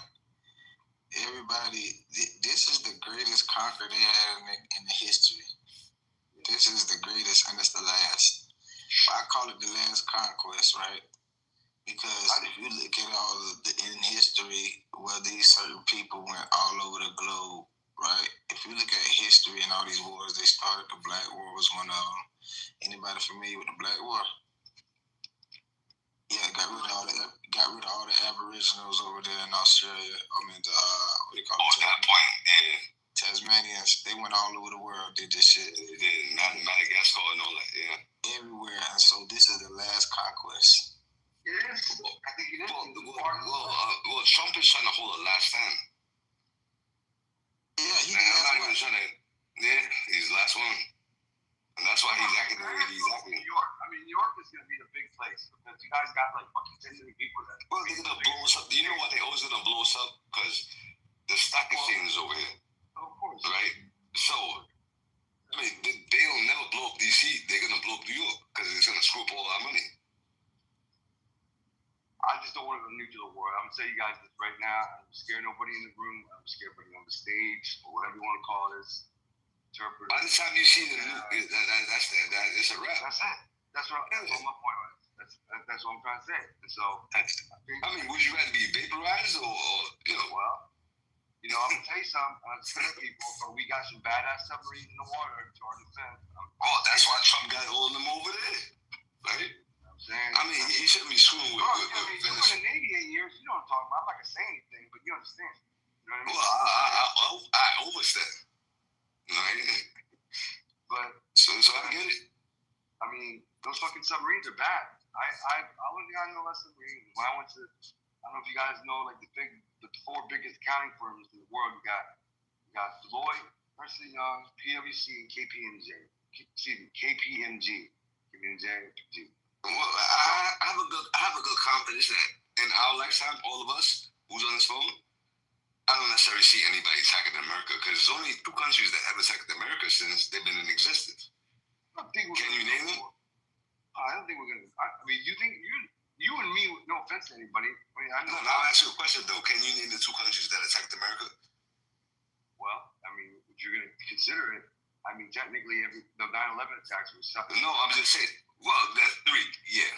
So if they're technically, I mean, if they're technically 3. Saudi Arabia, that's where they all came from. Those are the flights out of Saudi Arabia. You know what? So that's why they say Saudi Arabia. Y'all ever seen Comic Slop or Space Invaders? Sounds good.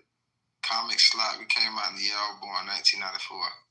So in that movie, and they had a meeting at the table. I think it was United Nations, whoever the fuck was at the table, and then they had a meeting about some entity, some beings were coming to Earth. And the Greys. Yeah. Well, I ain't gonna say Greys. Yeah, it was the Greys. I remember that. Well, they said they made a hologram whatever and said from a spaceship that was floating over the damn ocean and said that they're coming to grab some people with melanin. I don't know why they put it in the movie. But they say they're coming to get some people with melanin, and we need y'all to clean this shit up, clean Earth up, or it's gonna be like a consequence. So basically, I'm saying this: people will be like, okay, the government this and Civil War this and Civil War that. Little do they know, it's higher powers. Yes. That's what we were speaking about before, but we switched to this. The higher powers are coming to stop this shit at some point. They're coming in hot right now. Look, there's some shit that's coming from a different solar system that's split into 3 pieces in Saturn that's pulling up next month. You know, yeah, that's why they panicking, and that's what they trying to do. People don't realize this shit. If your mama coming home, your house fucked up, you gonna be running around doing a whole bunch of dumbass shit trying to clean the house up. So, and you know the house fucked up, right? Y'all done been there before you were young. Your mama said, I'm on the way home, and it better not be, especially black. I'm on the way home, and the house better be clean. Talking about the Atlas? Yeah, that's one of them, okay? Yeah. So you know these individuals are doing, which is called in the Bohemian Group, which some of the presidents, senators, Congress, all these high official individuals, when that thing comes, they're gonna do, which is the cremation care ritual at the Bohemian Grove, the day of that Atlas. What is that 3-1 Atlas thing? I saw Trish, you had mentioned that in Telegram a bunch of times, but what is it? That is that so-called craft thingy. But the thing is, if they're talking about that thing that looks like a stone structure, which is the one that was already here, that flew, you know, that one time back then, right? Because the one that right? Yeah. So yeah, that big stone. They say it's a craft, right? But this thing has already been here. That's what I love. Yeah. So when they had the meteorite, and keep in mind, I've seen a lot of crafts. Some that look like the goblin that rides the glider, right? We've seen the golden big old craft down here in the sky that swooped all the way up in the air. Look like that. Then I've seen a lot of crafts that and things that appeared that I tripped out about. A lot of things that have come in contact, right? And other things are saying that I guess they're waiting for whatever's about to go down. Those things. So, I don't know. There's other things they're going to join in. I'm just telling you. We're making talk. I'm going to ask the room, to your room, and Sarah and Love and Trish before I came in, and me and John and Josh and Jeffrey. Like, I want to ask everybody your opinion. Like, what would you do if we did go to civil war? And like, because in my opinion, states are going to combine. You know what I mean? Like, it's going to be like the 13 colonies, or it's going to be like when President. So it's going back to the 13 colonies because they did. Because when they lowered the flag at low staff, they put the flag down, which it had 13 stars. So they're going back to the You think we're going to join Lincoln Pop? Love, Trish, Sarah, Jupiter, Josh. I'm going to take a question for everyone. And Lincoln Pop, do you think we're going to go, like, you states will combine when we go to civil war? No, I think there's going to be a problem. I think it's going to be every state for itself. You think so, Josh? I do think so. I mean, some states might unite. But Josh, you interpret from New York, so I got a lot of you from New York City. I'm from South Carolina. Well, Josh, you're from South. So then I already answered my question. You in North Carolina, don't take it the wrong way. Georgia, Alabama, Mississippi, and Florida, and Louisiana, and Kentucky, and Texas, they're going to join together. I'm just telling. That's my opinion. And then New York is. Well, you know, Texas will probably will. And Jersey. And Rhode Island, and look, if I'm in New York State, I'm finished, man. Because once you blow up all the bridges and tunnels, I can't leave. They're gonna hit. I think they're gonna hit the water. There's only one way you could leave New York City. So what I saw for the New York City, I don't know if they put bombs in the bottom or the actual, because I saw the water. They're always gonna blow up New York City. You get a helicopter out of it. No, well, I know how to drive a boat, but like when I'm going. I'm saying, but you, how do you drive a boat? Do you believe in with the dollar bill? Because when you put the dollar bill together, it shows like missiles being shot at New York City. Yes, because that's what I'm trying to say. Like, they dealing with our infrastructure because like the stock exchange is in New York City, in Manhattan, specifically. Well, there was that's why they blew up the World Trade. Because that's where the world trade was coming from, right? All the money transactions was coming through there. That and the stock exchange. So, but you should get out of New York. I've already seen how it is. Well, John, helicopter, bro. Like, come on. You know what I'm saying? I'm agreeing. I'm not trying to cut you off. I'm saying helicopter. Right? Where the hell am I getting a helicopter? On top. There's a building not blowing up yet. One of the buildings. On top. That ain't happened. It's going to be The Walking Dead because I'm going to have to whoop my ass. Crazy that once they do these things, look, I don't like to plant the seed and I don't like it, but I saw all this shit already happening as you guys I saw this already, how it was supposed to go down. And I know they're going to go after the schools, they're going to go after the children. No. Yeah, they will. The people who's aware, yeah. So if it goes down, which it is going to go down, I saw them. I remember seeing kids piled up everywhere. I don't think so. I don't. Timeline, but you don't have to be on that timeline. I mean, I don't hear anybody talking about this, but I really believe the timelines are splitting apart. That's why you're noticing evil more and more. Like, I feel separated from the system more than I ever have because I feel like it's splitting more and more apart. And I think there's going to be... Look, these entities, they got disconnected because they screwed around and they made the wrong choices. They got disconnected. They became parasites. They had to harvest off of somebody. They latched their timeline onto ours, just like a tick latches onto a dog. And they've been feeding off of our energy. But they've been running in sync, these timelines, so nobody realized it was two timelines because they were running together. But like around 2000, they started to split apart. So you're trying to say it's a shadow timeline that's about to infiltrate ours? Is what you're saying? They already did a long time ago. These parasites that hijacked us, they latched their timeline onto ours, and that's how they. Do you remember what I said? Time don't exist. And well, look, our poles are shifting, right? Notice that they flipping. We probably won't stick with that. That's the direction it's going, and that's why those weather's acting all fucked up right now. So it's the law of cause and effect. That shit. These human laws don't mean shit.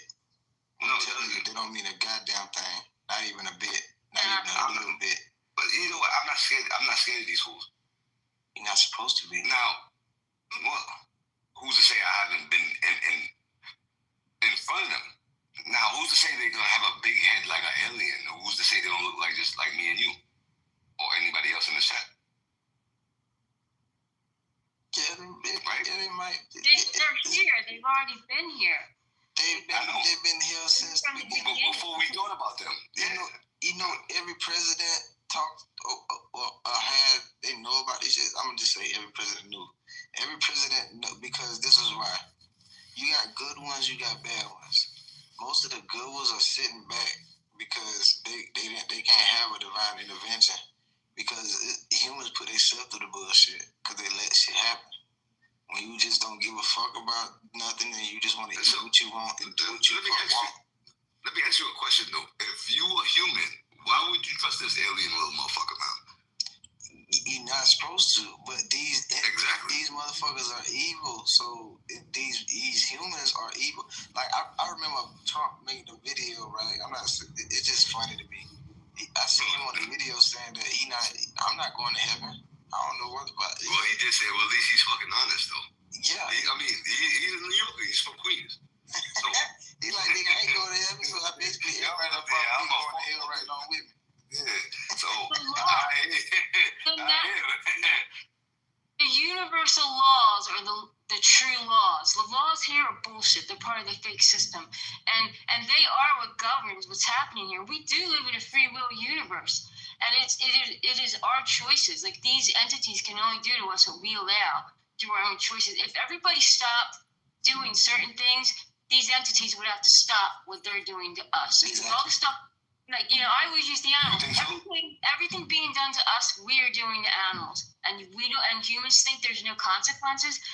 There sure as hell is consequences, because now they are allowed to do the same shit to us, and they are, and they're doing it to our children, because all these animals in slaughterhouses are babies and children. Believe me, and with this kind of truth comes responsibility, and most of humanity doesn't want to take on that responsibility because they're addicted, they're programmed, and they're conditioned to accept all these vile things that they're doing, and they've normalized it, and they don't want to stop. Are you vegan? That is our problem. Are you vegan? Yeah, I think what. No way. Are you vegan? I am vegan. I don't even fuck with that. Look, animal liberation equals human liberation, and I do not consent to our enslavement, torture, and murder, and I will not consent to it through my choices. Hey, y'all heard of Molech and Baal? Yahweh? Y'all heard of Molech, Baal, Yahweh? Yahweh's God. See, this is what I'm saying, though. This I'm telling you. You said Molech and The truth finna fuck y'all up. I'm finna fuck y'all up with this truth in a minute. I know who Yahweh is, but what about Molech and Mecca? Yeah, so these are different entities and gods, whatever you want to call them, right?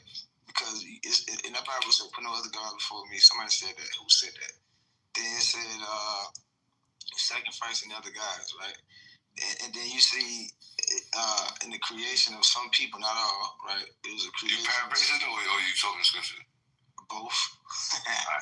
So it's like certain beings came down here, right, as gods. So what's this? Yeah. So and then you had a good set, you had a fucked up set, and so what happens is it's multiple. So when you get these the evil motherfuckers, they take sacrifices in order for you to carry out or you get shit what you want. And a lot of them, one of them, Ball did human sacrifices, and Molech did the children sacrifices. They did. And so these different, and then so you got some that did burnt offerings, meaning like they use frankincense, myrrh, tobacco. Because if you follow the Bible, all our ancestors did the same shit. Yeah, they did. But it was good, and it was good motherfuckers that you had to give a little burnt sacrifice offering to, or the burnt offerings, right? Which is the burnt offerings was the burning of herbs and shit, sages and all this extra shit. The frankincense and all that, because it's the ward off the negative energy, right? Exactly, and also invoke. Yes, and Isaac was about to get killed, right? He was about to be a sacrifice, right? So the Most High told him to cool, right? And you have to understand where everything is split, where it comes from Judaism and Islam, right? It comes further again from that, because that's Ishmael, right? That's where Islam comes from. The father Abraham protected him. That was his firstborn, right?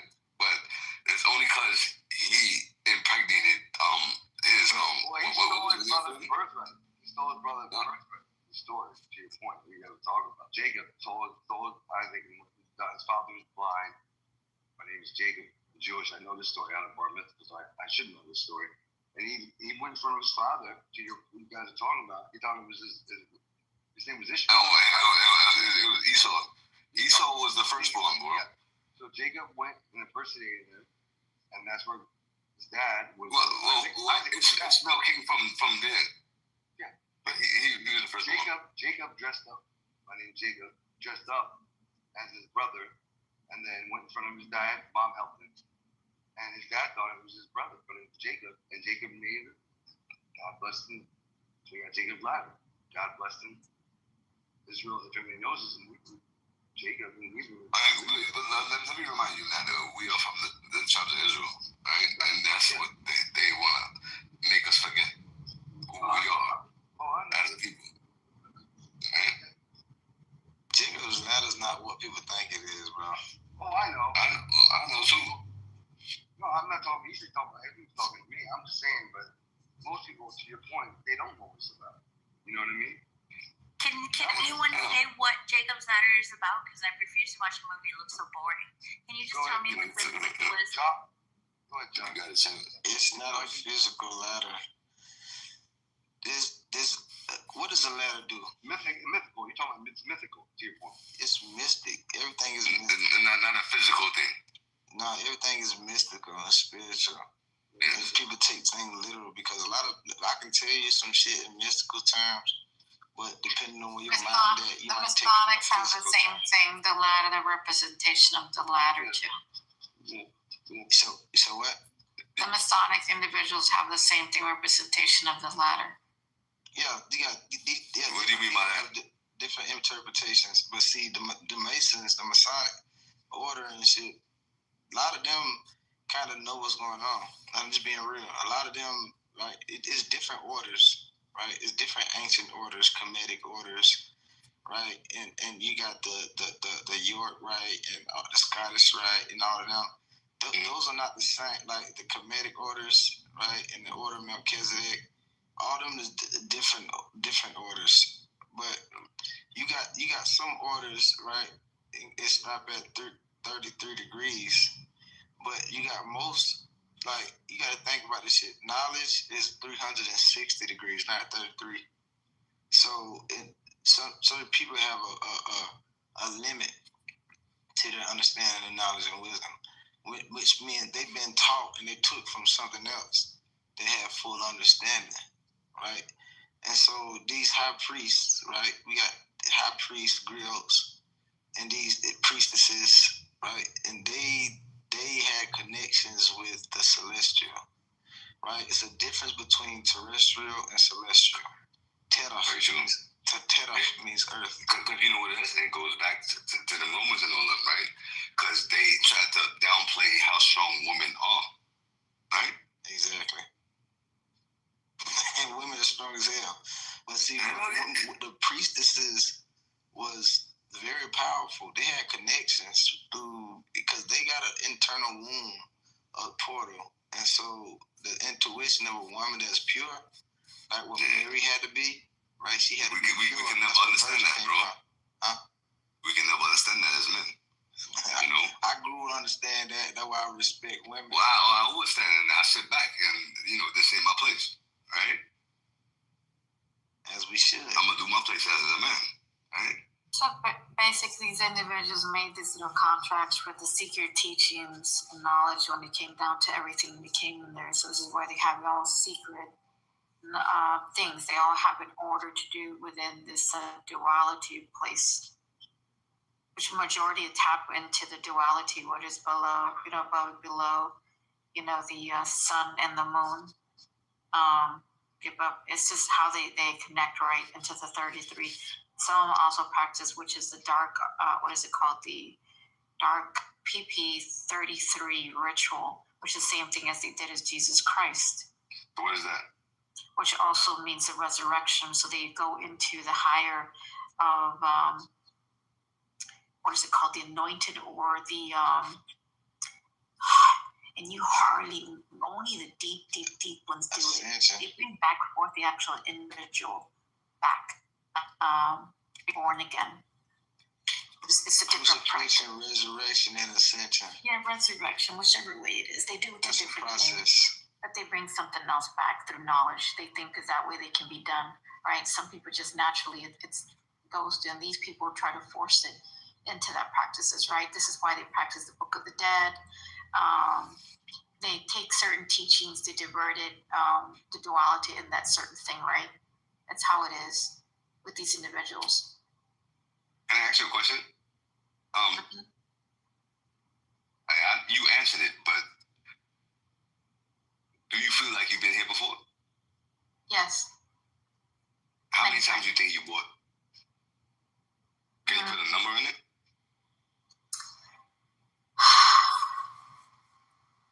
Let's see, one that I had information that I died, or I had to blow the lid on the royals, especially Queen Elizabeth. That's one. Back into Zayama 2. Back into the Jesus thing. That's one. What's the other one?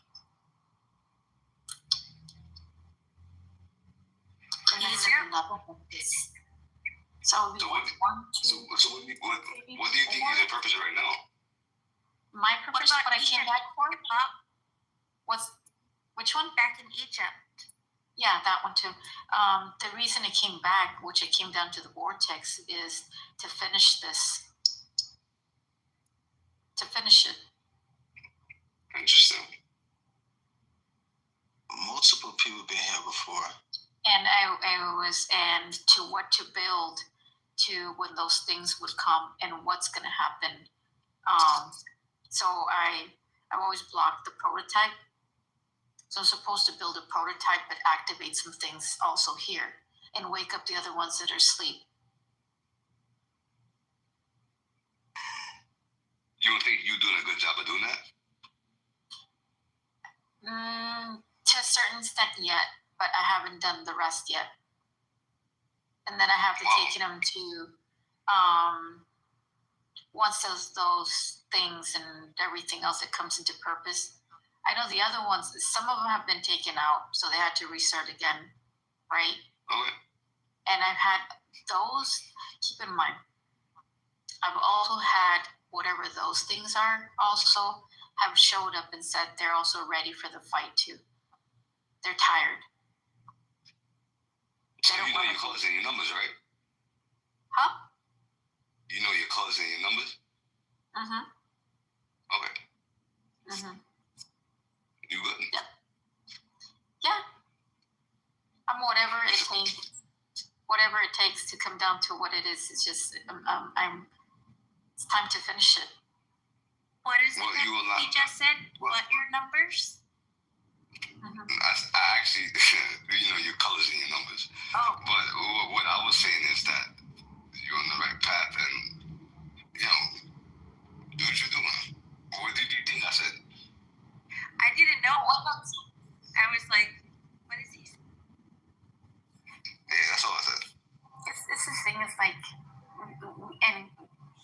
consider here. What I was about to say is it's good to speak to like-minded individuals. Oh. Right? Well, we're ready for the fight. I've been ready since I was 3. And I've had other individuals always, from here at this time that I came, and since many times that I've been here trying to expose and do it, so many things. But I still maintained to keep my memories, and the ones that they tried to falsely put, I had to get rid of those. And they do try to keep track of some of us, but then they don't even know that some of those things have been here also. At the same time, they're tired. They don't want to be part of that either. They're going to join. They're ready to join too. Well, look at me now, right? I've been hiding this the first time I joined this shit, and look at the conversation we having, right? I ain't no funny kind of guy. I'm a very straightforward person. Here we go. Josh, are you an 11 path? Is anyone else on the stage an 11 path? I didn't hear what you said. What you said? Are you an 11 path? No. Ja? Interpreter? Jacob? Are you guys 11 paths? No, I'm a 1.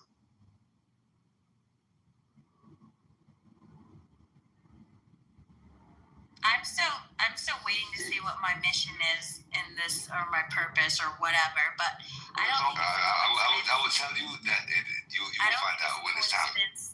Yeah, that's what I think. But I don't think it's a coincidence that I met Naked Pop or Trish. I don't think that's a coincidence at all. I think we were meant to find each other. Everybody in this room were meant to find each other. Coincidentally or not, the 3 of us are 11 paths. Do you think so? No, we are so. Right? Yeah. Everybody in this room, your thoughts led you here, and your spirit made you stay here. Yep, this is why I said it last time in the room. Certain individuals, even though some are not vibrating at that frequency, but you don't have no hatred to them. It's just they're not in there. Those are the ones that they will know. Those are the same individuals that are gonna sooner or later, once that thing gets activated, they're gonna flip. It's a sad. My purpose is what I found out lately. My purpose was, I always meant to uplift people and give them positivity and give them energy. But lately I've been realizing my purpose was to help people themselves. Be careful with this word now. Activate. Because the war has always been going. And the war is on self-forgetfulness. I'm going to say it one more time. The war is self-forgetfulness. And this plane that we're in, right? We came here with a purpose. But society and everything that's been going on in our life turned us away and blinded us. And so that's why you see some of the wise people made these quotes or this saying, become born again. Because once you're born the first time, you're being self-forgetfulness. You forgot why the hell you came here, right? They taught you a language that you wasn't speaking. And I had this little saying, right? What if infants are already speaking a language, but we confuse the fuck out of them, making them speak our language? They know it. They know it. Everything is at 100%. Yeah, what if they what if that's a language? And they can see things, and then then they're brought up to be cynical. Well, that's somewhat the things they see. Well, that's you when you was growing up, though, right? Right? This wasn't your first time here. Nah, this is I've been a few times. Exactly. Speak of some of these stories, I ain't gonna lie to you, bro. I feel myself. I see it. Exactly. Me too. Look, I have 5 times when I've been elaborating. I'll leave that alone. To be honest with you, everybody in this room knows. I know, Interpreter and I just met Love and Trish and Sarah tonight, but to your point, Josh, I was telling them already, the craziest thing I ever did, man, I got caught up. I turned 20 years old in Kuwait, went to Baghdad, went to Fallujah with the 1st Marine Division. they were like, you guys did a good job. When you go back to Baghdad and do a PSD mission with Navy SEALs, we did that. Got like a little war thing. Went back Iraq the second time. I felt guilty because these guys I deployed before. I had friends getting ready. They were in college, first year college, like 19, 20, or 19. I just turned 20 at the time. Went back to Iraq the second time. And then came back home, tried to do a business, it didn't work out. I tried to see for business. This is before the BP oil spill in New Orleans. We should go down and get fucking from Pennsylvania and get seafood cheap. Mahi, salmon, prawns, like the biggest shit you can get, prawns. Yeah, I'm aware of prawns. You know, crawfish, everything, man. Yeah. Good eat. The business didn't work out, man. Went to Afghanistan, did that mission. And the most fucked up thing, besides, you know, be honest with you, had a guy in the Air Force. I don't know how this happened. He was driving, got blown up by an IED. The only reason why he didn't die is, well, no, he did die actually, but he didn't get actually trapped. It was just the whole steering column, armor helmet came and just crushed him. So, and this is an Air Force guy. Like, we had a mission, we had a joint mission with them, and that changed because that's how I was trying to tell you. Yeah, we did a mission. And then we got tasked with just, you know, going out. So we were at places, beds and everything at Bagram. We locked them up. We had a fire base like a couple hours from there near the Pakistani border. And then there was a valley called Kitover. And we were getting it in. And then when the last mission, we were starting to rotate out each like a squad. And these three Marines, Captain Milton, I'll never forget, my team leader was in a pass. We had to go fast. I was team leader. So, you know how that goes. I was team leader on the truck. Team leader on that truck. And we already been through a lot. And at this point, we have like 11, 12 guys that got Purple Hearts. And so basically, these Marines went down the same road in the valley we've been going in for like 4 months now. And they went down there. It was a captain named Captain Milton. They were trained in ANA, Afghan National Army. There's just one truck. We don't know why the fuck they were out there. They shouldn't have been there. But anyway, Captain Milton, I don't know. I should have asked these two guys. Lieutenant and then a corpsman. I'm listening. And so they basically went down this road and they came back out. And a 16-year-old Afghani guy hit it. They had a double stack IED. So if you know what a double stack is. They hit two 155 rounds to the ground. And it killed them all. You had to do what you do, brother, but you can't. No, not me. I wasn't there. I was saying they came to us and they do this, right? We had to put the caskets on the plane in Bagram, like 80,000 people standing up there. It is what it is, though. But we signed up for that shit, man, when we was in there, but we're not there no more.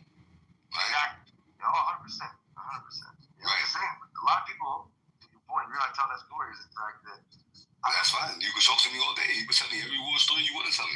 No, not bullshit. I'm just saying I can share that. Cause I got bullshit to tell you too. Yeah. Right? And so I'm ready for that. That's what I'm saying. No, but I'm just saying that you have your for it, but this is what's incoming right now. And they're not ready for it.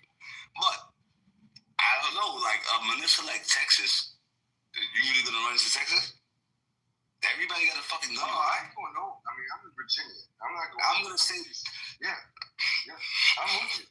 You know we should be running anywhere too. It's gonna be the Walking Dead over here by me. Well, hey man, Gary's out there. Goddamn it. You know what I'm saying? You know what I mean? Trish, you got Trish and Sarah. You gotta protect me. You gotta protect them. I don't think I was here before. At least I'm not aware if I was. No, I'm just saying. No, you were here. I'm saying like. We gotta protect him. Excuse my language. We were just talking military. Some of my fault. No, but you were here, sir. He wasn't here actually. But I wasn't. I called it late. Yeah. But I am a triplet, and it's a natural triplet. You a triplet? So therefore, we're all 11 pass. Oh no doubt. Wow, that's crazy. I never met nobody like that. Wow. You know, energy can't be created or destroyed. It just transfers. That can't be. That's true. That's true. That's a good point. That's a good point. You can't do that. But I just don't think a lot of Americans are ready for what's about to happen. That's all that point was. I'm here to help y'all get ready. I'm not going back. I've done my share. I'm just here to watch. Y'all ever? I'm gonna tell you.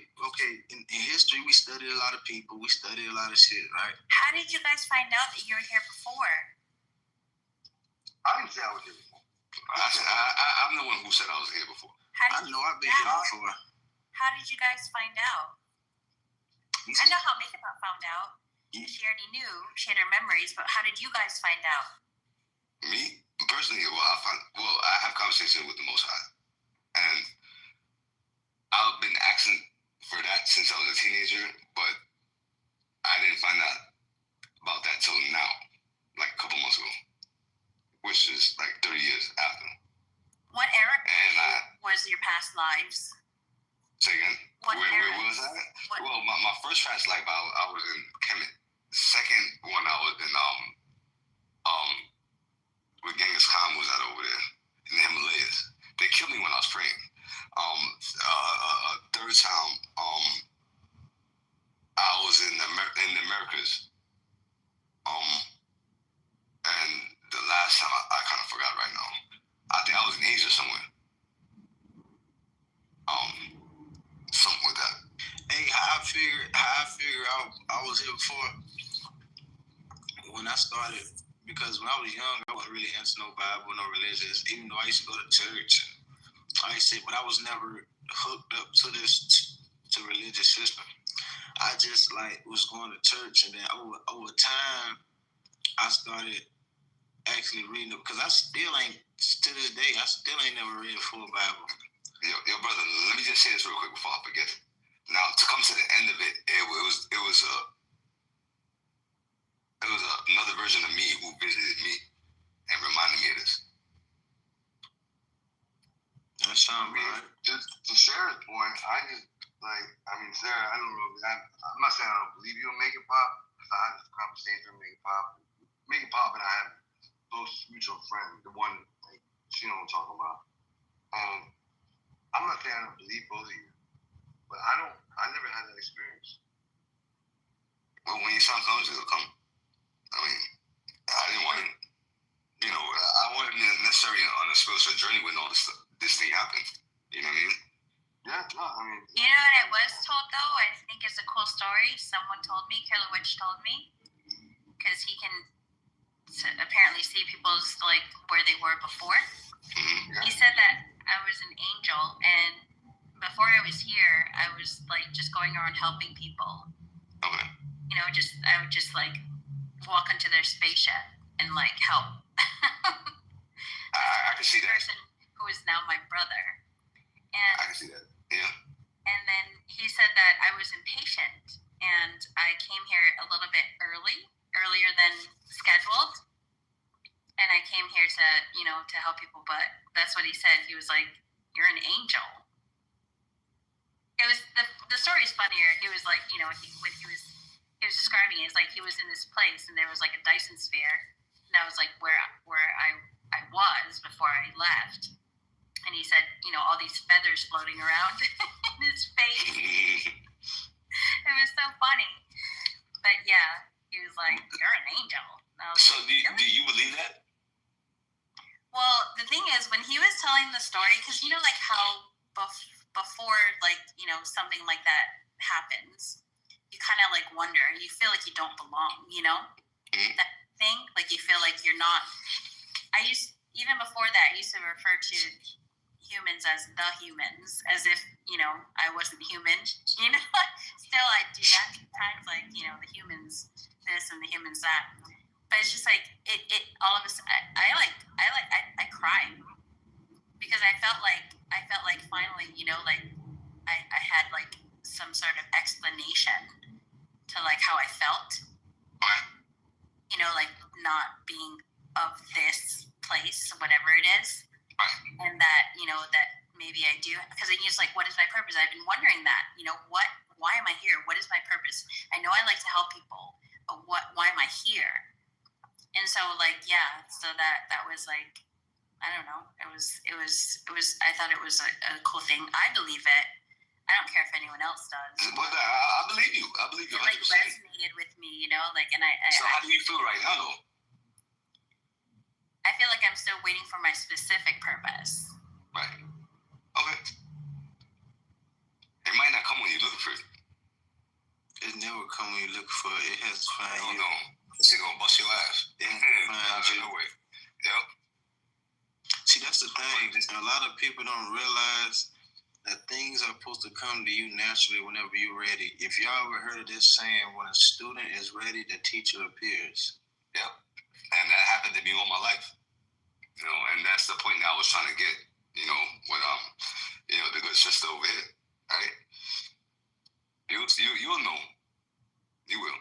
And this the biggest thing right here, sister, brothers and sisters. What did you say, Trish? No, I think that's what's up. Brothers and sisters and brothers, this is the main point of everything.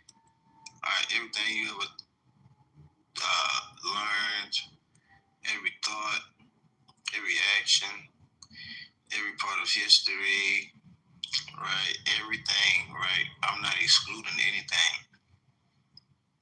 It comes to a point in time where all of this matters to a point where you remember who you are. Nothing else matters. You have to remember, because what's the opposite of remember? You forgot. You forgot who you really are. You really forgot. You truly forgot that these elements that is within you, right, is also without. You forgot that the sun that you see outside every day, you also have a solar sun. What they call it, the solar plexus, the place of the sun. You forgot that you have air inside of you. You forgot that you also have water. Till you understand that is above, is so below. Until you understand that is within, is as much is without. That is divine unity. And so I'm going to use one of the greats, one of the greats that walked the earth, one of his quotes. I and the Heavenly Father are one. Right? So that means the terrestrial and the celestial is one. So that means the earth and heaven is one. They gave you a blueprint to go by, but people don't understand what this really means. Our Father who art in heaven, hallowed be thy name. Thy kingdom come, thy will be done on earth as so it is in heaven. People don't understand that. They think that's just a mediocre prayer. They think that's just that people still to this day don't understand what that really means. They don't understand what that means. And at some point of your life, ladies and gentlemen, it's time to walk in purpose. Not walking just, just being cattle, being full of information, being full of data, and you can't use it. You communicate with your brothers and sisters, right? So you also have these L's, these elements, right? Elements, mentals, these elementals, part of your mind, it's part of you, right? You commune with them or communicate with them. So until you realize that you have the power over your whole universe, you have the power of your fate. No demon, no God, no man has power over your fate but you. Until you realize that you are that God that you are looking for. Yeah, have you heard that idea that the kingdom, whatever they said, the kingdom of God is within you? You know how remember Jim Carrey was describing it, kind of made the idea of mainstream, the crystals oil, the clouds, the Santa Claus, the manna from heaven, so on and so forth. Do you know what I'm talking about? It's all those body parts within us. Yes, that's what they got that from ancient history. That's what their religion, that's what they're telling you. That mean, no, I say it's not the religion; it's the people that's telling you what it means, and they using it to worship and do other things with it, whatever the case is. And that, how I say, religion ain't, it's the wisdom within it. Like I'm putting for an example. Well, I heard people that's Christians, they talk bad about chakras and all that shit. Well, the chakras are in the Bible. They're in the Bible. They talk bad about the what they call it, astrology. Astrology is in the Bible. The gifts are evil, and you're getting them from a demon or an entity. Instead of maybe our Creator gave us abilities so that we had the ability to fight off these things that you're saying are giving us these abilities. Yes. Well, part of the programming, right, is to mislead people, and so they're misleading them away from like knowing who they truly are.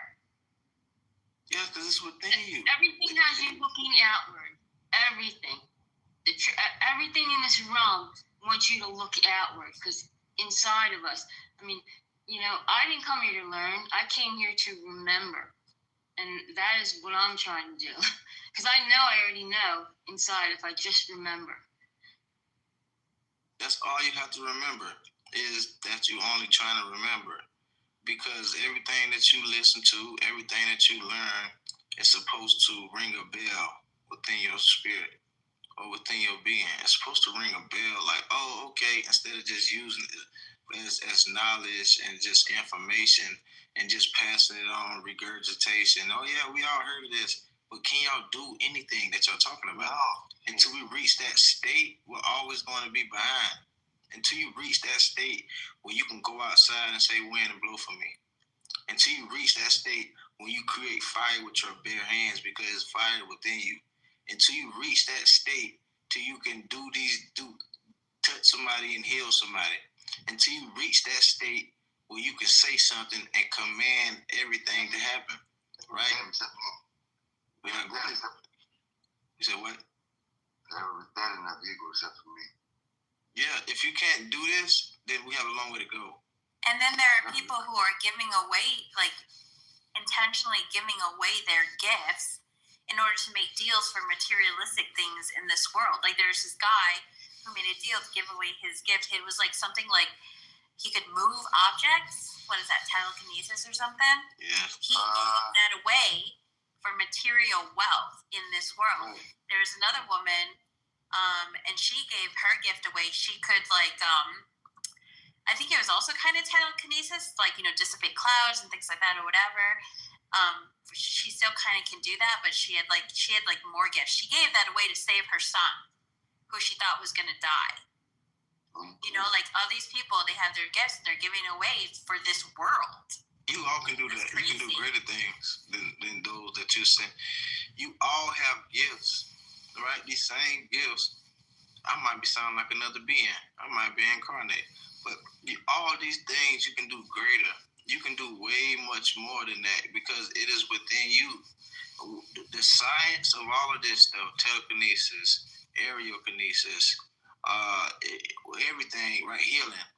Everything exists first within you. Right, the kingdom of heaven, right, is within you. So all the base science of it all is you being one with everything. Okay, that is the base science of it all. That you are one.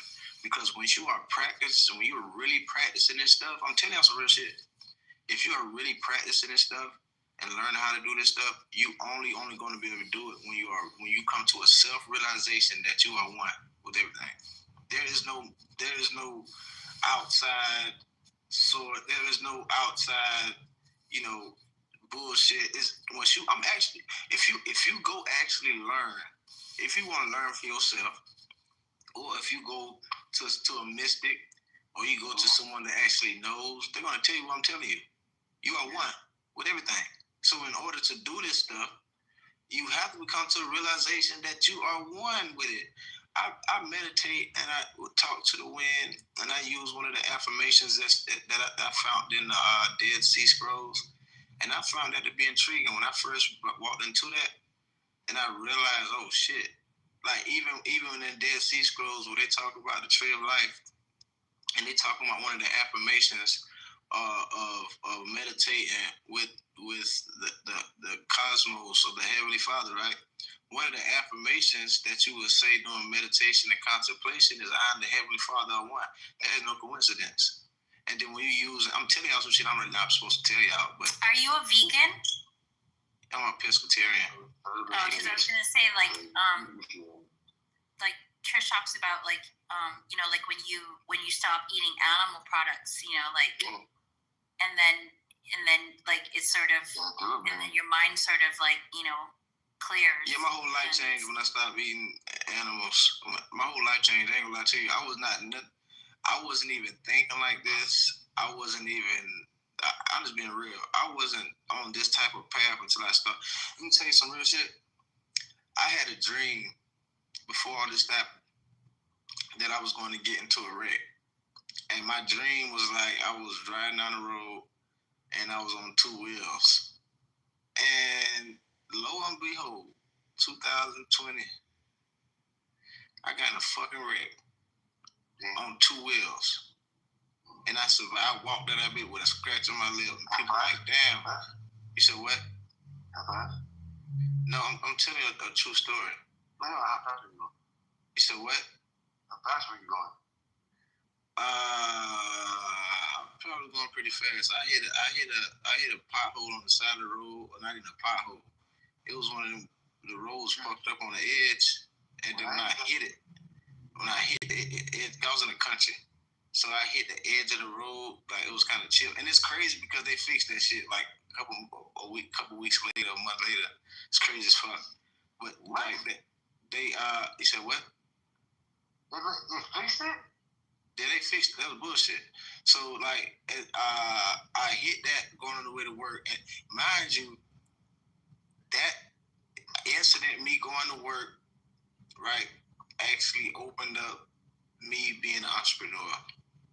Because everything inside of me was saying, damn, you wake up early in the morning to go to get somebody else your life and time and energy.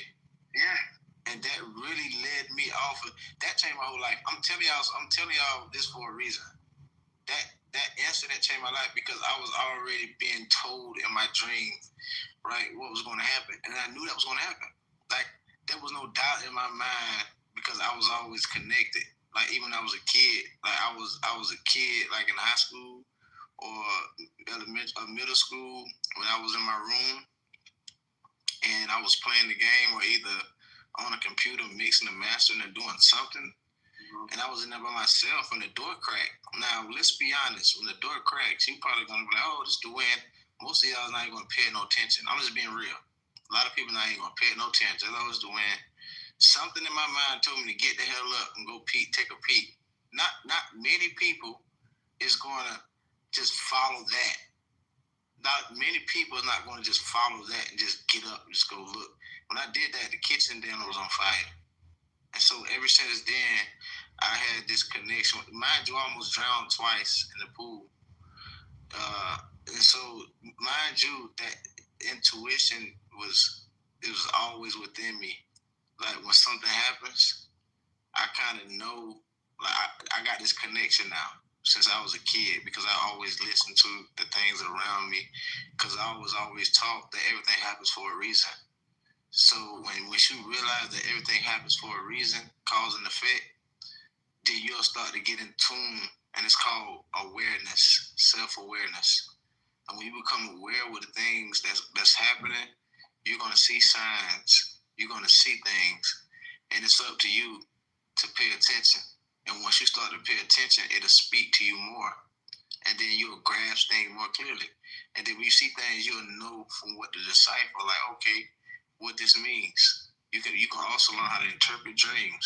You can also learn how to, read energy. You also learn how to do all this because you're becoming aware. You're listening.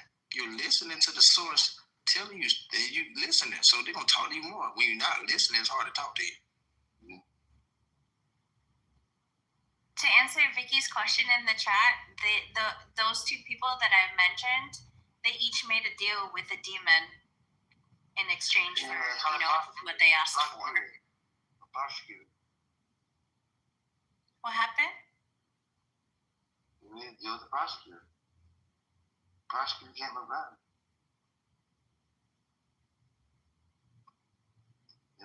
He's one of the best criminal defense attorneys in London or in the state of Pennsylvania. I had a really bad situation. I had to deal with. I got back. And I've been really lucky. I've had really good attorneys in situations. So it's important for me that That's where this education, this knowledge, like, you know, it's he was talking about, because there's a lot of guys that unfortunately, that, you know what I mean, they get in the situations and they don't know how to, get out of it. You know, I think it's important, personally. You know, it's sad, but it is what it is. I seen somebody in the chat saying something about something that got demonized. You know, in that book of Genesis, if you read the Nag Hammadi, you understand what I'm saying. But if you read the book of Genesis and it told you about that man, if woman ate the fruit or whatever, and then they became one like us, they became like us, God. You know, it was an entity in there that didn't want you to be smart, didn't want you to be intellectual. That's not the God that you think it is. Trust me.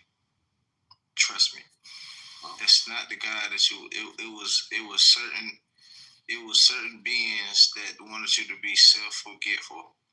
Don't even know what your purpose was. Don't want you to know anything about what's, when they mean naked, that means naked of sin. That's why they took out certain books of the Bible, and that's why they rewrote what was left of the Bible. He's trying to. This guy's trying to jump to Revelations, and like he who has wisdom, understanding. Yeah, he's trying to go that route. So yeah, he don't know that all he told.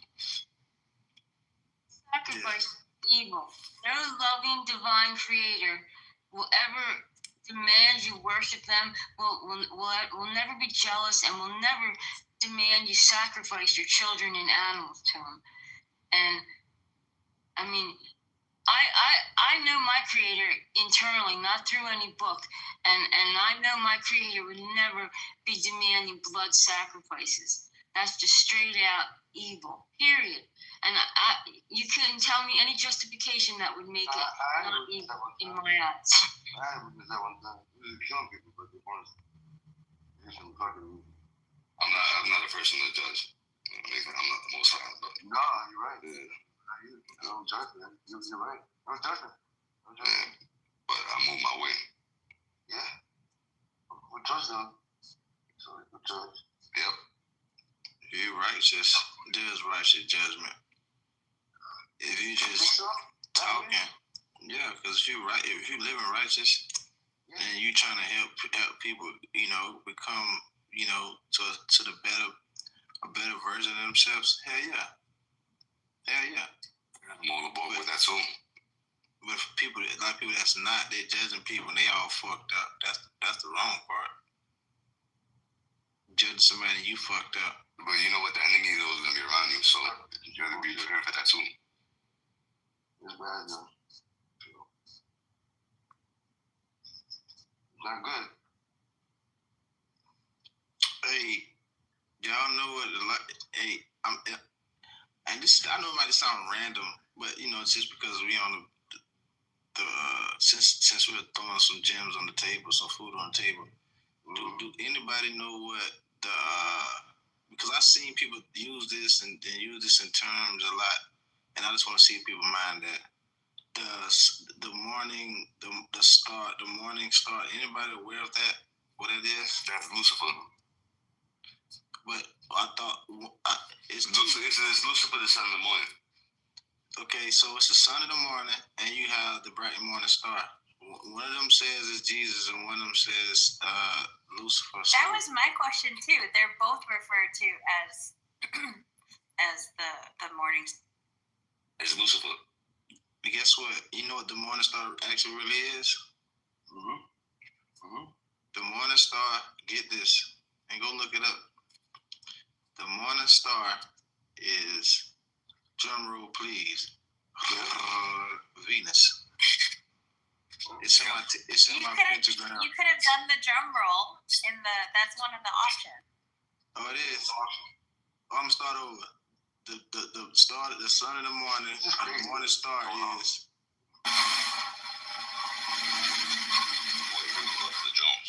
Venus. And if you go look up the attributes of Venus, and if you go look outside and see the brightest thing in the sky, before the sun come up. Very dark here. It's Venus. So it's a wisdom inside of that. People got confused over time, and Venus is a That's not his name though. You said what? That's not his name. Venus. Lucifer. He's not the son of the morning. No, the bright morning star. It's two different words. I get that. Yeah. So the son of the morning is the morning star. When they say the son of the morning, they talking about his son of the morning star. Could you possibly meaning the son of the morning, as in those who mourn the dead? That's why we say good morning in the morning, because I see you mourning your dead son. That's why he's the son of the morning. No, that's no. Well, I see what you're saying though, because I hear what you're saying too. Nah. That's not the same thing. When they say morning, they mean that's the beginning. It's the beginning because the start of any day is when the sun arises. It's the beginning of the end of the day. Well, there's something wrong with the English language. We were talking about that earlier. English language. What's wrong with the English language? A lot of the words are like, it's been hijacked. Like you say, it's inverted, or it has like the opposite meaning of like what you think you're saying. Like when we say we work for the weekend, we are the weekend. Like depression, you're not depressed. You're in need of deep rest. You go to the forest for rest. Like there's so much like mourning. Why do we mourn? Because women do that when the sun rises, and we call that a good morning. Did you have a good morning? Yeah. We can do the same thing with parables. You aware of that? But it's not. You can do the same thing with.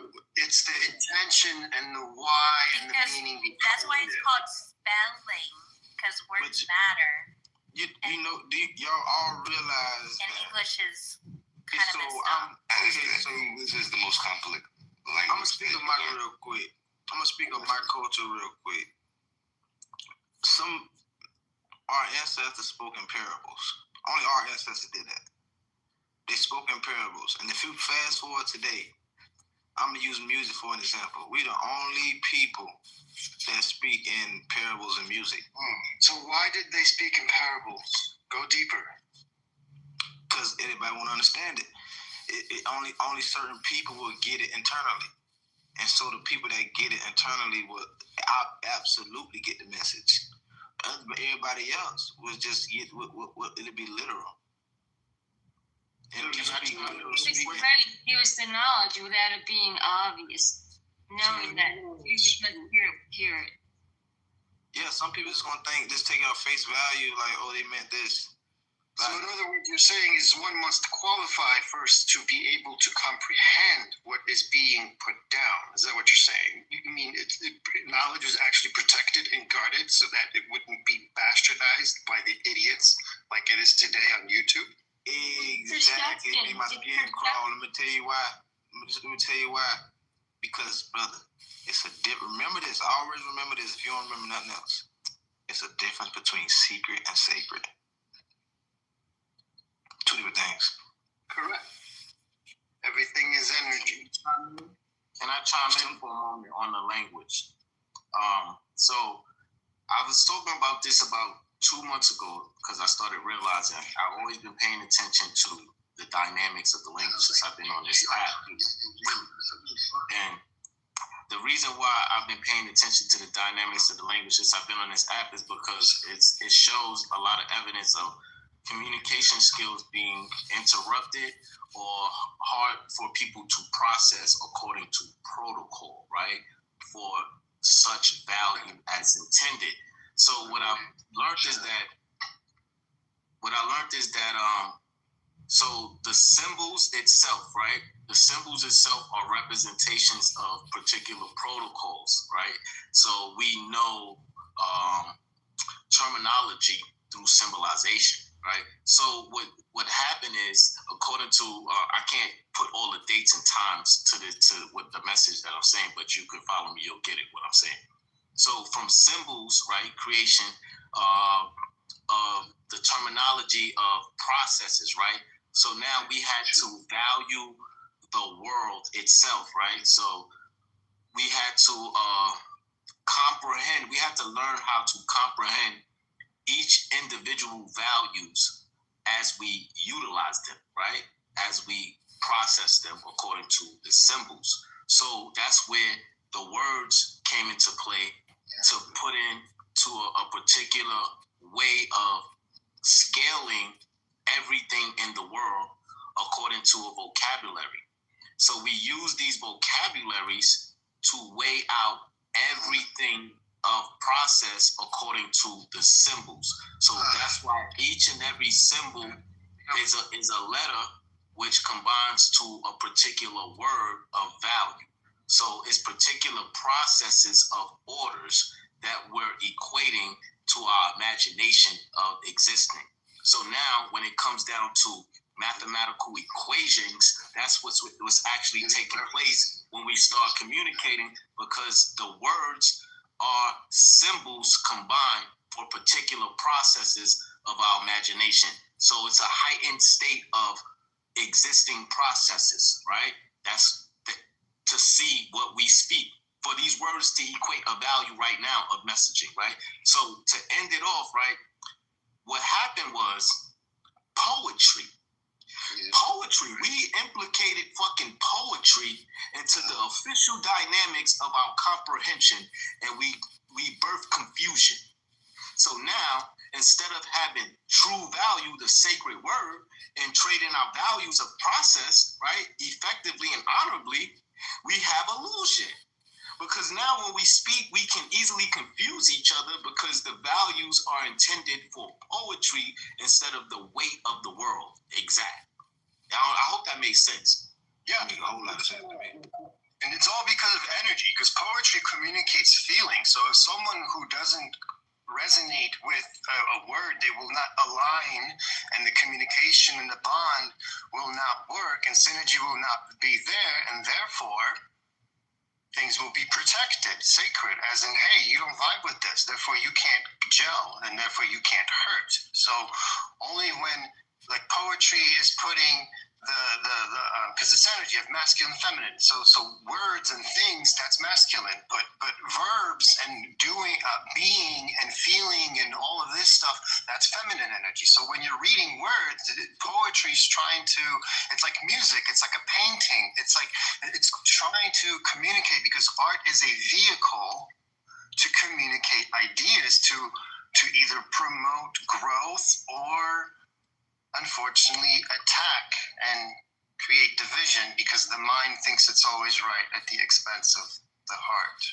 Thank you. That was beautiful, interpreter. That was a great share. Thank you so much. Thank you so much for that. It added so much to my mana. Ooh, I was just thinking of that, and you just brought it out. When people say eating, right? I eat the fruit. I eat the manna. I eat this. That is depending on where your mind state is, right? Somebody might say, oh, I ate an apple. Or what fruit did you eat? All right, they think physically of a fruit. And that's why these people, I hear people on the internet and all kind of shit, like, oh, if Eve never ate an apple, who the hell said it was an apple? Who the fuck said it was an apple?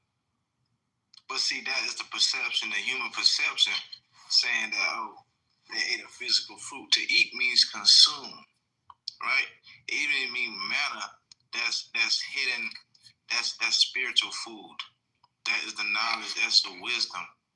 And so when people, that's a perfect example of how parables are used and can be misconstrued and different between sacred and secret, because people might think it's secret and it's really a sacred, meaning it's meant to be protected and not twisted and misused. Like your sacred, what do you call it? Sacred, sacral chakra.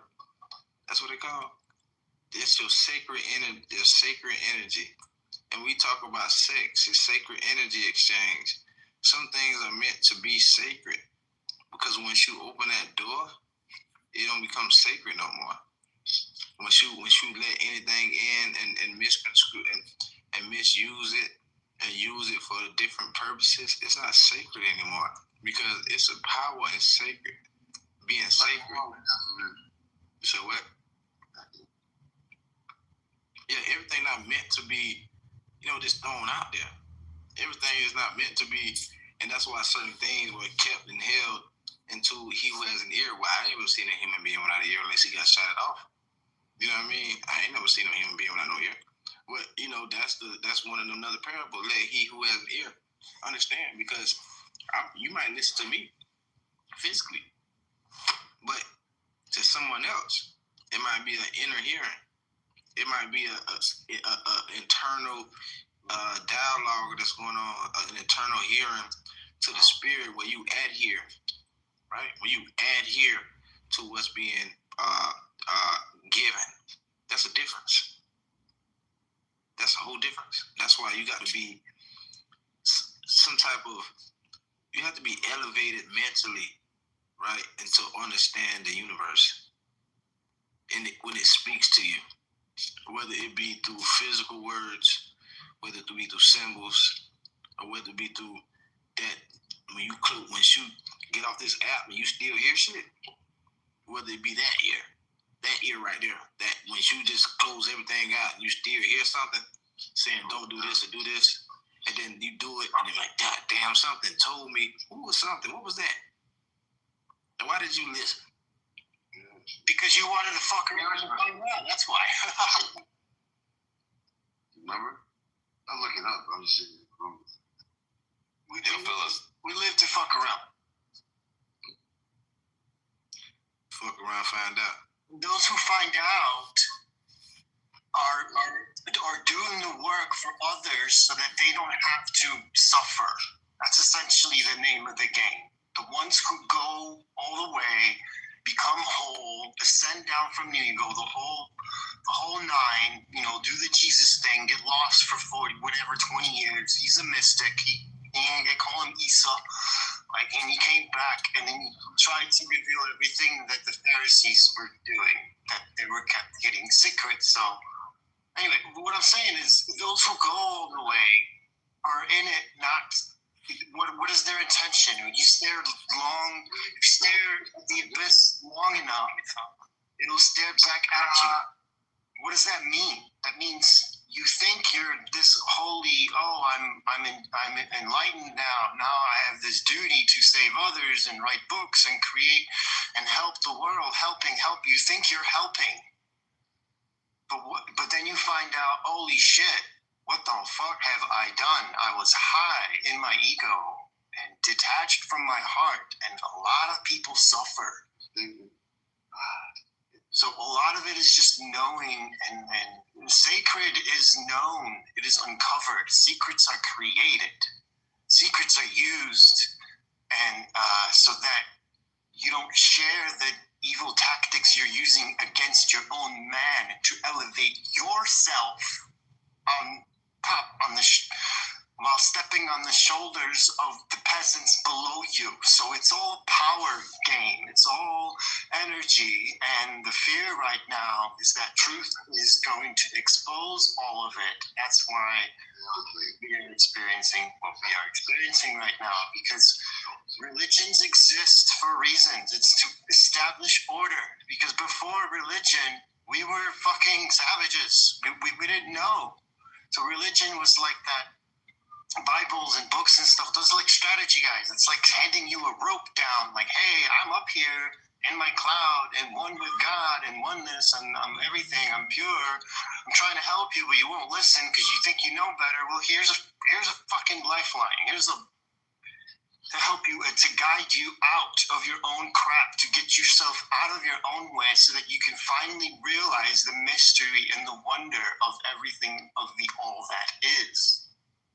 In this garden of organic design, of generators, organizers, optimizers, and destroyers, Thank you.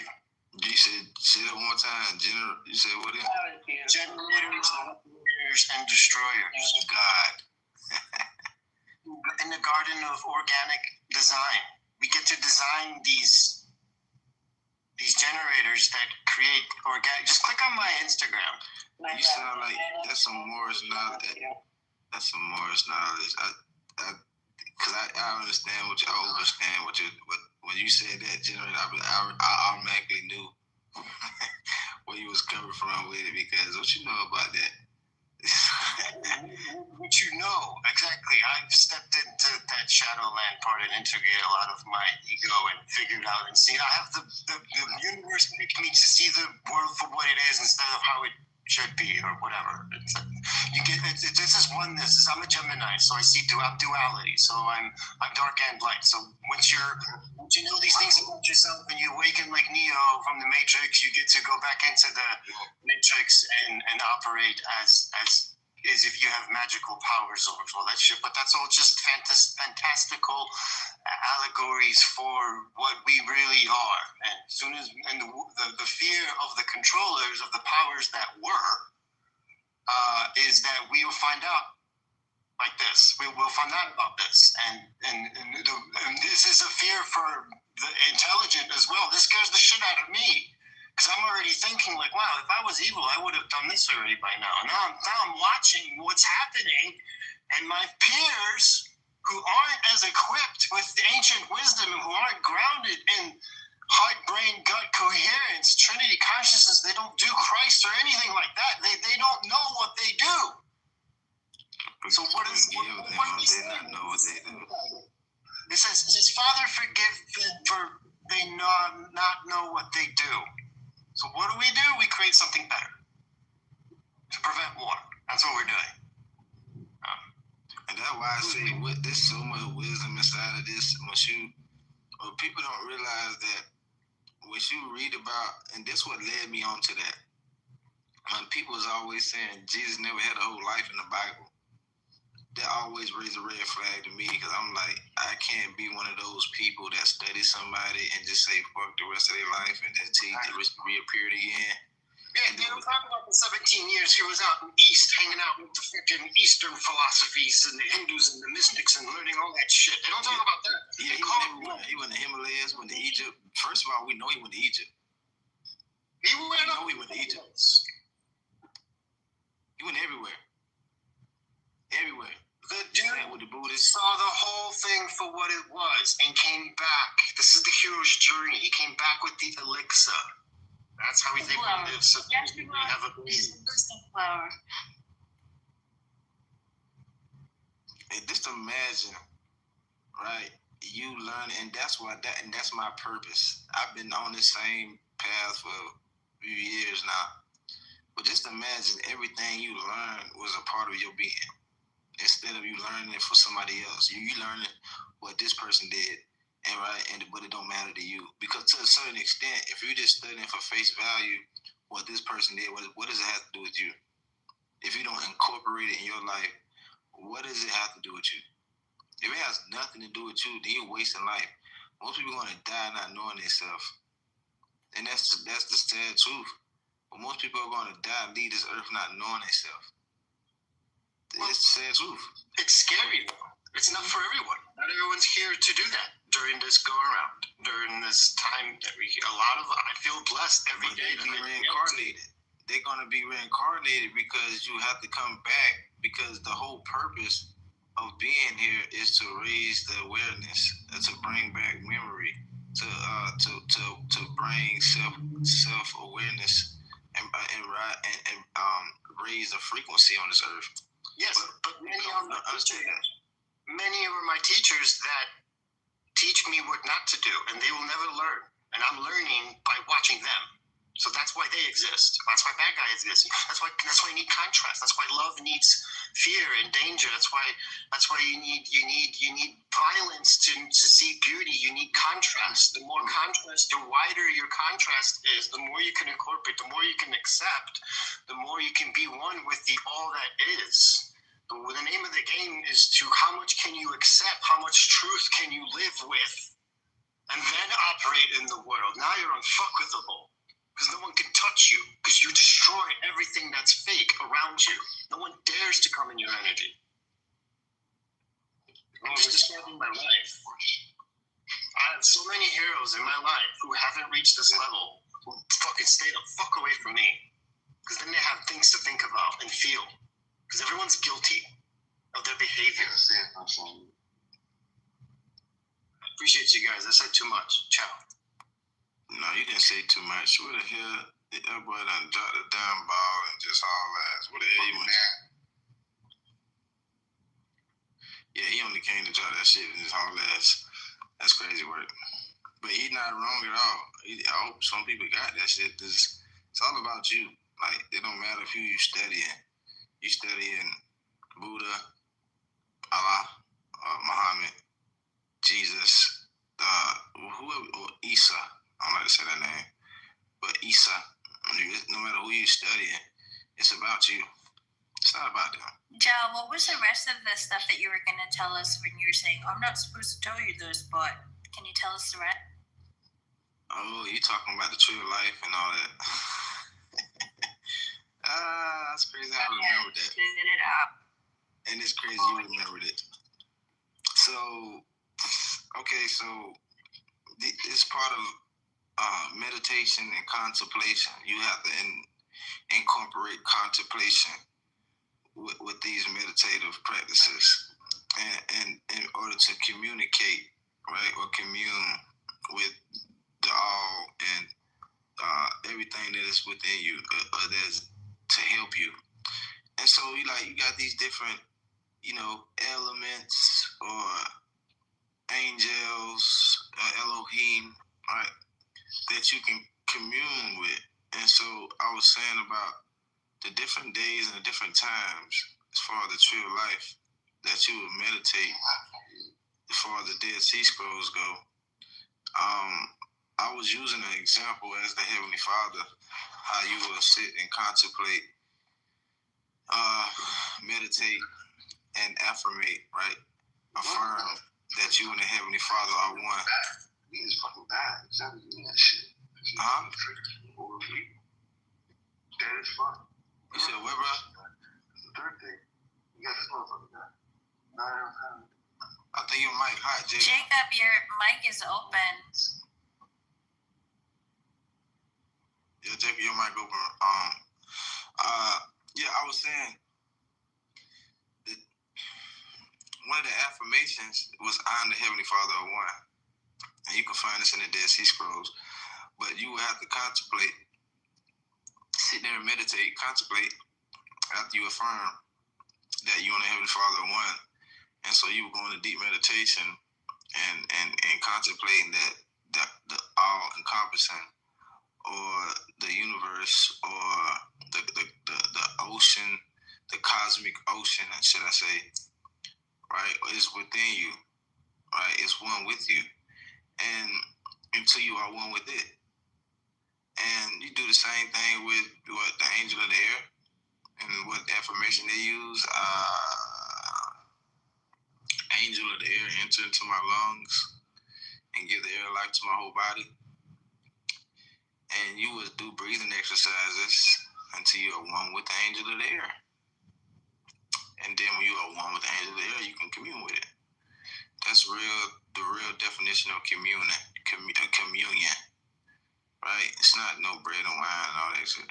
But the real communion, right, is communicating, right? Becoming one with all these elements. You can do the same thing with the angel of fire. Same thing with angel of love, angel of joy. This is the tree of life. And this is in the Dead Sea Scrolls. But once you actually do these practices, you will really feel the difference. And you will see that you really are one with everything.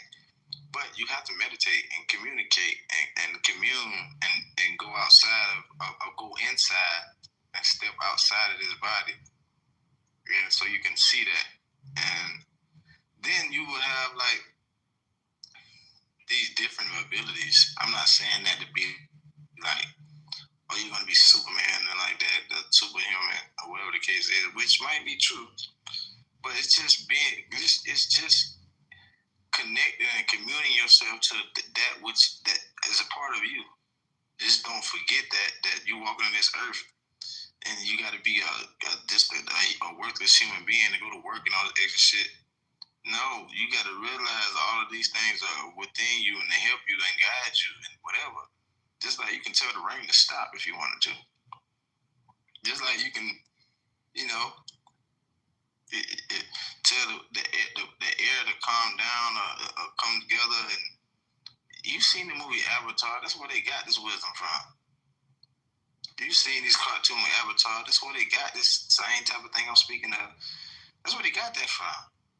Airbending, fire bending, all of this, and being one with the all. It's the same thing as aerokinesis. Aerokinesis is the same thing as airbending. They just got different names.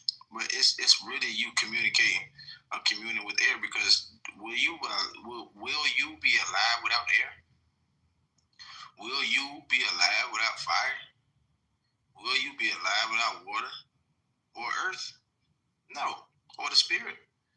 Now, look at my PTR, and that's what exactly represents. My PTR just represents exactly what I just spoke on. That's why it's up there. It represents all of that. And the top. Are you the star? Yeah, you're talking. You said what? I was like, are you the star? Now I see who's talking. All right, so all the elements, in other words. Yes, it is within you. That's what the star was actually represented. It represents that is within you. And so the top of the star represents the spirit. And then if you actually go deep into it, the spirit is actually what equated to what? The breath, right? And what is breath? Air, right? Can fire exist without air? No. What about the earth? No. What about the water? Hydrogen and oxygen. Oxygen is what? Air. So all is one. That's the sacred wisdom within all this. It's one. Everything is one. Everything need each other, because everything is each other. I got my boat. Like Sarah was asking earlier, like, how do you guys know you lived before, you had past lives? And one thing, like, I don't have any memory of a specific past life, but one thing I took note of is when I did all these things, like Sarah mentioned, when I was already vegan, but I was eating, like, I wasn't detoxing. So I went on this thing, like, I got to clean out my body, and I detox fluoride and heavy metals, and, and doing all those things, like, really, like, opened up my perception, and everything, because they're trying to limit our perception so we don't see them, because they're parasites, and we don't see, but I started catching, like, all this stuff. And the other thing that started happening was I started leaving my body. I couldn't stop it. Like, I wasn't doing it. I wasn't trying to do it. It's just like it was happening nonstop. And there was reasons that I started to get memories back of when I was a child, and I learned that there was reasons that was happening to me because I was used that way. And I won't get into all that. But one thing I noticed was when I'm out of body, I know stuff. Like, when I'm in my energy body, I know way more than when I get back into my physical body. Like, I don't know how I knew that's, like, I'll be like, I don't know how I knew to do that in that, because, like I would get attacked or something, and I would know exactly what to do. But when I would get back to my physical body, I didn't know how I knew that. Or I would experience something, and I knew it wasn't the first time. I had experienced it many times, even though, as far as I knew, when I got back to my body, it was the first time, type of thing. And some of these entities that I was battling, I knew them. And they knew me. It was like, this wasn't our first go around. Like, I started to realize I've been fighting these guys. I mean, I'm some type of fighter, because I know them and they know me, and I know what to do to fight them. It's weird stuff like that. So that's one way I know, like, this isn't, like, new to me, type of thing. When I'm out of body, I just have this knowing that I don't have when I get back into my body. I'm going to put you on the game, right? Use sleep as intended, right? You rest because your body need rest. Your spirit don't need rest. Your spirit don't rest. Worth it down. So your body only needs rest, right? So once you realize your body only needs rest, then you realize that sleep is just a form of meditation. That's all it is. So when they got things called guided meditations, right, on YouTube and all that shit for people that's beginners. Because if you don't know how to guide yourself, right, just use that. But a guided meditation is you asking questions, contemplating. Remember I said contemplation is the most important part of meditation. You contemplate something long enough, you'll start dreaming about it. You contemplate on these things in your conscious world, right? You think about eating before you go to sleep. You probably dream about eating. But if you use dreams in the right way, or you use sleep the right way, you get all the answers. Right? If you go to sleep reading the Bible or listening to an audio book, and you contemplate at the same time, and your eyes are closed, and everything that you hear is almost like a visual, you will drift off into that place that you actually see this stuff. I'm telling you some real facts, because I do this sometimes. Not purposely all the time. I know sometimes I catch myself, on certain videos, I fall asleep, and just sometimes it just be me being bored, right? But sometimes I do it.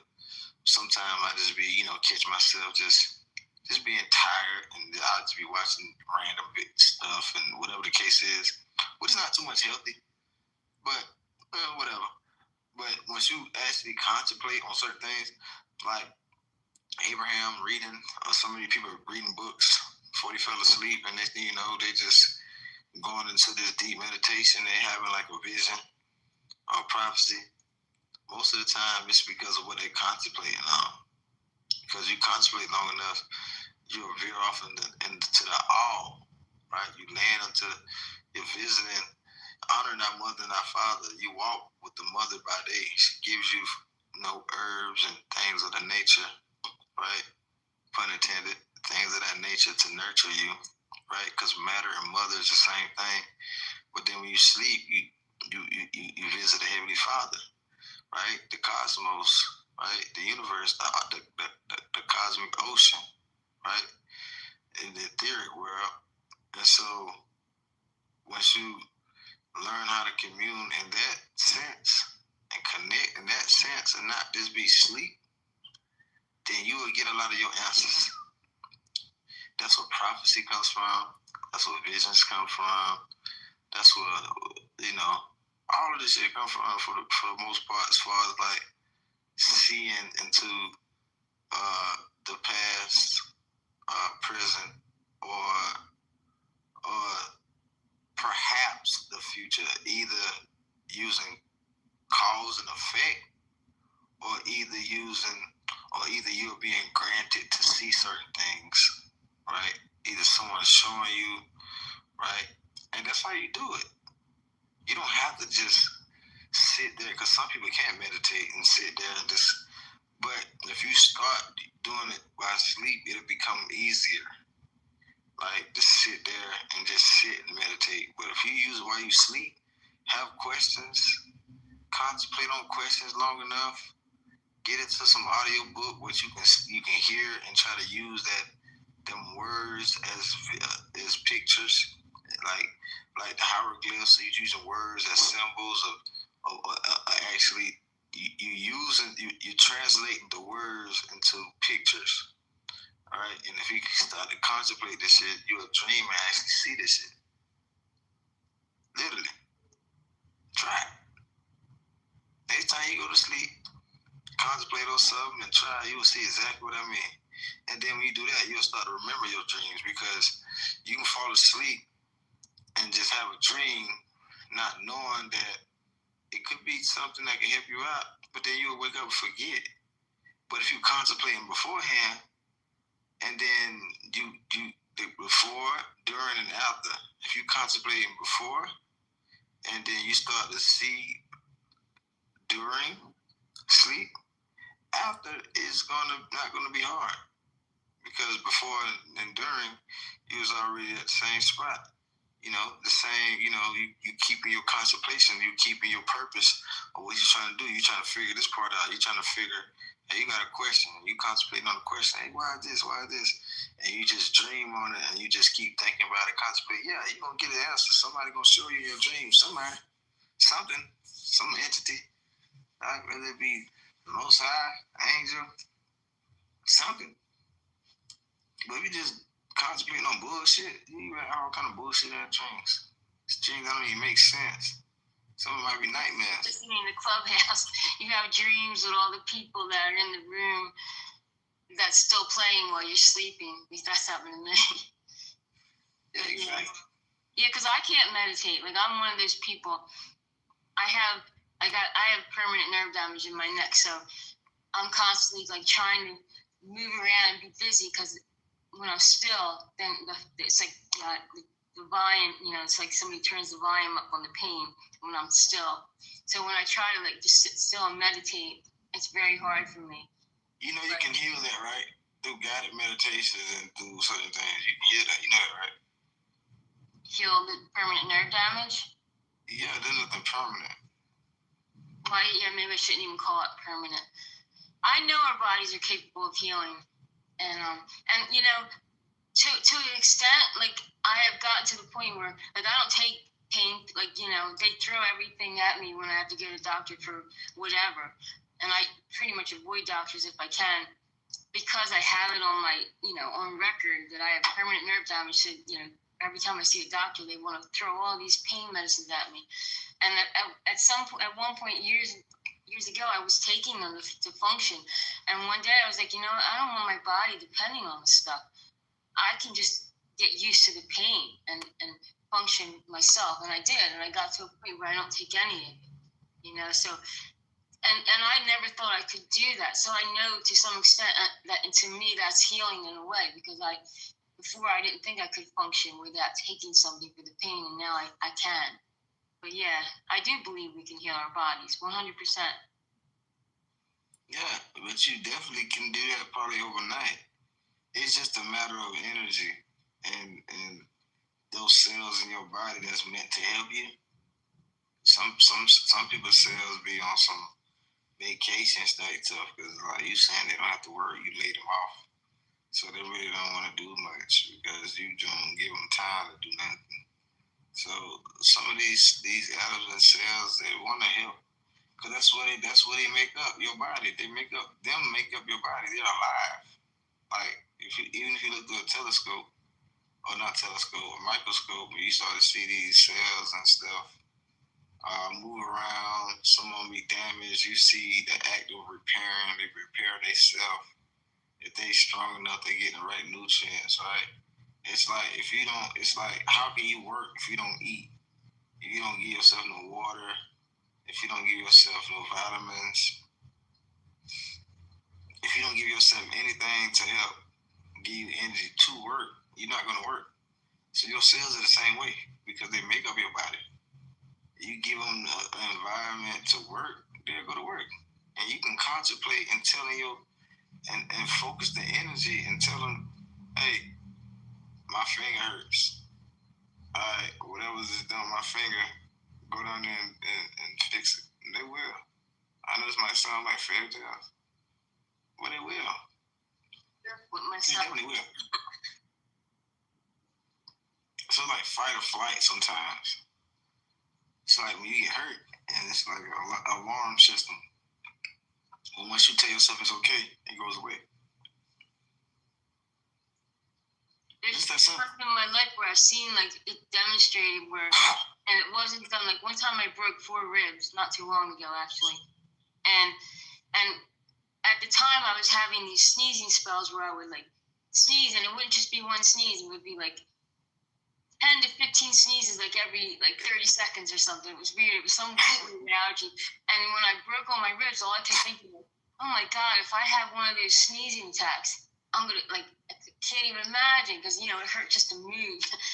And that whole time, not once did I sneeze. Now, I wasn't trying to not sneeze, but I just noticed after, I didn't notice in the moment. I noticed after my ribs had healed and I sneezed, I was like, oh my God, I never sneezed the whole time. My ribs couldn't have taken a sneeze. Not once did I sneeze. Like I had taken, I hurt my ribs last year, and I just adopted my dogo, very strong dog, and I feed her pumpkin, so I actually cracked my ribs with a pumpkin. Yeah, sounds crazy, right? I had the pumpkin on my chest, and I was trying to pull the top part off the stem, and as I'm pushing it in my chest and pulling the stem off, it took 3 months for my chest to hurt. Just like you said, I couldn't even walk my dog anymore. Like, I had to practically crawl to walk this dog. I never had that pain. It was the worst pain. It was the worst pain.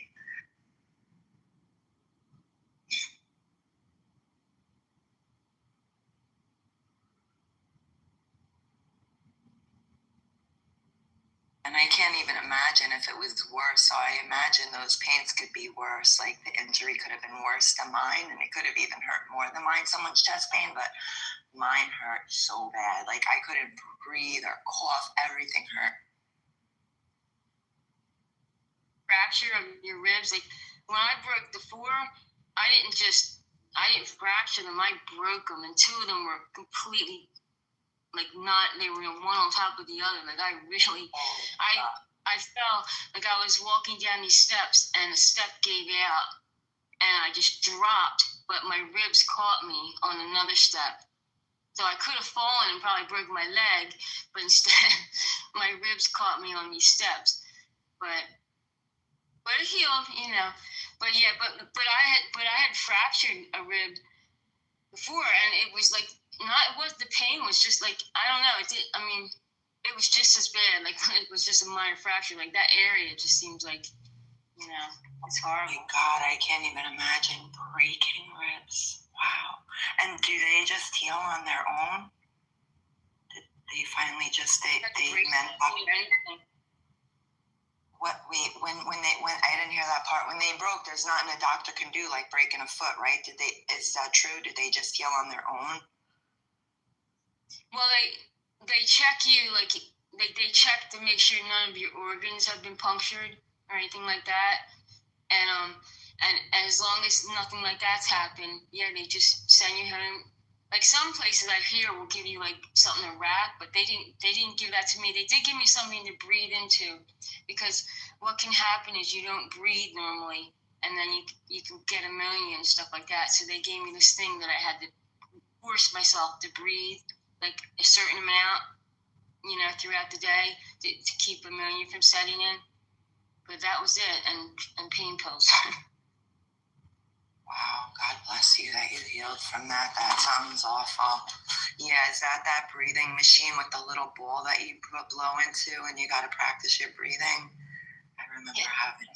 Yeah.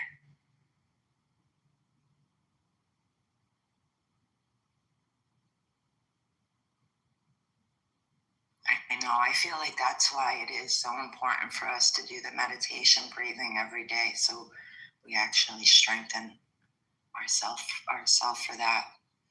Not just letting the doctors tell us, but yeah, we should be doing that. I mean, there's good doctors, but a lot of them are just going by the programs, and you know what I mean? Like, I ask doctors about colloidal silver and oregano oil, and they look at me like I have 3 heads.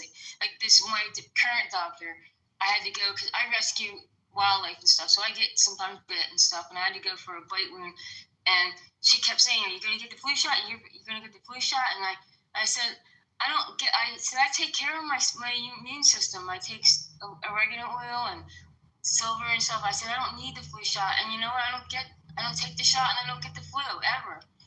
And she just like looked at me like I was crazy, like, how can you not want the flu shot? She couldn't couldn't compute. The programming could not process what I was saying. But yeah, you have to do your own research. You can't just trust doctors or vets. Like with your animals, same thing. I always research anything that they want me to give my animals, and I do my own due diligence before I put anything in their bodies.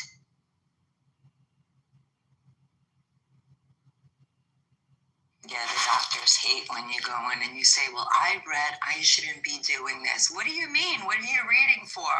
I got you. That's what my doctors used to say.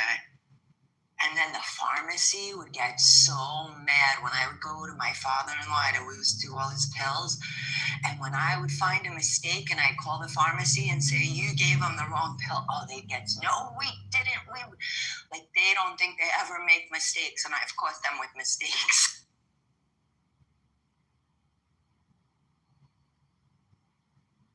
And then my best was the gynecologist. He wanted me to do in-vitros. When are you going to do the in-vitros? I'm like, no, I want it to come to me natural, God, almost like the Virgin Mary. He's like, I am God. You're fucking crazy. You are, unfortunately, you know.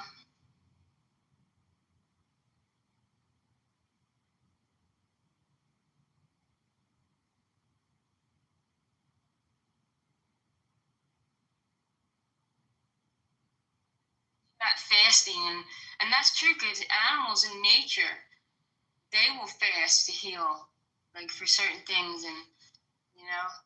And I watch the animals, and I learn a lot from watching the animals, because you know they operate on instincts, and sometimes and they're a lot of times they're doing things that we wouldn't think to do, and it is the right thing to do, because they're not following any programming; they're going by their instincts.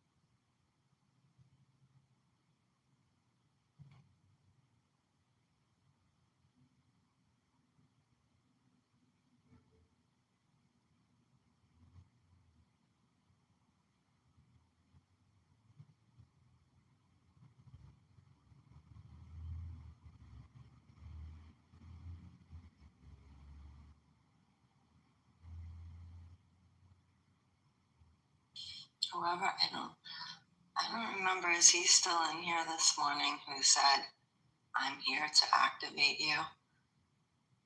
When he said that, like, I woke up, I'm like, oh my God, please let this be my activation. Like, I'm waiting to get activated. I know it's going to happen.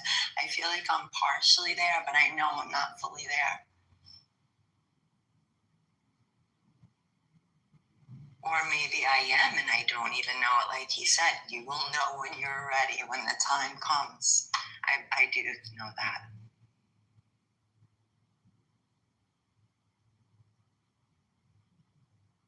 I know my beloved didn't leave me surrounded by weapons for no reason, I feel like. But I hope it's the other thing he would always say, have and not need.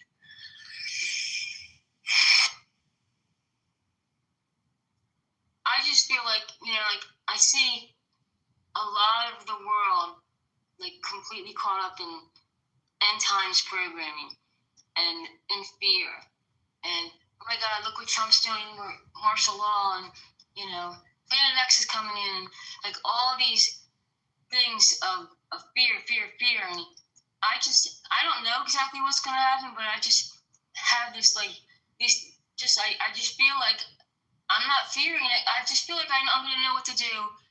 Whatever happens, I will know what to do. That's just how I feel. Like I don't, and I don't know why I feel that way, but I just have that feeling like I will know what to do. I've been waiting for this time, and I will know what to do. I don't know exactly what's going on, but I know that I've been waiting for this time, and I'm just going to trust that it will come back to me. My memories will come back to me, and I'll know exactly what to do. And every time I start to fear again, I could just hear, because that was his big thing. Don't be afraid, don't be afraid. And every time I start slipping again, I could just hear him saying that. So it's really like, yeah, it's meant, I guess, for all of us in here, because a lot of people are so afraid. And Yeah, I'm not. And I do, like I said, I almost slipped back into it because I was a scaredy cat little kid. But my beloved put that into me. And he put things into me like, if somebody comes in this house, you don't just shoot them, you kill them. And I can't even kill a bug. So I know that instinct will kick in. And I've been watching The Walking Dead just to like get prepared for that. And yeah, we'll be ready. We'll be ready.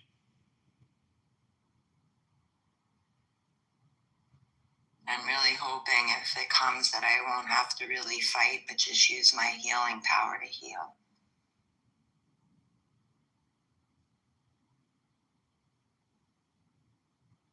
Your fear, like I can only say like from when I was saying earlier, like all of a sudden I kept ending up out of my body. And at first, I didn't know what was going on. And I was ending up all over the place. And I was getting attacked like left and right. I mean, you name it, stabbed. This is in the astral, not, but it was terrifying. And before that happened, actually, let me go back. I won't get into all the details, but I was being stalked by this one entity, and like it was literally like that movie Nightmare on Elm Street. Like that was my life, and it was this one entity who pulled me out of dreams. And I'd be having like a normal dream, and all of a sudden he would show up, and I was out of my body, and I would be running from him, and he'd be trying to kill me, and it was like it went on for a couple of years, but every time it was happening, I started to realize like I could do certain things. Like with every event, like I would learn something, and I got to the point where I was like, I don't know why I'm running. Like I could take this guy on. Like every time fear turned to like anger, like who the heck is this guy? And I just at one point in time he was there, he pulled me out of a dream or something, and I remember I was about to run, and I was like, no, I'm not gonna run. And I turned around and I fought him, and that like changed like everything for me as far as things that would follow, because I realized like I don't have to fear these things, they're afraid of us because we are a force that can fight them back. And we just need to realize that. Like, they don't want us to understand that we can do all sorts of things. And once I lost the fear, it just changed the whole game. It changed, it just changed a lot. And all it was losing the fear. Because the fear feeds them. And it gives them power over us, when we fall prey to the fear. And it gives them consent, So... yeah, it changes the game, and that's in the spiritual realms, or whatever you want to call it. I think the astral realms are part of the system myself, but yeah, it does. It changes everything. What helped me start to that point when he was still alive, I was watching Dead Files, because I used to walk down my hallway when he was alive, and he would be sleeping, so I would be afraid to walk down my hallway while he was in the house. I used to think, I'll never be able to be in this house at night alone, and in 20 years, he always came home. I never got to experience that, but him sleeping, I'd be afraid, and I'd know it was because I saw a soul, I could feel the souls behind me watching me, and I wasn't sure who was watching me. So the Dead Files, watching that, made me put in my head that I can't be afraid of anything. I don't care if it's the ugliest spirit, whatever comes to me. Like, I started preparing myself, and I knew I wasn't going to be afraid of nothing. I don't care if they were 20 foot high with long fingers and gross and crooked. So that prepared me. But I was still afraid to walk down that hallway. When he passed, and he passed right on the floor where I'm sitting in the bed, when he left Earth, now I'm in this house alone for almost 8 years every night. And I'm not afraid of spirit anymore, because I know for a fact I feel his spirit so hard. I've said it before, like when I put the rose in the sunflower on his coffin, we were in Resurrection Cemetery in Staten Island, and lightning hit that spontaneously. There was more than 50 people there lined up. I put the flowers first. The guy was like, the guy who ran the funeral, he's like, are you sure you want to go first? And nobody told me that I was supposed to wait till the line. So in my mind, I look at all those people, and I'm in my mind, everything's saying, you're never going to see these people again. These people don't care about you. Like, I just looked at them real quick, and then I put the flowers down.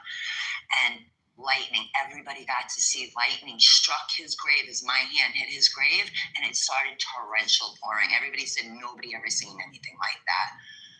But he became so powerful, and I knew he was here. The first Airbnb I had here left this little doll. And I'm like, what's this little doll with a blue eye and a brown eye and blonde hair with an axe in his hand? And they're like, that's Thor, lightning. And I'm like, I know, Patrick's lightning right now, helping God. He is fighting. And then one of the dreams I had about him, he came to me in this kitchen. He was completely in army gear, full of ash. And the message was, and this was right before COVID, the message was spiritual war, and we weren't hearing that. I had never heard them words in my life. We were going to have a spiritual war. And then that's all we kept saying in these rooms, especially. I'm like, wow, he already prepared me. I saw spirit. I had light beings walk in my room 6 months after he passed, and I felt like those were who's going to see me when I leave this earth. They're there. They're watching me. But, yeah. They're preparing us. They are preparing us. Our ancestors are preparing us for sure and reminding us. Like I remember at 20, whenever I would see old people that could barely walk, and I would just say, can you give them some of my energy? And they would spunk up. So I know I'm an energy thrower. Like, I'm ready for that. I'm ready. Yeah, something's been telling me for a long time, like I am here. If we go into major war, I'm here to help walk to anybody that needs me and just help them to get through it, help them in any way, calm them. Something tells me I'll be able to just look at somebody and hypnotize them so they could just go into peace. We'll see. I'm hoping we don't have to use these gifts. Well, I think everybody that's here at this time, like, I don't think there's any coincidences, and there's a reason. The people that are here right now, or whatever's about to take place in something, something that the ancients talked about, and all the, the drawings on the walls, and, they talked about whatever is about to take place here. And I don't think, I think we are all here for a specific reason. And it will come to us in probably not all at once, like I'm sure you guys have experienced like download, people call them downloads, like where you go to bed, like y'all was saying, you can learn in your sleep. And I've had the times where I've just woken up with knowledge that I didn't have when I went to bed. And it was like, how did I never see that in my entire life? But now it's clear as day, like, it's just like it was given to you. It's somehow, and you wake up with it. But you know that it's something you're meant to share. And so, but yeah, I think we will. Like when we need certain gifts, they will. And that, that's also happened to me, like in the astral, like abilities came to me. Like when I thought that I was going to be killed, that's when like abilities would come to me. It would just happen. And then over time I would be able to do it. But initially it would just happen, like without me trying to do it. It would just happen because I thought I was going to be killed, And then over time I developed the ability to just do it when I wanted to. I didn't have to think I was going to die first. But so abilities will come like that, exactly when you need them, type of thing.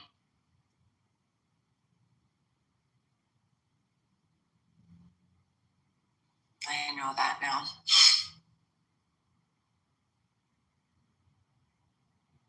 Definitely he's fighting, it's like death is an illusion,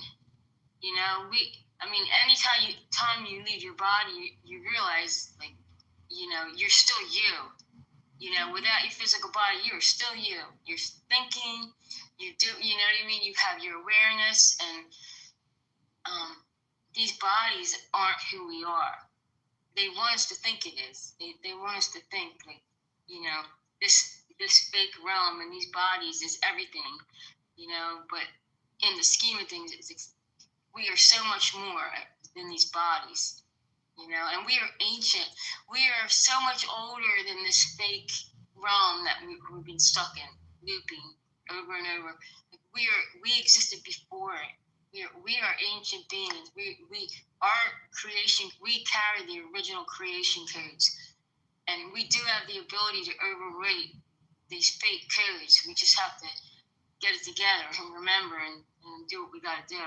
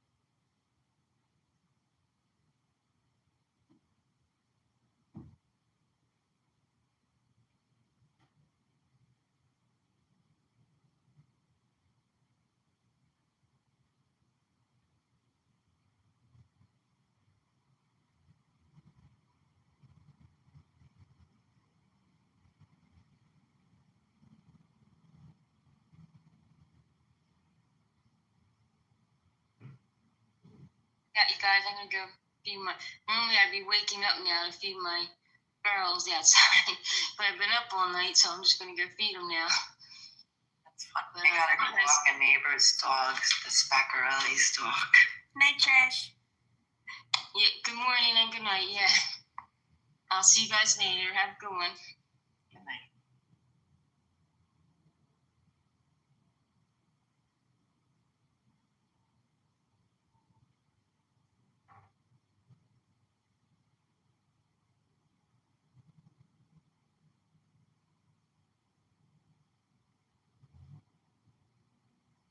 Did everyone fall asleep? I think I'm the only one that woke up now. No, the interpreter came in early. I bet you he's awake.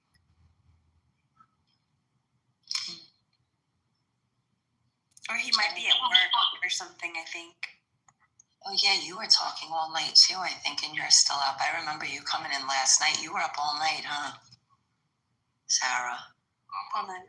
Yeah, it's morning. I'm awake. I know you're awake. But I was on the phone just now, so I wasn't tuned in. Yesterday, we missed you in the room all day. Your name came up a couple of times, like the interpreter should be here.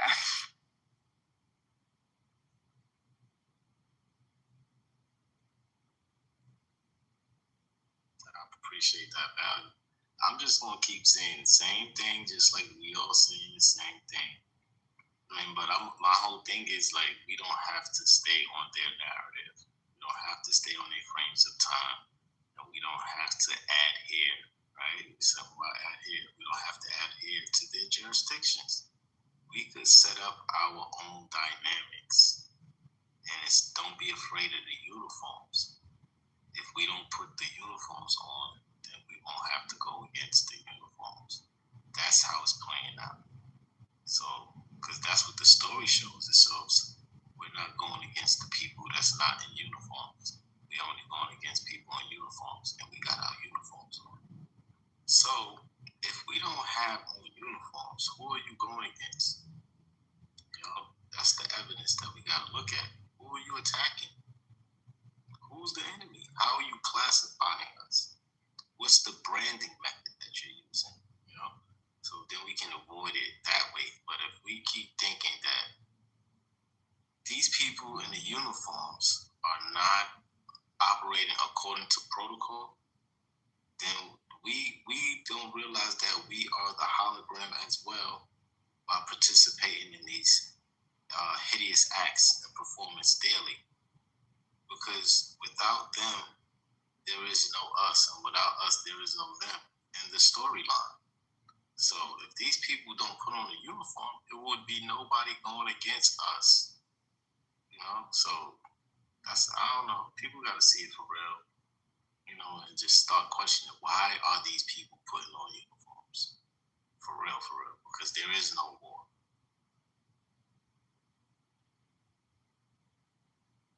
Do you guys remember how easy it was for that, I think it was the Venezuelan gang to take over those apartment buildings in, I think it was Colorado? I kind of remember hearing about it. Yeah, I do remember hearing about that. Yeah. The Venezuelan gangs you're talking about?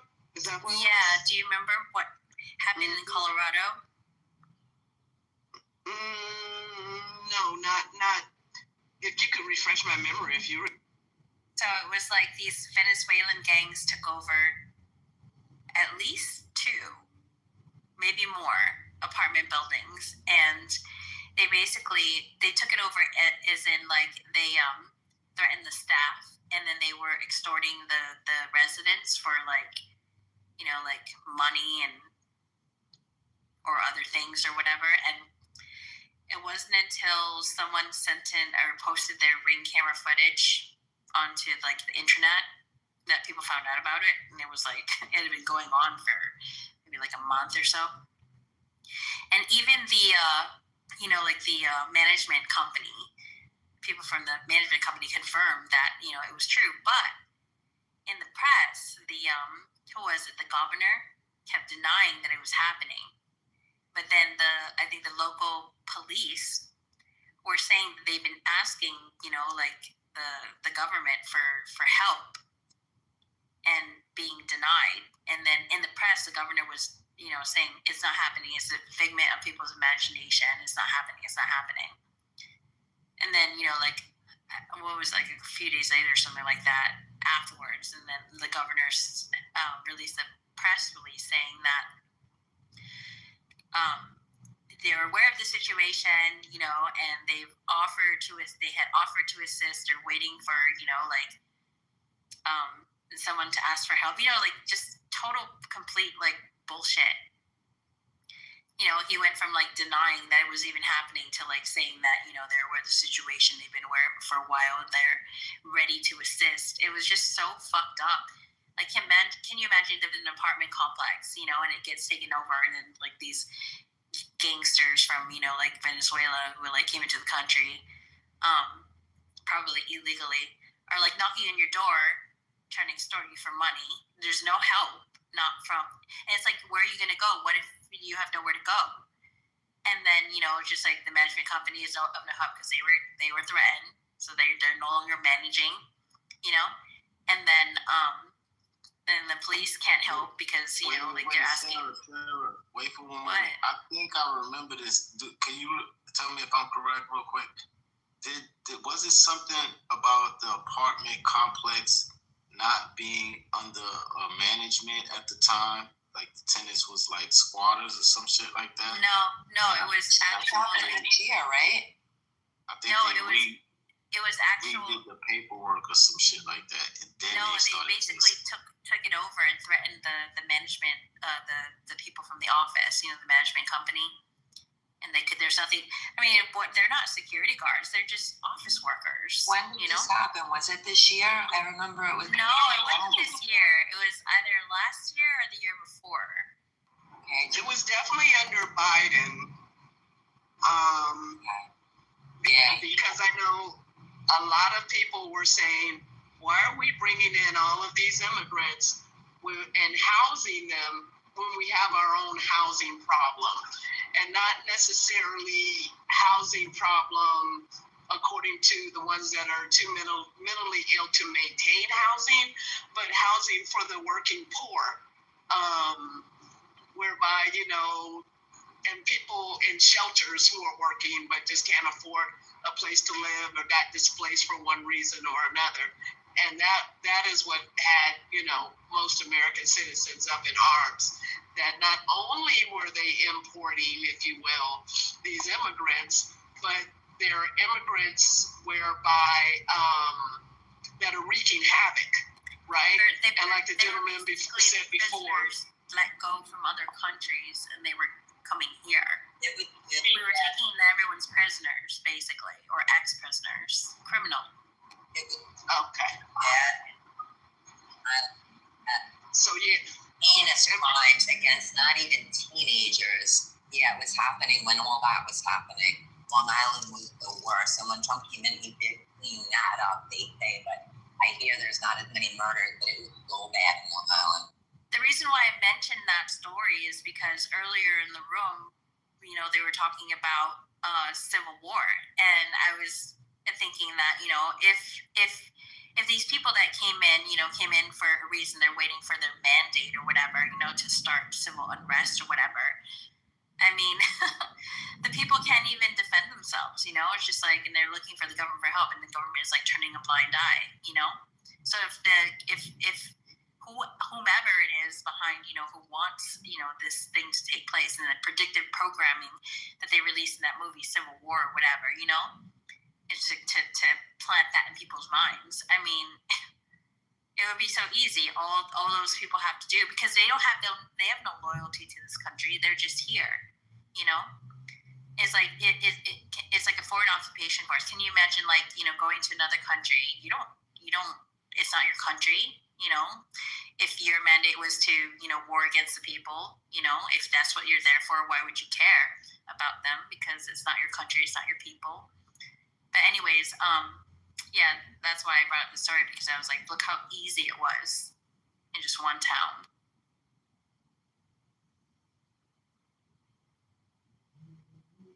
No, they had Long Island fear, and I'll tell you that, like, all of Long Island was in fear for their children. I mean, your average citizen really isn't gun-toting. You know what I'm saying? Your average citizen is hardworking. They go to work, they come home, they take care of their children, go to church or whatever, and then do it all over again, right? So your average citizen is not necessarily prepared for that type of lifestyle, if you will, to have to be on pins and needles every day in terms of how they're going to defend themselves on a daily like that. Not even in New York, not even in Chicago, not even in Detroit, you know, on that level. So it is definitely, you know, problematic, especially now in whereby we got ICE, you know, acting all crazy and just deporting people willy-nilly, as opposed to setting up some sort of amnesty program and figuring out who should stay and then who really needs to go and come back. You know what I'm saying? I think that there are better ways that we could handle this situation. And I think that those people with committing those crimes, they need to be first on the list to be exported. It's scary now. Like, yeah, but some of the military could be worse than the MS, like you said, ISIS, because they all got that vaccine, and who knows if they're gonna, you know, be for us or turn. So that's the worst is coming. If this, I hope not. And those three places that you mentioned, New York, Chicago, Detroit, those three places, you know, it's like difficult for law-abiding citizens to get guns. It's mostly the criminals who have the guns in those states. But let me tell you what happened in Florida after Hurricane Ian, and this is like a couple years ago, I think. And it was kind of hilarious because like there was people had placed signs, you know, like on their lawns and stuff, because, you know, it's like when they evacuate, you know, it's like they know like it's a target for looters, normally houses. But some people stay behind to protect their houses. But there's this one sign, I think it said like loot and die or something like that, you know. And then they had like the local sheriffs and stuff, like, you know, warning people. It's just like, this is Florida. You know, people have guns. You know, it's just like, if you know, you want to find out what happens to you if you try to loot people's homes. You know, I have a sign on my house saying that. We've had that sign here for 20 years, try to touch anything. And as my beloved used to say to people when they come, like, he'd make comments like, if you fuck with us, you'll be buried. Like, yeah, he was crazy. Or like people can just put out signs that says FAFO. But obviously not all states, you know, like are so heavily armed. What's happening in Washington sounds the worst, right? Washington, D.C., where the military's out. I mean, we heard so many things like drones going right up to people's patios, shooting people, and Minnie's drone were telling us that live right there, all the crazy shit that was happening. Oh, I didn't hear about that. Whose drones are they? Military, apparently. That's what they were saying. Yeah, the military was all over Washington, D.C.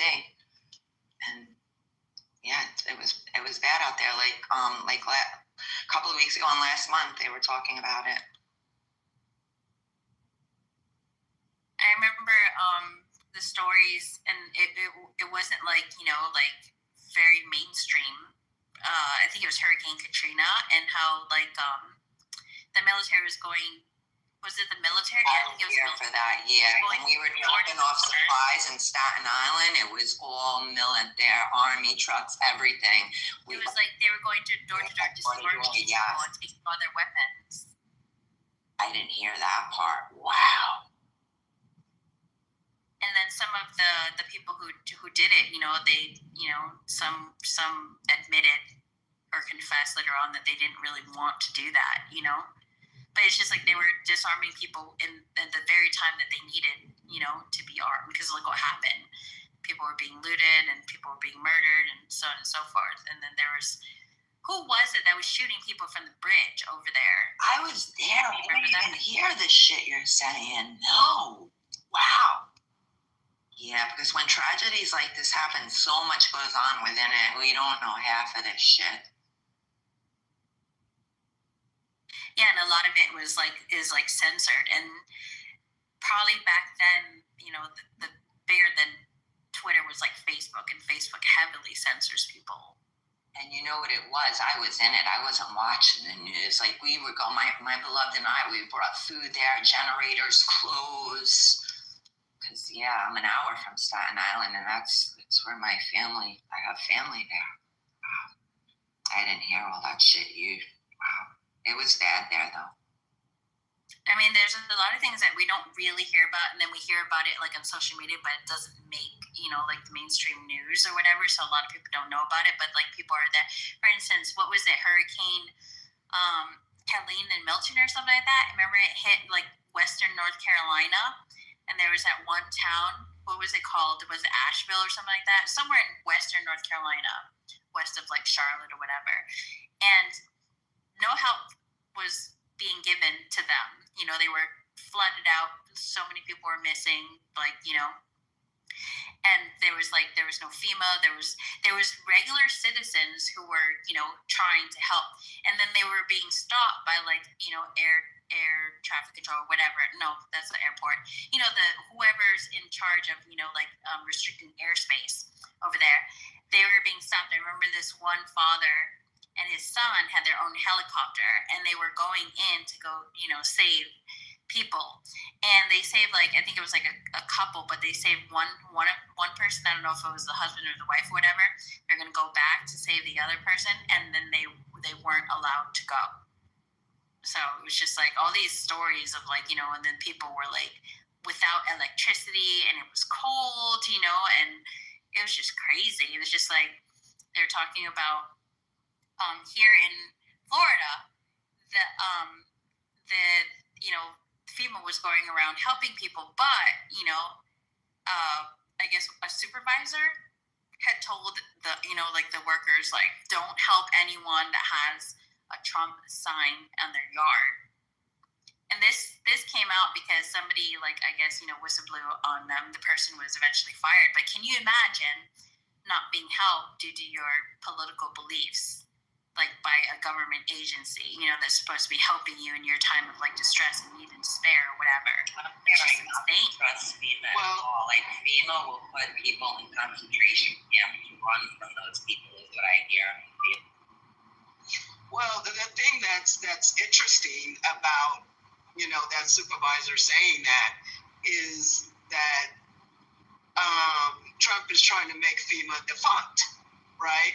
So when you vote for something that is designed to help you in your time of need, and I'm not saying I agree, and I'm not saying that it's right, but I really wonder, what is the thought process of some of these people, especially because I lived there for 24 years, right? And I got tired of battening down the fucking hatches, right?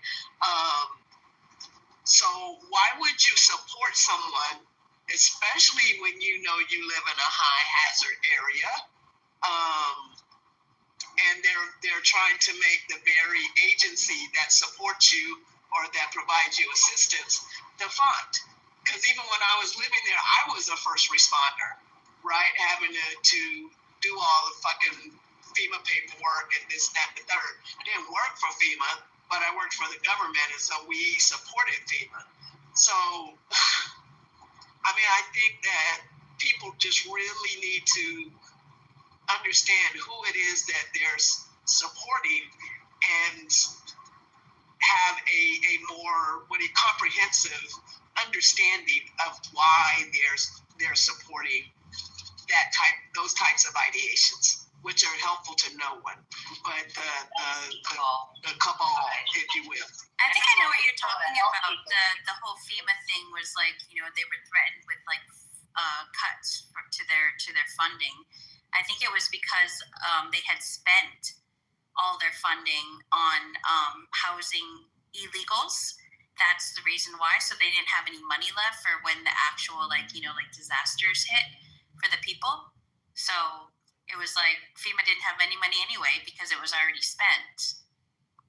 But anyways, it's kind of messed up. It's kind of like going to a hospital and somebody's like, "Oh, you're a Christian. I don't want to help you," because, for whatever reason, it's like, it's really fucked up. If you think about it. It's fucking bullshit. Like, if I saw somebody lying in the street, and I even did that in the 90s and my 20s, there was someone lying in the street corner on 125th and 3rd Avenue bleeding.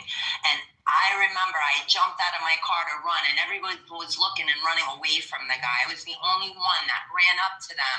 And there was a pharmacy on that corner at that time. And I ran in, I opened the door, and I yelled to them, "There's a guy outside bleeding, help him." And everybody else, and that was in the 90s. Everybody runs from that shit. I remember being in a car one night. I was with this paramedic, and he wasn't on duty. And we were driving into New York City. He was showing me all the crazy shit back then, how 42nd Street was. And this motorcycle freaking crashes right in front of us. And he jumps out of the car. He's like, "Dawn, I have to go help, but that's it. Once I'm on the scene, I can't leave it." He jumped out to help that, and I got to watch all that, and they do everything, some of these people, to help, but some of these people, it's fucking crazy. They just run the other way. It was so good to see that day. Like, I know now when a paramedic's on the scene, that's it. He's on the scene till the end. And I learned that day. But it was a good experience. I remember seeing a meme that was based on something that happened. So a lot of firefight or first responders, but especially like firefighters were speaking out about being losing their jobs or something because they didn't get the jibby jab, which is what I call it. So I saw this meme that's it was like there was a house on fire, it's a cartoon house on fire, and the firefighters climbing up the ladder, and the woman's like, "Wait, are you vaccinated?" It's like, does it matter? He's trying to save your life. But yeah, it was I wasn't vaccinated. kid, and I will still, see my friends that were at first. I remember thinking, am I allowed to be friends with them? They're going to shut on me and everything. And I'm like, you know what? No, they were my friends my whole life. I'm still going to, do everything I can to be there for them. And there are a lot of things that were against me. Like one of my girlfriends was going to get another shot. She's a therapist. I begged her. She listened to me for the second one. I'm so glad. She's like, Dawn, I'm so glad I listened to you for that. She was one that I got to save from.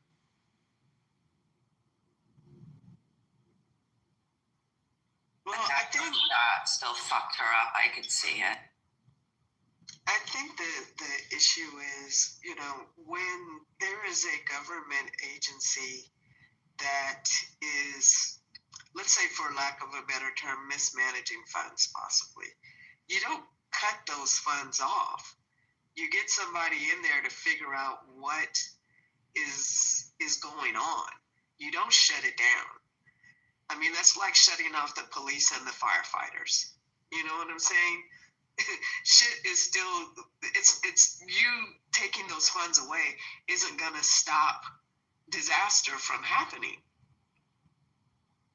So, the fact, whatever the reason was why they ran out of money, you fix it.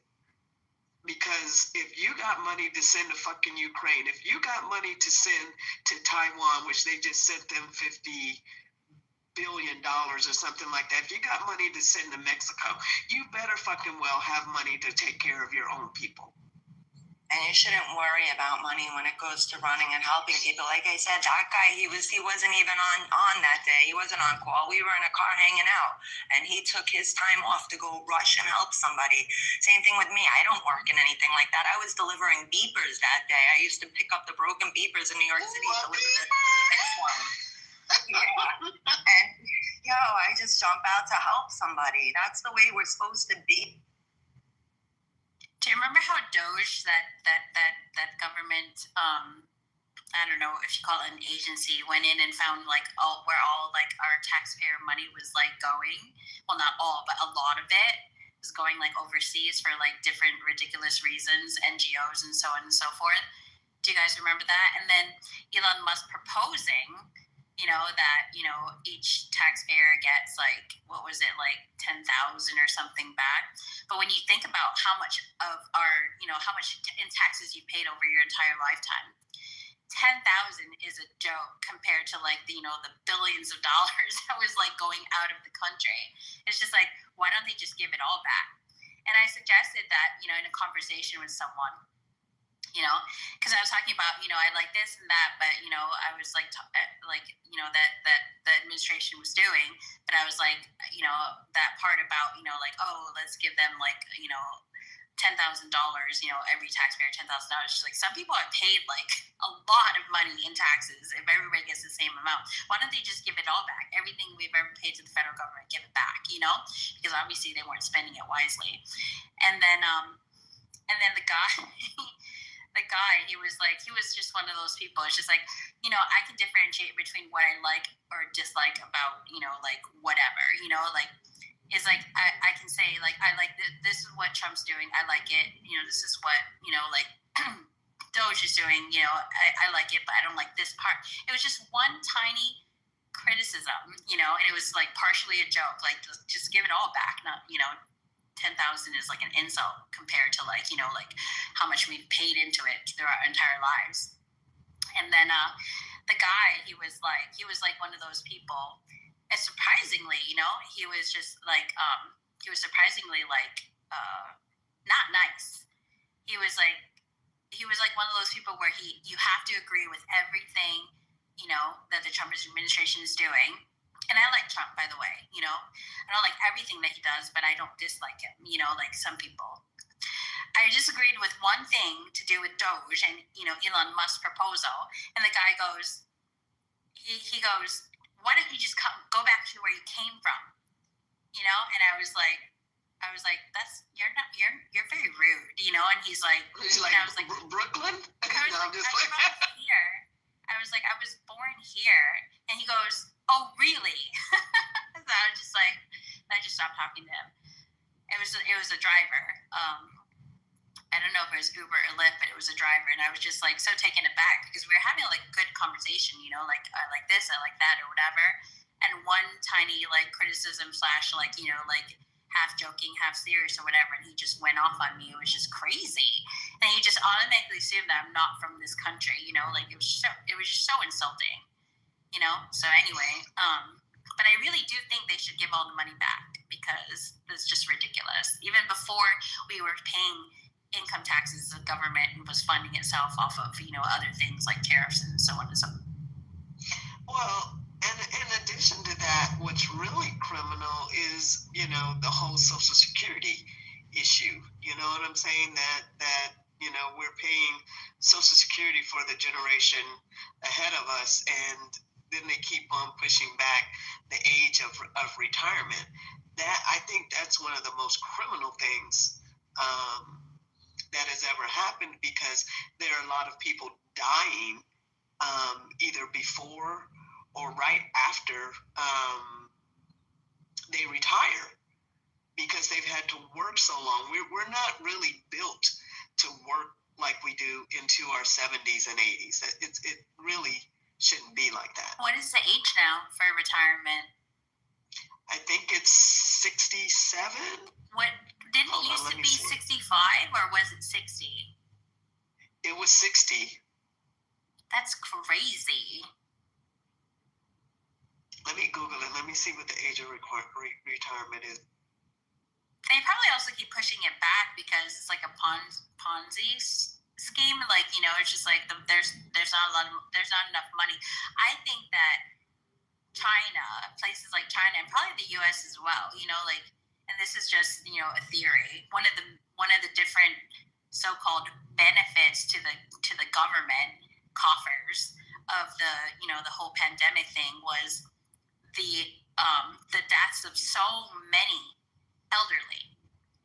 Do you remember what was happening in China before it was happening in the U.S., you know, when they started locking down? And then they were locking the whole, like, apartment buildings and chaining the doors. You remember that, what they were doing in China? And then what? They were doing what? Yeah, that was before shortly before we locked down in the United States. Oh, you're talking about for COVID? Yes. Oh, okay. So what was? Yeah, they were locking the apartment. I'm just like randomly. What? Yeah, okay. People were screaming from their balconies. You know, it's just like maybe they weren't, you know, they didn't have enough food and water or whatever. It was like without warning, they were just locking the doors to the apartment buildings. People couldn't get out unless, I guess, they climbed down or jumped or whatever. But these were like, you know, high rises. And then here in the United States, you heard the stories of, like, you know, like them putting even infected people into the nursing homes with non-infected people, you know, and then the whole nursing home getting infected. There was this one, was it a mayor or governor? I forget which state, who took his mother. Oh, I think it was the governor of New York. Was it Cuomo? Andrew Cuomo? Anyways, took his mother out of, I think it was him, took his mother out of a nursing home, knew what was happening in New York. That was one of the big stories, was the nursing homes in New York, where, you know, like all these old people, because the people that were most at risk were the obese and the elderly. And the elderly were dying in droves, you know, because it's just like, how is their body gonna defend itself against, you know, like, for some people it's like, you know, a bad cold / you know, like flu-ish type thing, and for the elderly it was deadly. And so it was just like, you know, and a lot of people died, and that was like a burden off the system of Social Security and whatever else kind of, you know, like financial help or assistance that the elderly gets or whatever. But it's just me. I think, you know, they got rid of a lot of the elderly on purpose. They did, and they're still trying to. That's crazy. They're gonna change Social Security to 70. Like, what are they gonna? Of course, they want to wait till you die, so you never get this money. And these elderly, like, they're already having a hard time keeping warm, eating, and you're gonna take that money and make them freaking go back to work at 63, 64? Like, they're absurd. It's pure robbery, right to our face. Or in Canada, there's their program MAID, MAID, and I don't know if you guys have heard of it, but it's their like legal suicide assistance program. And it was supposedly, the intention was, for people to legally suicide themselves or, to die, by choice. It started turning into, and they knew it was going to happen internally, and like videos that were released from internal meetings where they're reviewing like who is actually using the service and who is being offered the service. And they found out that, because there's a similar service in California as well, legal suicide. But in Canada, it was being abused because even people who just needed money, like assistance for food, and they don't know wheelchair, they were being people who just were like financially destitute, who were not on the brink of suicide because they had some sort of disabling illness or like something in pain or whatever.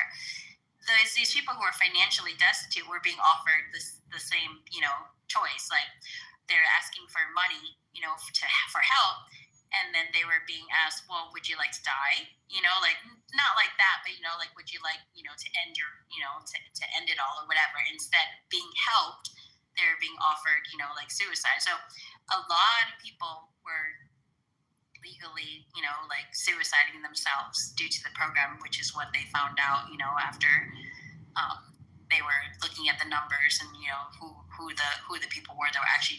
So it's like, if you guys look it up, MAID, you can see like, wow, so many people in Canada died. They couldn't afford to eat. It's sick. I know. I'm feeling this. I wrote about it.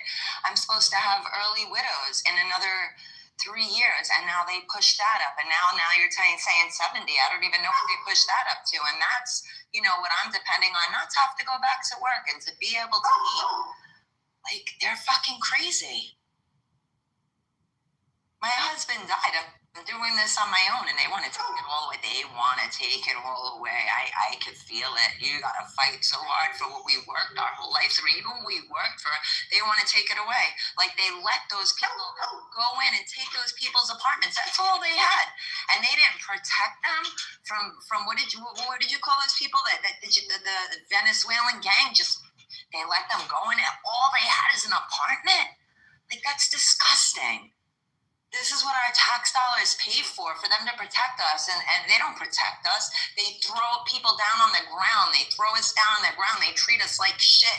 They throw us in these cells. Some of these women didn't even do anything. They throw them in hospitals on the 4th floor to get freaking hurt and taken advantage. Like, the things this fucking country does is sick. So we were talking about like all the distractions, that people sort of deal with, in their daily lives, distractions that prevent them from, like things that we talk about, like awakening, like being more aware, like having a higher consciousness, so on and so forth. The thing about that is, it's really hard for people to think about things like that when they're trying every day to scrape by, just to survive, to eat and to have a place to live, and like to pay their bills. And it's just like people are just, there's a lot of people who have like more than one job just to even make it. And even people who have like, two adult household, like not just single people,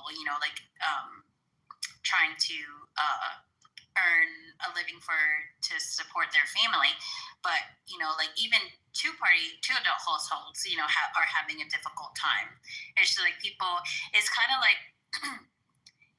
being a slave to the system, and the system is working against you, and you don't really have time to to even think about enlightening yourself or whatever it is, or even like changing your diet to like vegan, say, because maybe it's a little too expensive because you can barely make enough money for, breakfast, lunch, or dinner for yourself and your family. And the worst is they tell us that we have to eat 3,000 calories a day. Meanwhile, we're not needy. We were never meant to need to eat. When a fruit dropped off the tree, or like, I know people that can go. I know breatharians that go a month. I've went weeks without food just on juicing, and I felt better than I ever did in my life.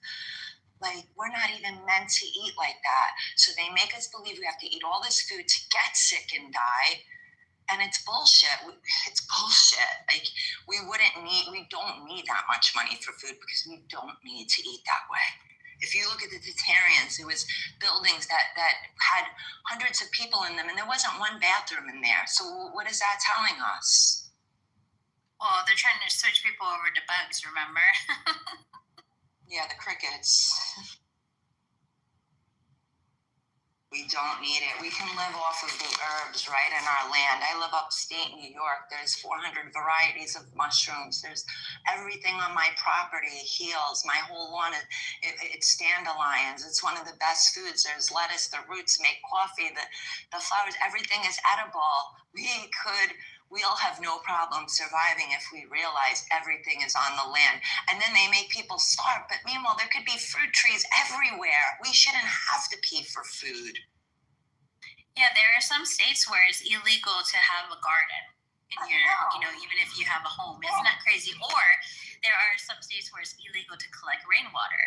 I mean, all of these, these types of things is meant to keep people, like in need. And in need of assistance, and it's crazy. Someone asked earlier in the room, they were saying, like, if there were to be a civil war, who would be the winner?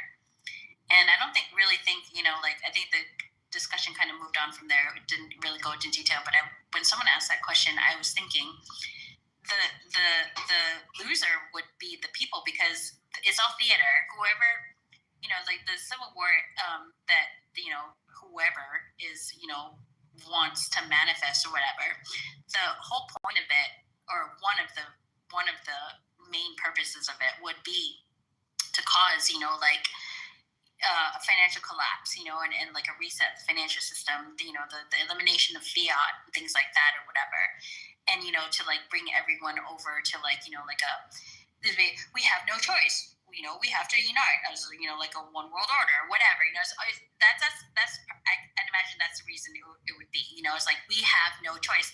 But who created this? It's like manufactured instability in order to achieve a certain goal. And it doesn't matter whether it's a Democrat or a Republican as the president. The goal is the same. It's like they say, it's two birds of the same feather. It's like in any administration, you can see what the administration did to destabilize, like the country and to bring it down further. Like maybe there was some good that was done here, but there's super bad done there. It's just all marching towards the same goal. Same thing with, like the Civil War. People think like, the Civil War is because of this, that, and the other thing or whatever. It's like, no, it's part of their plan. It's like this is what do they call it?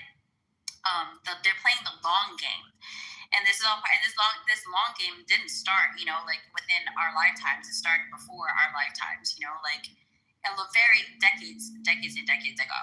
It's just like it started before we were even born. This is the long game.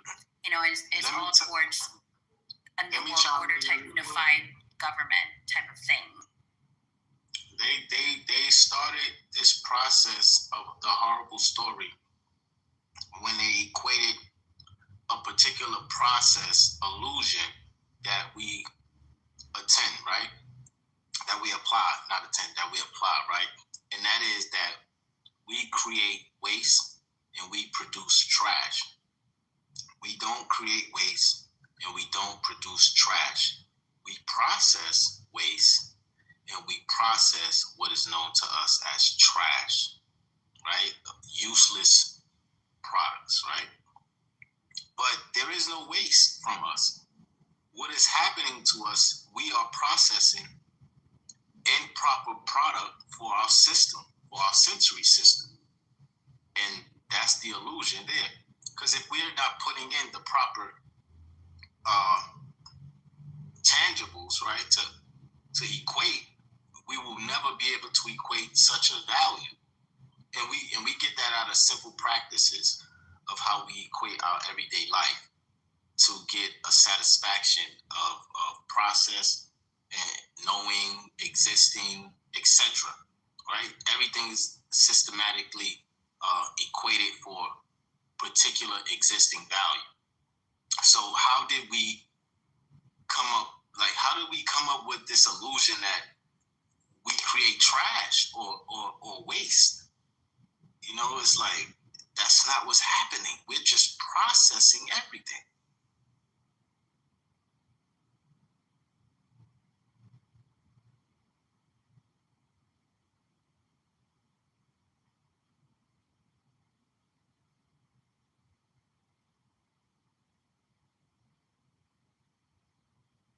Did they ever find out who took down the Georgia Guidestones?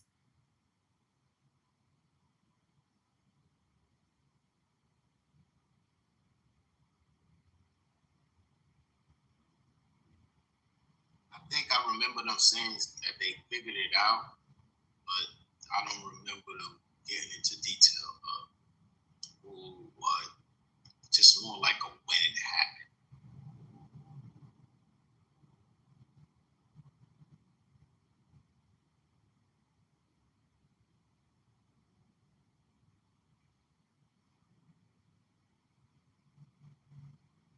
Like, there's that narrative, you know, there's not enough resources on Earth, you know, to accommodate, you know, the people, all the people, the population of the world.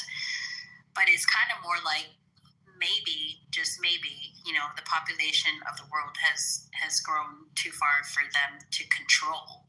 Not that there isn't enough resources. I mean, there's so much land. There's so much land, you know, that's fertile land that's available, you know, to support like many people. But, you know, it's just not being used in that way. It's more like the population has become unmanageable for, you know, who. Correct.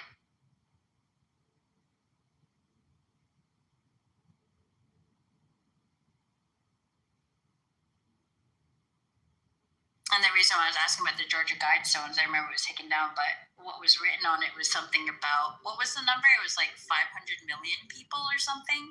That would be like the ideal number of people in the world. Was it 500 million?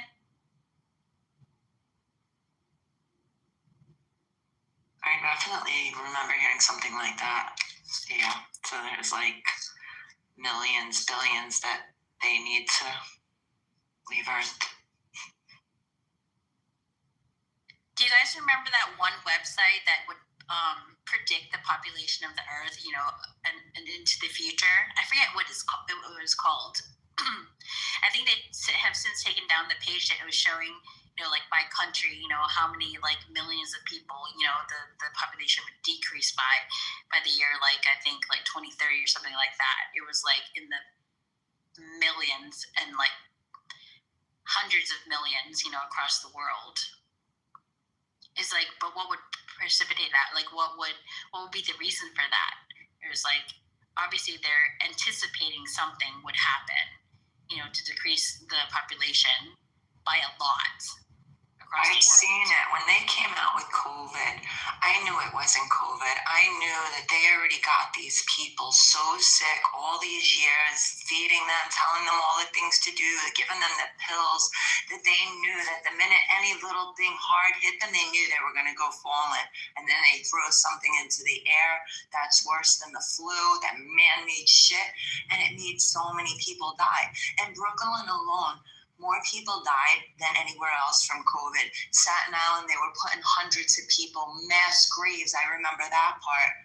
They knew that it wasn't from COVID. They knew people were going to be dying from the lifestyles they taught us to live. They knew that, so they were ready to blame it on something. They knew it was already going to happen. We already had a lot of seniors in America and a lot of people that lived a bad lifestyle. They knew. They knew this shit, so they went that. I knew it when 2020 came. I fucking called everything that's happening right now. They knew. We were having like some sort of brainstorming session the other week here in Clubhouse, and we were talking about and I don't think we really came up with like a really like reasonable explanation, but we were talking about how, like, you notice here in America, there's a lot of products that are allowed legally in food that is considered like poison is like banned in other countries, but is allowed for some reason here in America. And so we're talking about like, what is the reason why America is being targeted specifically to poison the people with all these things that are literally banned in other countries because it's poison? It's like people go to like, say, like Europe, and their bread is totally different from, here. The Coca-Cola in Mexico, is made with different ingredients, and Coca-Cola, the same company. Cane sugar in Mexico. Here, the same company that makes products for different countries makes them with poison for America specifically. Like, why is America being targeted for poisoning? They're experimenting to see how much the human body can take, because they're even curious of that. How much could they take? How much could they handle? And this was the melting pot, America, for everybody to come, and they could see with different people how they would react to the lifestyle this is a company here. Everything on our shelves is processed. They don't. When I was a kid growing up, and you walked in Brooklyn, everything outside was fruit stands. There was barely any canned foods when you walked in the store. Now, everything is meant to poison us here. Yeah, everything is better in other countries. Even Italy. We used to say, we have the best pizza in Brooklyn. No, it's Italy. And my dentist was telling me something the other day that I didn't know. He says they have one of the oldest olive farms in Italy. And when he gets the oil here, it's so powerful, you can barely even eat it. It's so strong. Like they say about the cocaine leaves, the people there only can handle it. We can't. So it's so strong. And my dad told me that when I was little. He's like, the olive oil here is poison. It's so rancid. It's so bad. That's why the pizza in Italy is the best. My dad, when I was a kid, he would tell me, he said, the mob has oil under control.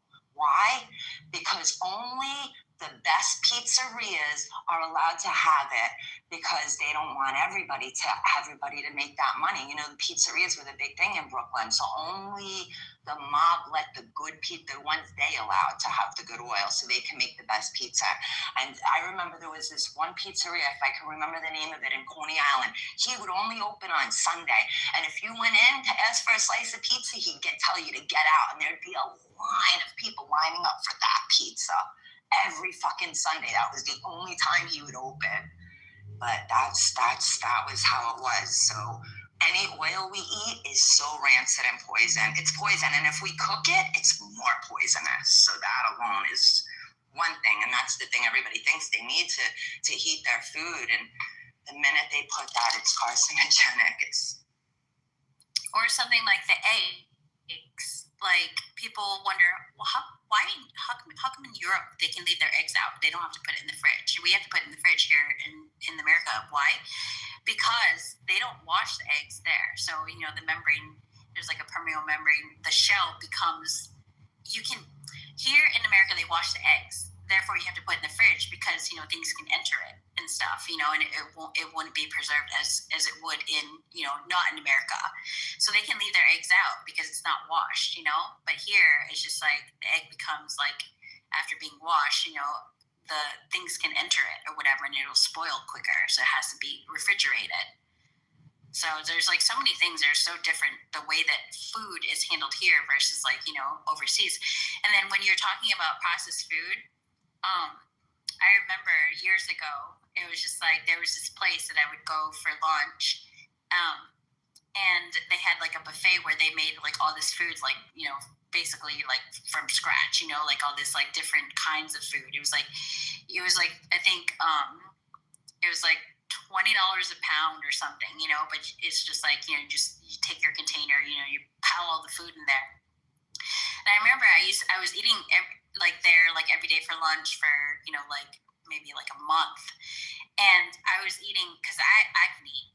And so I was eating like 1 to 1.5 pounds of food like every day for lunch. But it's like I only eat once a day, really. So, but who eats a pound and a half of food, like every day, you know, all at once is me.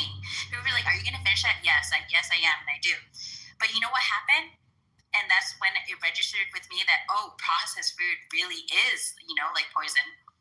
I didn't have much weight to lose, but I lost like 10 pounds and it was like still noticeable, you know?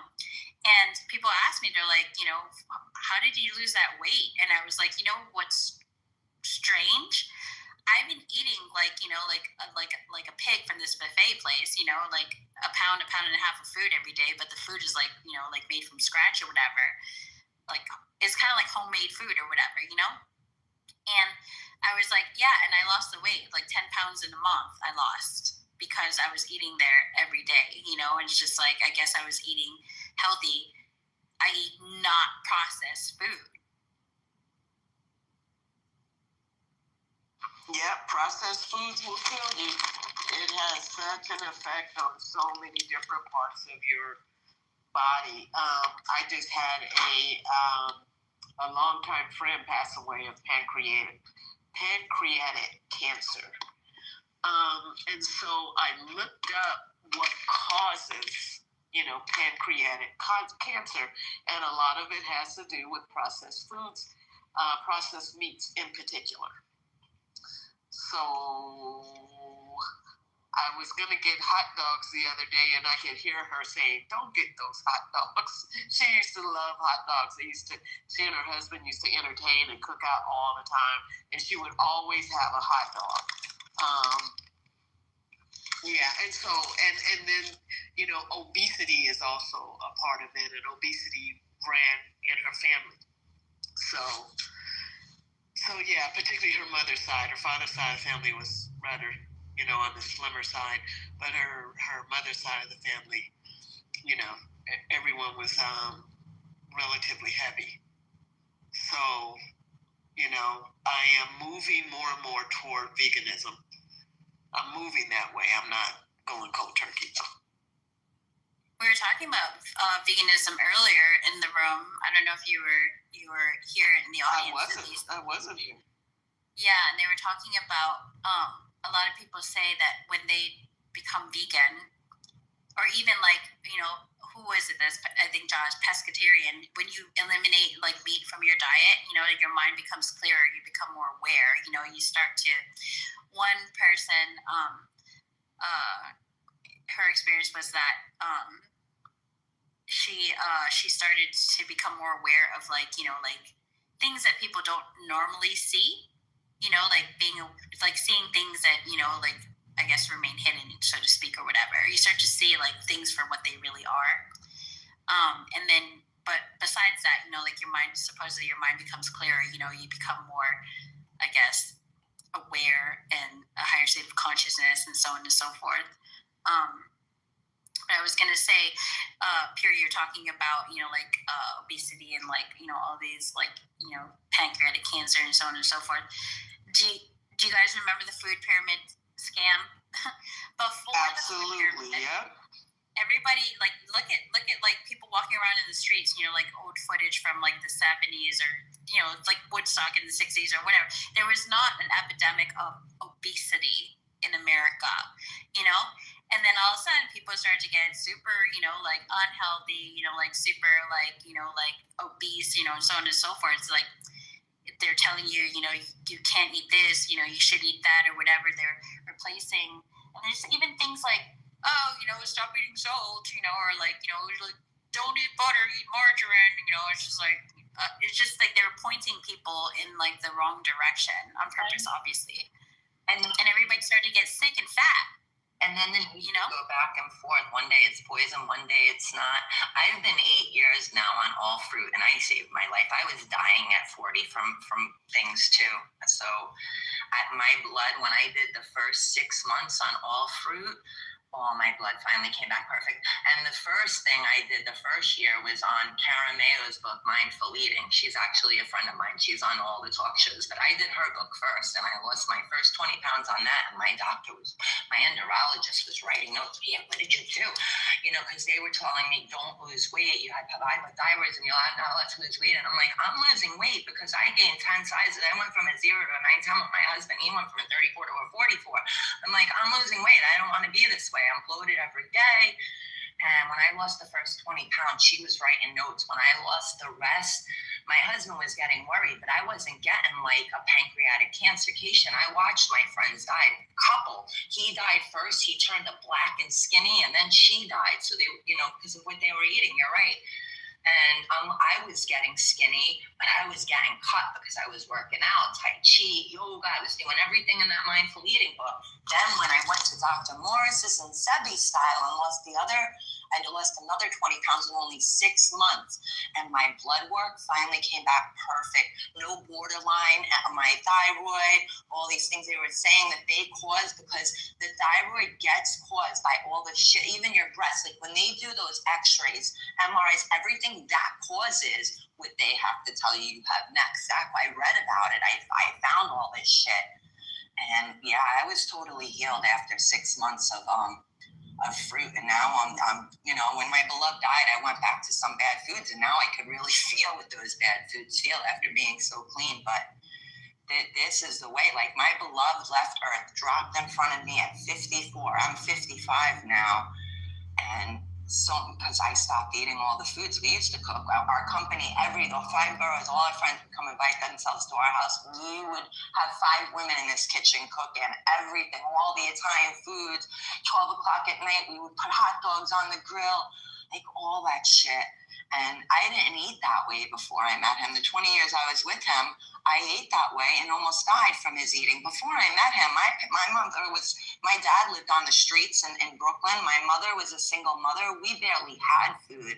We didn't have food so many days. And when I look back to that, when I think, oh, my mom didn't have money, we were starving. No, I look back, those were the best times of my life, fasting, that little skinny. That's why I'm still alive today, because I didn't eat that way my whole life. And I see that now. Like the fasting is the best thing we could do for ourselves. We will get healthier.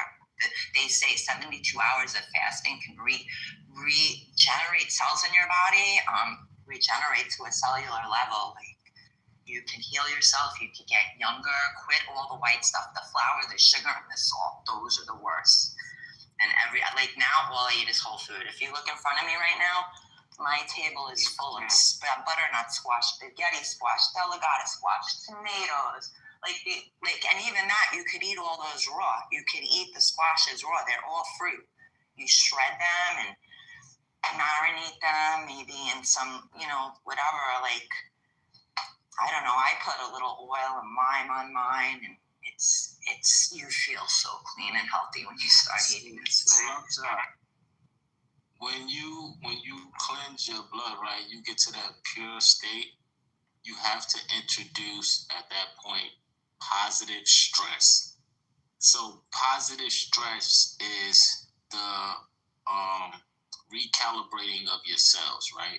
So you have to destroy and build, right? That's the positive stress. You got to stretch and rip and tear those muscles, those particles, and then rest so they can rebuild the new version of you, which is the old version of you, which is the natural version of you. And that's how we turn it back. We won't be able to do that until we reach that pure state, like Dr. Sebi was saying, the alkaline state, right? But what Dr. Sebi didn't build on was the fact of, a lot of people want to build their muscle mass and get their physique back and stuff like that. He just was on some, I'm gonna cleanse the blood.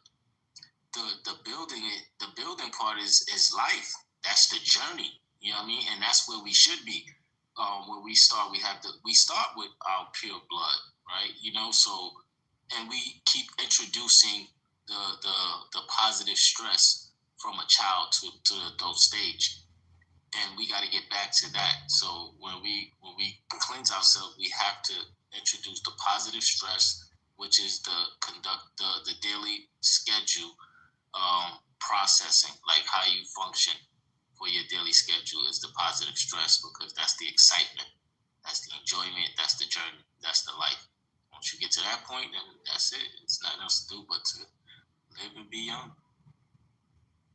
And I saw something about, and I didn't really do a deep dive on it, but I saw something about how they also lie to people about the whole cholesterol thing. You know, like how they say, oh, it's too high, you have to bring it down, and bringing it down makes people sicker. You know, it's just, I mean, just from my own experience, and maybe it's genetics, who knows? You know, they say it also has to do with genetics, but I remember a doctor would ask me, like, what do you eat? And I would tell him, you know, and then he would be horrified, you know, like, let's test your cholesterol. And I would tell him, you ask me that every year, you know, and it's always perfect, you know, and it is, and it was, you know, and it's just like, I can eat these things that people say that you can't eat, you know. It's just like, people are being lied to about what you can and can't eat. And it's not just the food, it's also like, say, sunscreen, right? Before this whole like, oh, you're gonna get skin cancer, wear your sunscreen, people were not wearing sunscreen. They were definitely not wearing sunscreen in like the 60s, you know, when they were like hanging out in the sun, you know, like all year or whatever. Remember, they used to put the silver things up on Coney Island Beach. Every woman had that silver thing taking the sun. And they weren't getting skin cancer. People, there was only like you know why? Rash of skin cancer after people started using sunscreen. And I don't think that people really talk about it so much, but I think there's something in the sunscreen that was poisoning people's skin. Sunscreen. It's not only the sunscreen. It's when our body is not a 7 alkaline, you know, like neutral, that it burns. If our body's too acidic, the sun will burn you. If your body is the way it's supposed to be from eating the right foods, and it's supposed to be at a 7, too alkaline could be too bad, but too acidic is the worst, and that's when we burn. From the inside out, the sun will burn us, give sun cancer, everything. If your body's okay, you're a 7, you'll never get sun cancer. The sun is meant to heal you. I stare into the sun every day, all day now. Some people can't do it all day. That, you know, it's easier in the morning, it's easier in the evening. I can stare in the sun all day long. That's how clean my body is, and that's how we're supposed to be. I never got sun cancer. I never put freaking that shit on my body. And I lived in Florida. My mother took me from Brooklyn to Florida. I was always in a bikini my whole life getting the sun. Never put sunscreen on. And when I went to my dermatologist, I want to say like 8-9 years ago, because I won't go anymore, but she's like, you have the type of skin, you never have to worry about, you know, sun cancer. Because I remember I wanted that full body scan that everybody was talking about, so I had it done. And she's like, you don't have to worry about that. You don't have that kind of skin. And I didn't know what she was talking about then, but the sun is meant to heal us. And Minnie talks about that all the time. Do the sun gazing and the grounding, because that's the best healing for our body. Once you get your body clean and you start, you know, doing the right things, stand on the ground barefoot and stare into the sun. And like he says, anybody can do it in the morning and the evening, get used to that. But when you stare in the sun all day long, man, that's when you know your body's clean inside. And yeah, he's one of our most powerful healers. Water too, standing in the water, going in the water, you can get your memory back, because water's full of memory. That's it. And the sun is also a way that people get their vitamin D, right? And so when they were walking, people were getting the sun, they were getting sick and stuff. And also, you know, during the lockdowns and stuff, people were inside not getting their vitamin D.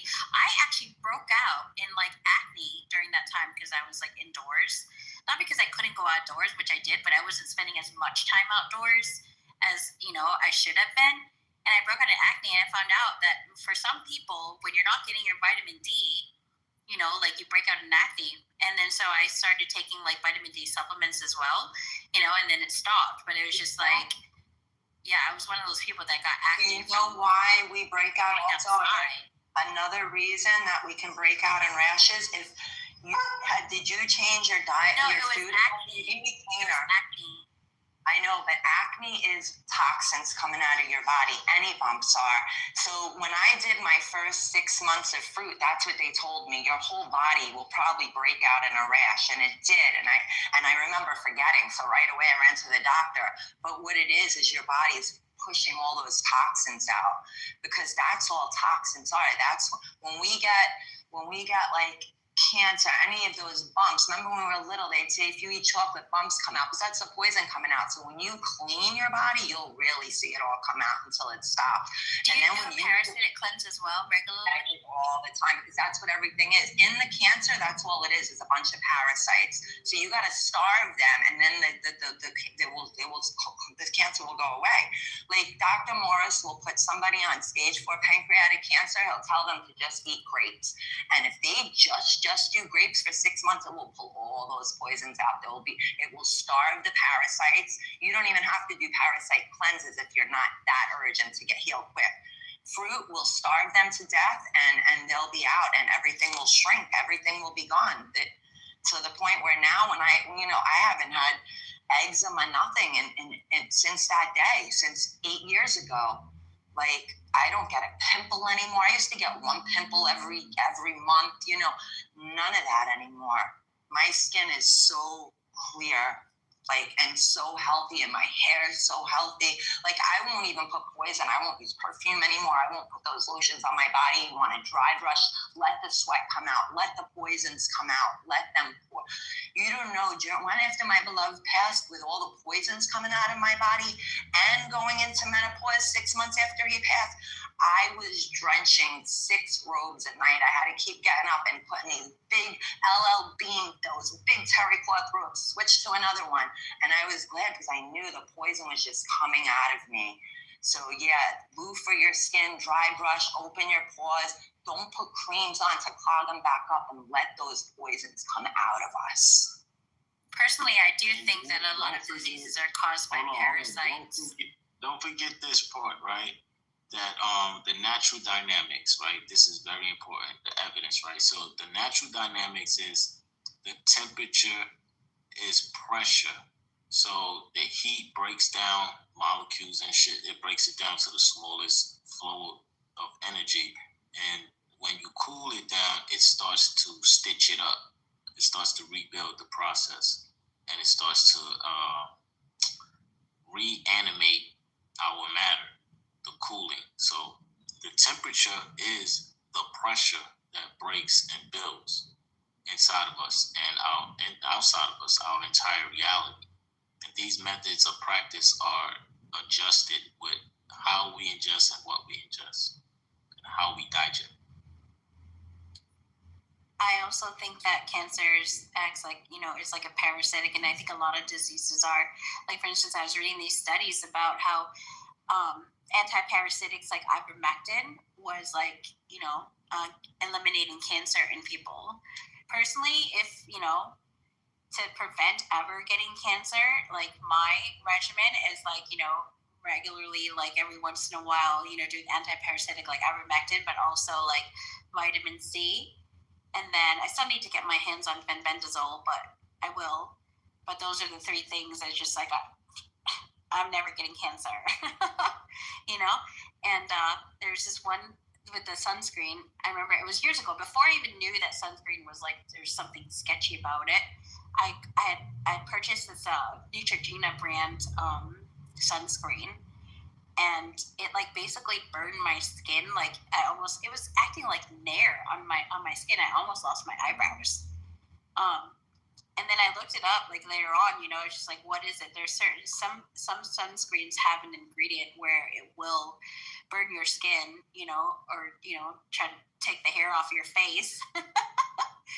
So yeah, it's just I did, and then so I kind of try to stay away from. I do use sunscreen every once in a while, only just not to burn on certain times if I know I'm going to be in the sun for a long time. So it's just maybe maybe once a month, or once or twice a month, but not every day like I used to. Our skin is our biggest organ. Anything we put on our skin goes directly into our bloodstream. That's why if we can't put it in our mouth and eat it, we shouldn't be putting it on our skin. And the toothpaste we use all the dentists you need fluoride. No, we're supposed to get the toothpaste without fluoride. We don't want any of those poisons. We don't want to inject or put any of that. Our shampoos, when I detoxed, I made sure organic shampoos, but even a lot of the organic shampoos have sulfur in it. So that year, when I did that first year of fruit, I washed my hair with organic apple cider vinegar every day, and the conditioner I use, because my hair is down to my ass, so I always thought I had it. Now I don't even need conditioner, but the first conditioner I used, I was making living water, which was the Kitover, but I was making the bubbly one to make it like soda for my husband, but I didn't want to drink it because, these grains, you make them grow, and so my girlfriend was like, use it for your hair. So I used Kitover that I was making for my hair every day to condition it. And my hair was softer than it ever was. By the time I turned 50, my hair was better than it ever was. My skin was better than it ever was. Because my first year I was 46 when I did Caramel's book, 47 when I went, and now I'm 55. And I am healthier than when I was in my 20s. Because, my 20s, the doctor did, because I loved bacon, egg, and cheese. And I'd be like, extra bacon, extra mayo in my 20s when I'd go to get, I had 3 jobs. And when I ate, like you said, I would eat that once a day, but it was something massive. And in my 20s, I had high cholesterol, but I got rid of them right away because then I knew right away, let me just quit the bacon. And they said triglycerides. And the triglycerides then was from all the processed meats I was eating, a ham sandwich, things like that. But I'm healthier now at 55 than I ever was. Everything's perfect. And I could run circles around some 20-year-olds. I freaking run this house, 3 acres. It's 35 square foot by myself. I have Airbnb in here, 3 guests. And I do, in this house, my husband used to get 10 men a year to do the work here. So I can't afford that. So I'm doing the work that 10 men did a year here and keeping, like my brother tells me, he's like, Dawn, you're not only running that house, you're keeping it the way it was. Like, he's like, you're running your own business. And he has to remind me, because I can't even believe I'm doing this, but he pushed me every day. Every day in the beginning, he would call me 50 times a day, Dawn, you got to get up, get shit done. I'm like, no, I just wanted to kneel where my husband last dropped and just tell him that's what I did for the first year. I kneeled every day where he dropped, just telling him, you got to guide me. What do I do? Oh, I wanted to ask you, in terms of not drinking fluoride, what do you drink then for water? And John, you too, like you're like a pescatarian or whatever. What do you guys drink for water? I'm raw. I do distilled water, and I was afraid to do that at first. Even my husband was like, you can't drink distilled water. Like, he was putting that in the batteries of our golf carts and stuff. But distilled water actually pulls the metals out of our body. And it's really good. So my first thing in the morning, I squeeze a lemon and 32 ounces in distilled water. And I've been doing that every morning now for 8 years, that water. Jack LaLanne taught it, and it just flushes your body out first thing in the morning. So that's all I drink. And some people say you got to add minerals back in, but I eat so healthy. And I have started adding the mineral salt. And Shannon told me to get this mineral salt. So I'll add a little of that. I could feel it. It's good. I'll sprinkle it on a tomato once in a while. But the distilled water or spring water, your water is so important. And I purchased a distiller years ago, and at first I purchased it for my arrow garden, for the water, because they don't like tap water, the plants. But then, when I found out about, you should read it, I was drinking purified water, like Aquafina, and then I even got rid of that. But I noticed that distilled water doesn't taste that great, so then I would just make a tea out of it or something, put something in it to give it something in it. I was just gonna say that. So I was using to hydrate you to the cellular level, because regular water is just a solvent. It's not gonna hydrate. I would just put herbs or a fruit. Yeah, and I think I also did do a fruit thing, but it's pain, it's kind of a pain to do. So I was just making peach tea out of it or whatever. But then when I don't make distilled water, then I just drink and I know it's bad because it's in a plastic bottle or whatever, but just distilled water, you can get distilled water, but it's in the plastic bottle from the grocery store, but also mostly smart water. Which is supposedly distilled, and then they add minerals back into it. But people say oh, you shouldn't drink that either. But it's just hey, it's better than tap water with the fluoride, Because even when you purify the water with say even maybe a zero water thing, which I also do have, that I cook with, You know, zero water is like a purifying system for water. It's like it's distilled water. It's zero distilled water. The zero water, it's just it kind of filters it, but it filters it better than it. But once it's zero, I stick the thermometer in. Once it gets to a 6, you're supposed to get rid of it. Yeah. But that zero, that's what distilled water is. Nothing is in. If you put your thermometer in the same things as distilled water, it's gonna come up zero. So that's what it is. Like, I did all this stuff, and I read the book, Dr. Morris, Dr. Sebi. Like, I don't have a degree in this, but I know this shit healed me. Like, it made me a better person. Do you use that to cook with as well? Because that's what I use it for. The zero water, I use it to cook with, like to boil pasta or cook rice or anything that requires like. But I don't cook anymore. But yeah, even to shower in, they sell these filters even to shower because we shouldn't even put, putting it in our paws. But I haven't got the shower filter to shower in yet because my water actually is great. Our water gets tested and we have really good water luckily here. I get the water. I heard about that too, like the whole shower thing. You can get like special like showers with the filter in it, so that because like it's like understand most people don't even like change out their shower heads or whatever. I keep forgetting about that. The whole like change your shower head thing to the one that like filters out the water and stuff. Some people buy like whole systems, right, to provide supply water for their home. I just put a new one in. I have a whole water softener system in my house, so everything goes through salt first before it even touches our body. And if I didn't have that, we do have hard water with a lot of iron in it, so the hair wouldn't be soft. But because I have that system in, your body gets soft and you can feel the soap lathering up. But I'm right on the block of the deepest lake in Dutchess County, so that water gets tested every year, and it's really my well is right on line with that water, so I'm lucky for that. Oh, I meant to ask you when you were talking about shampoos. Have you ever heard of avapuhi? That plant that's like a natural shampoo. Yeah. So did you ever see like people just squeeze the sap or whatever out of it and just use it right there like as a shampoo? And they put that in like expensive products, like salon products or whatever, but you can just grow it, right? And then use it as a shampoo. Anything you do like that is better. Even using lemon in your hair to wash. Anything natural is better. There is one. Let me go look for. There is one good organic shampoo that I buy. She also had an organic one called Olive, but it did have sulfur in it. But wait, there's this one shampoo that's really. I'm gonna tell you in a minute. Hold on. Well, if Trish was here, there was a shampoo that she said is like all natural, whatever. And then I looked it up. I forget what the name of it was, but I looked it up and I looked at the ingredients, and guess what was in it? Avapuhi.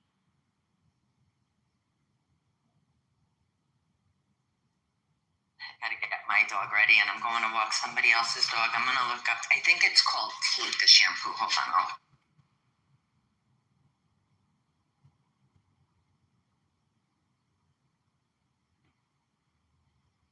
Oh, speaking of acne, which we were talking about before, and then I totally forgot about what I was gonna say. So I don't really get, no matter what I eat, I don't really get like zits anymore because when I learned about colloidal silver from Trish, because it was just like something that, she was using to heal her raccoon's like injuries. Just like spray the colloidal silver, like a raccoon had like a serious eye injury, and then it was like nothing ever happened after it healed or whatever.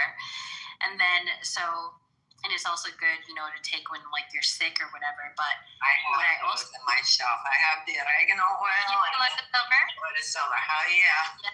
You know what I use it for also? Besides like what people usually use it for, I also use it as a mouthwash because it's better than and it's more effective than coconut oil. And then I also use it as I just put it in like a little tiny like glass spray bottle, and then I just spray it on my face, like at night, and sometimes in the morning or whatever. But I just spray it on my face, and I because the idea that they had this one product, and it's since the company has since gone out of business. I think it was called Nerd, but it was like the idea behind their product, which was so effective, I never used it, but the idea was that there's good and bad, like microbes or whatever on your face.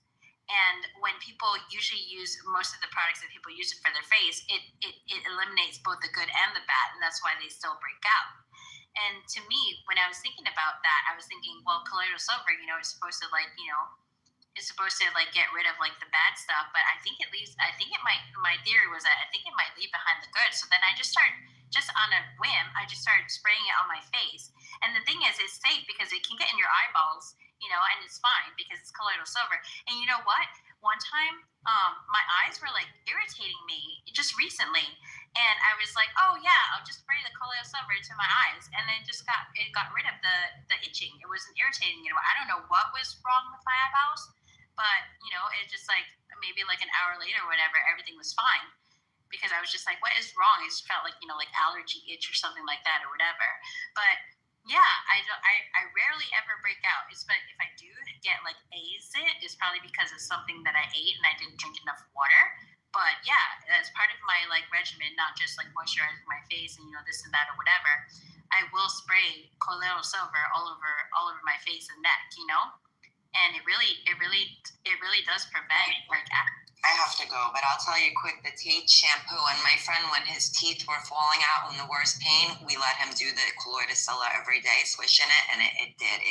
It helps. Even with that, when your teeth are in so much pain, it will help to heal.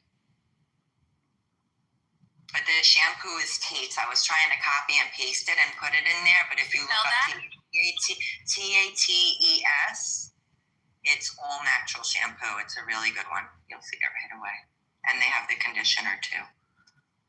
Yeah, I think Makeup Pop might be asleep. Somebody asked in the chat.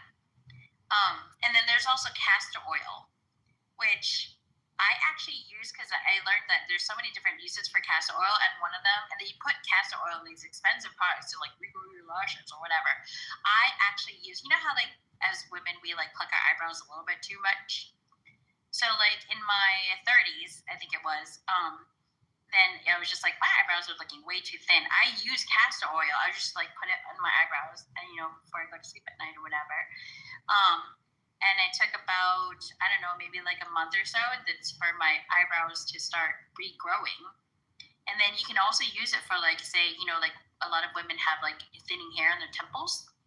And then so you can put it there, to like sort of like regrow the hair. Because the idea behind like, our eyebrows not growing back anymore is, as a lot of you women might already know, is that it weakens the hair follicle. So then the hair doesn't grow anymore because it's too weak. But then, using castor oil and just like, it's just like bring it back to like brand new or whatever, and your eyebrows will grow back. And your temples, like where it's thinning at the temples, which a lot of women also experience, you put castor oil there too. And it'll like, it'll grow it back there as well, like grow it thicker, when it's thinning. So it's like it really does work, the castor oil, for that. I mean, among the many things, uses of castor oil, one of them is like you don't have to buy a $200 thing, a $200 product to regrow your hair. Just use castor oil. It's like $5 on Amazon. Thank you for that. I'm gonna do it. When I was little, I cut my eyebrows and my eyelashes. I cut them so they're so short. I'm gonna try that. Thank you.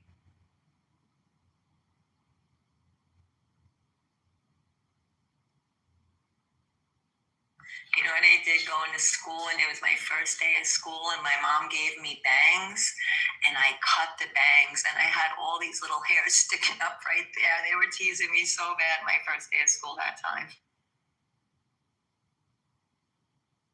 Hi, Nina.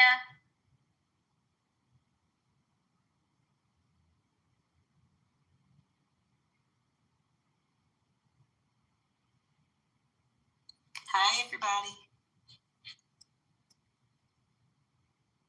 Hey, Nina. We've been awake all night. Really? I didn't see you guys, so I was in the wrong room. I'm here. I think I joined this room. They already had it going. I joined this room around like 10, I think it was like 10:40 maybe. And it's now 9:30 a.m. Wow, I heard you go in. When you came in, I started to doze off.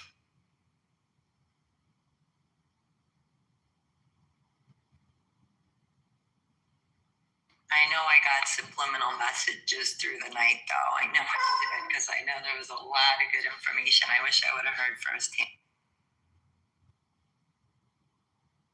What I do if I'm feeling tired when I'm on Clubhouse, I just like close my eyes and I just like I don't know how to explain it. I just set my mind to like listen for like keywords like Sarah or like I'm gonna go or something like that. And then it's just like, and then immediately I'm just like, I'm there. But I'm like half listening, half like, catnapping, but I'm not fully asleep, but I'm not fully awake. I don't know how to explain it. I was like that, I know. I'm mostly like here. When I eat something though, rice or like last night, it was the first time this year I had pizza. I went out and had first pizza, but that will put me into a deep sleep. It's like I got drunk when I eat something like that. And okay. She's like, this girl too, all she eats is squashes, everything organic, a lot of fruit, vegetables, and raw meat. But I want to get her off the raw meat and just make her like a vegetarian, fruitarian. Did you see that video of that lady? And she was just like, she was trying to prove that her dog is like vegetarian. So she put like, like some veggie and then, a piece of meat. Dog immediately went for the meat. My girlfriend's dog, she got her dog finally like that because she worked with Dr. Morris side by side. She took the class and worked from that's who taught me. He does the same work as Dr. Sebi. She's fine because she taught me how to feed my dog too, and she wants me to give more fruit. Like when my other dogo she was almost 14 when I put her breath in my arms. When she was 8, she made me change her food. And she was like, give her a day of all fruit because she had lumps and she wanted to get rid of them. So for that, give her a day of all fruit, then give her a day of all vegetables, then give her her meat day. Then she wanted me to fast her from anywhere from 1 to 3 days. And it definitely helped. It made that girl live. She took her last breath 3 months before 14, and dogos don't usually live past 10. And I had to get this girl, but her dog is all fruit, and Vanessa that comes on here, her dog is all fruit. So I know a lot of people that a lot of fruitarians that their dogs only eat fruit, and it's fine. But that lady was so mad because the dog went straight for the meat and ruined the video. No, of course they will, but in the wild, they only got meat when they made it kill. Other than that, they were eating berries or whatever they can find, and they didn't eat every day in the wild. So we overfeed our dogs and kill them, and then they die at like 15. I think some people's dogs live to like in their 20s. Our dogs aren't supposed to get sick at all and then just die. Not unless they have a serious injury, just like us. We're not supposed to get sick unless we have a serious injury. We're supposed to be able to live like so.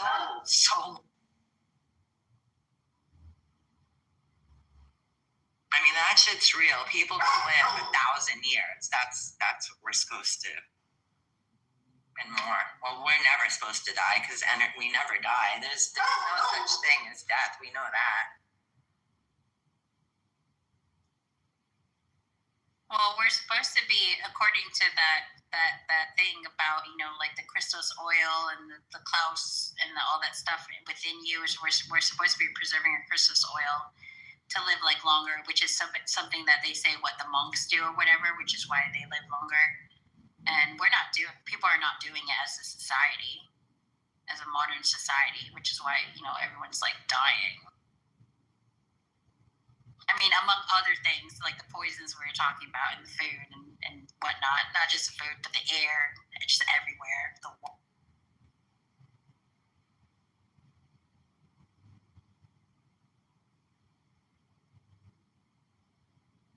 Now they're putting the nanobots in the air. We were breathing it in. So if we're not detoxing it every second, that vaccine is just spreading into everybody. What was that thing that people did? They was it red wine or something like that? And they you basically is swish it in their mouth and spit it out in a container, and then you can see I'm talking about? No, but I wish I would have heard you say that yesterday. I went to a winery yesterday, and yesterday was the first time I had wine all year. If I would have known, because I'm swishing it around and ready to spit it out. So if you spit it out, you'll see things. Wow, I'm gonna try that. Just look at videos. I've never tried it, and I don't like wine. I don't really drink it every once in a while. But it's just like maybe I should go out and get a red bottle of red wine, and then supposedly like just look at the video. Something like you swish it in your mouth. You put it in like a container or whatever where you can see, like what's in it, and things are like moving. It looks so gross. It's like, what is that? They say it's like, oh, those are the nanobots or whatever. Yeah. Oh wow, I'm gonna try that now.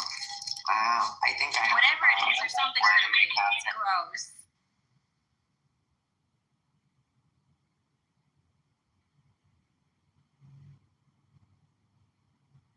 Yeah, yesterday I was at the winery because Makeup Pop she was asking for my name, and at first I went on the Appalachian Trail. I was walking, and while I was in the room yesterday, I went to the Water Whale Winery, and yeah, it was the first time. So at one time I remember Makeup Pop said my name, and I came on, and I'm thinking, should I tell them I just had 5 sips of wine? Are they gonna know I'm drunk? Because I never drink.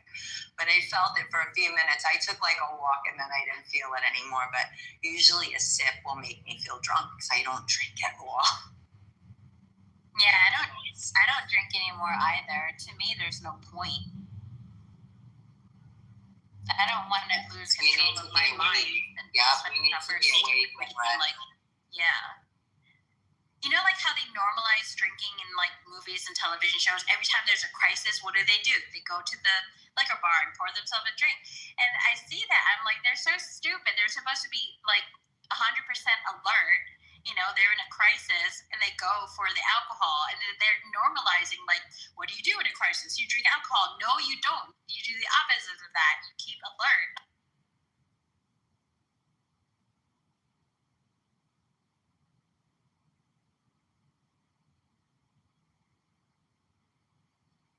Yeah, that alcohol addition, whatever that thing is, that thing that they brought in, that was the worst thing. They killed our families with that. My mother and father were alcoholics. I watched, and they just did. You're right. Every time there was a crisis, and then the crisis got worse. Nothing ever got better. Their lives got worse and worse and worse. By the time I was 8, my mom was going to Salvation Army to get a bed sometimes, or a mission. They just fucking put themselves into such a crisis. I've gotten to the point where I can't stand like people who get themselves to the point that they are obviously, like shit-faced. It's just like, who wants to be in that state of mind ever? I mean, when you're in your 20s, I get it, or even before that, you're in college or in your 20s or whatever. But it's like at some point, maybe after 40, like stop, because it's pathetic, to be that wasted. I don't know. I don't know. Yeah, I'm being judgy, but it's just like I look down on people like that because it's just like, what's the point of getting wasted like that as an adult? Like you're past the point of experimentation and partying. Like, what are you doing? There's people that love you, and you're just killing yourself. You're not even being strong for the people that care about you. That's what they're so selfish. They get.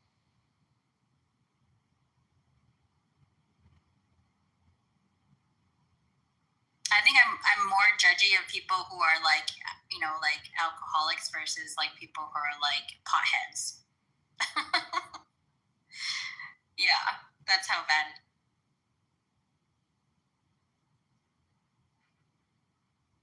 I remember one time I was hanging out, like after work with like, people, and as the night went on, I wasn't drinking because I was sick, and so I was just drinking, like cranberry juice and the tonic water, club soda, whatever they call it. As the night went on, people's eyes, as being probably the only sober person in there, I would have drank, like a little bit if I wasn't sick, but it's just like I was on NyQuil, so I was just like, I can't drink. And as the night went on, people's eyes started to droop, their words started to slur, people started to stumble, and I was like, is this what it looks like? Because when you're in it and you're also drinking or whatever, you don't really notice the difference between like you and them. But it was so like I started to look at, you know, people, and I'm like, wow, like it's just so sad.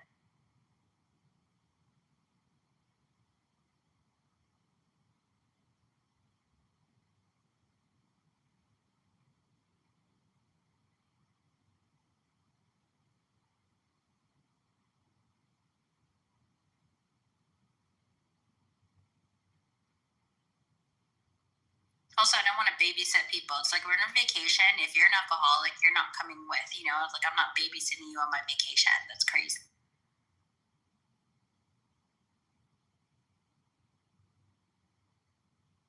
I don't mind if people drink, but if you get wasted, like, bye.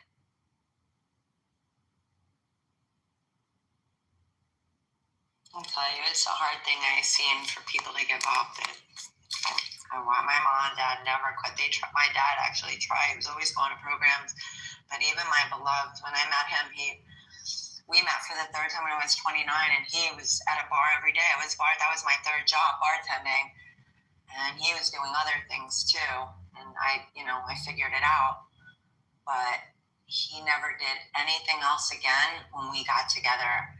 We moved upstate, so I guess that was a big part of it too. But his friends still, would come up, and they were in their 40s and 50s still doing these things, and then they'd start to die. Their hearts would blow out, and you'd be like, I don't know how my friends are still doing this. Their hearts are blowing out.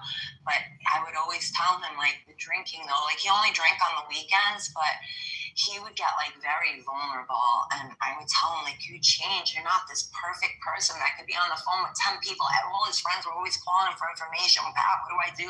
Pat was the one to call. But when you drink, you're not that person. And he didn't get it until right before he died. He goes, Vaughn, I'm starting to realize I don't want to drink anymore. But he drank till the day he died. And it was sad.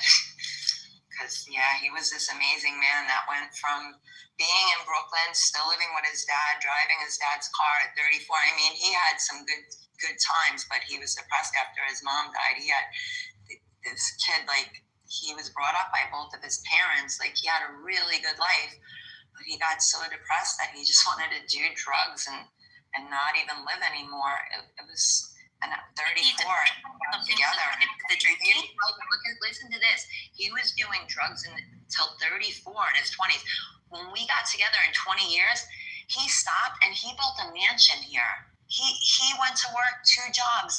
He was on the transit. He went back to work for the transit. He built a mansion in 20 years. He quit drugs and built a mansion, but he couldn't quit that shot on the weekend to calm down. Did he have something related to the drinking? Well, in those days, it was normal. Everybody had wine in those days. And even my dad said when he was growing up, it was normal. Everybody was drinking. It wasn't until he got older that, they started saying that drinking was even bad for you. In those days, even the doctors would say, have a Chesterfield, and that was a cigarette. This shit was normal. So now they're so used to it that they thought it was normal. And then they had to find out that they couldn't function, and they started making these alcohol programs. And especially the cops. My dad said the cops were the biggest ones that were in these alcohol programs because they had the most stress. Of course, they were the biggest alcoholics. And I have a lot in my family. I had a sergeant, captain, lieutenant, and detective in my family, all high ranks, and they all drank. My grandfather, lieutenant, and he back then, those cops, my grandfather is a perfect example. He ran South Philly, and he was a lieutenant in Burlington. So that's, to me, as a crooked cop. Now I know why my mom didn't let me. My mom said he was sinister. Somebody told me something a long time ago when I was in my early 20s. They told me that people who drink wine, their face gets bloated. And it wasn't until years later when I started to look around at people, and then she pointed out this one lady, and it's her face was all bloated. She was she looked older than she was because she drank too much wine. And I wasn't a wine drinker anyway, and I'm still not.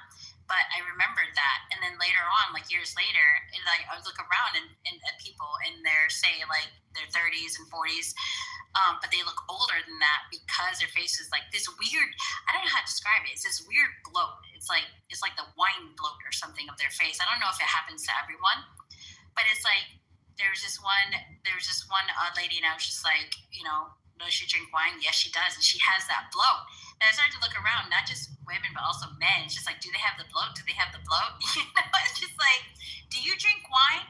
And it's like, yep, they do. It's just like, oh, okay, now I get what that lady told me a long time ago. It's like if you drink too much wine, you get that face bloat.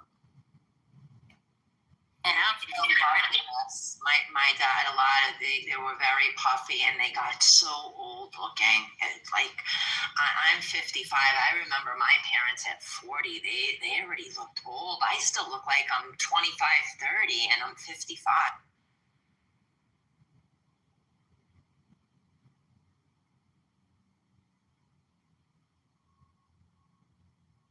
I don't know, maybe people can think about their friends or family that drink too much wine. Do they have the face bloat? They probably do.